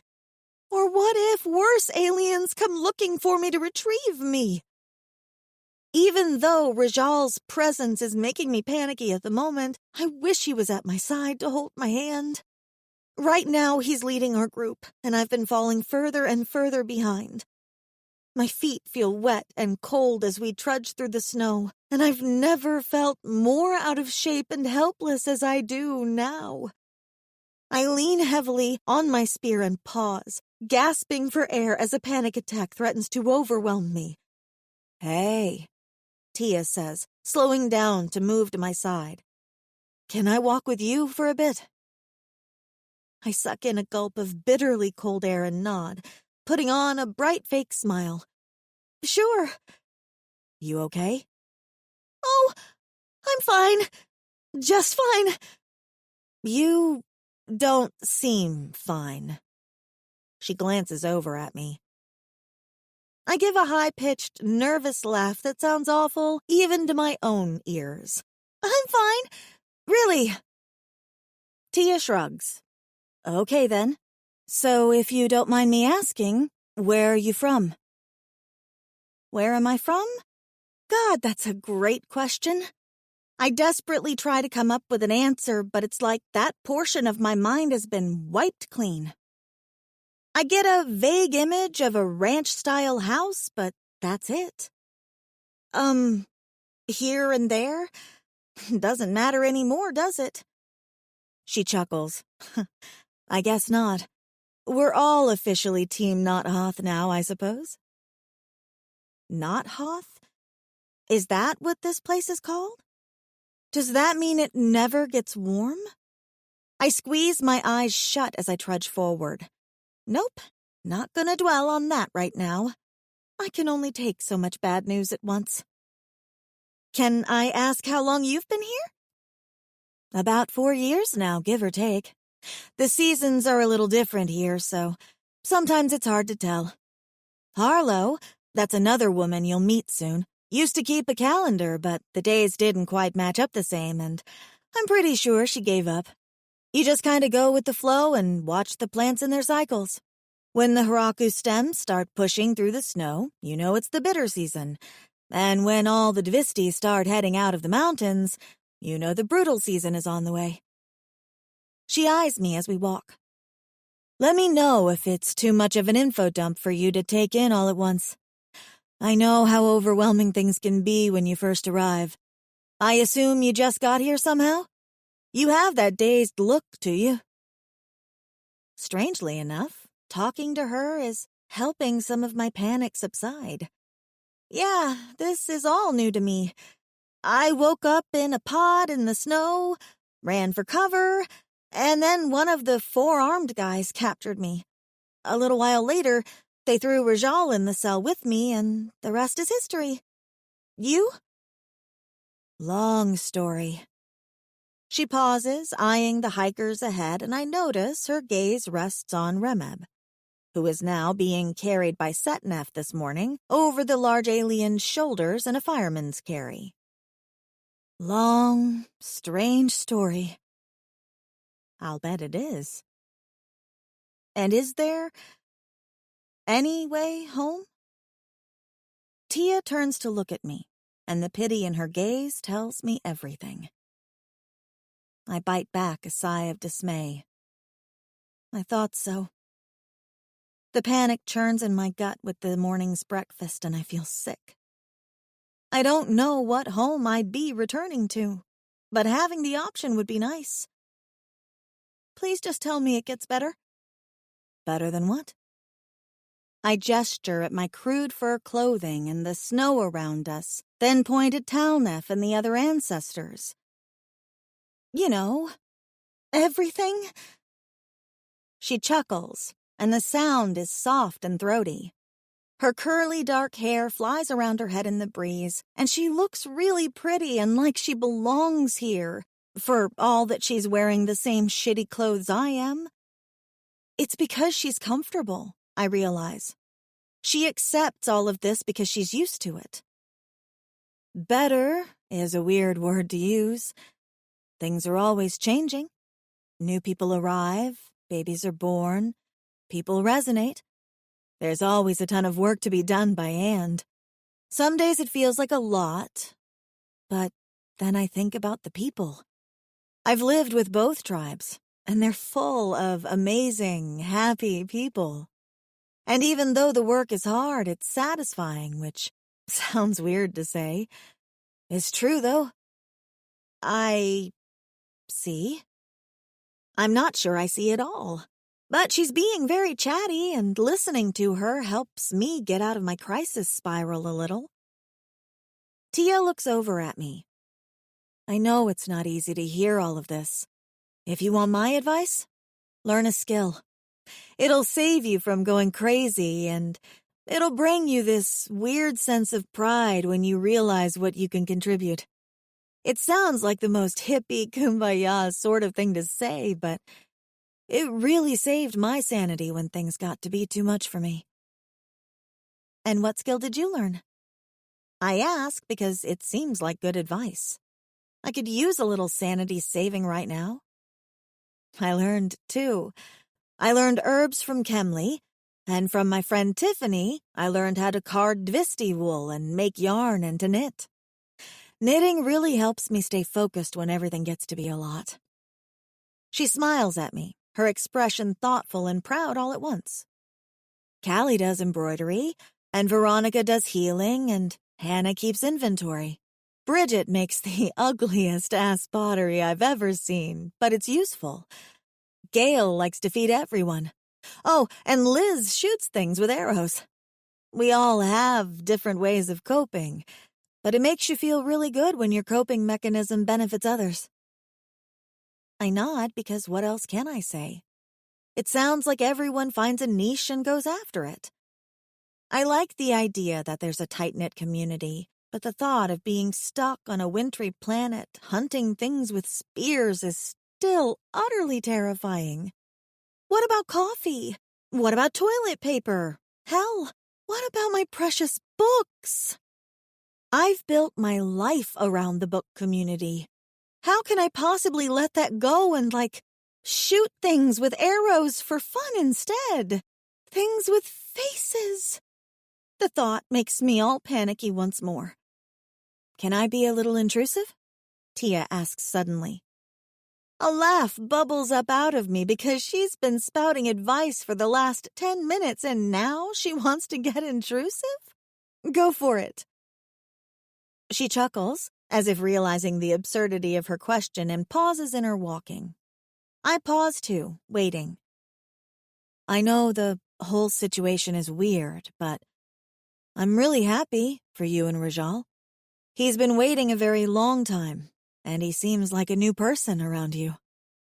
New person? He's happy, she says simply. He's been kind of withering away slowly, I think. You could just see his happiness diminishing over time as everyone else resonated and were so in love, and he was alone. He's always been slightly alone, even when surrounded by people. Oh. Now my heart aches for him all over again. My poor Rajal. No wonder he looks at me as if I'm the sun itself. Suns. Whatever. I think it really broke something in him when he found Marisol and she resonated to T'Chai instead. Wait, what? There was another woman other than Tia? Who is Marisol? I try to keep my tone even, but I probably fail. He hasn't brought her up. Oh, it's a whole messy situation, she says, laughing. And it's in the past, long past. He had a life before you showed up, you know. You did too, I'm sure. I thought he was a virgin, and now I'm hearing about this Marisol. I don't know how that makes me feel. I mean, sure, I had a life. I'm not a virgin. She shakes her head, interrupting me. That's not what I mean.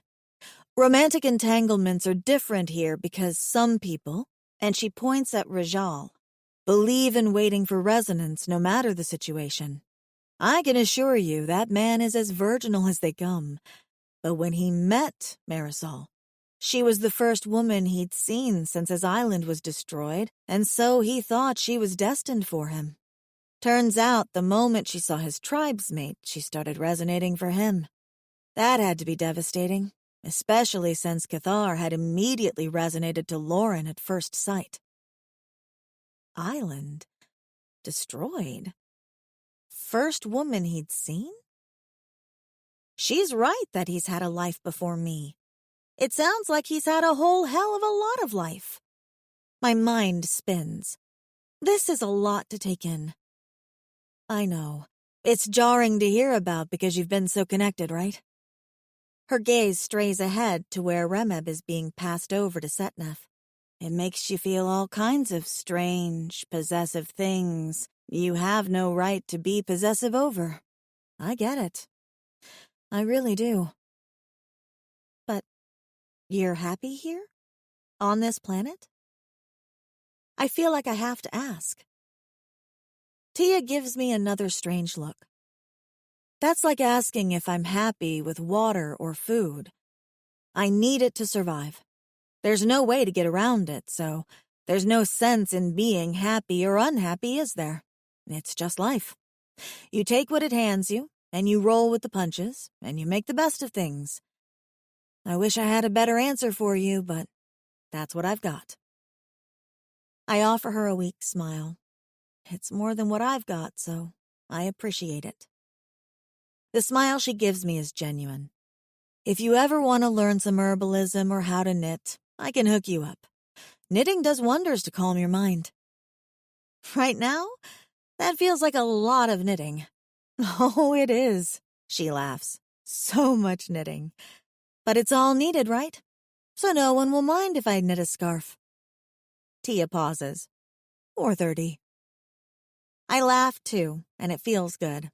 Hearing someone else's perspective on the situation helps me stop spinning my wheels, even if only for a moment. 24. Rajal. I hear Taia and Rusland laughing, and my tail twitches in irritation. Did Taia say something to her to make Rusland upset with me? I have felt off all day, ever since I went to kiss her this morning and she turned her face away. My heart has ached even as my Kui has sung and sung, demanding that we mate. Have I offended my female in some way? I want to drop to the back of the group and talk to her, ask her if she needs me to carry her. Ask her if she needs me. But the others are looking to me for guidance, and I must lead them to another hunter cave before night falls. Then, tomorrow we will return to the village. There has been no sign of pursuit, no sign of any ancestor following us. The only unusual thing we have passed is a long stretch of snow trampled by what look like hundreds of metlak feet, coupled with metlak refuse scattered across the land. They are heading into the mountains, though, and we are leaving them behind. I must tell the others about this, but for now, they are no more or less a threat than the ancestors who might even now be tunneling under us, seeking to recapture us and bring us back to their strange domain. I will not let that happen. The ancestors are good travelers, for the most part. Setnef and his brother trade off carrying Remeb. I can tell that Setnef is fascinated with his new surroundings, but Talnef watches his brother more than anything, and I suspect if Setnef was not here, Talnef would have stayed behind. Nojme is full of endless questions, most of them surrounding the Great Oracle. She is eager to see it and to meet Harlo and Modoc, who are the most familiar with its workings. Taia remains at the back with Rusland, and they talk for most of the afternoon, their voices too low for me to hear. I am glad to hear them getting along, but I am also envious because I want Rusland with me at my side. I want her smile. I want her hand in mine. I push our group hard all day, putting as much distance as I can between us and the fruit cave. I scan the skies for Atar the Draconi, but there is no sign of him. If they are hunting for us, they are not looking in this direction. When it begins to grow dark, I steer our party towards the nearest hunter cave, which we reach when it is dark outside and the snows are purple with moonlight. We pile into the cave, a much smaller one than yesterday's, and Taia sets to making fire again. Her hands tremble and she drops her strikers, gasping and clutching at her chest. Then I hear it, her resonance song. She stares at Remeb, who has been silent and glowering through this entire journey. He resonates back to her and glances down at his chest, then sighs. "You can untie me," he says in a resigned voice. "I am not leaving her." "Do it," Taia says. "We have to trust him at some point." I make the fire as she unties Remeb, and they go out to the front of the cave to talk in privacy. The brothers settle in close to the flame, along with Nojme, and push their feet towards the warmth. To my surprise and pleasure, Rusland moves to my side and slips her cold fingers into mine. "Have I offended you in some way?" I ask her quietly. "I did not mean to." She shakes her head. I just needed some time to process things on my own. Sorry. Do not apologize, I begin, and the words die when she rests her cheek against my arm, curling her limbs around mine. I do not understand females. Not in the slightest. The next day, Rosalind walks at my side. Her steps are smaller than mine and slow, but I pace my steps according to hers, because I like the pleasure of her company. Around midday, I see the massive shadow of Atar the Draconi in the skies, and I know we are close to the beach. I raise my spear and wave it at him, then turn to my small party.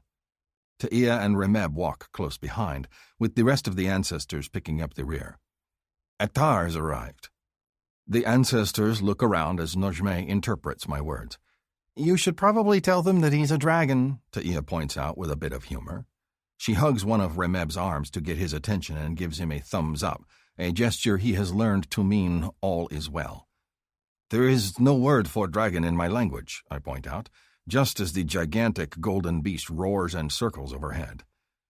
The ancestors scatter, Setnef and Talnef bracing themselves with weapons ready to attack, and Najmeh racing for the hills. Only Remeb does not run, his gaze locked on Taia with utter trust as she leans on him and continues to give him the thumbs up.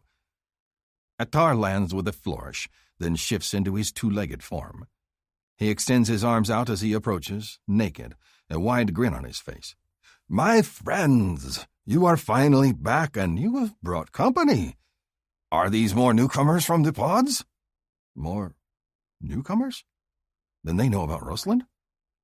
She slides closer to me, her fingers twining with mine at the sight of him, and I love that she comes to me for protection. This is Rosalind, I say proudly, and she is mine. He eyes me and then Rosalind. A sly look crosses his face. I thought I heard resonance, but Tia is too? The Draconi turns to her. But not to each other? Taia points a finger at Remeb. This one's mine. The male makes a thumbs-up gesture, even though he looks murderous. He stands in front of Taia, as if to block the sight of her from Atar. He need not bother. Atar has a mate already, and he is quite enamored of her. I've never seen gladiators like this, Atar admits, eyeing the others. And a strapping female, too. That's new. Rosalind shakes her head. We're not gladiators. I got dropped here in some sort of ship, and the others are from below. Below? His golden brows go up. Like, below? There is an entire village in the tunnels below the mountains, I say, and people dwell there. People that are the ancestors of those of us that come from the island. Fascinating, he says. Just when I think I have seen all this world has to offer, it brings something new to us. Atar raises a hand. Say no more. Save it for the village so you will not have to tell it twice. I will fly ahead and tell them of your arrival. Do I need to carry anyone with me? I glance over our group, but everyone seems to be strong enough to make the rest of the journey. I suspect Taia will not leave Remeb's side, and the brothers and Najmeh will want to see everything on the way in. I want them to be able to see the first glimpse of the ocean from afar, and how beautiful it is. And Rosalind will be carried by me if she cannot walk. We will go in together. He nods and flings himself into the air, shifting to his dragon form mid-jump. Najmeh screams and flattens herself onto the snow, but I just shake my head. Atar loves attention. At my side, Rosalind clings to my arm, her eyes wide. Are there a lot of dragons back with your people? Just one, I tell her, and he is more than enough. 25. Rosalind. The next few hours are overwhelming. Tia and Rajal talk about the people that live at the beach and what they are like. There are 3 clans of islanders, one of which is Rajal's beloved Tallhorn clan. Then there are the Sa-Qui, which are blue aliens, but not the same sort of blue aliens as Rajal is. There are human women. There are gladiators who are a race called Aani, and there's even something called a Gren, who, I am told, looks terrifying but is harmless and loves children.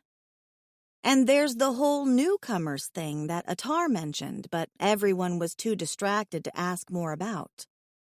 Others like me? I wonder. I remember breaking free from my pod and panicking as the strange monster carried the woman off. I remember another pod opening and spurring me into fleeing. Those must be the other newcomers. "Remember what I told you?" Tia calls out cheerfully as we climb down the rocky path that leads out of the mountainous cliffs and down to the sheltered cove of the beach. In the distance, I see at least a dozen huts, plumes of smoke rising from their pointed roofs. People walk around, and in the crashing waves on the shore, I can see someone tossing a net.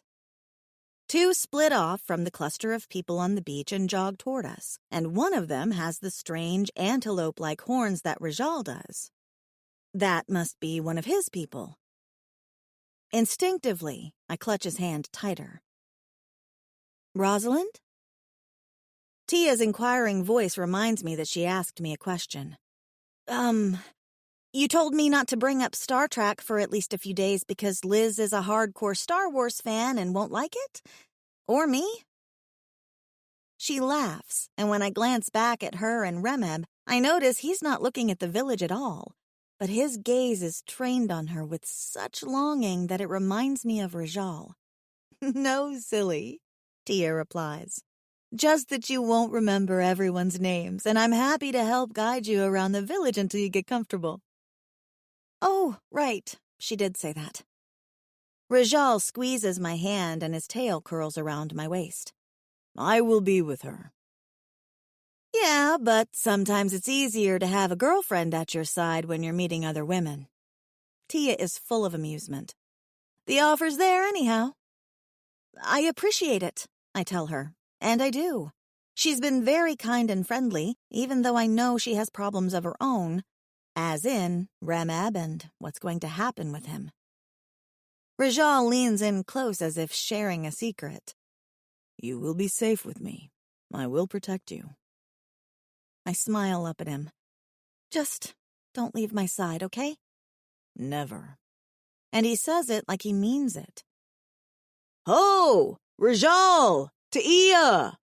The two men jog up to us, both of them huge and muscular.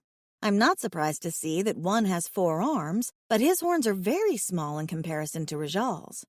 Not the same clan, then. "We heard you brought back strangers with you." Rajal releases my hand to hug the 2-armed male, who slaps him soundly on the back. With the 4-armed guy, he's a bit more restrained, but I can tell they're friendly. He turns back to me. "Cathar, Spren, meet Rosalind. She is my mate." Such pride and joy glows on his face when he looks at me. It makes me blush. They eye the others walking behind us, and the one called Spren gives a wide-eyed stare at the 4-armed ancestors. He elbows Cathar, who just blinks and rubs his jaw in stunned silence. Now that they're up close, I can see the differences. Cathar has thick hair, but his horns are stunted, and he doesn't have the crazy body pelt like Setnef and his brother do. His tail isn't the glossy waterfall of fur that they have either, but the thick shoulders and the stance are eerily similar to Talnef and Setnef and Remeb. "Are these our fruit stealers?" Cathar asks, glancing at Rajal and then Tia. Rajal shakes his head. "These are the ones that freed us from the fruit stealers. There is an entire village in the tunnels below the mountains." "And that is where you found yourself a pretty mate?"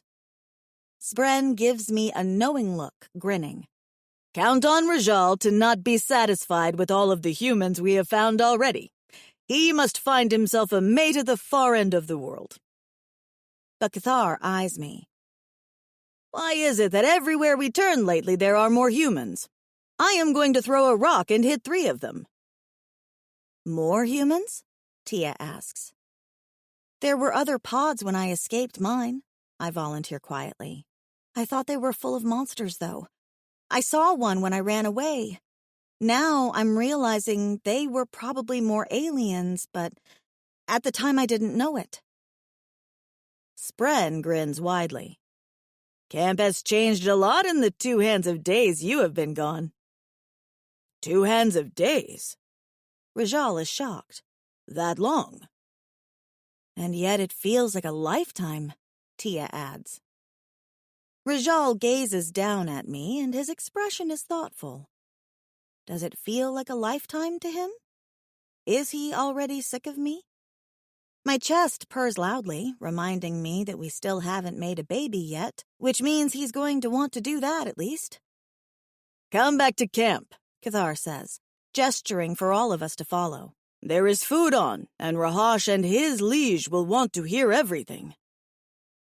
We cross the sand, heading for a group gathered around a fire. Children are playing with baby-sized spears in the distance, and others are scraping hides or drying meat on crude racks. Everyone seems to slow down or stop what they're doing as we approach, and my skin prickles with anxiety. I feel like I'm on stage. Everyone! Spren calls out, jogging ahead. Both Rajal and Tia are resonating, and not to each other. Come and see. Oh, boy. Tia mutters, and I echo that sentiment. Did I think I felt like I was under a spotlight a moment ago? That's nothing compared to when everyone gets to their feet and gathers around us, hugging Rajal and Tia and greeting the newcomers with gestures and trying to talk to them. They don't understand our words. Tia tries explaining. We don't have their language and they don't have ours. More people arrive, and I see the ones that must be another clan. This one with a pelt on their lower arms and legs and a tail similar to the ancestors, but not the 4 arms. How strange. I shrink closer to Rajal because it feels like everyone is staring directly at me and I know I look like a mess.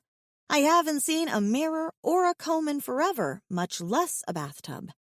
My clothes are a couple of furs, hastily tacked together, and my feet are clad in wet, snow-covered fittings.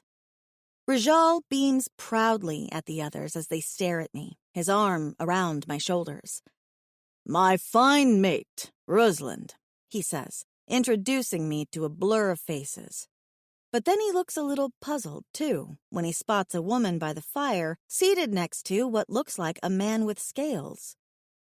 I thought there were just human strangers, and so many of them. Spren is there with an answer again. Yes, and a few taters, as Irek calls them.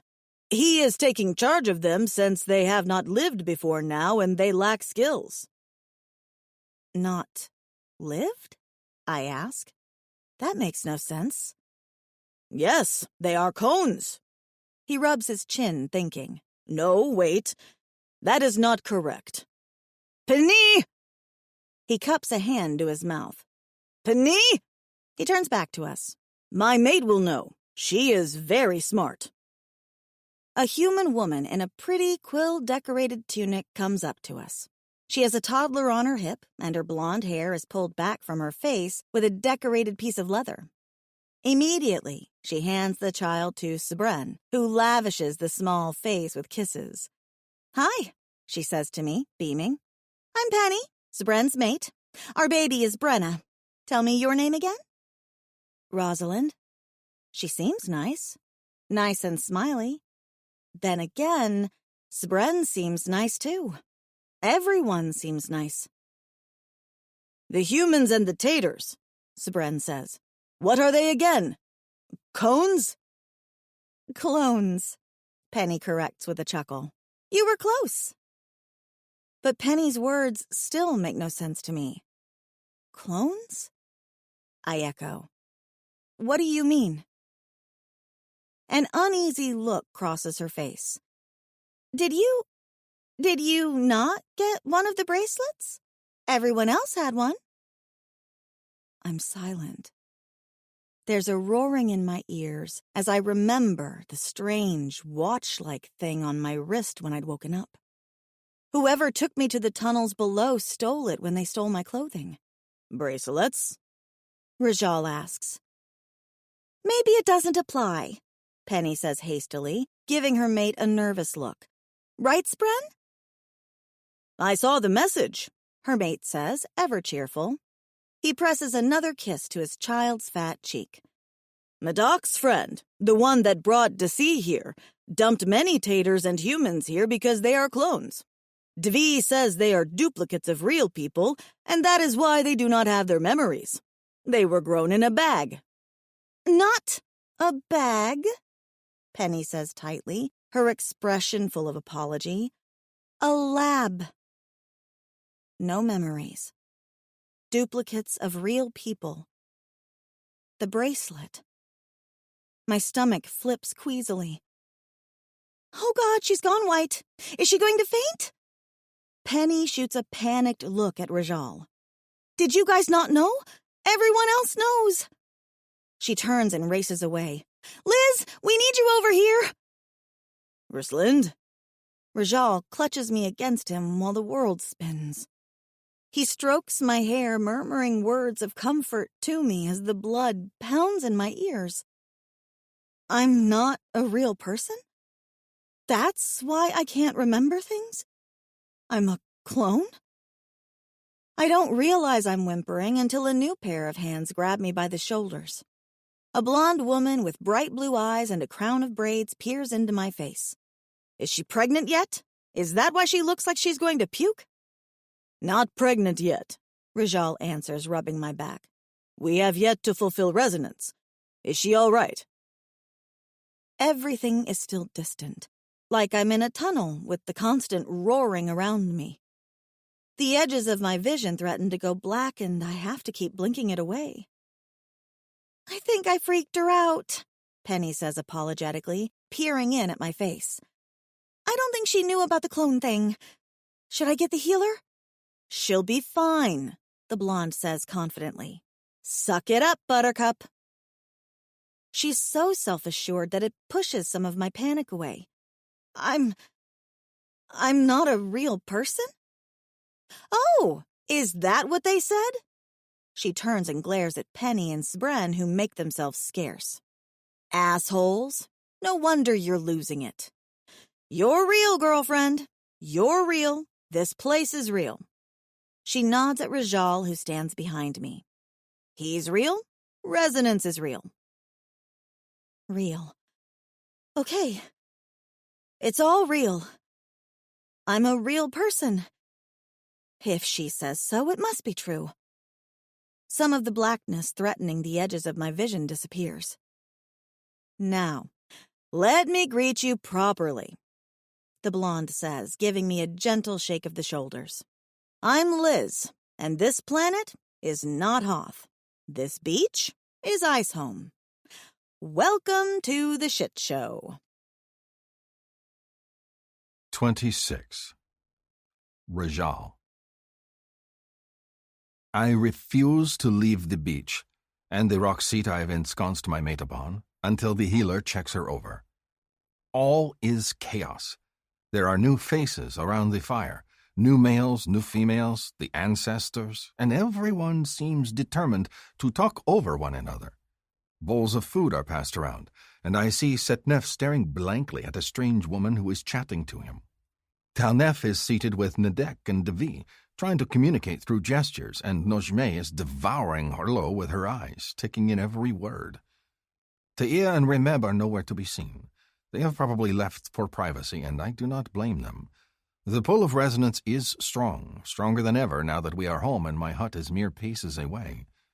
But Rosalind clings to my hand miserably, and her panic gnaws at me. More than anything, I want to make this better for her. If that means letting the healer work upon her while everyone prattles in my ears, I will do so.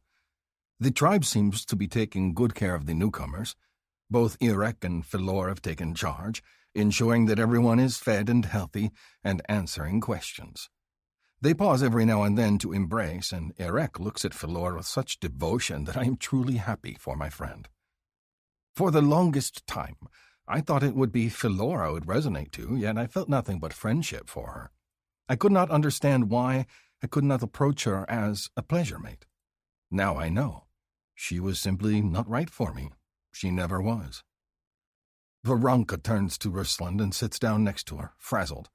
Sorry about the delay. Everyone seems to need something today. She pushes her dark mane out of her face and blows a tired breath. You've eaten? Drank something? Rusland nods, still holding tight to my hand. Am I really a clone? Can't tell, the healer says. My healing ability doesn't work that way. But does it matter? It matters to me, Rosalind says miserably. She sounds so sad that it makes me ache. More than anything, I wish I could take this sadness from her. As long as you're healthy, that's all that matters, Veronica says, holding out her hands. May I touch you so I can read your qui? Rosalind gives me an uncertain look. I nod and she puts her hands in those of the healers. I cannot help but touch her, though, and I twine my tail around her waist even as I run my fingers through Rosalind's mane, because I know she likes my touch. No resonance fulfillment yet, right? Veronica asks, her eyes still closed. Not yet. That's fine, but just so you know, the qui pushes hard for resonance to be fulfilled, and the longer you fight it, the worse you'll feel. Okay, is all Rosalind says, glancing up at me. I wished for us to be here in safety, I tell Veronica. To be home. I'm not judging, Veronica says. She lifts her chin, concentrating, her expression strange with her eyes tightly closed. The qui can be a real jerk when it doesn't get what it wants.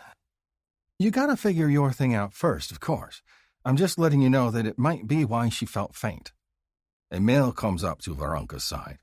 He is one of the newcomers and is hugely solid, with the thickest neck I have ever seen.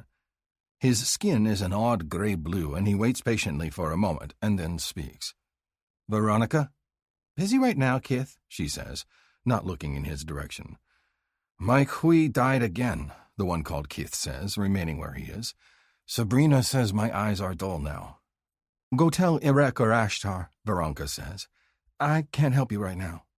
When the male turns and heads for the edge of the group where Irek stands, she cracks one eye open and mutters, Worse than children, I tell you.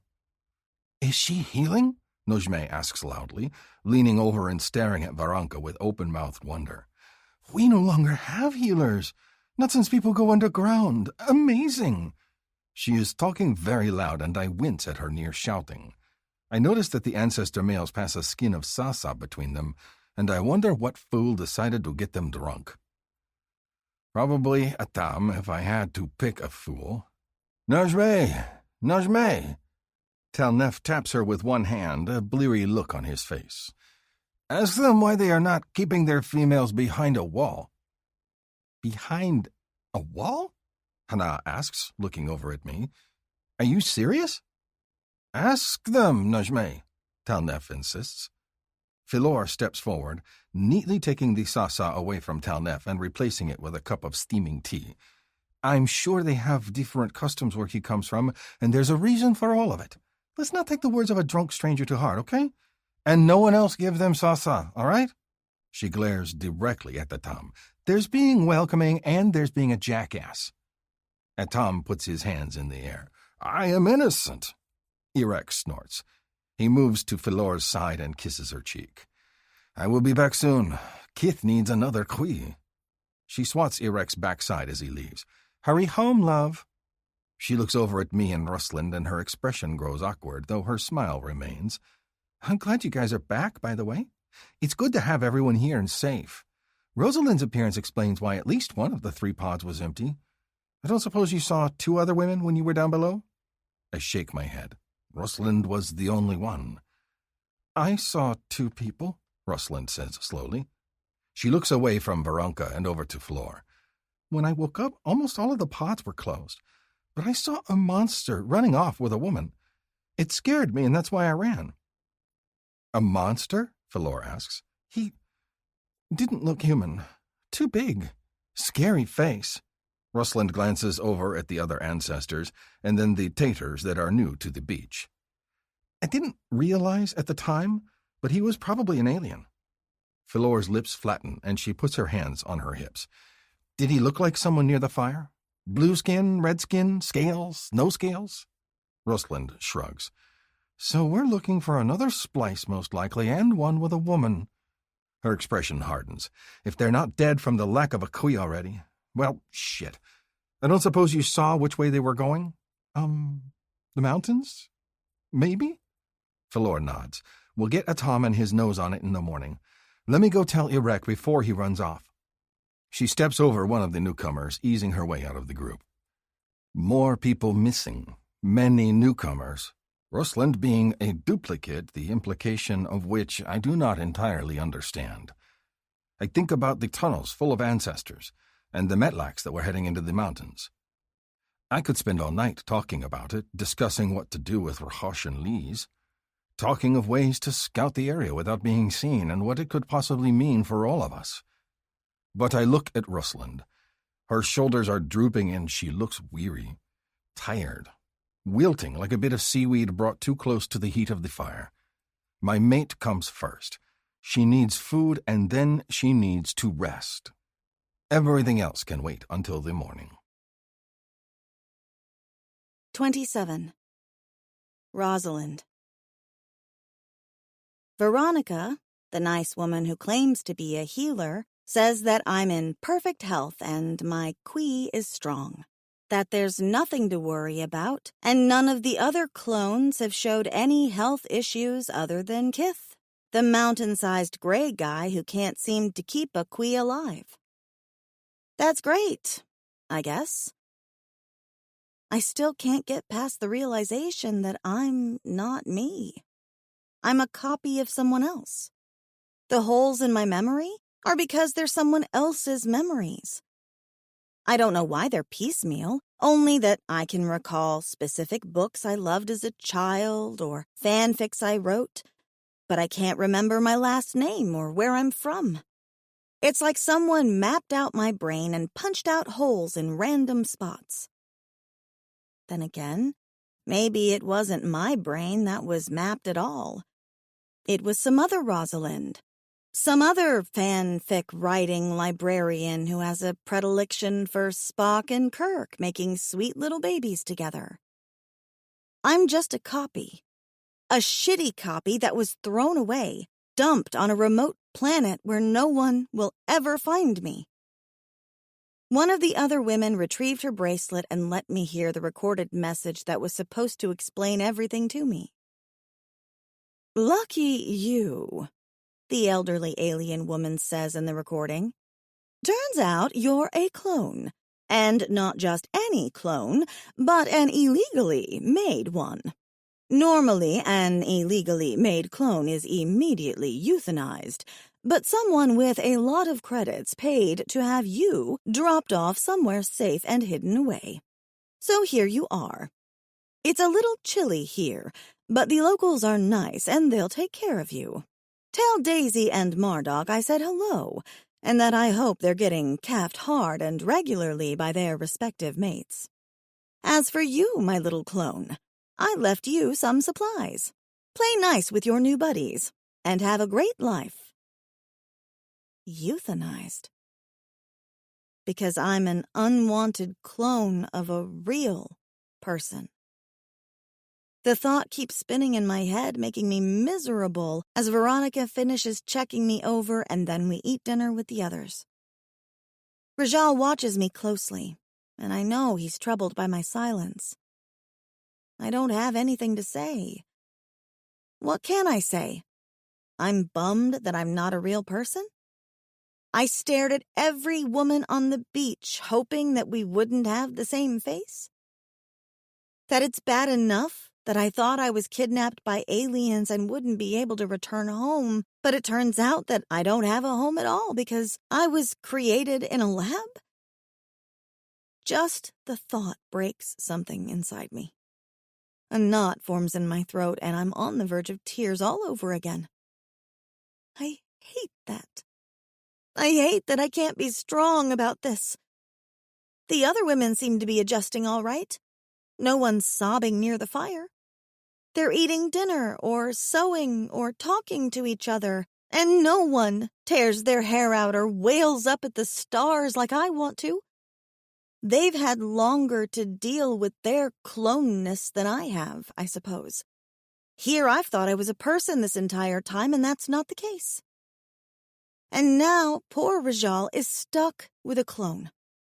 He's the only good thing, and I feel like I'm going to lose him too because I'm not what I'm supposed to be.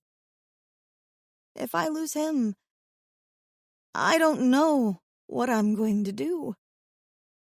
People are talking around me, or maybe even at me, but I'm not listening.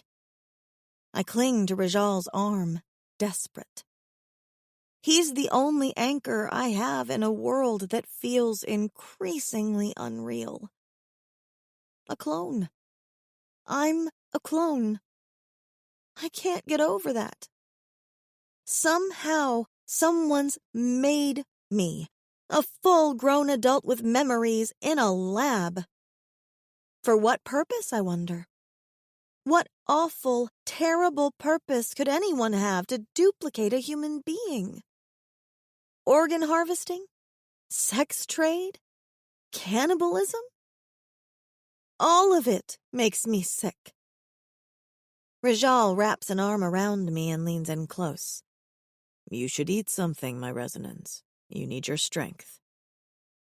I'm not sure I can eat. I look at the others around the fire, laughing and eating bowls of food, and no one seems to be as devastated as I am. Aren't they upset? Why am I the only one that's getting fucked up over this? I don't get it. Try. For me. He tips my chin up and forces me to meet his gaze. His expression is so sweet and full of understanding that it makes me ache. I nod. For him, I'll try anything. I manage to choke down a few mouthfuls of food, but I'm too distracted to notice how it tastes. Someone hands me a cup of tea, and it's warm and slightly bitter, and I down it too. Then I sink against Rajal, exhausted. It's as if the mere act of taking care of myself has drained me. Come, he says, nuzzling my ear. I will show you my home, my hut. It is your home now, too. I built it for the day that I would have a mate. I let him lead me away from the fire in a daze. I'm vaguely aware of others calling out to us, saying they want to spend time with me tomorrow, get to know me, and a male voice yells out something that makes the other men hoot with amusement. Rajal only huffs, but I can tell he's pleased. My focus narrows in on him. Rajal is the only thing that matters now. I'm not a real person, but if he's happy with me, then that's all that matters, right? He leads me down the beach, away from the fire, and steep gray cliffs rise up from the bed of sand like walls are cupping the cove to protect it from the nasty, snowy winds in the mountains. Little charming huts made of what look like driftwood are set near the base of the cliff, each one on a wood platform about a foot off the sand. They have wooden walls and what looks like a teepee-esque roof with a smoke hole at the top. Rajal moves to a hut at the end of the row and then pushes aside a flap that covers the door and gives me a look of excitement, as if he can't wait to show it off to me. Anything you don't like, I will change, he promises me. This is your home now, too. I nod, a knot in my throat, as I duck inside. The interior is just as cozy as I thought it would be. Rajal is thoughtful, and of course it stands to reason that his hut would be made to be as pleasing to a future mate as could be. The floor is made of wood, with a cutout in the center of the hut lined with rocks to form a fire pit. Woven baskets for supplies are off to one side, along with his spears and what looks like fishing gear. There's a thick bed of furs that looks incredibly inviting, and a skin stretched on a wooden frame that looks like part of a project of some kind. Inside, the temperature is quite nice, now that we're out of the wind, and my Kui is giving me all the warmth I need. It's not miserable. The planet is no longer so cold I can't think straight. The beach is lovely. The people are nice. I feel like such a fraud. I sniff. Rosalind? Rajal is behind me a moment later, rubbing my arms and hugging my back to his chest. What is wrong, my heart? Tell me and I will fix it. Do you hate it here? I shake my head, turning and burying my face against his warm, comforting chest. You heard them, Rajal. I'm not a real person. I'm a clone. The reason why I don't have all my memories isn't because I was hit on the head. It's because I never had them in the first place. The pieces I do have are from someone else. I'm not a librarian. I might not even be a Rosalind. Someone created me. I let out a ragged breath full of disgust. Like I'm a thing, and not a person. You are a person, he reassures me. You are mine. The way he says it makes it sound so simple. Like it doesn't matter that I was created in a lab, or that I'm not who I thought I was. All that matters is that I belong to him, that I'm the mate he waited so long for.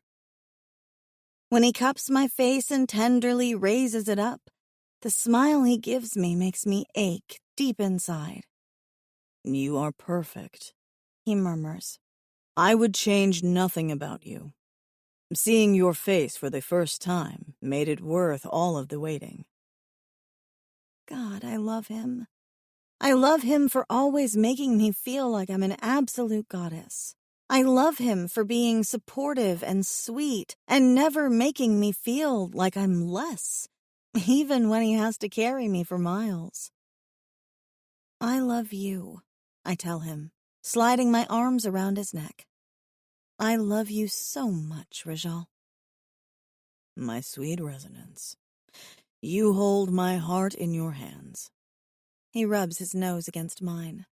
I adore everything about you, my Rosalind. The Kui song in my chest feels like it's at a fever pitch. He's vibrating just as strongly as I am, as if our parasites, our symbionts, are pointing out that we're alone for the first time. There's no more running from the enemy to do. We're safe. We're safe, and we're home. How do we fulfill resonance? I ask him between soft, slow kisses. Is there anything special we have to do? We mate. He breathes against my mouth, and even his breath is comforting.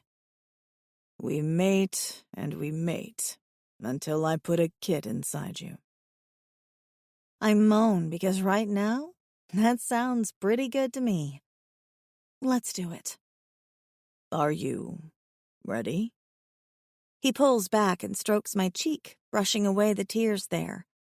I am content to wait until you feel it is the right time. God. And that's what makes him so amazing. Because he could have pushed me at any point 100 times over, and I would have gladly given in.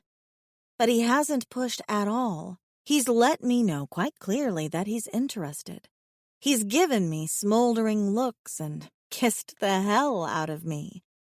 But he's always let me drive the bus. I'm in charge. And I'm more than ready. I want this, I promise him. I want you. I want to feel alive. The best way to do that is with Rajal, in his arms, giving in to the primal urges we're experiencing. He kisses me again, his mouth hungry, and then he pulls back. I want to make this perfect for you, he tells me, his breathing ragged. He kisses me again, and then seems to remember himself. I will make a fire. I will put on tea so you can have a comforting drink. I will warm water, and I will bathe the travel from your skin. And then, when you are warm and relaxed, then we will explore each other and complete our resonance. Yes? That all sounds lovely. Yes. True to his word, Rajal gets everything set up. He crouches by the fire pit and makes a fire with speed I didn't think was possible. When the blaze is going well, he sets up a tripod and a pouch over the fire, then adds a few chunks of ice from a clay pot by the door. It's one of the ass-ugly pots Tia joked about, and the thought brings a smile to my face. Rajal talks about his clan while he washes his hands, then gives himself a quick bath all over with a towel and undresses. He sets his boots by the door and hangs his new kilt, then washes his groin, and he's just as erect and magnificent as before. Maybe more so, now that tonight, that big ridged cock is going to be inside me. I'm still puzzled over the spur above his cock, but then I remember he said it's for teasing my clit, and the thought makes me breathless. Once he's done washing himself, he turns to me. I sit on the heap of furs that make up the nest of the bed, and he reverently pulls my boots off, rubbing my feet as he does. I close my eyes and groan, because all of this tender affection is absolutely what I needed right now. I love his touch and the soothing sound of his voice as he tells me about Matak and his mate, Klee, and how they're both hot-headed and stubborn, but Matak is also meticulous and neat. Once my feet are taken care of, he runs his hands up my legs, brushing off stray specks of sand, and then helps me remove the layers of crudely tacked-together furs that make up my skirt. "You did very well with this," he murmurs. "It stayed up, and it kept you warm. You are so clever, my Rosalind." It made sense. His praise feels silly, especially after I've seen some of the ornate tunics the other women are wearing. One gal even had a hood attached to her tunic with what looked like pink fur around the edges of the hood.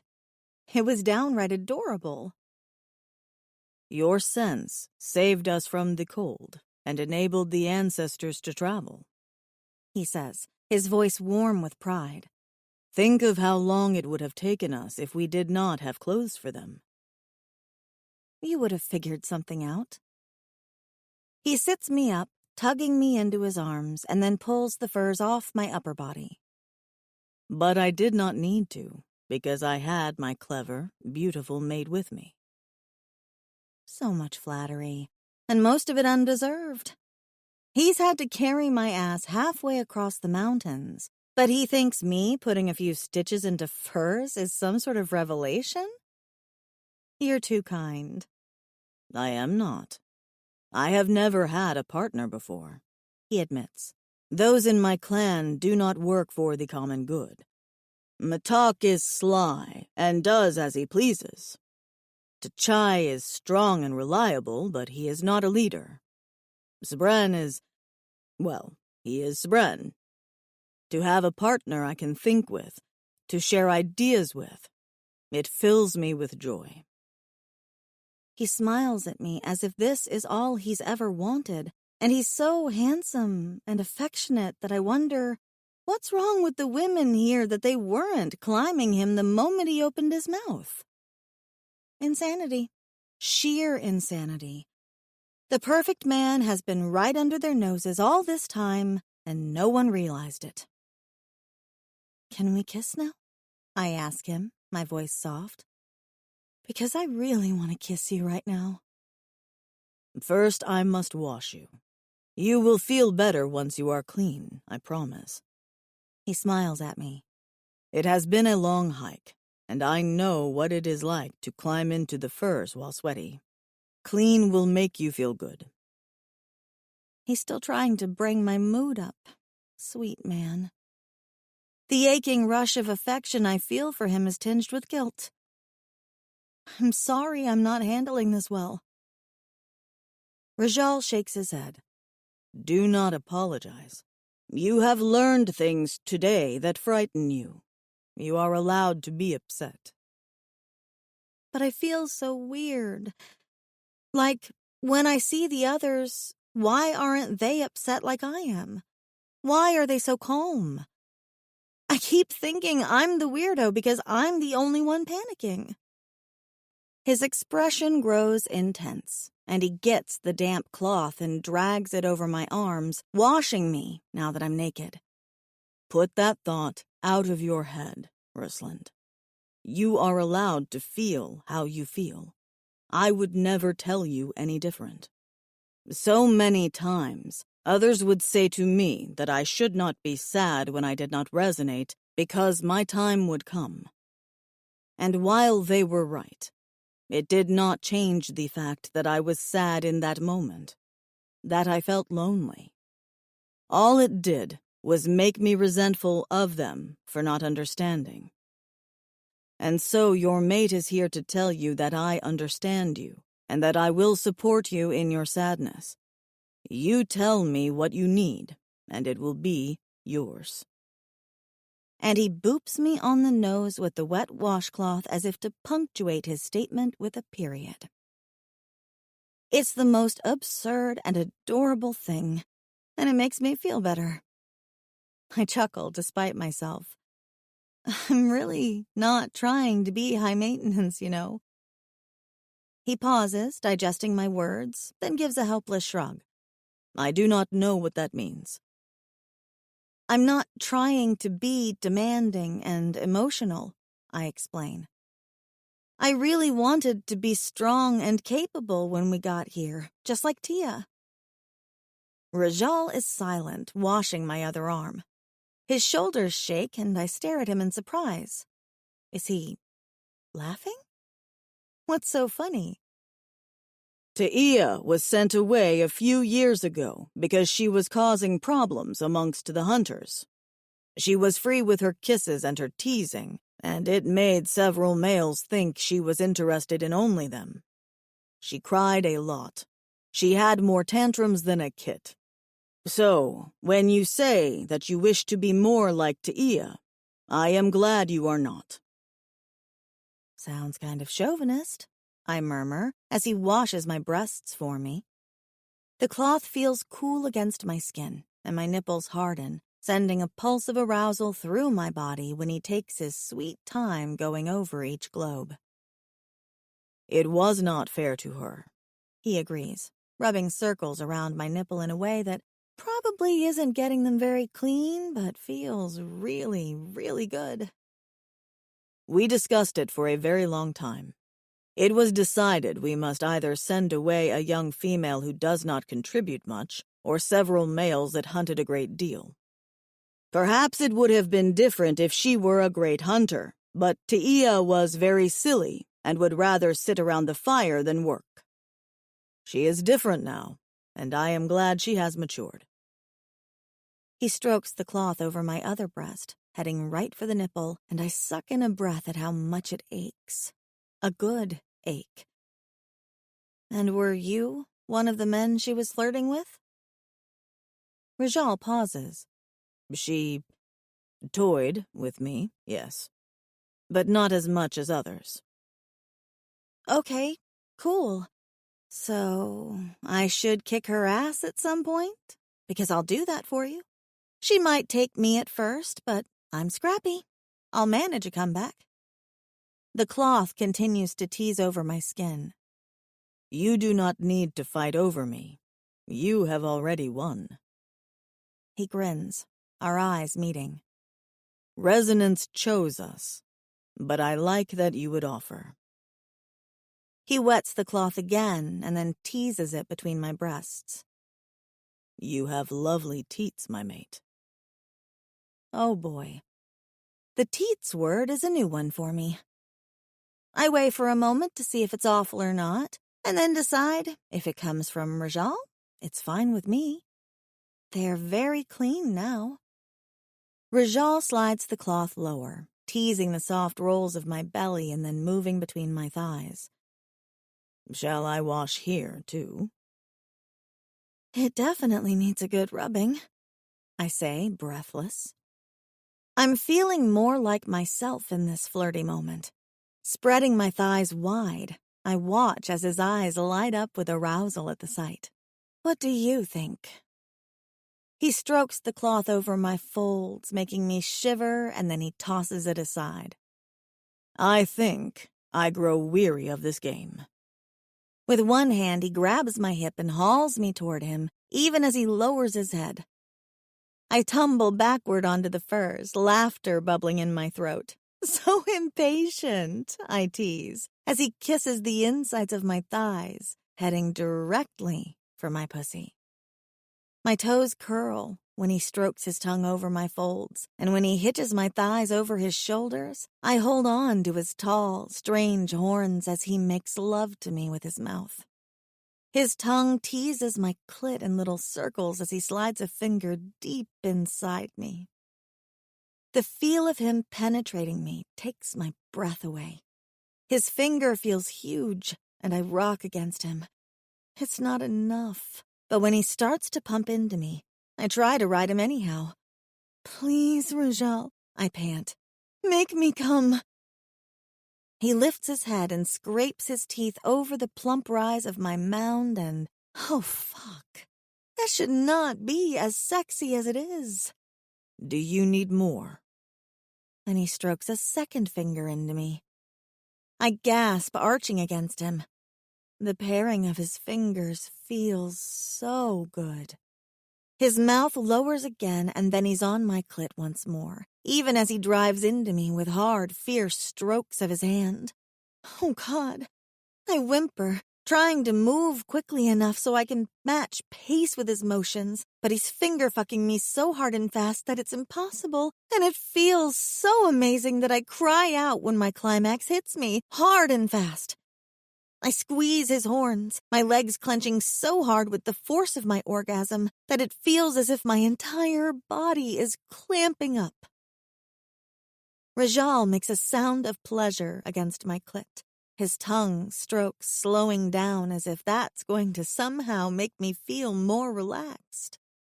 I whimper, rocking against his face as he stays where he is despite the fact that I've come.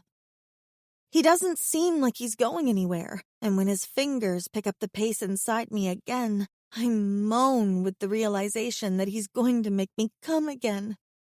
He continues to work me with tongue and fingers until I'm a whimpering, needy mess, and when I come, the relief is so great that I squirt, soaking the fur blankets and my lover's face in the process. I freeze, horrified that he's going to be repulsed by my body's reaction, but Rajal only makes a murmur of pleasure and laps at me with his tongue, cleaning off my release and nuzzling at my sensitive pussy as he does. My beautiful, perfect mate, he murmurs between pussy kisses. I told you I could stay here for an entire day. Now that we are home with nothing to interrupt us, perhaps I will do just that. Moaning, I nudge his face away from my overstimulated flesh. "Moment!" I gasp. "I need a moment." He keeps kissing me as if he can't bring himself to stop. They're not kisses intended to stimulate, just to caress and show affection. Soft, sweet kisses pressed to my stomach, my thighs, everywhere he can reach. Tell me if I do something that does not please you, he says between kisses. Or if I get too carried away. Too carried away with eating me out? No such thing. You're killing it. Rajal hesitates and I realize what I've said. Killing it is good. Really good. He breathes a sigh of relief and gives me the most bashful, heartwarming grin. My heart stopped beating for a moment, thinking I had harmed you. I just need to remember not to use slang euphemisms or modern wording around you. I pause. Like I just did, because this is trickier than I thought. Shoot. Another? Shoot is. Sorry. I cover my face with my hands, laughing. He chuckles too, and then he's laying down on the furs beside me, giving me that charming smile that warms me down to my toes. Being with him just feels so good and so right.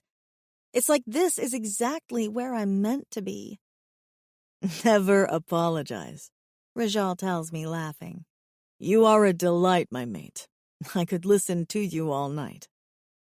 You might have to, I tease with a sigh, snuggling closer to his chest.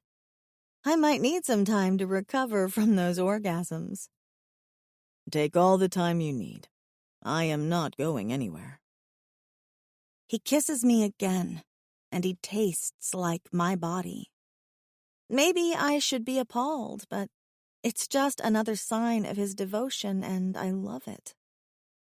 I turn on my side, kissing him, and the endless hum vibrating in his chest and the insistent press of his cock against my belly reminds me that only one of us has had any orgasms at all, and that this is supposed to be about fulfilling resonance, not just distracting me away from the whole clone thing. He kisses me like he wants to devour me, which tells me that he's not feeling nearly as casual as he said. His tongue teases mine, and when I gently bite his lower lip, I can feel his entire body shudder. Rosalind. My name is pure emotion on his lips. It's full of hopes and dreams and longings, and I nearly break into tears when he opens his eyes and strokes my cheek with his knuckles. Being with you is everything I have dreamed of. I am so glad you are here. God, this man. He's the best man I've ever dated, alien or not. And then the sobering reality of my situation hits me again. He's the only man I've ever dated because all those other realities weren't mine. Unease creeps in, threatening to ruin the moment, and I need to get out of my head for a bit. So I roll onto my front, pushing him under me, and grab a fistful of his hair. Hot urgency races through me, and I want him to know that I feel the edge that he feels too, of the hungry need. Even now it's rising again, as if my body has forgotten entirely that it just had 2 orgasms minutes ago. I hold his head in place while I become the aggressor in our kiss, stroking his tongue with mine, fucking his mouth with intense kiss after kiss. His tail thrashes against the floor, and this time, when I bite down on his lip, I bite harder. Do you ever fantasize about holding me down and just having your way with me? I ask, then lick his mouth in an absolutely blatant fashion. Rajal only groans a response, but the heat in his eyes tells me the answer. I know how your mind works, Rajal. You're going to protect me and be so careful with me. I stroke my hand down his arm, making sure that I thrust one of my breasts into his face as I do so. Even if those naughty thoughts of yours make you think of other things. Things like holding me down and fucking me until I scream. Things like pinning me underneath you and wringing orgasm after orgasm out of me. Using me. He groans again, his eyes wild. We should be gentle the first time. Why? Who says? I scratch my nails down his chest, loving the hiss he makes. We've been gentle for days now. I trust you not to hurt me. Doesn't mean we can't be dirty and rough. Rajal bares his teeth and the sight excites me. You need softness. I grab his jaw with my hand tight. That's where you're wrong. More than anything, I need to feel alive. My voice breaks on the last word. As it does, realization dawns on his face. In the next moment, I'm flipped onto my back with his heavy weight pressing over me. You need this? He growls, grabbing one of my hands and raising it over my head. You need your mate to be fierce with you, to take what he needs. Oh, God. My body clenches in response to his sexy growl. Yes, please. I need to get out of my head. Need to stop thinking for a bit. Rajal kisses me, hard. I gasp, writhing underneath him, needing to move. He settles his weight between my thighs, surging up against my pussy and rocking his shaft against me. I'm about to demand that he push me even harder, become more demanding, when he's suddenly thrusting into me, his cock breaching my body in a manner that feels utterly shocking. There's a stretching sting, followed by the overwhelming feeling of being stuffed full, and I whimper in response. He immediately pauses, looking up at me with worry. "Good," I manage to choke out. "So good." And it is, because this is exactly what I need. I need the edge to distract me from my awful, spiraling thoughts. I need a bit more than just sweetness.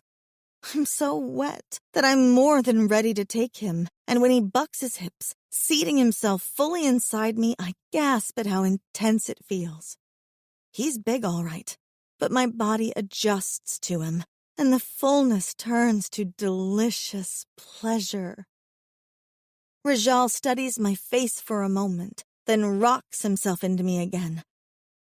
This time, I notice that his spur, that strange protrusion I've been so curious about, strokes through the folds of my pussy and glides against my clit. It's double the pleasure, and when he drives into me once more, it's like it kisses the exact spot where I'm the most sensitive. Coupled with the sensation of Rajal and his big, ridged cock inside me, it's a lot. But it's all so good. "More," I demand, lifting my hips to meet his thrusts. "Oh God, you feel incredible, Rajal. Go harder. Go rougher. It feels amazing."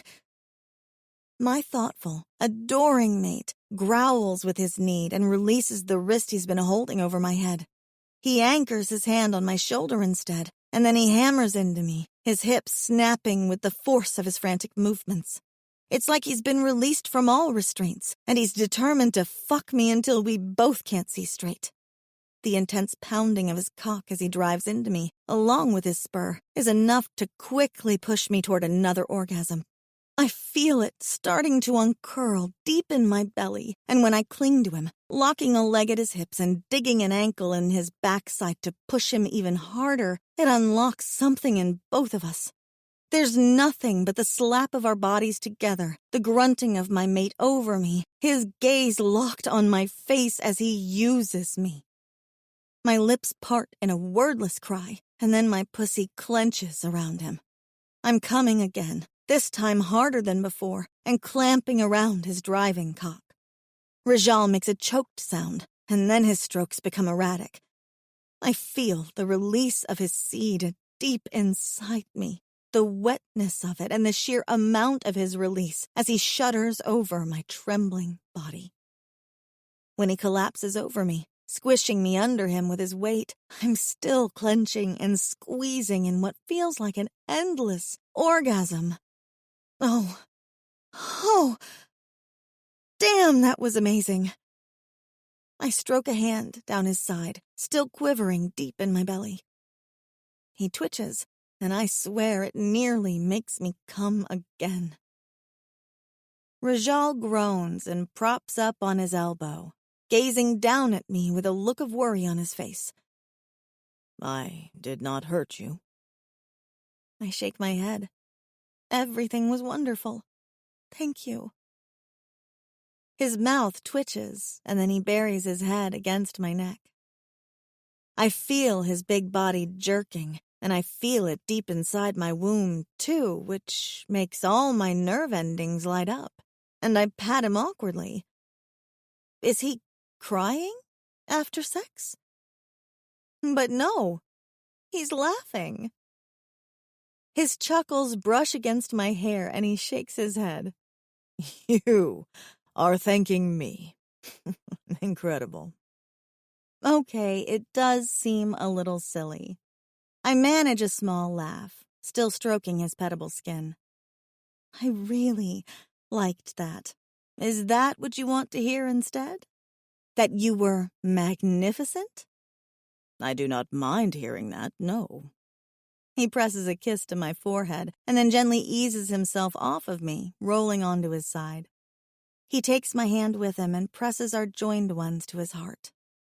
He's still resonating, I notice, his quee humming as strong as ever. His thumb rubs against my hand idly. "We will need to keep mating. Resonance is not fulfilled yet." Give me a moment to catch my breath, I tell him, panting. And to mentally adjust. Because I'm pretty sure I wasn't a virgin just then.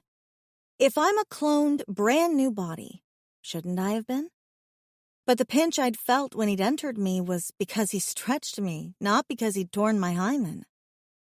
In a way, I'm glad, because that would have been extremely creepy to experience knowing I'd been re-virginized. But it's also confusing, because shouldn't I have been a virgin? Unless there's another reason behind it, which is also creepy to think about. The worried thoughts spin in my head over and over again. Rajal releases my hand and rolls on his side, caressing my breast and then moving between my legs. He fingers the sticky release on my thighs and pussy, and then pushes it and his fingers back inside me, as if not wanting to waste a drop. It's the distraction I need from my crazy thoughts. I reach up and stroke his jaw, even as he fingers my wet and thoroughly used pussy. I need you again. He groans and kisses me, his fingers driving into my body once more, and his kiss makes all my worries disappear. I'm in the coffin again. No, wait. Not a coffin. An alien pod. My arms are covered in tubes with needles sticking under my skin, pumping chemicals into my veins. I whimper, clawing at the tubes and ripping them from my body.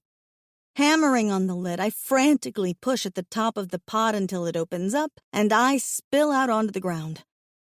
It's cold and snowy, and when I look up, there's a hideous, four-armed alien hauling away a woman. And the woman is wearing my face. I run away to the nearest cave, and when I step inside of it, I emerge out onto the beach. There are huts everywhere and people laughing.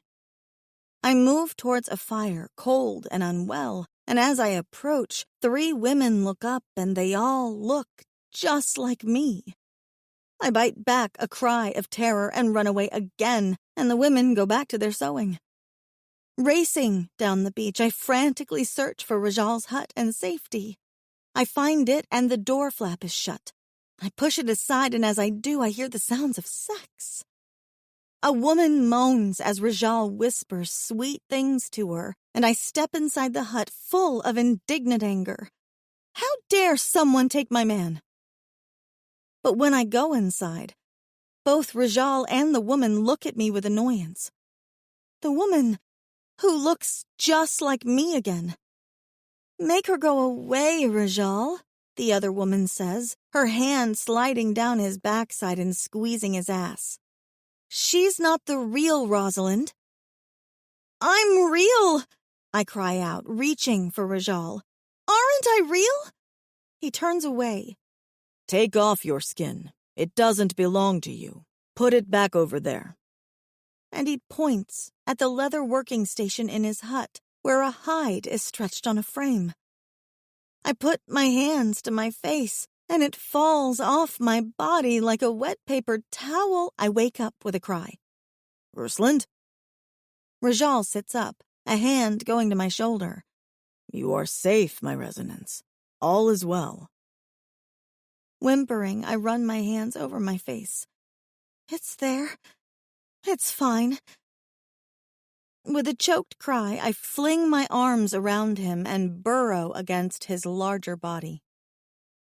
It was a horrible nightmare. I dreamed I wasn't real. Of course you are real, he murmurs, easing me back into bed. He keeps his arms around me, holding me tight and stroking my skin as he comforts me. It takes a while to relax, because every time I close my eyes, I see the bored looks of all the other women who wear my face and look at me as if I'm the intruder. I know it's a dream, but it doesn't help me feel connected to my reality. I wonder how many other women in the universe are wearing the same face as me, thinking the same thoughts as me. What if another shows up here? Will Rajal love her like he loves me? The thought keeps me up all night. 28. Rajal. Days later. Waking up next to my mate is a pleasure that never grows old. It has been 3 days since we returned to the village, and for 3 days I have woken up to my Rosalind with her plush, warm bottom pressed against my cock, and her body curved against mine. I idly caress one of her bare breasts, wondering if she would be amenable to an early morning mating again. Yesterday I woke her with my mouth on her cunt, and then she straddled me and rode my cock until we were both spent. But this morning my mate only sighs and burrows deeper under the blankets. She needs her sleep. I press a kiss to her shoulder and ease out of the furs, getting dressed and pulling on my boots. I will get fresh snow to melt so she can bathe and enough for a tea. There is probably a warm breakfast by the main fire, but Rosalind has been avoiding it. She also avoids the newcomers and spends most of her time in our hut, which worries me. Something has changed in her since we have returned, and I worry that her troubles are not fading. I know she has nightmares. I know she worries that she is not real. It makes me feel like a terrible mate that I cannot help her with these things. Veronica and Steph both say to give it time, so I am. But it is difficult because I want to make everything better for my sweet mate, my charming, funny, clever Rosalind. My Kui hums a loud song of protest as I leave the hut behind. It wants me to return to my mate, to claim her again, to plant my kit inside her. Despite 3 days of pleasures in the furs, we yet resonate. I know it is yet another thing that worries Rosalind, but I pretend it does not bother me. Some resonances take longer. Willa and Gren both resonated for an exhausting length of time before the healer helped things along. I have heard rumor that Veronica is helping them again.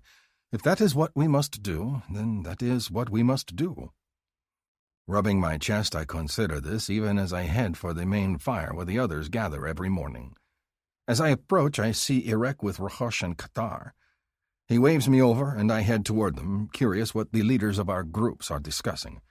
"You are just in time," Irek says. "We are planning scouting missions." "Scouting missions?" I echo. "What for?" Cathar crosses 2 of his arms, and a third hand strokes his pet flyer, tucked in a warm, furry sling around his neck. "There is no sign of the 2 newcomers that your mate said she spotted. We need to find them or their bodies. If they are alive, they might need help. If nothing else, they need to know we are friendly. Friendly to the female, at least," Irek corrects. "If the male has hurt the female, he is not welcome here. I would not have him anywhere near my floor." Rahosh casts an irritated look in Irek's direction, as if any of us would want such a male near our mates. Irek scowls back. "What about Atar?" I suggest. "The Draconi is a natural choice for scouting. He shifts forms and takes to the skies every day, even when there is no hunting needed." "Ashtar is busy," Rahosh says. "He will be taking Sessa and Sam to Croatoan. His mate is uncomfortable around the newcomers, and he asked to visit his family for a time." I think of Sam, the attractive, friendly female who recently resonated to Sessa and who obsesses over the shrimp tea the females make. It seems odd that she would not like the newcomers. I think she would like my Rosalind, but perhaps not. Is something wrong? Rahosh shrugs. "He says she has her reasons, and I did not pry." "I am concerned about the Metlak," Cathar states. "Those pose a threat to all of us if they are gathering. And do not forget those dwelling underground," I point out. "None of our caves are safe until Setnef and his brother can check them and assure us that they have not been breached. The ancestors could have secret passages in them, or a rock moved into place to hide a connecting tunnel. When I spoke with Setnef about it, he said most stayed deep underground, but there are a few that explore, and one of them stole Rosalind." Rahosh rubs his face, thinking. "Should we get Liege?" Cathar asks in amusement. "If you cannot decide?" Rahosh shoots him a furious look. "My mate is not leaving camp until the dangers have been dealt with." "Does she know this?" Irek prompts, and earns another withering glare from Rahosh. "That is a no, then." "Oh, this will end well," Cathar mutters. Rahosh glares at him next. "I would solve this between us, the leaders of the varying clans," he emphasizes. Liege is very capable, but we also have young daughters. Rachel will be an adult in a few more turns of the seasons, and do you think I'm going to let some underground dweller snatch her away? Like they did Rosalind? He straightens, indignant at the thought. Liege will protect our daughters here in camp, and I will ensure the mountains around us are safe. There are 4 of us right here. We can split tasks and manage them. Now, are you helping or not? Irek scratches at his furry chin, sighing heavily. I just resonated and would rather stay near camp, but if it must be done, it must be done. I am not leaving camp. I shake my head at them. Resonance still has its hold upon me and Rosalind. Finish first, then duties, Rahosh says, as if it is simple as that. And what? Leave my mate and go exploring every cave in the mountains with Setnef? Abandon her on the beach with people that are strangers to her, while she has nightmares every night? Not until Rosalind is comfortable in her new home. We are not taking the other newcomers out, are we? Irek kicks a bit of sand by his boot, his tail thrashing. Only if you wish to babysit them. They are a lot of work.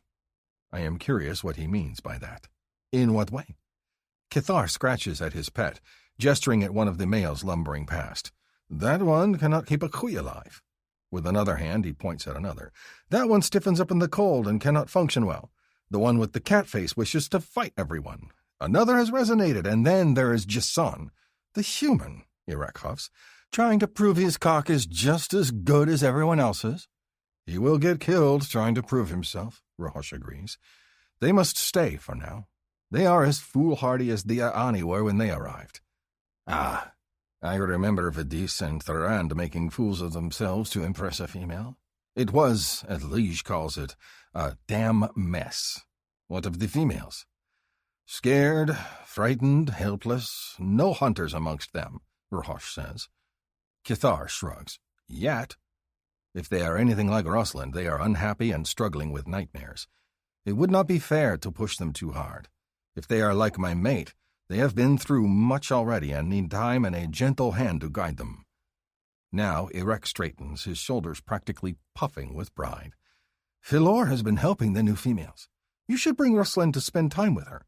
She is good at making people comfortable. Everyone loves my Philor. He is clearly very proud he resonated to her. It annoys me, even as it makes me happy for Philor, because she is my friend, and she deserves the best of mates. But my Rosalind knows that I have a tricky history with Philor. Not Philor. Perhaps my Loren, then, Kithar offers. I am certain she will befriend her. 29. Rosalind. I poke at the fire in our hut, trying to keep it going. Rajal told me he had to check in with the others, Setnef and the ancestors, to make sure they are doing all right. I should probably be doing the same, but Rajal insisted I stay inside where it's warm, and, well, I stayed in. I know I can't stay in forever, but I want to hide away for just a bit longer. Some strange, unreasonable part of my brain feels like the moment I get friendly with the others, they're going to lob some other bombshell on me. Not only am I kidnapped from Earth, not only am I a clone, but there's probably some other nonsense they're just waiting to foist onto me. Maybe clones can't get pregnant. Maybe clones are made of spare parts. Maybe clones fall apart at year 5. I whimper at my own thoughts and press my hand to my brow. Happy thoughts, idiot. Think happy thoughts. Hello? Calls a voice outside the hut. I jump to my feet, alarmed. Are they talking to me? I put down my fire-poking tool and tiptoe over to the heavy skin that covers the front of the hut. Sure enough, there's a cheerful brunette waving at me a short distance away. She stands with another woman, this one with lighter brown hair pulled into pigtails and a stocky frame. Both of them are wearing fur-edged tunics with a long skirt and leggings underneath, and furry boots. Near their legs, 2 toddlers squat in the sand, staring at something. Rajal isn't here, I say, gesturing at the hut. He's checking in on the ancestors. I can tell him you guys came by? Actually, we came to see you. the smiling woman says, pushing her dark hair back from her face. "My name is Lauren, and this is Hannah. We're part of Strongarm Clan." Hannah helpfully holds up 4 fingers and wiggles them, mouthing 4 arms. "Right. Strongarm are the ones with the extra limbs, like the ancestors." "Yes, of course. Hi." I manage an awkward smile and curl my toes against the wood. "Did you guys want to come in?" Lauren glances over at the children playing nearby, then back at me. "Actually, the boys are playing with a couple of crabs and the weather's nice. You want to come out and chat for a bit? We promise we won't bother you for long." Her smile is so casual that I can't help but be drawn in. "Let me get some shoes and a jacket." I hastily dress in warm clothing, scrounging amongst what there is in the hut that passes as clothing. Rajal is too lean for me to wear his tunics, and I have to admit that clothing hasn't been on my mind very much the last few days. I've barely left the bed between resonance and surging depression. As I dress, I hear a murmured conversation between the women, occasionally punctuated by, "It's the best!" from one of the little boys, and the occasional, "Kathen, don't eat that!" from a mother. I pull on my old fur poncho over the one tunic I have, pull on my terrible skirt, and tug on a pair of boots, wrapping the cord around the legs to keep them up. I feel like I'm in a Halloween costume when I step out. "Sorry," I say, plucking awkwardly at my skirt. "I don't have better clothes yet." Lauren waves a hand at me cheerfully. "Don't worry about it. Someone's going to have extras. Someone always does." Hannah eyes me critically. "No offense, but you might be close to my size before I had Jahan." "It's the best!" Jahan pipes up without even looking our way. "Yes, baby, you're the best," Hannah replies automatic. "I bet I can dig through and find you something. Give me a day." "You don't want to keep it?" I ask awkwardly. "I don't mind waiting. Rajal said he'd help me." "There's no way these hips are fitting into my old tunics again," she says in a cheerful voice, slapping her backside. "Luckily, my mate likes junk in the trunk." "It's the best!" calls out her little boy. "Darn right," she says, winking at me. "That one is his father's son." I look over at the 2 boys. One has a long braid and the other has short hair, but they both have 4 arms and pudgy little figures. I don't know who they're supposed to look like, and I really hope there isn't a quiz. That's great. Real great. God, I sound like an idiot and I can't help myself. Just great. We stare at each other for a moment before Lauren brightens again. "So, you said Rajal is helping with the ancestors? They'll be staying for a while then?" I lick my lips, wondering how much I should share. "I think so. They made it sound like they couldn't go home if they chose to come here." Lauren looks sympathetic. "That's terrible. We all know what it's like to not be able to go home again, huh?" She glances over her shoulder. "Don't eat that, baby." The shorter-haired boy puts a pebble down with a guilty expression. "Can we really call them ancestors?" Hannah asks, glancing over at her son as he chases a crab down the beach. I get that their race was the progenitor for the island clans, but ancestors seems strange. Cave people sounds kinda insulting. Lauren looks over at me. When I don't pick up the conversation, she turns back to Hannah. "What do they call themselves, do you know?" "The people," she shrugs. "Just like everyone else. We'll think of something. Maybe Tia will have some ideas. Rameb moved into her hut, you know. Well, it's not really her hut. Irek built it for her when he thought they would resonate, but he ended up resonating to Fleur-de-Lisa, and she didn't want to move into his old hut. He moved into hers instead." She puts a hand to her lips and whispers, "It was a whole thing." I bet. It'd probably be more scandalous if I knew who she was talking about. "You mentioned Tia? How's she doing?" "Hard to say. Lauren moves over to the kids, squats down next to her son, pulls something out of his mouth that looks like a dead shrimp, and then wipes his face with her sleeve. "Wait for your dinner," she tells him, then comes back to us. They've been staying in her place and not coming out much, what with the whole resonance thing. I rub a hand over my throat where I'm still feeling the vibrations of my resonance. Mine hasn't stopped yet.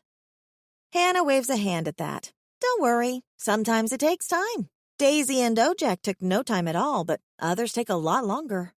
Our second round took no time at all, Lauren says with a dreamy look on her face. Her hand goes over her belly, which seems flat to me. I'm hoping for a girl this time, especially after seeing how cute Najme is. I manage a smile at that. Do you think you guys could show me where the ancestors are staying? And Tia? In case I'd like to visit later? Oh, sure, Hannah says, moving forward and taking my arm in hers. We'll walk down the beach and I'll give you the deets. She leans in. Now, gossip tells me that you were a librarian back on Earth? Did you have anything to do with ordering books? Did you, by chance, ever hear of a book called In Search of a Hero? It was supposed to be a big release in 2015. I squint, digging through my piecemeal memories. I vaguely remember catalogs and ordering, yes. Orange cover with a sunset and a bird? She squeals with delight. Oh my God, that's the one! You've seen it? I think the library ordered a lot of copies of it, I say. But I can't be sure because my memories... they're not mine. Hannah waves a hand. Don't care. Tell me everything you know. I want all the details you can give me. How many copies on hand? Was it a hard shelf date? Lauren just chuckles as Hannah drags me away. 30. Rajal. My mate is not in our hut when I return with bowls of the morning meal. Her boots are gone, so I set the bowls down near the now-dead fire and glance up and down the beach. There, a short distance away, Loren and Hannah are talking animatedly to Rosalind while their kits play in the sand. My mate is smiling, and for the first time in what feels like forever she laughs, her face lighting up. My heart fills with joy and my cui hums its pleasure. There is nothing better than a happy Rosalind. Her cui must be singing louder too, for she touches her chest and glances around as if looking for me. I am torn. I want her to spend time with the others, to make friends. But she has not eaten, and my need to feed and tend to my mate is greater than all else. I head toward them, waving. Rosalind raises a hand to wave at me as I approach, even as the two women at her side continue their spirited conversation. I never did fanfic myself, Hannah is saying, but man, I sure did ship a lot of doomed couples. What was your OTP? OTP? Loren asks, her brow furrowing. What the heck is that? One true pairing, Hannah says. The couple you ship more than anything. Every fan writer has one. She nudges Rosalind. What was yours? Something Twilight-related? Harry Potter? Supernatural? Those are the big ones, right? Rosalind blushes, her cheeks turning an adorable pink. This might sound weird, but Spurk is mine. Spurk? Both women echo. Spock and Kirk? Rosalind bites her lip, wrinkles her nose, and then continues. I know, it sounds weird, right? But it's that incredibly logical, emotionless one paired with the man-whore and how they help each other grow. Spock and Kirk, Loren states slowly, as if digesting this. I think the real question here is, Hannah continues, are we talking reboot Spurk or OG Spurk? Yes to both. Rosalind's eyes get bright with excitement. I love the nuances of the older actors as well as the dynamic the newer movies bring to their relationships. I've heard everyone that writes fanfic writes impreg. Is that true? Impreg? Loren asks, confused. As I approach, Rosalind just giggles. Not everyone, but it's pretty common. People like seeing their pairing end up with babies, no matter how the babies happen. Hence, impreg. Loren just gives me a mystified look as I approach. I think they're talking a completely different language right now. Good. then it is not just me that is confused by these words. I lost track of your conversation long ago, I say, sliding an arm around my mate's waist and nuzzling her cheek. But I will happily listen to anything Ruslan says anyhow. My mate gives me a sad smile. Fanfic and library talk, my two apparent specialties, both completely useless here. I suppose I should be glad I have any memories at all, though, right? The conversation grows quiet. The sadness settles its weight over my Ruslan again, and I feel helpless to stop it. Loren beams at the two of us. I know it probably feels like information overload to you right now, Rosalind, but I just want to say I'm very happy for the two of you. This one has been waiting forever for just the right woman. And she thumbs a gesture at me. I think we've all answered his questions about what a mate likes to eat or drink or how she'd like her hut set up. Hannah giggles. Oh, God, it's true. It's like he's been in training for years, waiting to become the perfect mate. She leans in toward Rusland. You're welcome. He's already perfect. My mate looks up at me, her eyes full of affection. I wouldn't have made it through the last week without him. Aw, you two are so cute. I'm so happy for you. The two females exchange pleased looks. It's the best, pipes up a kid. Yes, buddy, the best, Hannah agrees. I gaze down at my mate with pure joy. He is right. She truly is the best. Ruslan's cheeks grow pink again. He's probably talking to a rock, Rajal. You and the rock can both be the best, Hannah says easily. She glances over at her son, then back at us. Speaking of, I need to get him fed, and Jashelle wants to take his mini-me out fishing later. Maybe we can chat again soon, Rosalind? I would love to talk more books with a fellow nerd. Of course, Rosalind says, but I can sense the sadness in her creeping back in. We say our goodbyes and head back towards our hut. As we do, I hear Loren cry out, No, Katin, don't eat that, and my mate gives a small giggle, showing she is not ready to weep just yet. It is a good sign. Once inside the hut, I pick up the bowls and hold one out to her. I brought this for you. Many of the humans like it. They say it tastes like poor reach. Like what? Rosalind asks, taking the flat, carved spoon I hold out to her and stirring the mix in her bowl. Poor reach. Is that not what it is called? The early meal that looks like mush? This one is made of seeds and some dried berries and sweetened with raku. You will like raku. I am so eager to please her, so ready to make her smile, that if she does not like this food, I will toss it all out, wasteful or not, and find something more delicious for her. She takes a small, nibbling bite.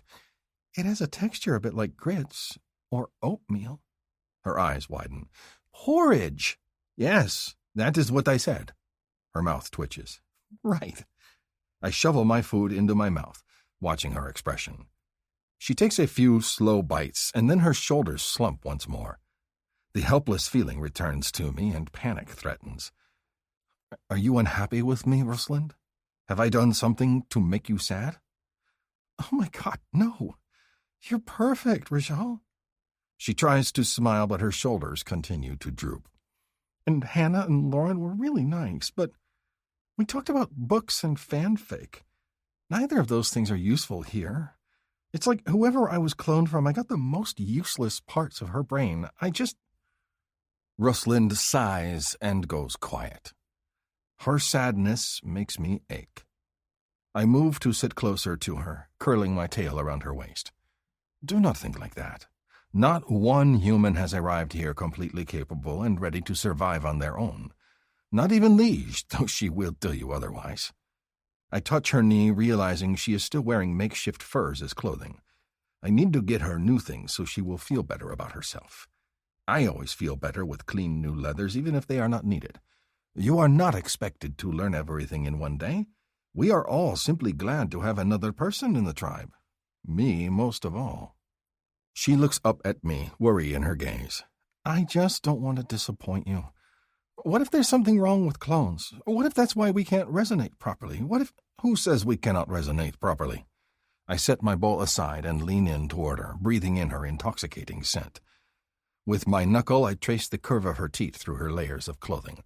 Some resonances take time. It does not mean there is a problem. It means the Kui is not satisfied yet. And what if there's something wrong inside me? She whispers. There is not. Varanka would have noticed. I lean in closer, brushing my lips along her jaw. Her Kui hums its song loudly, singing to mine. Do you know what I think? Her eyelids are heavy with arousal as she gazes upon me. What? I think that my Kui knows I have waited so long for the right female that it is allowing us to enjoy resonance for as long as possible. I kiss her cheek, then her jaw. It is a gift, and we should enjoy it. Well, aren't you full of sunshine? She teases, turning her mouth towards mine so we can kiss, lips to lips. I am indeed full of sunshine, as she says. Nothing can truly bother me anymore, not with Rusland in my world. I am complete. I cup her teat and ease her down into the furs, determined to show her just how much I am enjoying every moment of resonance. 31. Rosalind. Days later. Poor Rajal is worried over me, and his fussing really is the sweetest. When I'm with him, I feel amazing, incredible, complete. It's just that the moment he leaves my side, the self-doubt creeps in. A few more days pass, and Rajal is in demand around camp. It doesn't matter that we haven't finished resonating. Someone always has questions, and it doesn't take me long to realize that Rajal has a leadership role in the tribe.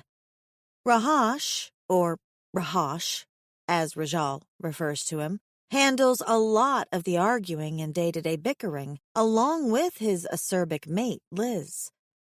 But Rajal is the one people brainstorm with. They ask his opinion on things. They look to him for advice and for a helping hand. It makes me so proud of him to see him so in need by his people, but at the same time, I feel useless. Everyone has done their best to make me feel at home. Hannah has given me an extra tunic and leggings, and another bigger gal named Steph has offered to do the same. Penny needs hers for her pregnancy, but promises to sit with me and show me how to make my own. Really, the women here have been lovely. The men, too. The problem is entirely in my head. I wake up to another nightmare. This time, everyone wasn't wearing my face. This time, my limbs were falling off because a clone isn't a real person. I pant, staring at the ceiling and the hint of daylight peeking through the smoke hole. Rajal presses a kiss to my shoulder. Another bad dream? I'm okay, I promise him, shoving my terror down. Really. Do you wish to tell me about it? I shake my head. I really don't want to think about it at all. I'm just so tired of them. I hate this. I will talk to Veronica and Hana about a tea that will help you sleep better. He kisses my shoulder again and then moves up to my neck. Perhaps to Iya. She learned herbs from one of the elders at Croatoan. She might know of something. I can go talk to her. I've been meaning to say hello to Tia again. I press up against him, drinking in his warmth and his solid presence. I can do it for you, he reassures me. Stay in and sleep. But no. Even now, the more I think about it, the more I decide I'm going to go find Tia and talk to her. See how she's doing. Be proactive for a change. I'm tired of worrying, and hiding away from the world isn't going to change it. If my limbs fall off, well, then my limbs fall off, right? But living in fear won't make them stay on. I'm going to do it, I tell him, sitting up. Right now. Immediately, his tail curls around my waist and he drags me back down into the furs. Right now? One big hand cups my breast, gently pinching my nipple and sending a sizzling bolt of need between my thighs. It is early yet. So it is. What do you propose? I keep my tone deliberately casual as I lie back against him, arching as he teases my breast, stroking the pointed nipple until it's so aching that I pant with arousal. I have ideas, Rajal murmurs, and his hand slides between my thighs, his big fingers stroking along the seam of my pussy. Dirty ideas? I reach backward and dig my hand in his hair as he rubs tiny circles around my clit. Do these ideas involve you stuffing your mate full of your cock until she's screaming your name? He groans. They do now. He moves lower, pushing a finger inside me. You are getting wet for me already. It's because we're still resonating, I want to tell him, because I'm broken. But I don't say the words aloud. I'm going to change my thinking, starting today. It's because we're still enjoying resonance. I am enjoying it very much. He purrs against me. I am too. I love resonating to him. I love when he touches me and when he says filthy things to get me wet. He loves my pudgy belly and my jiggly thighs, and I think he loves my smile most of all. He thinks I'm gorgeous and sexy and that he's the luckiest guy ever to resonate to me, clone or not. If he's not sad about it, I can't be sad about it either, right? He works my pussy with his fingers, holding me against his chest and squeezing my breast as he makes me come. It doesn't take long, because Rajal is such an attentive lover that he's homed in on exactly what gets me off. He knows that fingering me while brushing against my clit with his thumb and whispering dirty words in my ear sets me off like a firework. Listen to how wet you are for me, he murmurs, and he chuckles when his fingers drive into my body again, producing a very slick sound that makes me cringe and also turns me on like crazy. Your cunt sucks on my fingers like it's my cock. I whine, clinging to him as the orgasm takes hold of me. My nerve endings sing, the release surging, and by the time I come down, I've missed most of what he said due to the blood rushing in my ears. Panting, I tilt my face up for a kiss and he nips at my lip, still hungry for his own release. Rajal always makes sure I come first. Get in the furs for me, he tells me, his cock dragging against my leg. Let me fill you up with my seed. I moan as he kisses me again, squeezing my breast. When he releases me, instead of sliding onto my back, I turn on my front, on hands and knees, and put my ass in the air. Let's do it this way, I tell him. Not that there's anything wrong with missionary, but I'm feeling a little extra frisky today.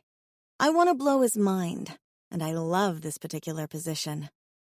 It'll let you get deeper into me, and you can hold my hips.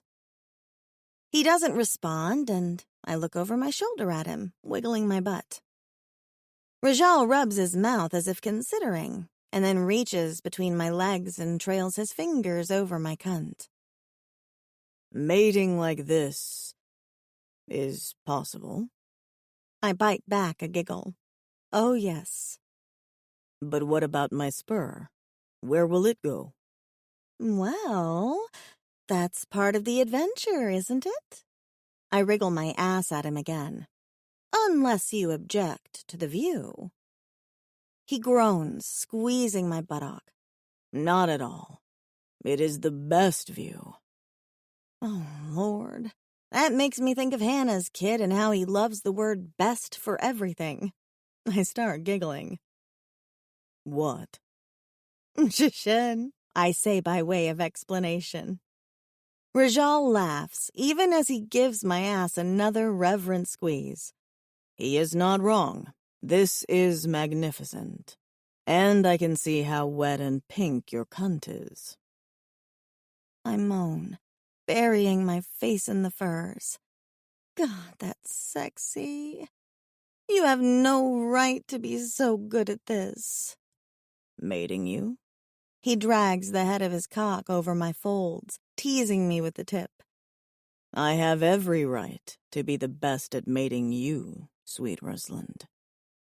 He dips the head inside me and then pulls out again, leaving me squirming and needy. I am exactly what you need.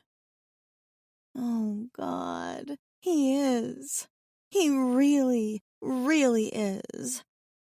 I spread my knees wider, desperate for him to fill me. Please, Rajal.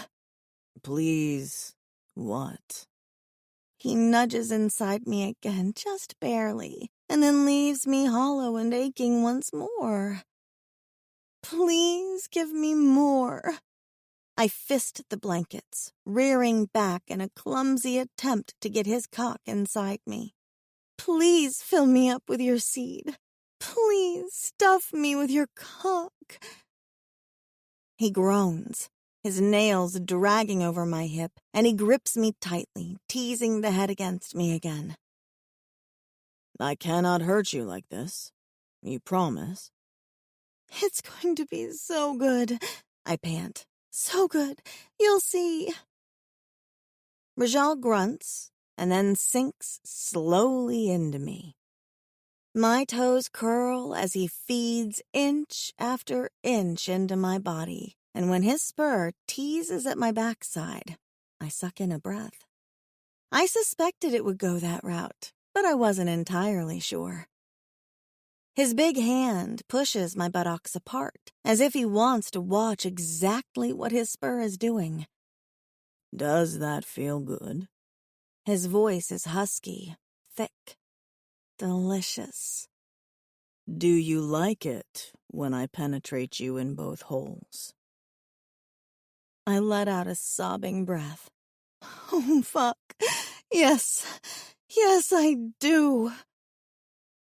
He draws back and then thrusts into me again, and this time, the stroke of his spur is an insistent push against my back door instead of just a tickle.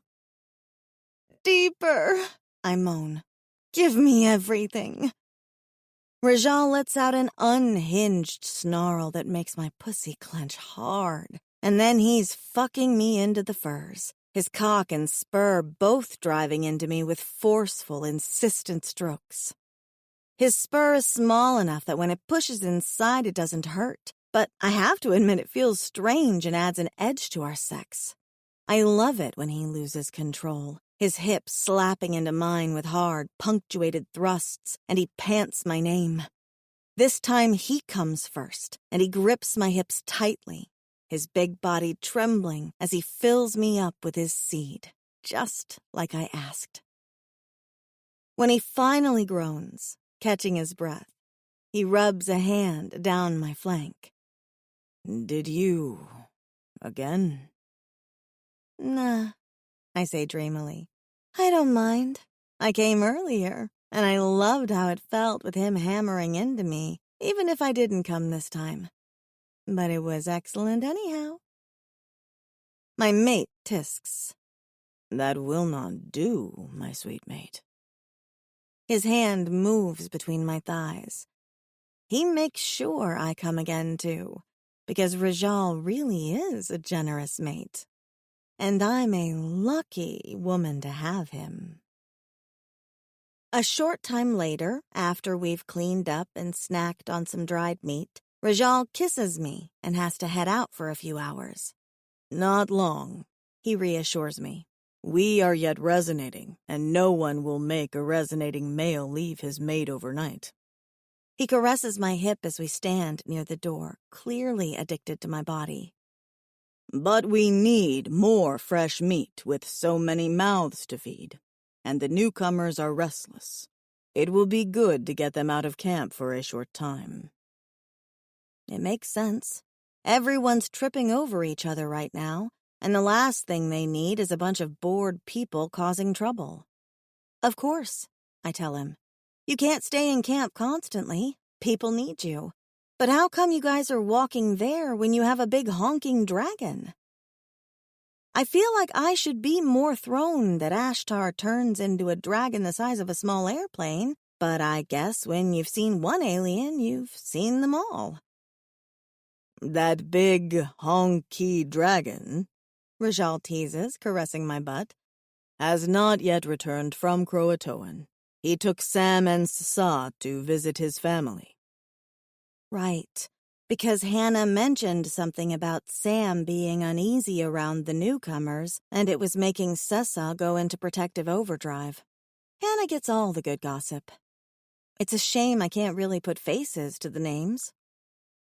Of course, I was just curious. One person doesn't have to do everything. It just seemed easy for a dragon to do. He chuckles. Just because Attar is very capable does not mean the rest of us should sit around and be lazy. I will be taking the newcomer Scar with me. He is the tater with the green scales. Someday I'm going to figure out why they're all called taters for some reason. Gotcha. I'm probably going to go say hi to Tia and see how she's doing. Have her make you some tea, he tells me, kissing my brow. And if you need anything, find Lige or Rahosh. He pauses as if a new worry is occurring to him. Or Loren. I'm sure I'll be fine, I reassure him. Rajal hesitates. Perhaps I should stay. I mock push him toward the door with a laugh. Go! I stay inside for a little longer, tidying up, just so Rajal doesn't turn around and come to check on me again. I don't want him to feel as if he has to hover over me. At some point, I have to be my own person, and today is just as good a day to start as any. I'll visit Tia, drink some tea, maybe get her to show me how to knit, and take things one day at a time. One positive day at a time, I vow. No more clone moping. If everyone else can function normally, clones and human survivors both, so can I. When I finally emerge, dressed in all my layers and my new tunic and leggings, though, Tia isn't around. I shake the shell chimes in front of her hut that act as a doorbell, but no one comes out, and it seems rude to peek in under the leather. An older boy turns and heads in my direction, jogging toward me with a younger boy at his side. Are you looking for Tia? Yes. Is she not in? It's an obvious question, but I need to ask it anyhow. Pak saw her leave with Remeb earlier. He gestures at his smaller friend, who clutches a shell and a leather pouch in his hand. They went for a walk. We're gathering shells for a little while. If we see them come back, do you want me to tell her to come find you? Yes, please, I say. Tell her Rosalind was looking for her. Rajal's mate.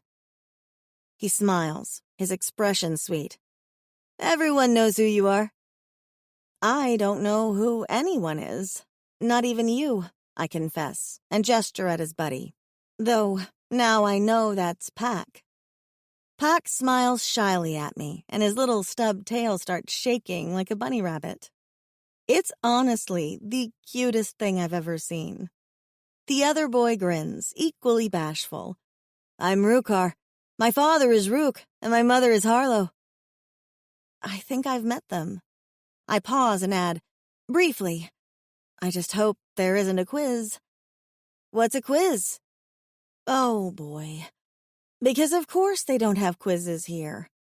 How to explain? A test where you get asked a lot of questions on the spot, and if you don't answer properly, I try to think of what would be a proper sort of punishment and decide to go the silly route. They wipe a booger on you. Pak squeals in horror and Rukar just laughs. No, they don't. Okay, so they don't. I find myself smiling. But it sounds terrible, doesn't it? He laughs again and gestures at the beach. Want to come hunt shells with us, Rosalind? You know what? That sounds like fun. Lead the way. I hold my hand out, and Pack immediately takes it, beaming up at me, and I feel a little easier today than I have in a while. If I do get pregnant, is my kiddo going to look like these two? Act like these two? That's kind of wonderful. It's strange to think of myself as a potential mom. I'm still working through all my other issues. But as one small, sandy hand clutches mine and Pack beams up at me, I think I like the idea. I imagine Rajal holding our son's hand opposite me, and my heart squeezes with emotion. Maybe Resonance was right to tap me and Rajal the moment we met. I walk on the beach with the two boys and gather shells with them for a while, and we play guessing games as to what each shell came from. Some of them look very similar to shells from Earth, but I pick up one that looks like a hubcap, right down to the perfect hole in the center, and I have to admit, I have no idea what could have lived in this one. Maybe an alien. Rukar and Pak find this hilarious.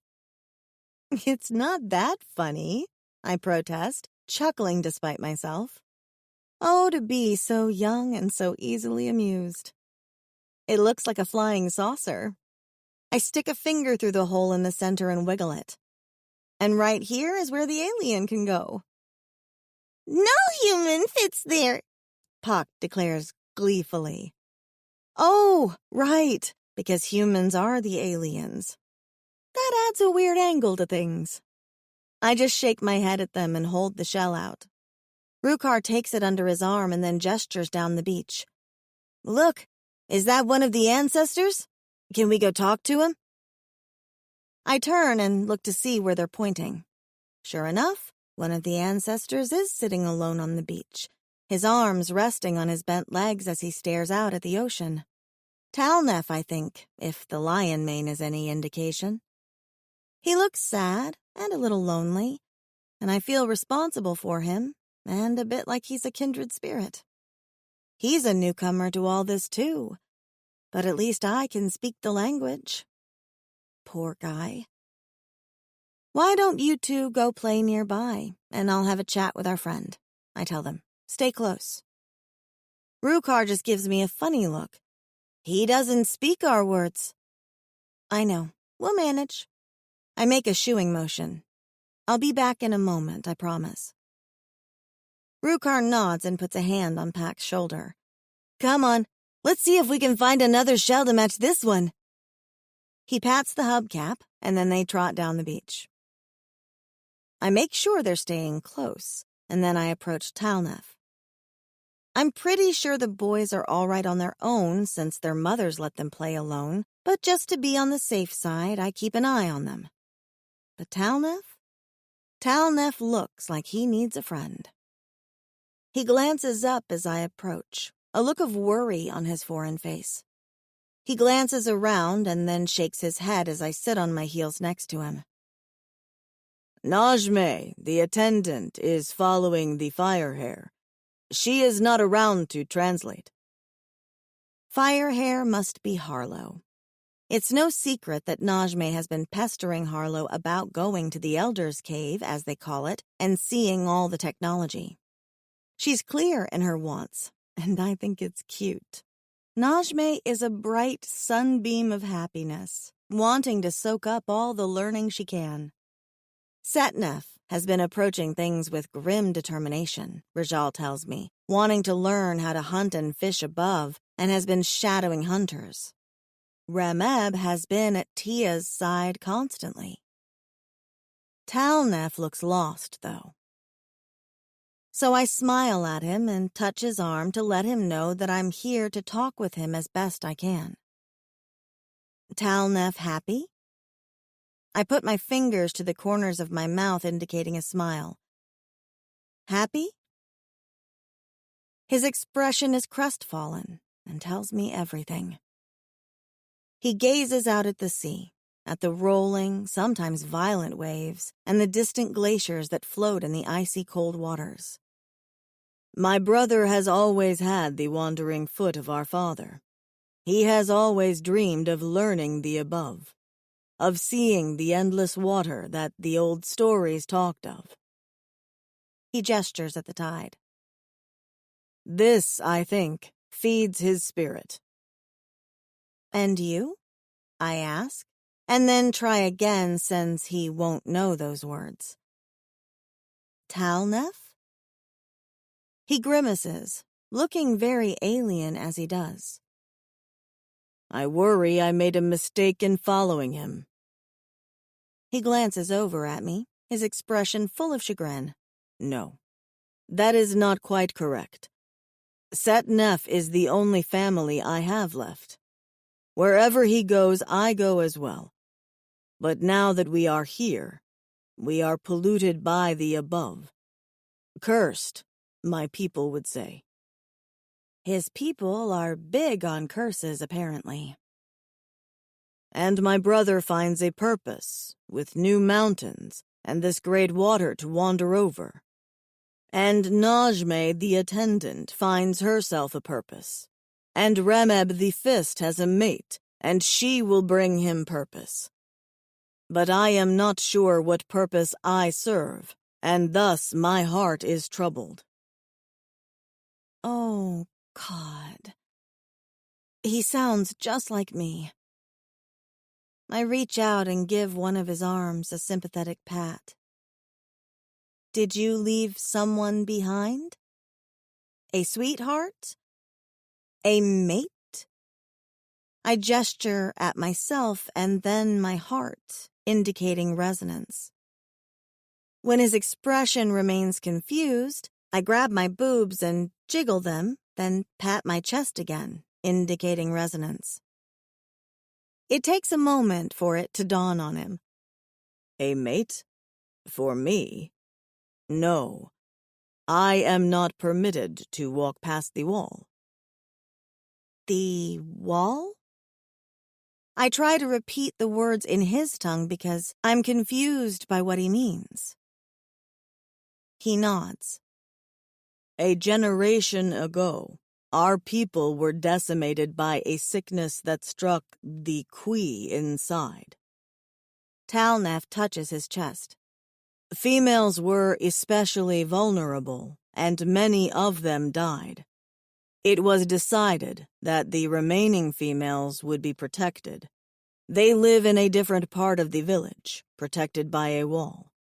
A male who proves himself worthy is allowed to walk past the wall to see if he resonates to someone on the other side. If he does, he is allowed to visit her until she is with child, and then again on feast days to see if they produce another child. But I have yet to prove myself, so I have had no opportunity to walk past the wall. I stare at him.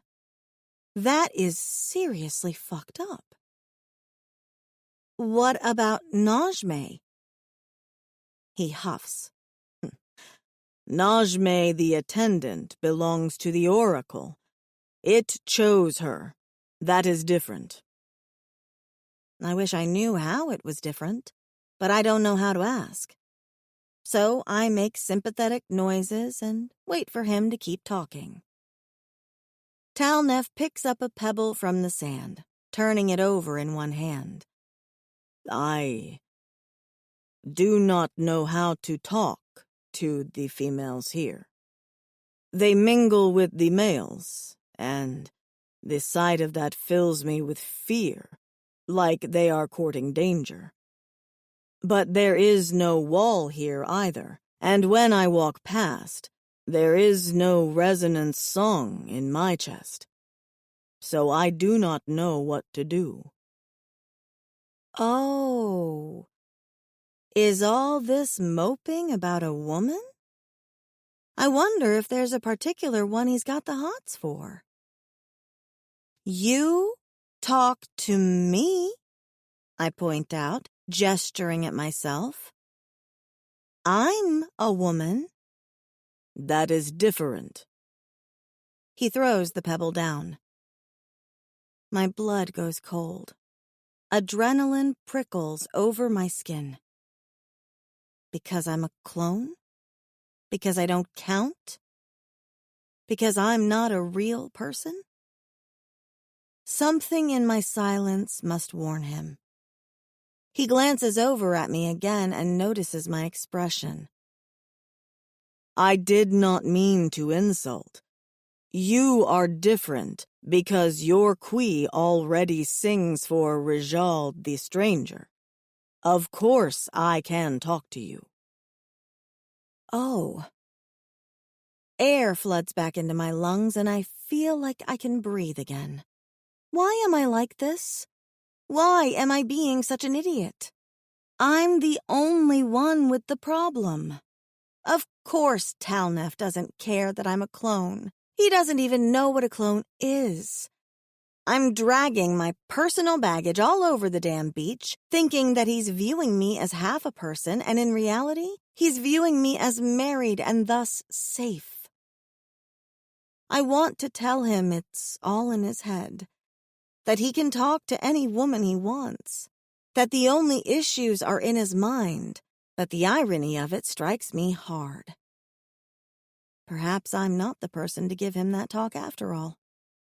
So I just pat him on the arm again and wonder if the other clones have struggled with their identity like I have, or if I'm the only one with the massive hang-up. 32. Rajal. I told my sweet Rusland that I was going out hunting, but in truth I am seeking advice from another in the tribe. I head towards the caves nearer to the mountains. While Tallhorn and Shadowcat have their huts sprawled along the cliffs by the water, Strongarm keeps to the other side of camp. And in the midst of the Strongarm huts, I find Willa and Gren. It is strange that I do not speak to the male called Gren often. Of the males that arrived here with the females, Tarand and Vidis are talkative and social. Itar the dragon thinks he must be involved with everything. But Gren keeps to himself. He is a strong and capable hunter, but when not busy, he spends time with his mate and kit, or playing with the other children in the tribe. Today, though, I seek him out, because he is like my Rusland in that he was made in one of the flying caves. He does not have parents. He is a creation, like a tunic or one of Bishit's ugly pots. This is something I have struggled to understand, but I know it bothers Rusland a great deal. I remember that Gren and his mate had difficulty with resonance, and after days and days of matings, Rusland and I yet resonate. I need advice. Perhaps there is something I am doing wrong. Perhaps I am failing her with my lack of knowledge about mating. Perhaps there is a trick or a certain way to mate that will ensure resonance, and so I will ask Gren to make certain there is nothing overlooked. I find Gren behind his hut, skinning a devisti. His small son is helping his father, chewing on one of the ribs as a snack while Gren runs a claw along the creature's flesh, separating the hide from the meat. They both look up at me, and I am struck at how they wear the same expression. Ho, I come for advice. May we speak? Gren nods. When his son reaches for another rib with sticky hands, he patiently moves the kit aside and snaps another rib off, offering it to Shade. Do not tell your mother, he murmurs. She will think you have ruined your midday meal. Shade grins, displaying tiny fangs. He takes another enthusiastic bite of meat from the rib and watches me, chewing. Like his father, he is fuzzy all over with gray fur. It is thicker over his chest and neck and his lower limbs and reminds me of one of the other newcomers I have seen, the one with cat-like features. Shade takes almost entirely after his father. I see none of Willa in him. Perhaps the eyes. Gren pauses in his butchering, gazing up at me. You wished to speak? Speak. I crouch next to the meat, standing across from him, and try to think of the best way to approach this. My mate, she is one of the newcomers. He grunts. She was made in a flying cave, like you. In a ship, Gren corrects. Or a lab, but yes. In a way, she was created like me. He lifts one leg of the creature and continues to carefully slice the hide away. My Rusland is very distressed over this, I admit, and I worry I am failing her. We have been mating for 2 hands of days, and we yet resonate. Is there something perhaps that I am unaware of? Something I should do? And you are asking me? He pauses, frowning. I touched no female before my Willa. I know nothing of what they need in the furs, nor do I care to guess. But you required assistance from the healer with your resonance, yes? I eye Shade, who continues to chew on a string of raw meat, watching me. Was there a way you could tell that you needed help? Could you tell there was something wrong? There was nothing wrong with Willa, or my son. The fault lay with me. He pauses and then rips another rib out of the carcass, holding it out to Shade. The boy laughs with delight and holds one in each fist, making Gren smile. Go and show your mother. Tell her I am speaking with Rajal and will be in soon. With a happy grin, Shade gets to his feet and trots over to his father, lifting his messy face for a kiss. Gren leans in and affectionately gives his son a kiss on the nose, and then sends him on his way. He watches him retreat, a look of pride on his strange face, and I am filled with envy that he and his son share such a bond. A son to hunt with, to give snacks to give affection to. I picture one with Ruslan's fine yellow mane and her sharp observance and think I would like that very much. Gren turns to me again.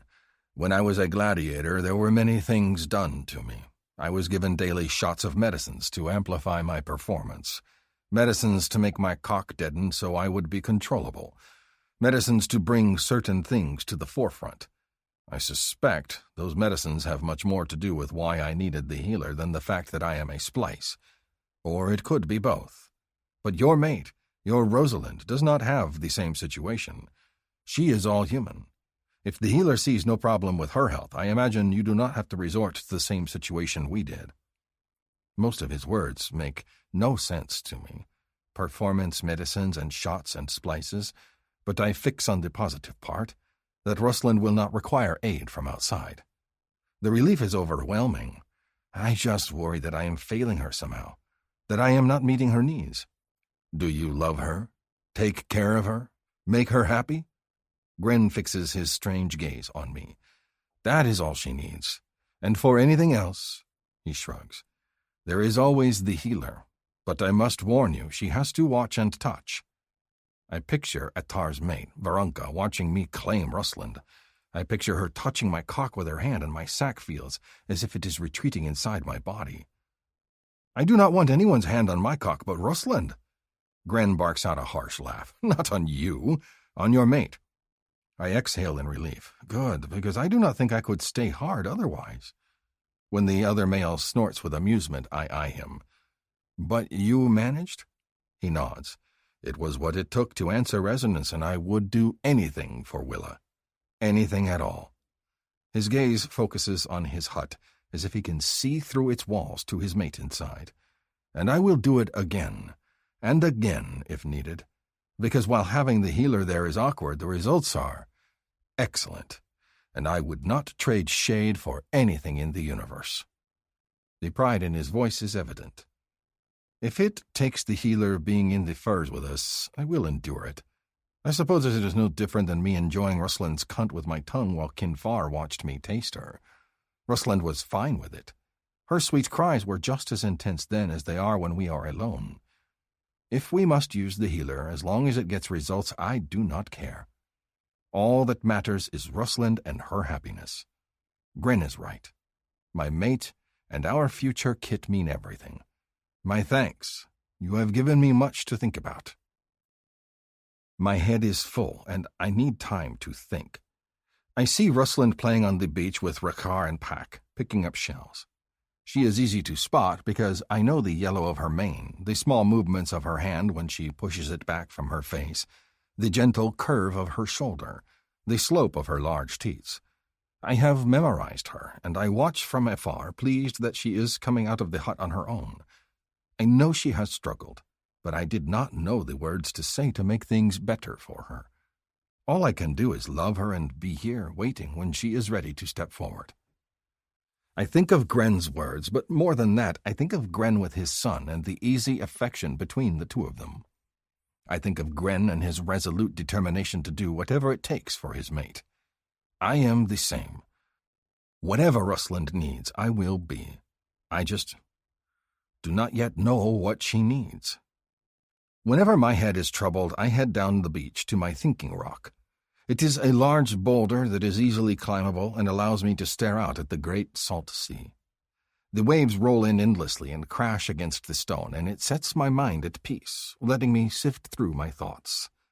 There was a spot like this back on the island, and my father would take me there from time to time, but I also remembered that he liked to go alone.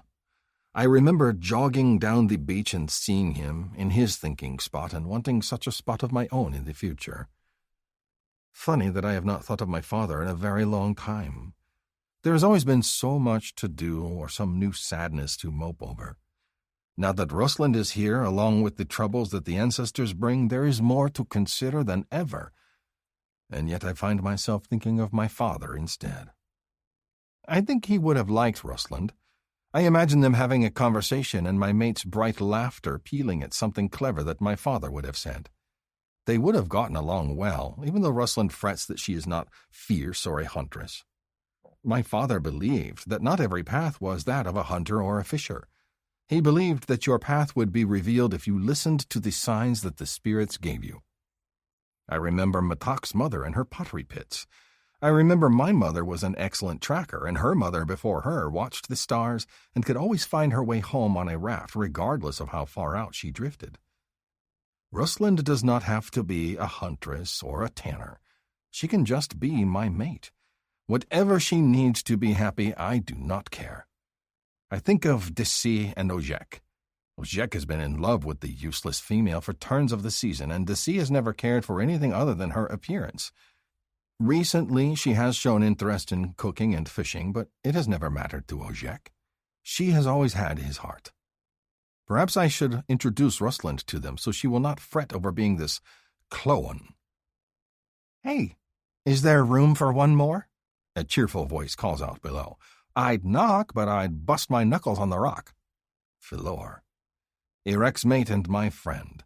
The female I thought would be mine for so long. It is not surprising that she would seek me out.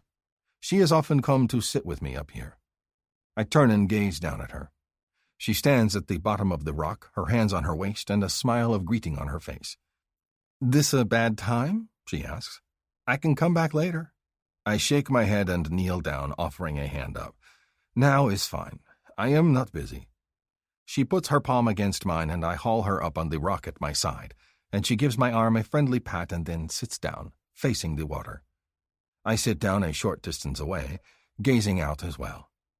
It is strange because none of the uncomfortable tension between us is there any longer.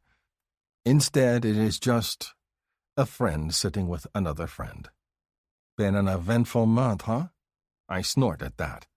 Trying to think of all the changes in the last turn of the moon is precisely why my head aches. Much has gone on, right?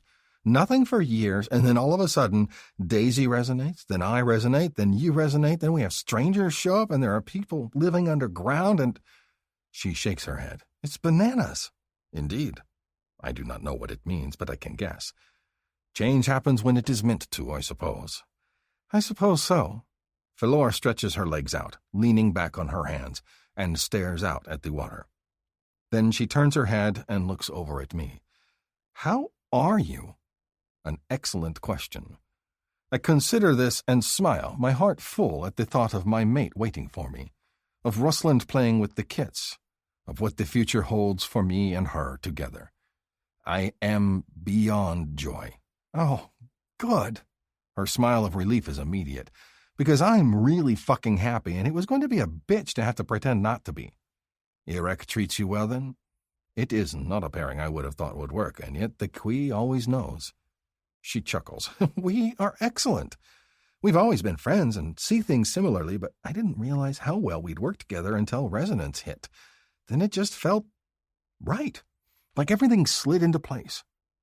I grunt. I know what she means. I felt so alone and miserable for so long, and then the moment Rosalind appeared, I knew exactly what I had been waiting for and why. It felt as if the suns had come out from behind the clouds for the first time in my life. So yes, I understand what she means very, very well.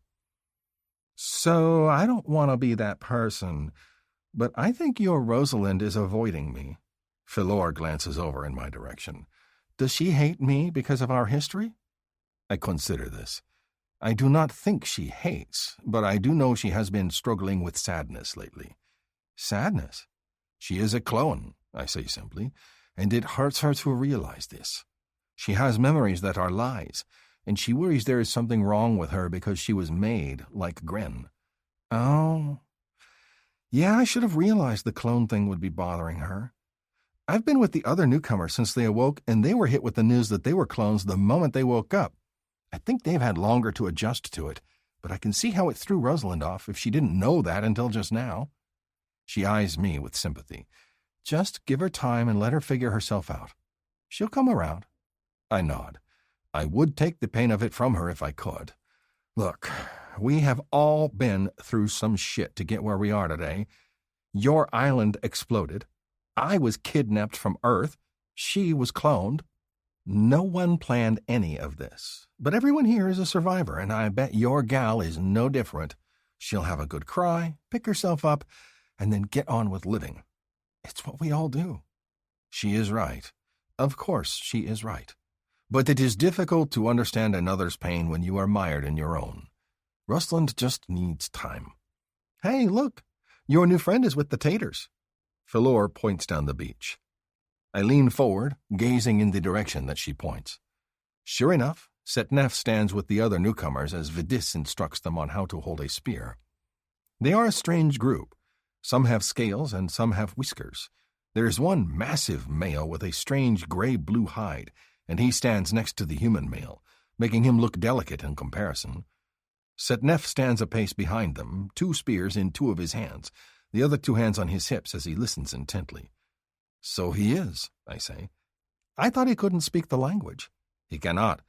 But stabbing things with a spear does not require words. As long as he gets the grip correct, he will figure it out. I am amused at how quickly Setnef has decided he will become part of the tribe. Not a day has passed without him throwing himself into learning how to survive in the snows. He still does not speak the words we speak, but he is determined to learn everything we put before him. Determined guy. He'll fit right in with the other taters, especially if he starts chasing skirts right away. She wiggles her feet in front of her. He's not a creep, is he? Creep? A crappy person? Tries to touch women inappropriately? Oh. No, he was kind to Rosalind, he and his brother both. They did not come in our food bag once. Philor leans forward and stares at me hard. I find it weird that you had to be so specific about that. There was another ancestor who was unpleasant, I say, and then watch the other newcomers jab their spears, following Vidis's lead. Why do you call them taters? Because Liz finds it hilarious and she's a jerk, and the longer it goes on, the more it sticks. Philor sounds amused, though. Hey, we're good, right? Still friends? Still friends, I agree, turning toward her. Philor looks up at me with worry, her mane messy and dark against her golden skin.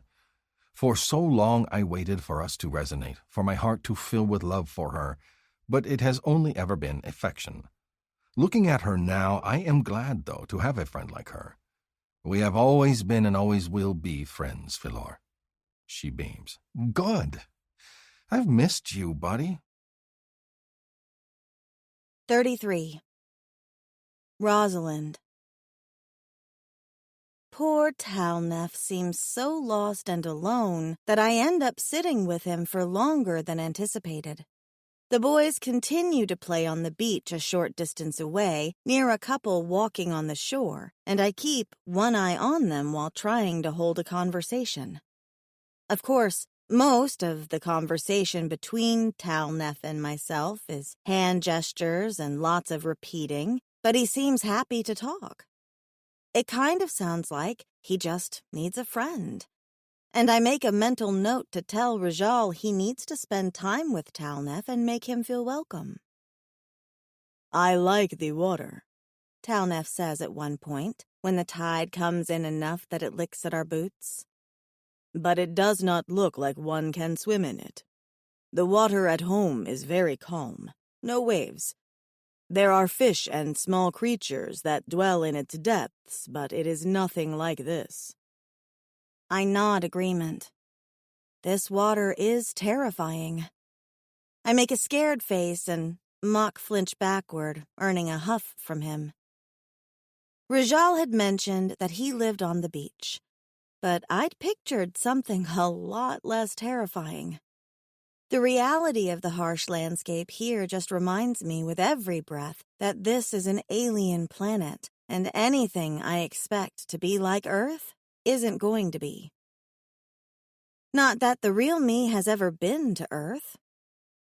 For some reason, that bothers me less today.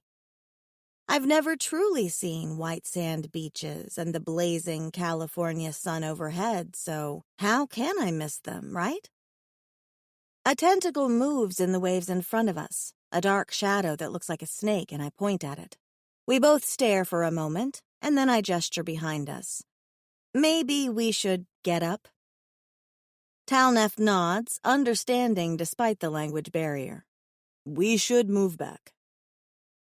I get to my feet as he does, brushing sand and grit off my leather pants. As I do, I see the two boys heading toward me. Also with them is a couple that I don't recognize. There's a tall, slim human woman with Indian ancestry, and at her side is a four-armed blue alien man with what looks like a prosthetic leg. The man holds the hand of a toddler with 4 arms, and the little boy sucks on his fist as he gazes up at us. Hi, sorry to interrupt," the woman says, charging forward. She's got the frisbee-like shell in her hands, and the look on her eyes is full of absolute excitement. "Rukar said you guys found this. Do you remember where exactly? And can you show me? Were there others like it?" "Oh, I bite my lip. The male alien clears his throat. He gestures at the woman. This is my mate, Dvi. I am Nadek. He jiggles the hand of the child. And this is our son, Narav. Right, introductions. The woman grimaces. Hi, I know you're Rosalind. I'm Devi, and Nadek already said that. But this shell? I glance over at Talnef, who is trying to follow our conversation with a furrowed brow. Perhaps we should go eat. Come, boys, Nadek says, indicating the kids should follow him. He mimes an eating gesture at Talnef. Eat? Talnef nods. He turns towards me and gives me a nod as well, then follows behind the others, leaving me with an excited Devi. I'm not sure I remember exactly where, I confess, but I can help you look. She brightens. That would be amazing. See this part here? She holds out the disc and runs her fingers along the center hole. These rough spots are hinge teeth. Most bivalves have a way to open up so the creature inside can feed. But if the hinge is on the inside of this donut shape here, does it mean that it's opening up and down like a lid? Or is there another part that's broken off? Or am I just associating hinge teeth with this because that's the most common explanation? Or is it that this has nothing to do with hinge teeth at all because it's an alien life form? That's the question I have. That's several questions. Devi blinks. Then she giggles. So it is. Sorry, I'm probably nerding out on you. Not at all, I grin at her. Rajal actually told me I needed to meet you because he said you liked science and we might have similar tastes. She reaches out and touches my arm, her eyes widening. Oh my God. Are you in STEM? What's your degree? I'm not. I have a master's in library science. It's not quite the same, but she reaches out and hugs me tightly anyhow. Doesn't matter. Can I show you my work? Your work? I pat her awkwardly. I've been trying to catalog my learnings here, she continues, releasing me. You might be the answer to my prayers. She pauses and looks down at the shell in her hands again. Well, I'll show you after we look for the other shell, if that's all right. Are you busy? Super busy? Do you have some time? I might be monopolizing you today. Her enthusiasm is infectious. Monopolize away. Rajal won't be back for hours, and I'm still figuring out how to do the basics, like how to start a fire. The basics can wait, she says with a flick of her hand. We've got shell fragments to hunt. Several hours later, Devi is disappointed to find no more shell fragments that match up with the treasured disc she's been carrying around all morning. We retreat back to their hut, where Nadek is putting their son down for his afternoon nap.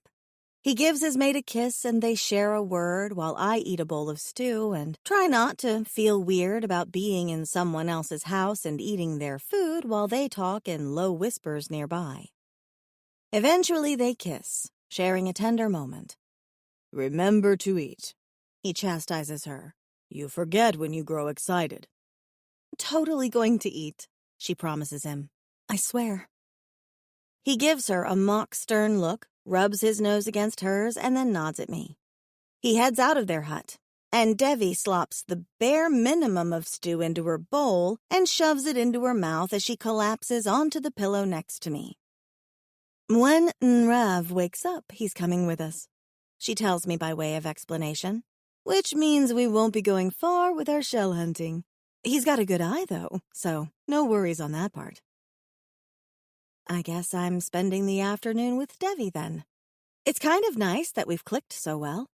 She starts spouting about extinctions and the evolution of invertebrates here, and I chime in every now and then with random tidbits I've picked up from researching my fanfic, which I always set in the past or in strange locations because I'm just weird. Devi doesn't laugh at my fic hobby and just nods as if it all makes perfect sense to her. Anyone that's around books all the time either loves learning or making up stories. Or both. Like I said, you're my people. And she shoves another quick spoonful of food into her mouth. She tosses her empty bowl aside and unfolds her legs, getting to her feet. Devi grabs a large, person-sized sack on the edge of the hut and hauls it over to me. Now, let me show you what I'm having problems with since you're the expert. Me? An expert? I'm not sure I agree with that assessment, but all right. If nothing else, you're another brain to bounce ideas off of, and I need help. She dumps the sack in front of me and then pulls out what looks like a rolled-up skin. Carefully, she unrolls it and displays it in front of me. There are no books here, I'm sorry to break the bad news, and no pen and paper, so I've resorted to this. Oh. I set my bowl aside and touched the edge of the skin that she's showing me. I kinda knew there wasn't pen and paper, given that Rajal is running around in a fur kilt. Not that that's a bad thing, I say quickly, but it just tells me the technology isn't there. I mean, there's some technology, Devi says, pulling out another skin and unrolling it nearby. Marduk is our expert on that. We've got some scraps from the alien ships that have landed here, but I also think he's careful not to upend people's way of life with too many jumps ahead. He's got a tablet that he can record information on, but there's only one. And I don't know that we have any more language translator chips, which means that your friends might not be able to pick up the language as easily as you and I. And no one knows how to apply those anyhow, except for Marduk, and he's in Croatoan. I'm trying to follow her conversation. Data pads? Translator chips? Makes sense. I see. So there's a few things, but not enough for everyday use? Bingo. And we don't want to become completely reliant on something that might break and then we're stuck. So I've been recording my findings on these skins. She holds a hand over them like a spokesmodel, careful not to touch the surface. I can't not record what I'm seeing, not when it's so scientifically exciting to me. But you see my problem? I do. The skin itself has been covered with scribblings made with what looks like charcoal. There's diagrams and what looks like a drawn dissection of a clam, along with a few arrows pointing at specific parts. Devi's writing covers the skin in lines slanting upward, and there are smears everywhere from where her hands have touched the skin itself or the charcoal dust slides away from its initial application. It's still readable, but that doesn't mean it'll stay readable for long. Running my finger over the edge of the hide, I ponder it. I've handled older books, and they're made with parchment, which, if memory serves me correctly, is just very, very thin hides that have been scraped and scraped to the point that they make an almost paper-like substance. I think you're on the right track, but you need a better medium. Devi brightens, excitement on her face. That's what I thought too, that maybe, if we worked the hides a certain way, that the charcoal would stick better. Or no charcoal at all, I murmur, envisioning it. You need a quill pen and some ink. Scrape it onto the skin. There has to be a type of ink we can make that will be runny enough so you can write with it, but indelible enough that it won't bleed on the skin itself. Already I'm picturing it in my mind. Scraping a thin skin, stretching it, and then scraping it over and over again until it's soft and flimsy, and then maybe stretching it again to write upon? I don't know how parchment works, but I bet we can experiment and find out. I think ink will be the easy part. I took a bookbinding class once, and I think I remembered the gist of how to make things. I bet we can figure out paper, or at least a reasonable facsimile of it. And we can bind all the papers in a heavier, stiffer cover that will protect them. We could make a library of sorts, so people will have information to reference and nothing will be lost. Devi groans. I don't know why I didn't think of this before. See? This is why I'm glad you're here. You've got the expertise I lack. Her effusive praise is making me a little uncomfortable. I'm just a librarian. Yes, but you eat, sleep, and breathe books. You have different ideas for them than I do. Like I said, I'm glad I came to you. Devi beams at me. You've got the solutions. Me? I just got here, and now I'm feeling like an absolute fraud. Devi, I'm not really an expert at all. Heck, I'm not even a librarian. Whoever I was cloned from was a librarian, not me. The memories I have aren't even mine. I don't know what I am. If Devi senses my impending mental breakdown, she doesn't show it. She examines one of the skins critically, then touches a fingertip to one written word and tisks when the writing smears. It's not the most sympathetic of responses, and I'm a little stung. Didn't you hear me? Oh, yes, you're a clone. I know. There's lots of them on the beach. The Aani are clones too. The guys with the crimson skin? That's not in their genetic makeup. They've been more or less branded with the bright red skin, so the entire universe is very aware at all times that they are made from cloned material. Oh. That wasn't the response I was expecting. I haven't really had a chance to talk to them. And Angie's baby, Glory? You'll see her soon enough. Cute little muffin with bright red skin and the prettiest lilac-colored hair. She's a clone, too. Gren is a clone, too, but he's more like clone soup. He's made up of a lot of genetic splicing from a lot of different hosts. And the other people you landed with? Clones. I just blink at her. Devi leans in and pats my hand. Look, I'm not the most understanding of people to complain to. If you feel you need therapy, I will introduce you to Steph. She was in college for psychology when she was stolen from Earth, and she loves to help people talk through their emotions. But if you want a scientific perspective on things, yes, you're a clone. And you're not even a particularly interesting specimen. Ouch. She chuckles. That's a good thing. Interesting means aberrant in scientific terms, and usually comes with a host of issues.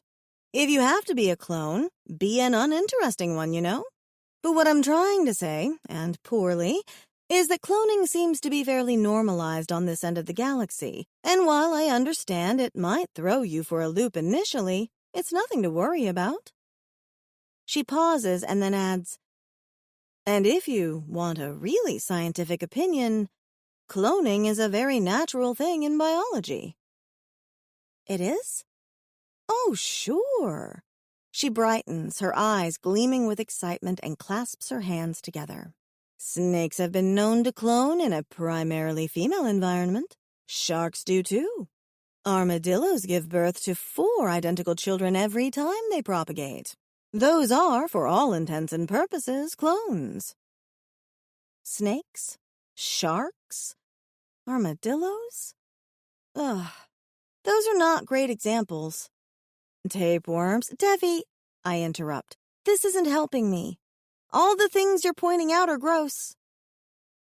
Her nose wrinkles. Sorry. I'm just trying to point out that it's a common occurrence in nature. We're just freaked out over it because of science fiction propaganda about clone harvesting and organ farms and all that silliness. She rolls her eyes. As if anyone would grow an entire clone when all they have to do is grow the damn organ in the same jar. Still not helping, I say tightly. I didn't want to think of myself as a snake or a tapeworm. I really, really don't want to think of myself as a cluster of cells in a petri dish. Right, sorry. Just ignore all of what I just said. But it really is common. There's no need to panic. Easy for her to say. She's not the clone. But I have memories. Yes, and that's the really interesting part. Devi taps on her lower lip. I'd love to know how they managed that, but my guess is that you're most likely given a bit of a nudge in the hippocampal formation, so your outer age matches your inner workings. As a product, you'd be near useless if you had the body of a 30-year-old and the brain of an infant who doesn't know the basics. Parsing out or copying memories from the host seems like a logical move. I don't care how logical it is. It's really messing with me. I press my fingers to my temples. I have a head full of memories, and they're not even mine. I don't know what's real and what isn't. She adjusts her legs, shifting her position on the floor next to me. You're focusing on the wrong thing. Do you have memories of television? Devi's mind sure jumps around a lot. I mean, yes. Any particular shows? I shrug. Does it matter? Not really. She taps the side of her brow. They're not your stories, but they're all stored up in here, right? Think of those memories as television, a soap opera. The stories exist and you have them memorized, but they're not really yours. Devi spreads her hands. And they won't do you any good here anyhow, right? We're all more or less starting fresh, unless your mind is full of spearfishing and animal trapping already, in which case you're the luckiest one here. I manage a reluctant smile at that. Not a bit of spearfishing, I'm afraid. Just a lot of library stuff. Devi carefully takes the skin from where it's spread out in front of me and begins to roll it up again. And I have a head full of laboratory and microscope procedures. I have every single word of my master's thesis ingrained into my memory, and it was about Mesozoic hairy snails. Do you think that does me a bit of good? She shakes her head as she rolls, smiling. We've all had to start over from scratch.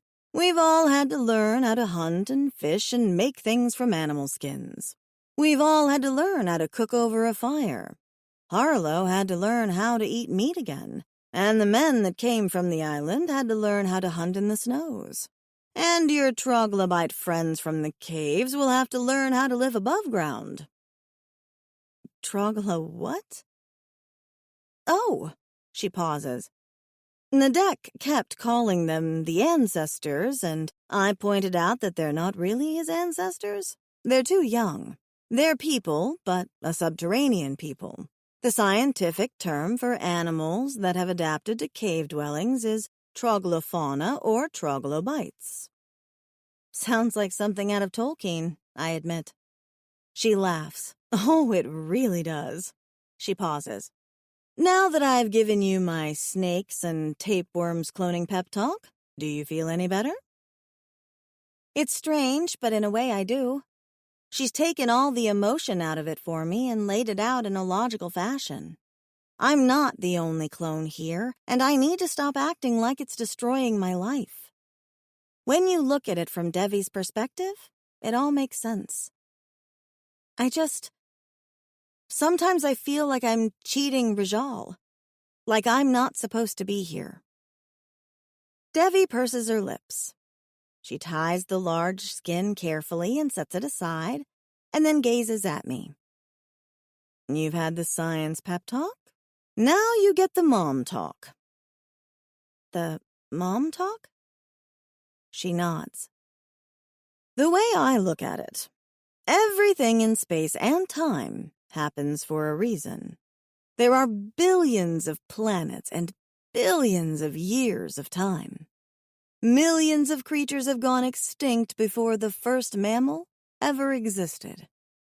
Out of all the creatures on Earth, out of all the people on Earth, your ancestors were born.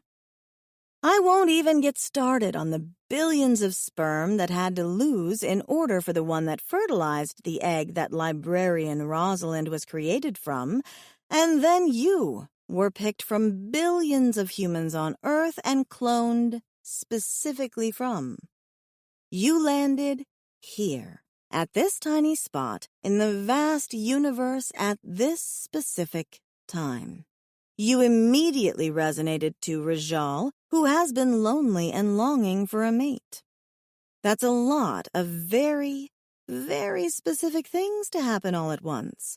A convergence of happenstance. To create you and him and bring you both together at the right time. You think that's not by a greater design? Maybe this is exactly where you're supposed to be. Jesus. She's making my head hurt with how big she's thinking. You think I'm special enough to warrant all that? You tell me. Do you think Rajal is? She gestures at her sleeping son. Because I look at my mate, and I look at my son, and I think that they're so incredible and unique, and that I feel very blessed to end up where I am right now. Maybe this planet didn't need a paleobiologist, but Nadek absolutely needed Devi in his life. So chew on that for a bit the next time you feel like you don't belong. I swallow hard. You're really good at the pep talk. She beams at me. When you deal with things that span millions and millions of years, you start to wonder about your place in the here and now.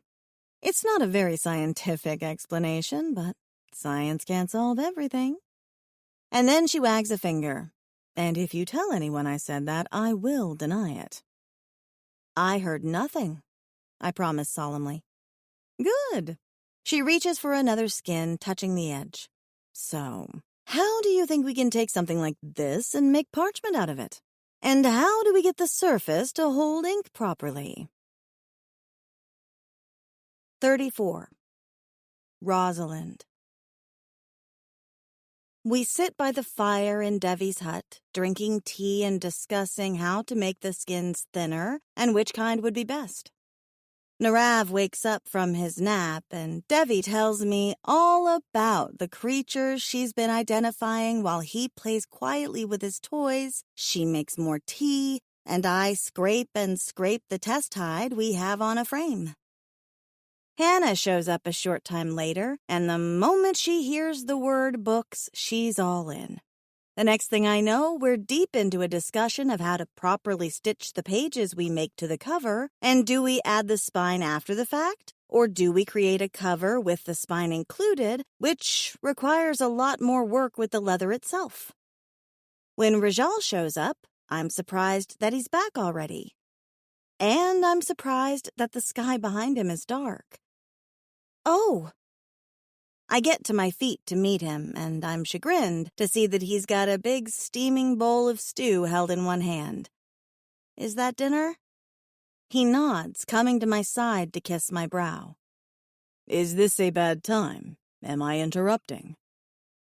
I hand the scraper over to Devi. I feel a little guilty that we've wasted all afternoon working on our book project. Not at all. We were just brainstorming. I should get home too, Hannah says, standing up. Jashel is probably exhausted from having Jahan all afternoon. Can I bring him by tomorrow? He can play with the Nurav while we figure out our paper. She looks at Devi, then at me. I assume we're getting together again tomorrow, right? Are we? I love the thought of us working together to figure out how to make books here, but I didn't want to presume. I'm sure you're both really busy. This is important, Hannah states. Books are important. If we can figure out how to preserve information without being reliant on Marduk's technology, then it's better for all of us. I get that the logical response is to wait for his buddy to drop some more data pads down on the planet for us, but what if she doesn't come back for 10 years? Or ever? But if we can figure out how to make books, we can record our own information. We can set down recipes or stories for our children and their children. I think that's vital, don't you? I could cry. She gets it. She really gets it. My eyes well with tears and I nod. I just don't want to take time away from things like hunting and fishing and, whatever else it is we have to do to survive. I look anxiously at Rajal, who's hovering at my side. And I don't want anyone to think I'm monopolizing you guys with a pipe dream. I think it's an excellent idea, Devi says. And if you're worried about falling behind on chores, we can always agree to meet after lunch. That gives you all morning to get things done. And speaking from experience, you could work all day and there's always more to be done, Hannah jokes. Taking a few hours out for yourself isn't a bad thing. But that's all I've done lately. I haven't been contributing at all. I glance over at Rajal to see what he thinks. She will be back tomorrow, he reassures them, and I want to clap my hands with joy. Not that he could stop me if I wanted to, but I also desperately want him to approve of what I'm doing. Even if I must drag her here myself, Rosalind will be back. He indicates the steaming food in his hand. For now, though, I must feed my resonance mate. Right. Feed. Wink, wink. Hannah teases. Don't think we can't hear you two purring. I touch my chest. I'm so used to hearing it hum away in his presence that I didn't even notice it firing up again. Sure enough, we're purring contentedly at each other. It's like our quees are saying a greeting to one another, and it fills me with a pleasurable liquid heat. When Rajal heads for the door, I follow him. See you guys tomorrow. Bye, Roz, Devi calls. Bye, Roz, Narav adds, and I bite back a laugh. Even the kids in the tribe are friendly. I walk at Rajal's side, my hand looped in his arm as we head back towards our hut. The stars are out, the nighttime sky brilliant and full of colors. It's the most gorgeous display of stars I've ever seen, and I'm a little surprised at the sight of it. How have I been here for what feels like weeks and weeks now, and this is the first time I'm noticing the stars? I gaze up at them, my breath catching at their beauty. Just another silver lining. Then again, I'm not sure I need a silver lining. I have Rajal. I glance over at him, drinking in his profile, the long sweep of his hair, the prominent horns and strong, sure stance. It's hard to imagine someone as compelling as him ever struggling with depression. He's always got a smile on his face or is ready to help someone out. He's been like that since I met him. Surely all that can't be because of me. Yet everyone I've met has gushed over how thrilled they are for us, because Rajal has been so lonely and he's so happy now. Surely, one person can't be so responsible for the sheer joy of another. Can they? Then again, doesn't he do the same for me? I feel like the sun comes out from behind the clouds every time he shows up and has a smile for me, or brings me something, like dinner, that shows he's been thinking of me. I eye the extra-large bowl of food he's holding against his chest. It seems like a good opportunity to tease him. Hungry? Rajal glances over at me, a broad smile on his face. His free hand slides to my shoulder, and he tugs me closer as we walk across the pebbled beach. I thought we could share a bowl, unless you would rather spend time by the fire. We can sit with the others, and I can get you a bowl of your own. I shake my head, interrupting him. It's fine. I'd rather be alone with you tonight. I spend all afternoon being social, and my mind is still whirling with ideas of parchment and how to make a skin thinner and what we could use for inks. I don't want him to feel as if I'm pulling him away from his people if he wants to go have a good time. You should know something about me, though. I'm a bit of an introvert. He purses his lips, frowning, and then shakes his head. I do not know that word. You make it sound bad, though. It's not good or bad. It's just that some people really love being with others all the time, and some find it draining, no matter how much they like the people. People that find it tiring to be around others for a long time are called introverts. That's me. I eye him as he slides a hand to the small of my back, steering me past another couple that's heading for the big central fire, where all the good smells and conversation are. I don't want you to think I'm hiding away, but I also don't want you to think I'm this social butterfly or this really social person when I'm not. Rajal nods, his hand sliding to the back of my neck as we approach our hut. You prefer to be alone with your thoughts. It's not that I don't like people. I do. But if I have a choice between being social or spending time alone in the hut, I spend time alone in the hut. And am I invited? To the hut? When he nods, I laugh. Well, I don't want to be in there without you. As long as I am invited in the hut, I do not care how much time we spend with the others. He runs his thumb against the side of my neck. It is expected for a male to spend his time with his residence mate and family more than the tribe. I have no worries. As long as you like to spend time with me, that is all that matters. I do. I glance up at him. It's true, too. When I picture alone time, it's not really alone. It's with him. Sprawling in the furs and sleeping late, or snuggling together as we share a meal. Watching the stars together.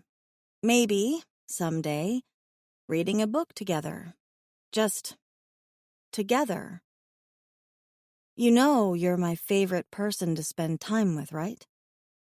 I just feel guilty that I'm pulling you away from everyone else.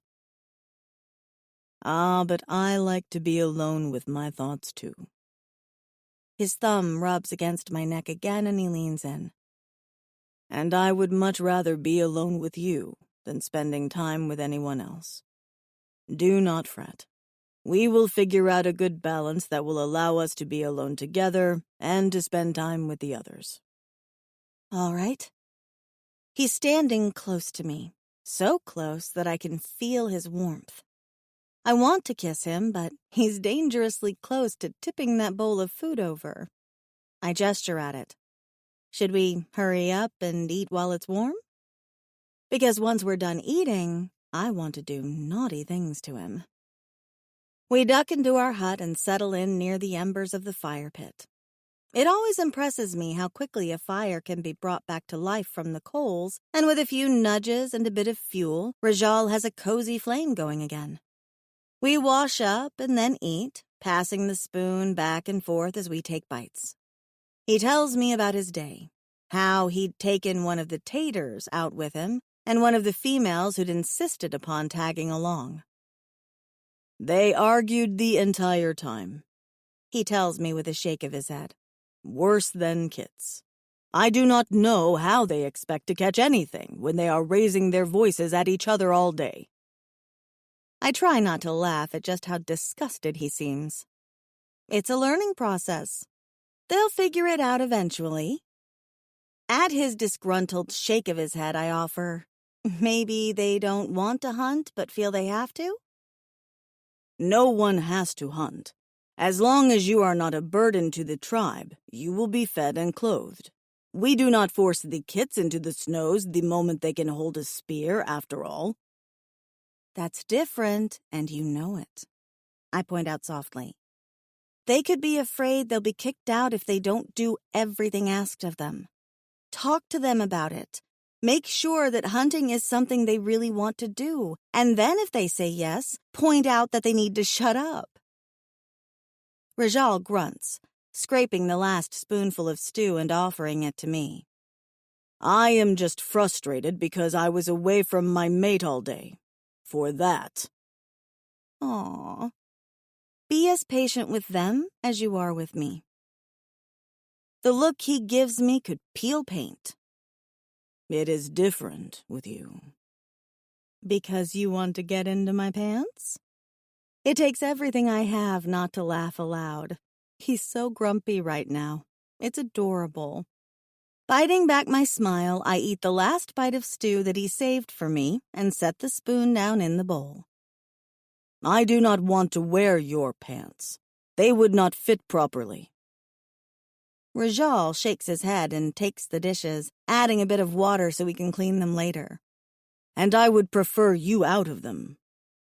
This time I can't stop my giggles. You are adorable. I said something wrong again, eh? His expression changes to one of wry amusement. If I make you smile, then I am not sorry.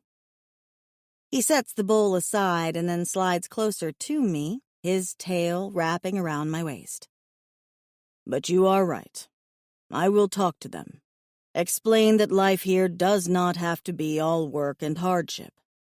If they are not called to hunting, perhaps they are called to something else.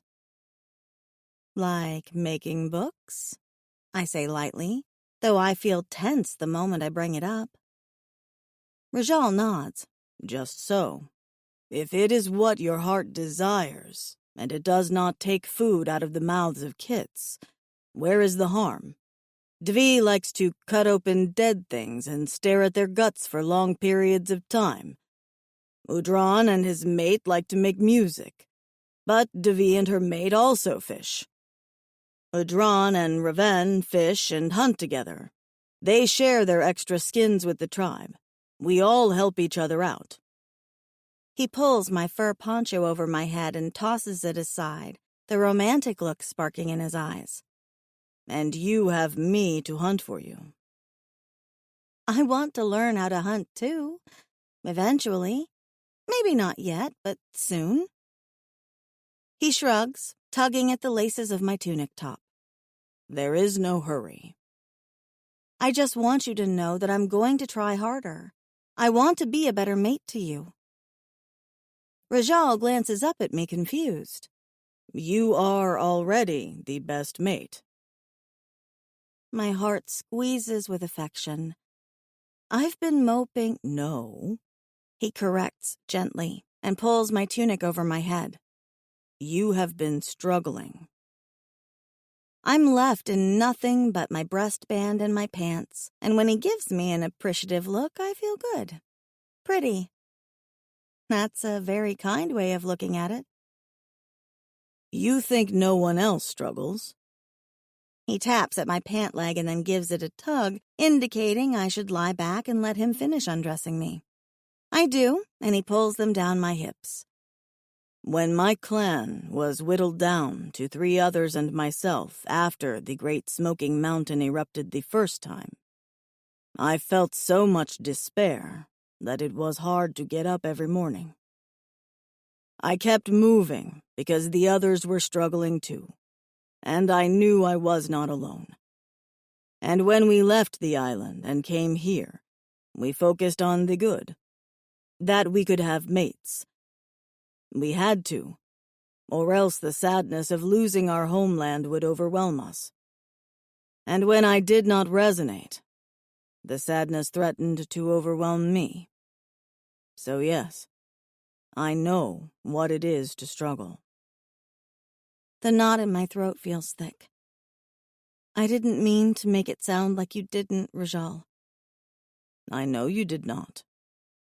He tosses my pants aside and casts a hungry look over my body.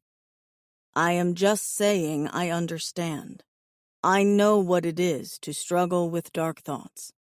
I know that you will get through them, and I am here with you. I will cherish you and support you through it all. Now I really am going to start crying. You're the best.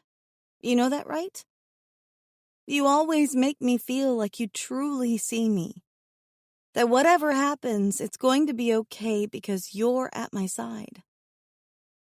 I reach for him, wanting to caress him and show him how much I care. I love you. Rajal smiles and slides up against me in the furs, covering my body with his larger one. He's warm and heavy in all the best ways, and I put my arms around him. My heart has been so full ever since you arrived, my mate. Oh, Rajal. I stroke his cheek.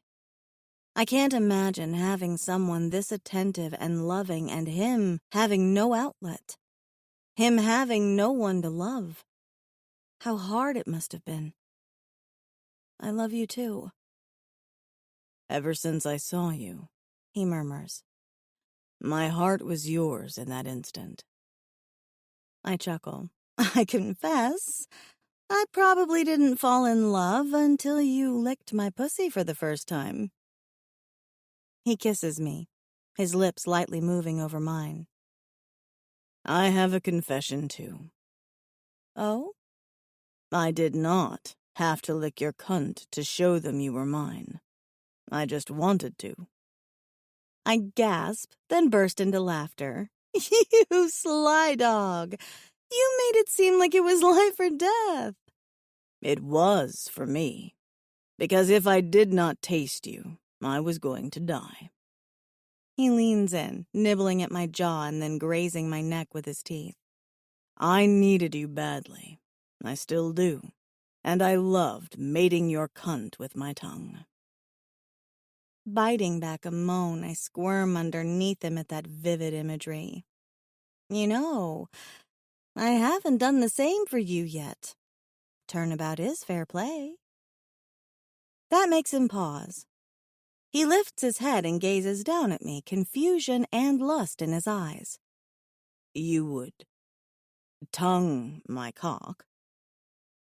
I would. I could take it in my mouth and suck on it. I promise him, and when hot need flares in his eyes, I decide that it's time for me to do the giving. Really, how have we gone this long without me going down on him? It's because he's so quick to pleasure me that he completely distracts me. No longer. I cup his jaw and give him a look that means business. Lie on your back for me. Rajal's breath catches in his throat. With a groan, he does as I command, flinging himself onto the furs. Even lying down, his cock rises from his leathers, a thick bulge just aching to be freed. The sight of it makes my mouth water. It's my turn to pleasure you, I tell him, taking off my breastband and tossing it away. My breasts hang down, their full weight swaying, and I drag them over his bare chest. I move to his side, licking my way down his hard stomach to his navel. I'm incredibly aware of every stutter of his breath, the way his hands clench into the furs at his sides, the rapid twitching of his tail. It's like he wants to touch me, but also doesn't want to interrupt, and it fills me with affection and makes me want to do dirty, dirty things to him. "Just being with you is a pleasure," he tells me. I snort and ignore that. "If you don't want my mouth on your cock, just say so."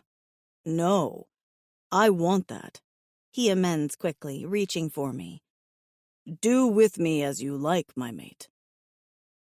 This is as much fun for me as it is for you, you know. I carefully pull at the ties holding his leggings in place. Sometimes Rajal wears nothing but a loincloth, but today he's got all his goodies covered up. Clearly, I need to fix that. I tug the low-waisted leggings down to his hips, kissing and mouthing at his obliques before continuing southward. His cock practically springs free from its confines, pointing into the air, the tip of it flushed and already slick with pre-cum. Delicious! And then I lick the head of him.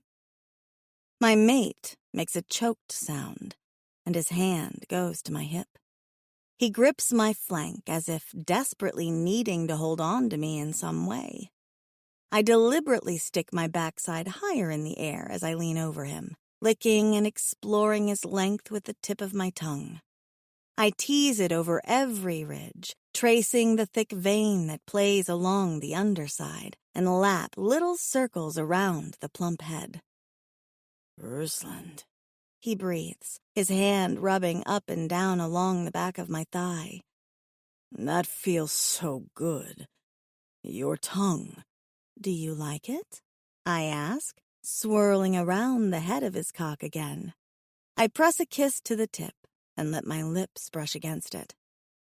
"Do you want more? I could take you deep in my throat." He groans. "Yes, do that." I love how distracted he sounds, as if it's taking all his concentration not to come right away. I grip the base of his shaft, eliciting a pleased hiss from him, and then push the head of his cock into my mouth. I don't have any memories for this, but I suspect it doesn't matter. As long as Rajal is having fun and I'm having fun, that's all that counts. When I enclose the head of him in my mouth, he groans low and deep. His fingers dig into my thigh, not painfully, and only add to the edge of excitement. Enthusiastic, I take him deeper and bob over him, sucking on his length and rubbing my tongue against him as I do. I lick, I nibble, I tease. And when he's on the verge of losing control, I try to hollow my cheeks out and increase the suction. It's not an easy task, given that he's so large he's stretching my lips, but I'm nothing if not determined. "Rusland," his voice is ragged. "Your mouth. Incredible." I make a humming sound around him, wiggling my backside. Pleasuring him like this is turning me on like crazy, and I can feel just how wet I am in response. I take him deeper, trying to see if I can press my lips to the base of his shaft. He's so thick and long it doesn't seem possible, but that doesn't stop me from trying. I need him desperately. I'm so focused on taking as much of him as I can into my mouth that when Rajal grabs my hips, it catches me by surprise. He hauls me over him, and I release his cock with a wet gasp. "Keep going," he growls, and then drags my sprawled legs over his chest. He parts them and leans forward, and the tip of his tongue dances over my pussy. Oh my God. I clench with arousal, moaning as I suck him deep again. I'm a little shocked that he's pulled me to his mouth so he can go down on me while I work his cock. It makes it tricky to concentrate, and every time he tongues me again, I whimper around his length, distracted. We continue like this for a while, and I'm lost in pleasuring him, in each delicious ridge of his cock, the thick heft of him stretching my mouth. His hips jerk, pushing his cock deeper, and he hits the back of my throat. Realizing that he's close, I hold still while he drives into my mouth, hips pumping as he reaches his crest.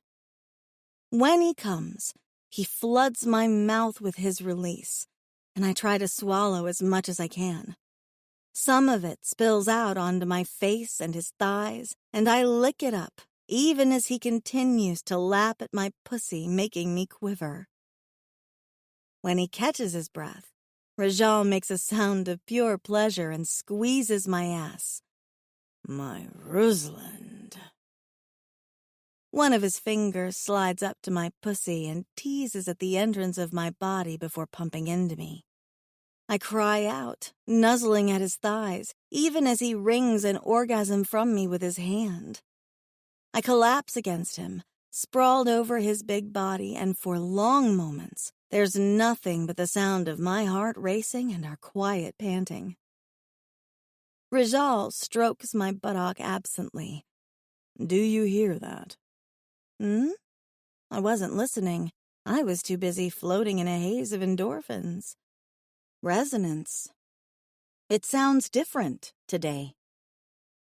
It does? I sit up and immediately move over to his chest, pressing my ear to him. He's purring, as am I, but I've become so used to it that it's almost become background noise. I listen in and he's still humming to me, but the hum has lost that frantic edge. It's like it's content now. There's a faintly smug thrum to it, as if the darn thing has gotten what it wants. I press my hand to my breast to make sure that I'm doing the same as he is. My quee is humming too, but like Rajal's, the sound is gentle and soothing. Oh, I didn't even notice. I did not either, until just now. He wraps his arms around me, dragging me back down against him. You know what this means? That we made a baby? Rajal grins. We did.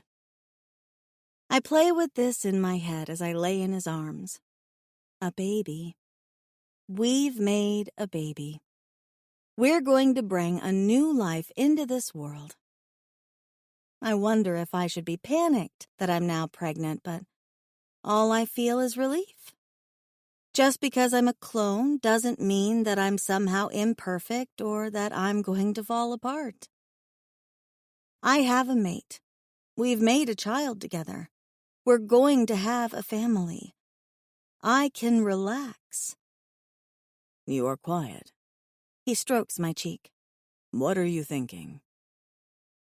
I lift my head and give him a playful smile, my heart light. I'm thinking blowjobs must be lucky. We'll have to do them more often. Rajal laughs. That is what you are thinking. Are you not thinking about the kit then? Are you not happy? I move up and give my mate a kiss. I am ecstatic. It means everything. And it does. Because it means Rajal and I are truly meant to be together. Epilogue. Several days later. Rajal.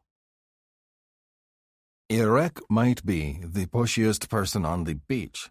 He acts as if no one has ever resonated before he and Philor sang to one another. I watch, amused, as the final preparations are put into place for the feast we shall have this night. The feast, it seems that Irek has decided, is necessary to celebrate his resonance to Philor. Shale runs past with a pot full of food, while another female, one of the new ones, claps her hands and points out things that need to be removed from the fire. It's important that we get these dishes right, guys, Sabrina calls out. They need to feel like a not-hot version of a Filipino wedding feast. Who's got the riced not potatoes? Vivian does, someone else calls out. No, I don't, the female replies. Well, someone has to have it. Hurry, they'll be back soon. Sabrina races off, a fretful look on her face. As she rushes away, one of the new taters watches her move. It is the one with scales, Sakar. He is not my favorite. He is a sly one and does not take orders well, which means he clashes with nearly all the hunters trying to teach him the basics of survival. He eyes the female's backside as she bends over to pick something up. Annoyed, I move to stand next to him. When I cross my arms, Sakar just gives me a lazy smirk. Don't get your horns in a twist. I know not to shit where I eat. I was not going to speak of his personal habits. The females are safe here, I stress. Resonance, Sakar holds up a clawed hand. I know. Trust me, I know. I'm waiting for resonance. Doesn't mean I can't enjoy the scenery. Some have to wait for a long time, I say stiffly. I do not like his attitude. I won't. He leans against the rocks and eyes a dark-haired female that passes by with equal interest. Perhaps it is his confidence that irks me. I had to wait a very long time for my resonance, and I do not regret a moment of it because it brought me Rusland. Still, a small, bitter piece of me hopes it takes him turns upon turns to resonate. Sakar eyes me, chewing on a needle leaf from one of the nearby plants. You just resonated, right? I can feel myself puffing up with pride at the thought of my mate. Yes. He lifts his chin at me. Where is your feast, then? No feast. My mate is not from the same culture as Philor. A tiny sliver of worry lodges in my chest. But she's human, aye? He narrows his eyes at me. Shouldn't you be celebrating her? Irek is celebrating his fine female. I would think you'd want to celebrate yours, too. Rusland does not want a feast. But am I wrong? We have known for days that Irek has been planning a celebration of Philor because she desires one. Rusland has known about it for days and has not said she wished for one herself. I know my mate. She does not like fuss. But what if I am wrong? What if I have misread the situation? The worry in my chest grows. Will others think that Irek cherishes Philor more than I cherish my Rusland? I do not think such a thing is possible. More than anything, I want my mate to feel loved and happy. Perhaps I have done wrong after all. I feel myself sweating despite the pleasant day. It is Philor's tradition. That is why there is a feast. But aren't all humans the same? He lifts an arm and gestures at a male nearby. Jason will know. Come here, human. Jason, who is not nearly as strongly built as the other taters, jogs over to us.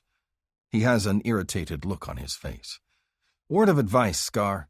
When you're trying to have a friendly conversation, it helps to actually refer to someone as their name and not human or you over there. I am not interested in a friendly conversation, Scar continues. He eyes the human male. I'm talking with Rajal here, and we had a question about humans. You know Rosalind? Jason puts his hands on his hips, squinting for a moment as if to recall. Oh, right, yeah. The shy blonde with the big... He lifts his hands to his chest, looks over at me, pauses, and then scratches at the front of his thick tunic. Eyes. Sakar snorts. I incline my head. She does have fine eyes indeed. That is my mate. What about her? Jason asks, shifting on his feet and avoiding eye contact with me. Would she want a mating feast? Sakar tilts his head. I am trying to help my friend out.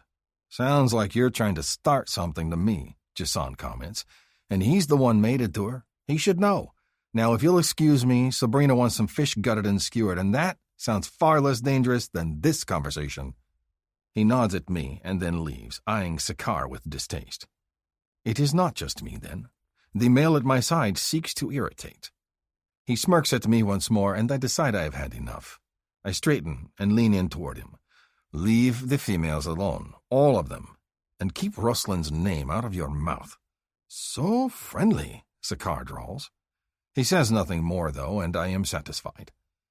I abandon my spot near the center of camp and go hunting for my mate instead. She went to visit Tia at her hut and then was going to change into a fresh tunic for the feast. In between her bookmaking with Divi and Hana, she has been working on a new set of leathers she is excited to show off. In the days since we have completed resonance, Rusland has been keeping busy. She spends her time with Taia or with the other females that work on books. I am teaching her how to make fire, and she wishes to learn how to fish and hunt, but is not ready quite yet. She has learned to make shrimp tea, though, and exclaims over it every morning with the other humans. At night, we curl up in the furs together and talk of our day, mine full of hunting and training the newcomers to be hunters, and hers spent in camp. Perhaps I should have insisted upon a feast for Rosalind to make her feel special. I contemplate this as I approach our hut. As if she senses my nearness, Rosalind lifts the door flap to the hut and steps out, and the breath leaves my chest. My mate is beyond beautiful. She has indeed made a lovely set of leathers for herself. They are pale, with a bit of fur trimming the collar and long sleeves. The leather is gathered under her teats, showing off their plump roundness, and her mane has been pulled into a soft tail off to one side. There is a pink thing tied in with her mane, and her lips are bright pink as if she is feverish. I smell fruit when I approach her, and realize that she has put a lip stain that Taia made for her on her mouth. Rosalind, you take my breath away. I put my fist to my chest over my humming kui and stare in wonder at this lovely creature that is my mate. She brightens at my words, her cheeks flushing with pleasure. Do you like it? She twirls, showing off her clothes. The needlework is terrible, but Callie says I'll get better with time. And the flower I made? What do you think? She touches the pink thing in her mane, and I move forward to look at it. It is a tie, and attached to the tie is, well, a thing. It is pale pink and is made of leather that has been cut into folds that lie together. There is a nub in the center, and the entire thing reminds me of her cunt. It does not look like a flower as much as it does when my tongue delves between her slick folds, seeking out her clit. But I am no fool. Rosalind has worked hard on this, and I give her a look of approval. You are the most beautiful female in the world. She bites her lip and slides her arms around mine, holding on to me. And I have the best date tonight. Even though the feast is one of celebration, it is obvious that all is not well with the tribe. Philor and Irek are full of joy, of course, but there is tension between the Tatars and the ancestors. They do not seem to like each other much. Rahash and Rak and their mates talk quietly for most of the night, shooting glances my way, and I know they wish to discuss leadership things. Things like how we can stop the budding antagonism between the newcomers, or how to deal with Remeb, who has made it clear that he is only here because Taia is. Setnef sits next to a female who shoves food into his hands, and Talnef is playing a hand game with one of the kits. Najmeh sits next to Remeb and Taia and communicates for them, but it is not going well. There is tension there, too, though Taia no longer resonates loudly to him. Her chest, like mine, is the song of contentment. Rahash sends another look my way, but I pretend not to see it. I slide my arm around Rosalind's shoulders and press my lips to her temple. Tonight I am hers. Tonight is for celebration. Tomorrow we will talk about the Tatars, or the ancestors, or the fact that tracks were recently found of the missing male and female, proof that they are yet alive and avoiding us. All of that can wait one more night. Rosalind is enjoying herself, and I am not leaving my mate's side. It's a flower, she tells Najmeh, as the female reaches out to touch the pink cunt thing in my mate's hair. A decoration. A decoration, I tell Najmeh when she looks to me. But how pink? Najmeh asks, fascinated. All cloth at home, same color. All cloth come from same plant. Plant have color, no pink. It's a dye, Rosalind explains. I can show you, or someone else can. When Najmeh casts a puzzled look in my direction, my mate turns to me with exasperation. This isn't fair to them. Everyone can talk to everyone else but them. They need the language chips too. You said the guy that makes them is out? Madoc, yes. He put the rock in my head that gave me all words, but he says the ship can do so too. Ship! Najmeh all but pounces on the word. Yes, please, ship. We go now. She reaches forward and grabs my hand. We go now? I pry my hand out of her grasp, shaking my head. I must talk with the others first, but it will be soon, I promise. I glance over at Remeb and then Setnef. Both of them have stopped and stare at me, listening. Rosalind is right. They need our words. It must be very soon indeed. Before Najmeh can speak again, one of the new females gets up from the group and storms away. Sakar immediately tries to follow her, only for Talnef to get to his feet and stand in front of the scaly male. Sakar hisses at Talnef, but the ancestor remains unmoved. I know if I look over, Lige and Rahash will be glaring in my direction. So I kiss my mate on her brow again, enjoying this moment before everything becomes a bigger mess and I must step in. The sight of Sakar pacing away, his body language full of frustration, reminds me of our conversation earlier. I brush my lips against Ruslan's ear and then say, "Did you wish for a feast?" "What?" She turns to look at me. "This." I gesture at the many, many containers of food. The females across the fire that are painting colorful symbols on their skin. Ravin and Nudran will get their music soon, and the Sasa will come out and all will drink and enjoy. Philor and Irek sit nearest to the fire, and Philor has several beaded necklaces draped over her front, as if to declare that this is her special feast. A mating feast in your honor. Should I have insisted that we have one for you, like Irek did for his mate? Her eyes widen and she quickly shakes her head. "Oh, Lord, no! I'm enjoying myself right now, but I'm enjoying myself precisely because I'm on the sidelines. I don't want to be the center of attention. I don't want a feast. It'd just make me uncomfortable. I'm perfect right where I am." "Where you are, eh? In my arms?" I lean in and kiss her, unable to help myself. She truly is the most beautiful female on the planet. In your arms, at your side, and later, in your furs. Her eyes gleam with pleasure. That's the only place I need to be. I wrap both of my arms around her this time, holding her close. Her scent fills my senses, as does her soft skin and her sweet laughter. All the waiting I have done, for this moment, right now, for the maid in my arms, it was worth it. This concludes Rajal's Resonance by Ruby Dixon. Narrated by Holly Jackson and Mason Lloyd. Copyright 2023 by Ruby Dixon. This unabridged audiobook is published by arrangement with Ruby Dixon, care of Root Literary, and was produced in the year 2023 by Tantor Media, Incorporated, a division of Recorded Books, which holds the copyright thereto. Please visit tantor.com for more information on our growing library of unabridged audiobooks.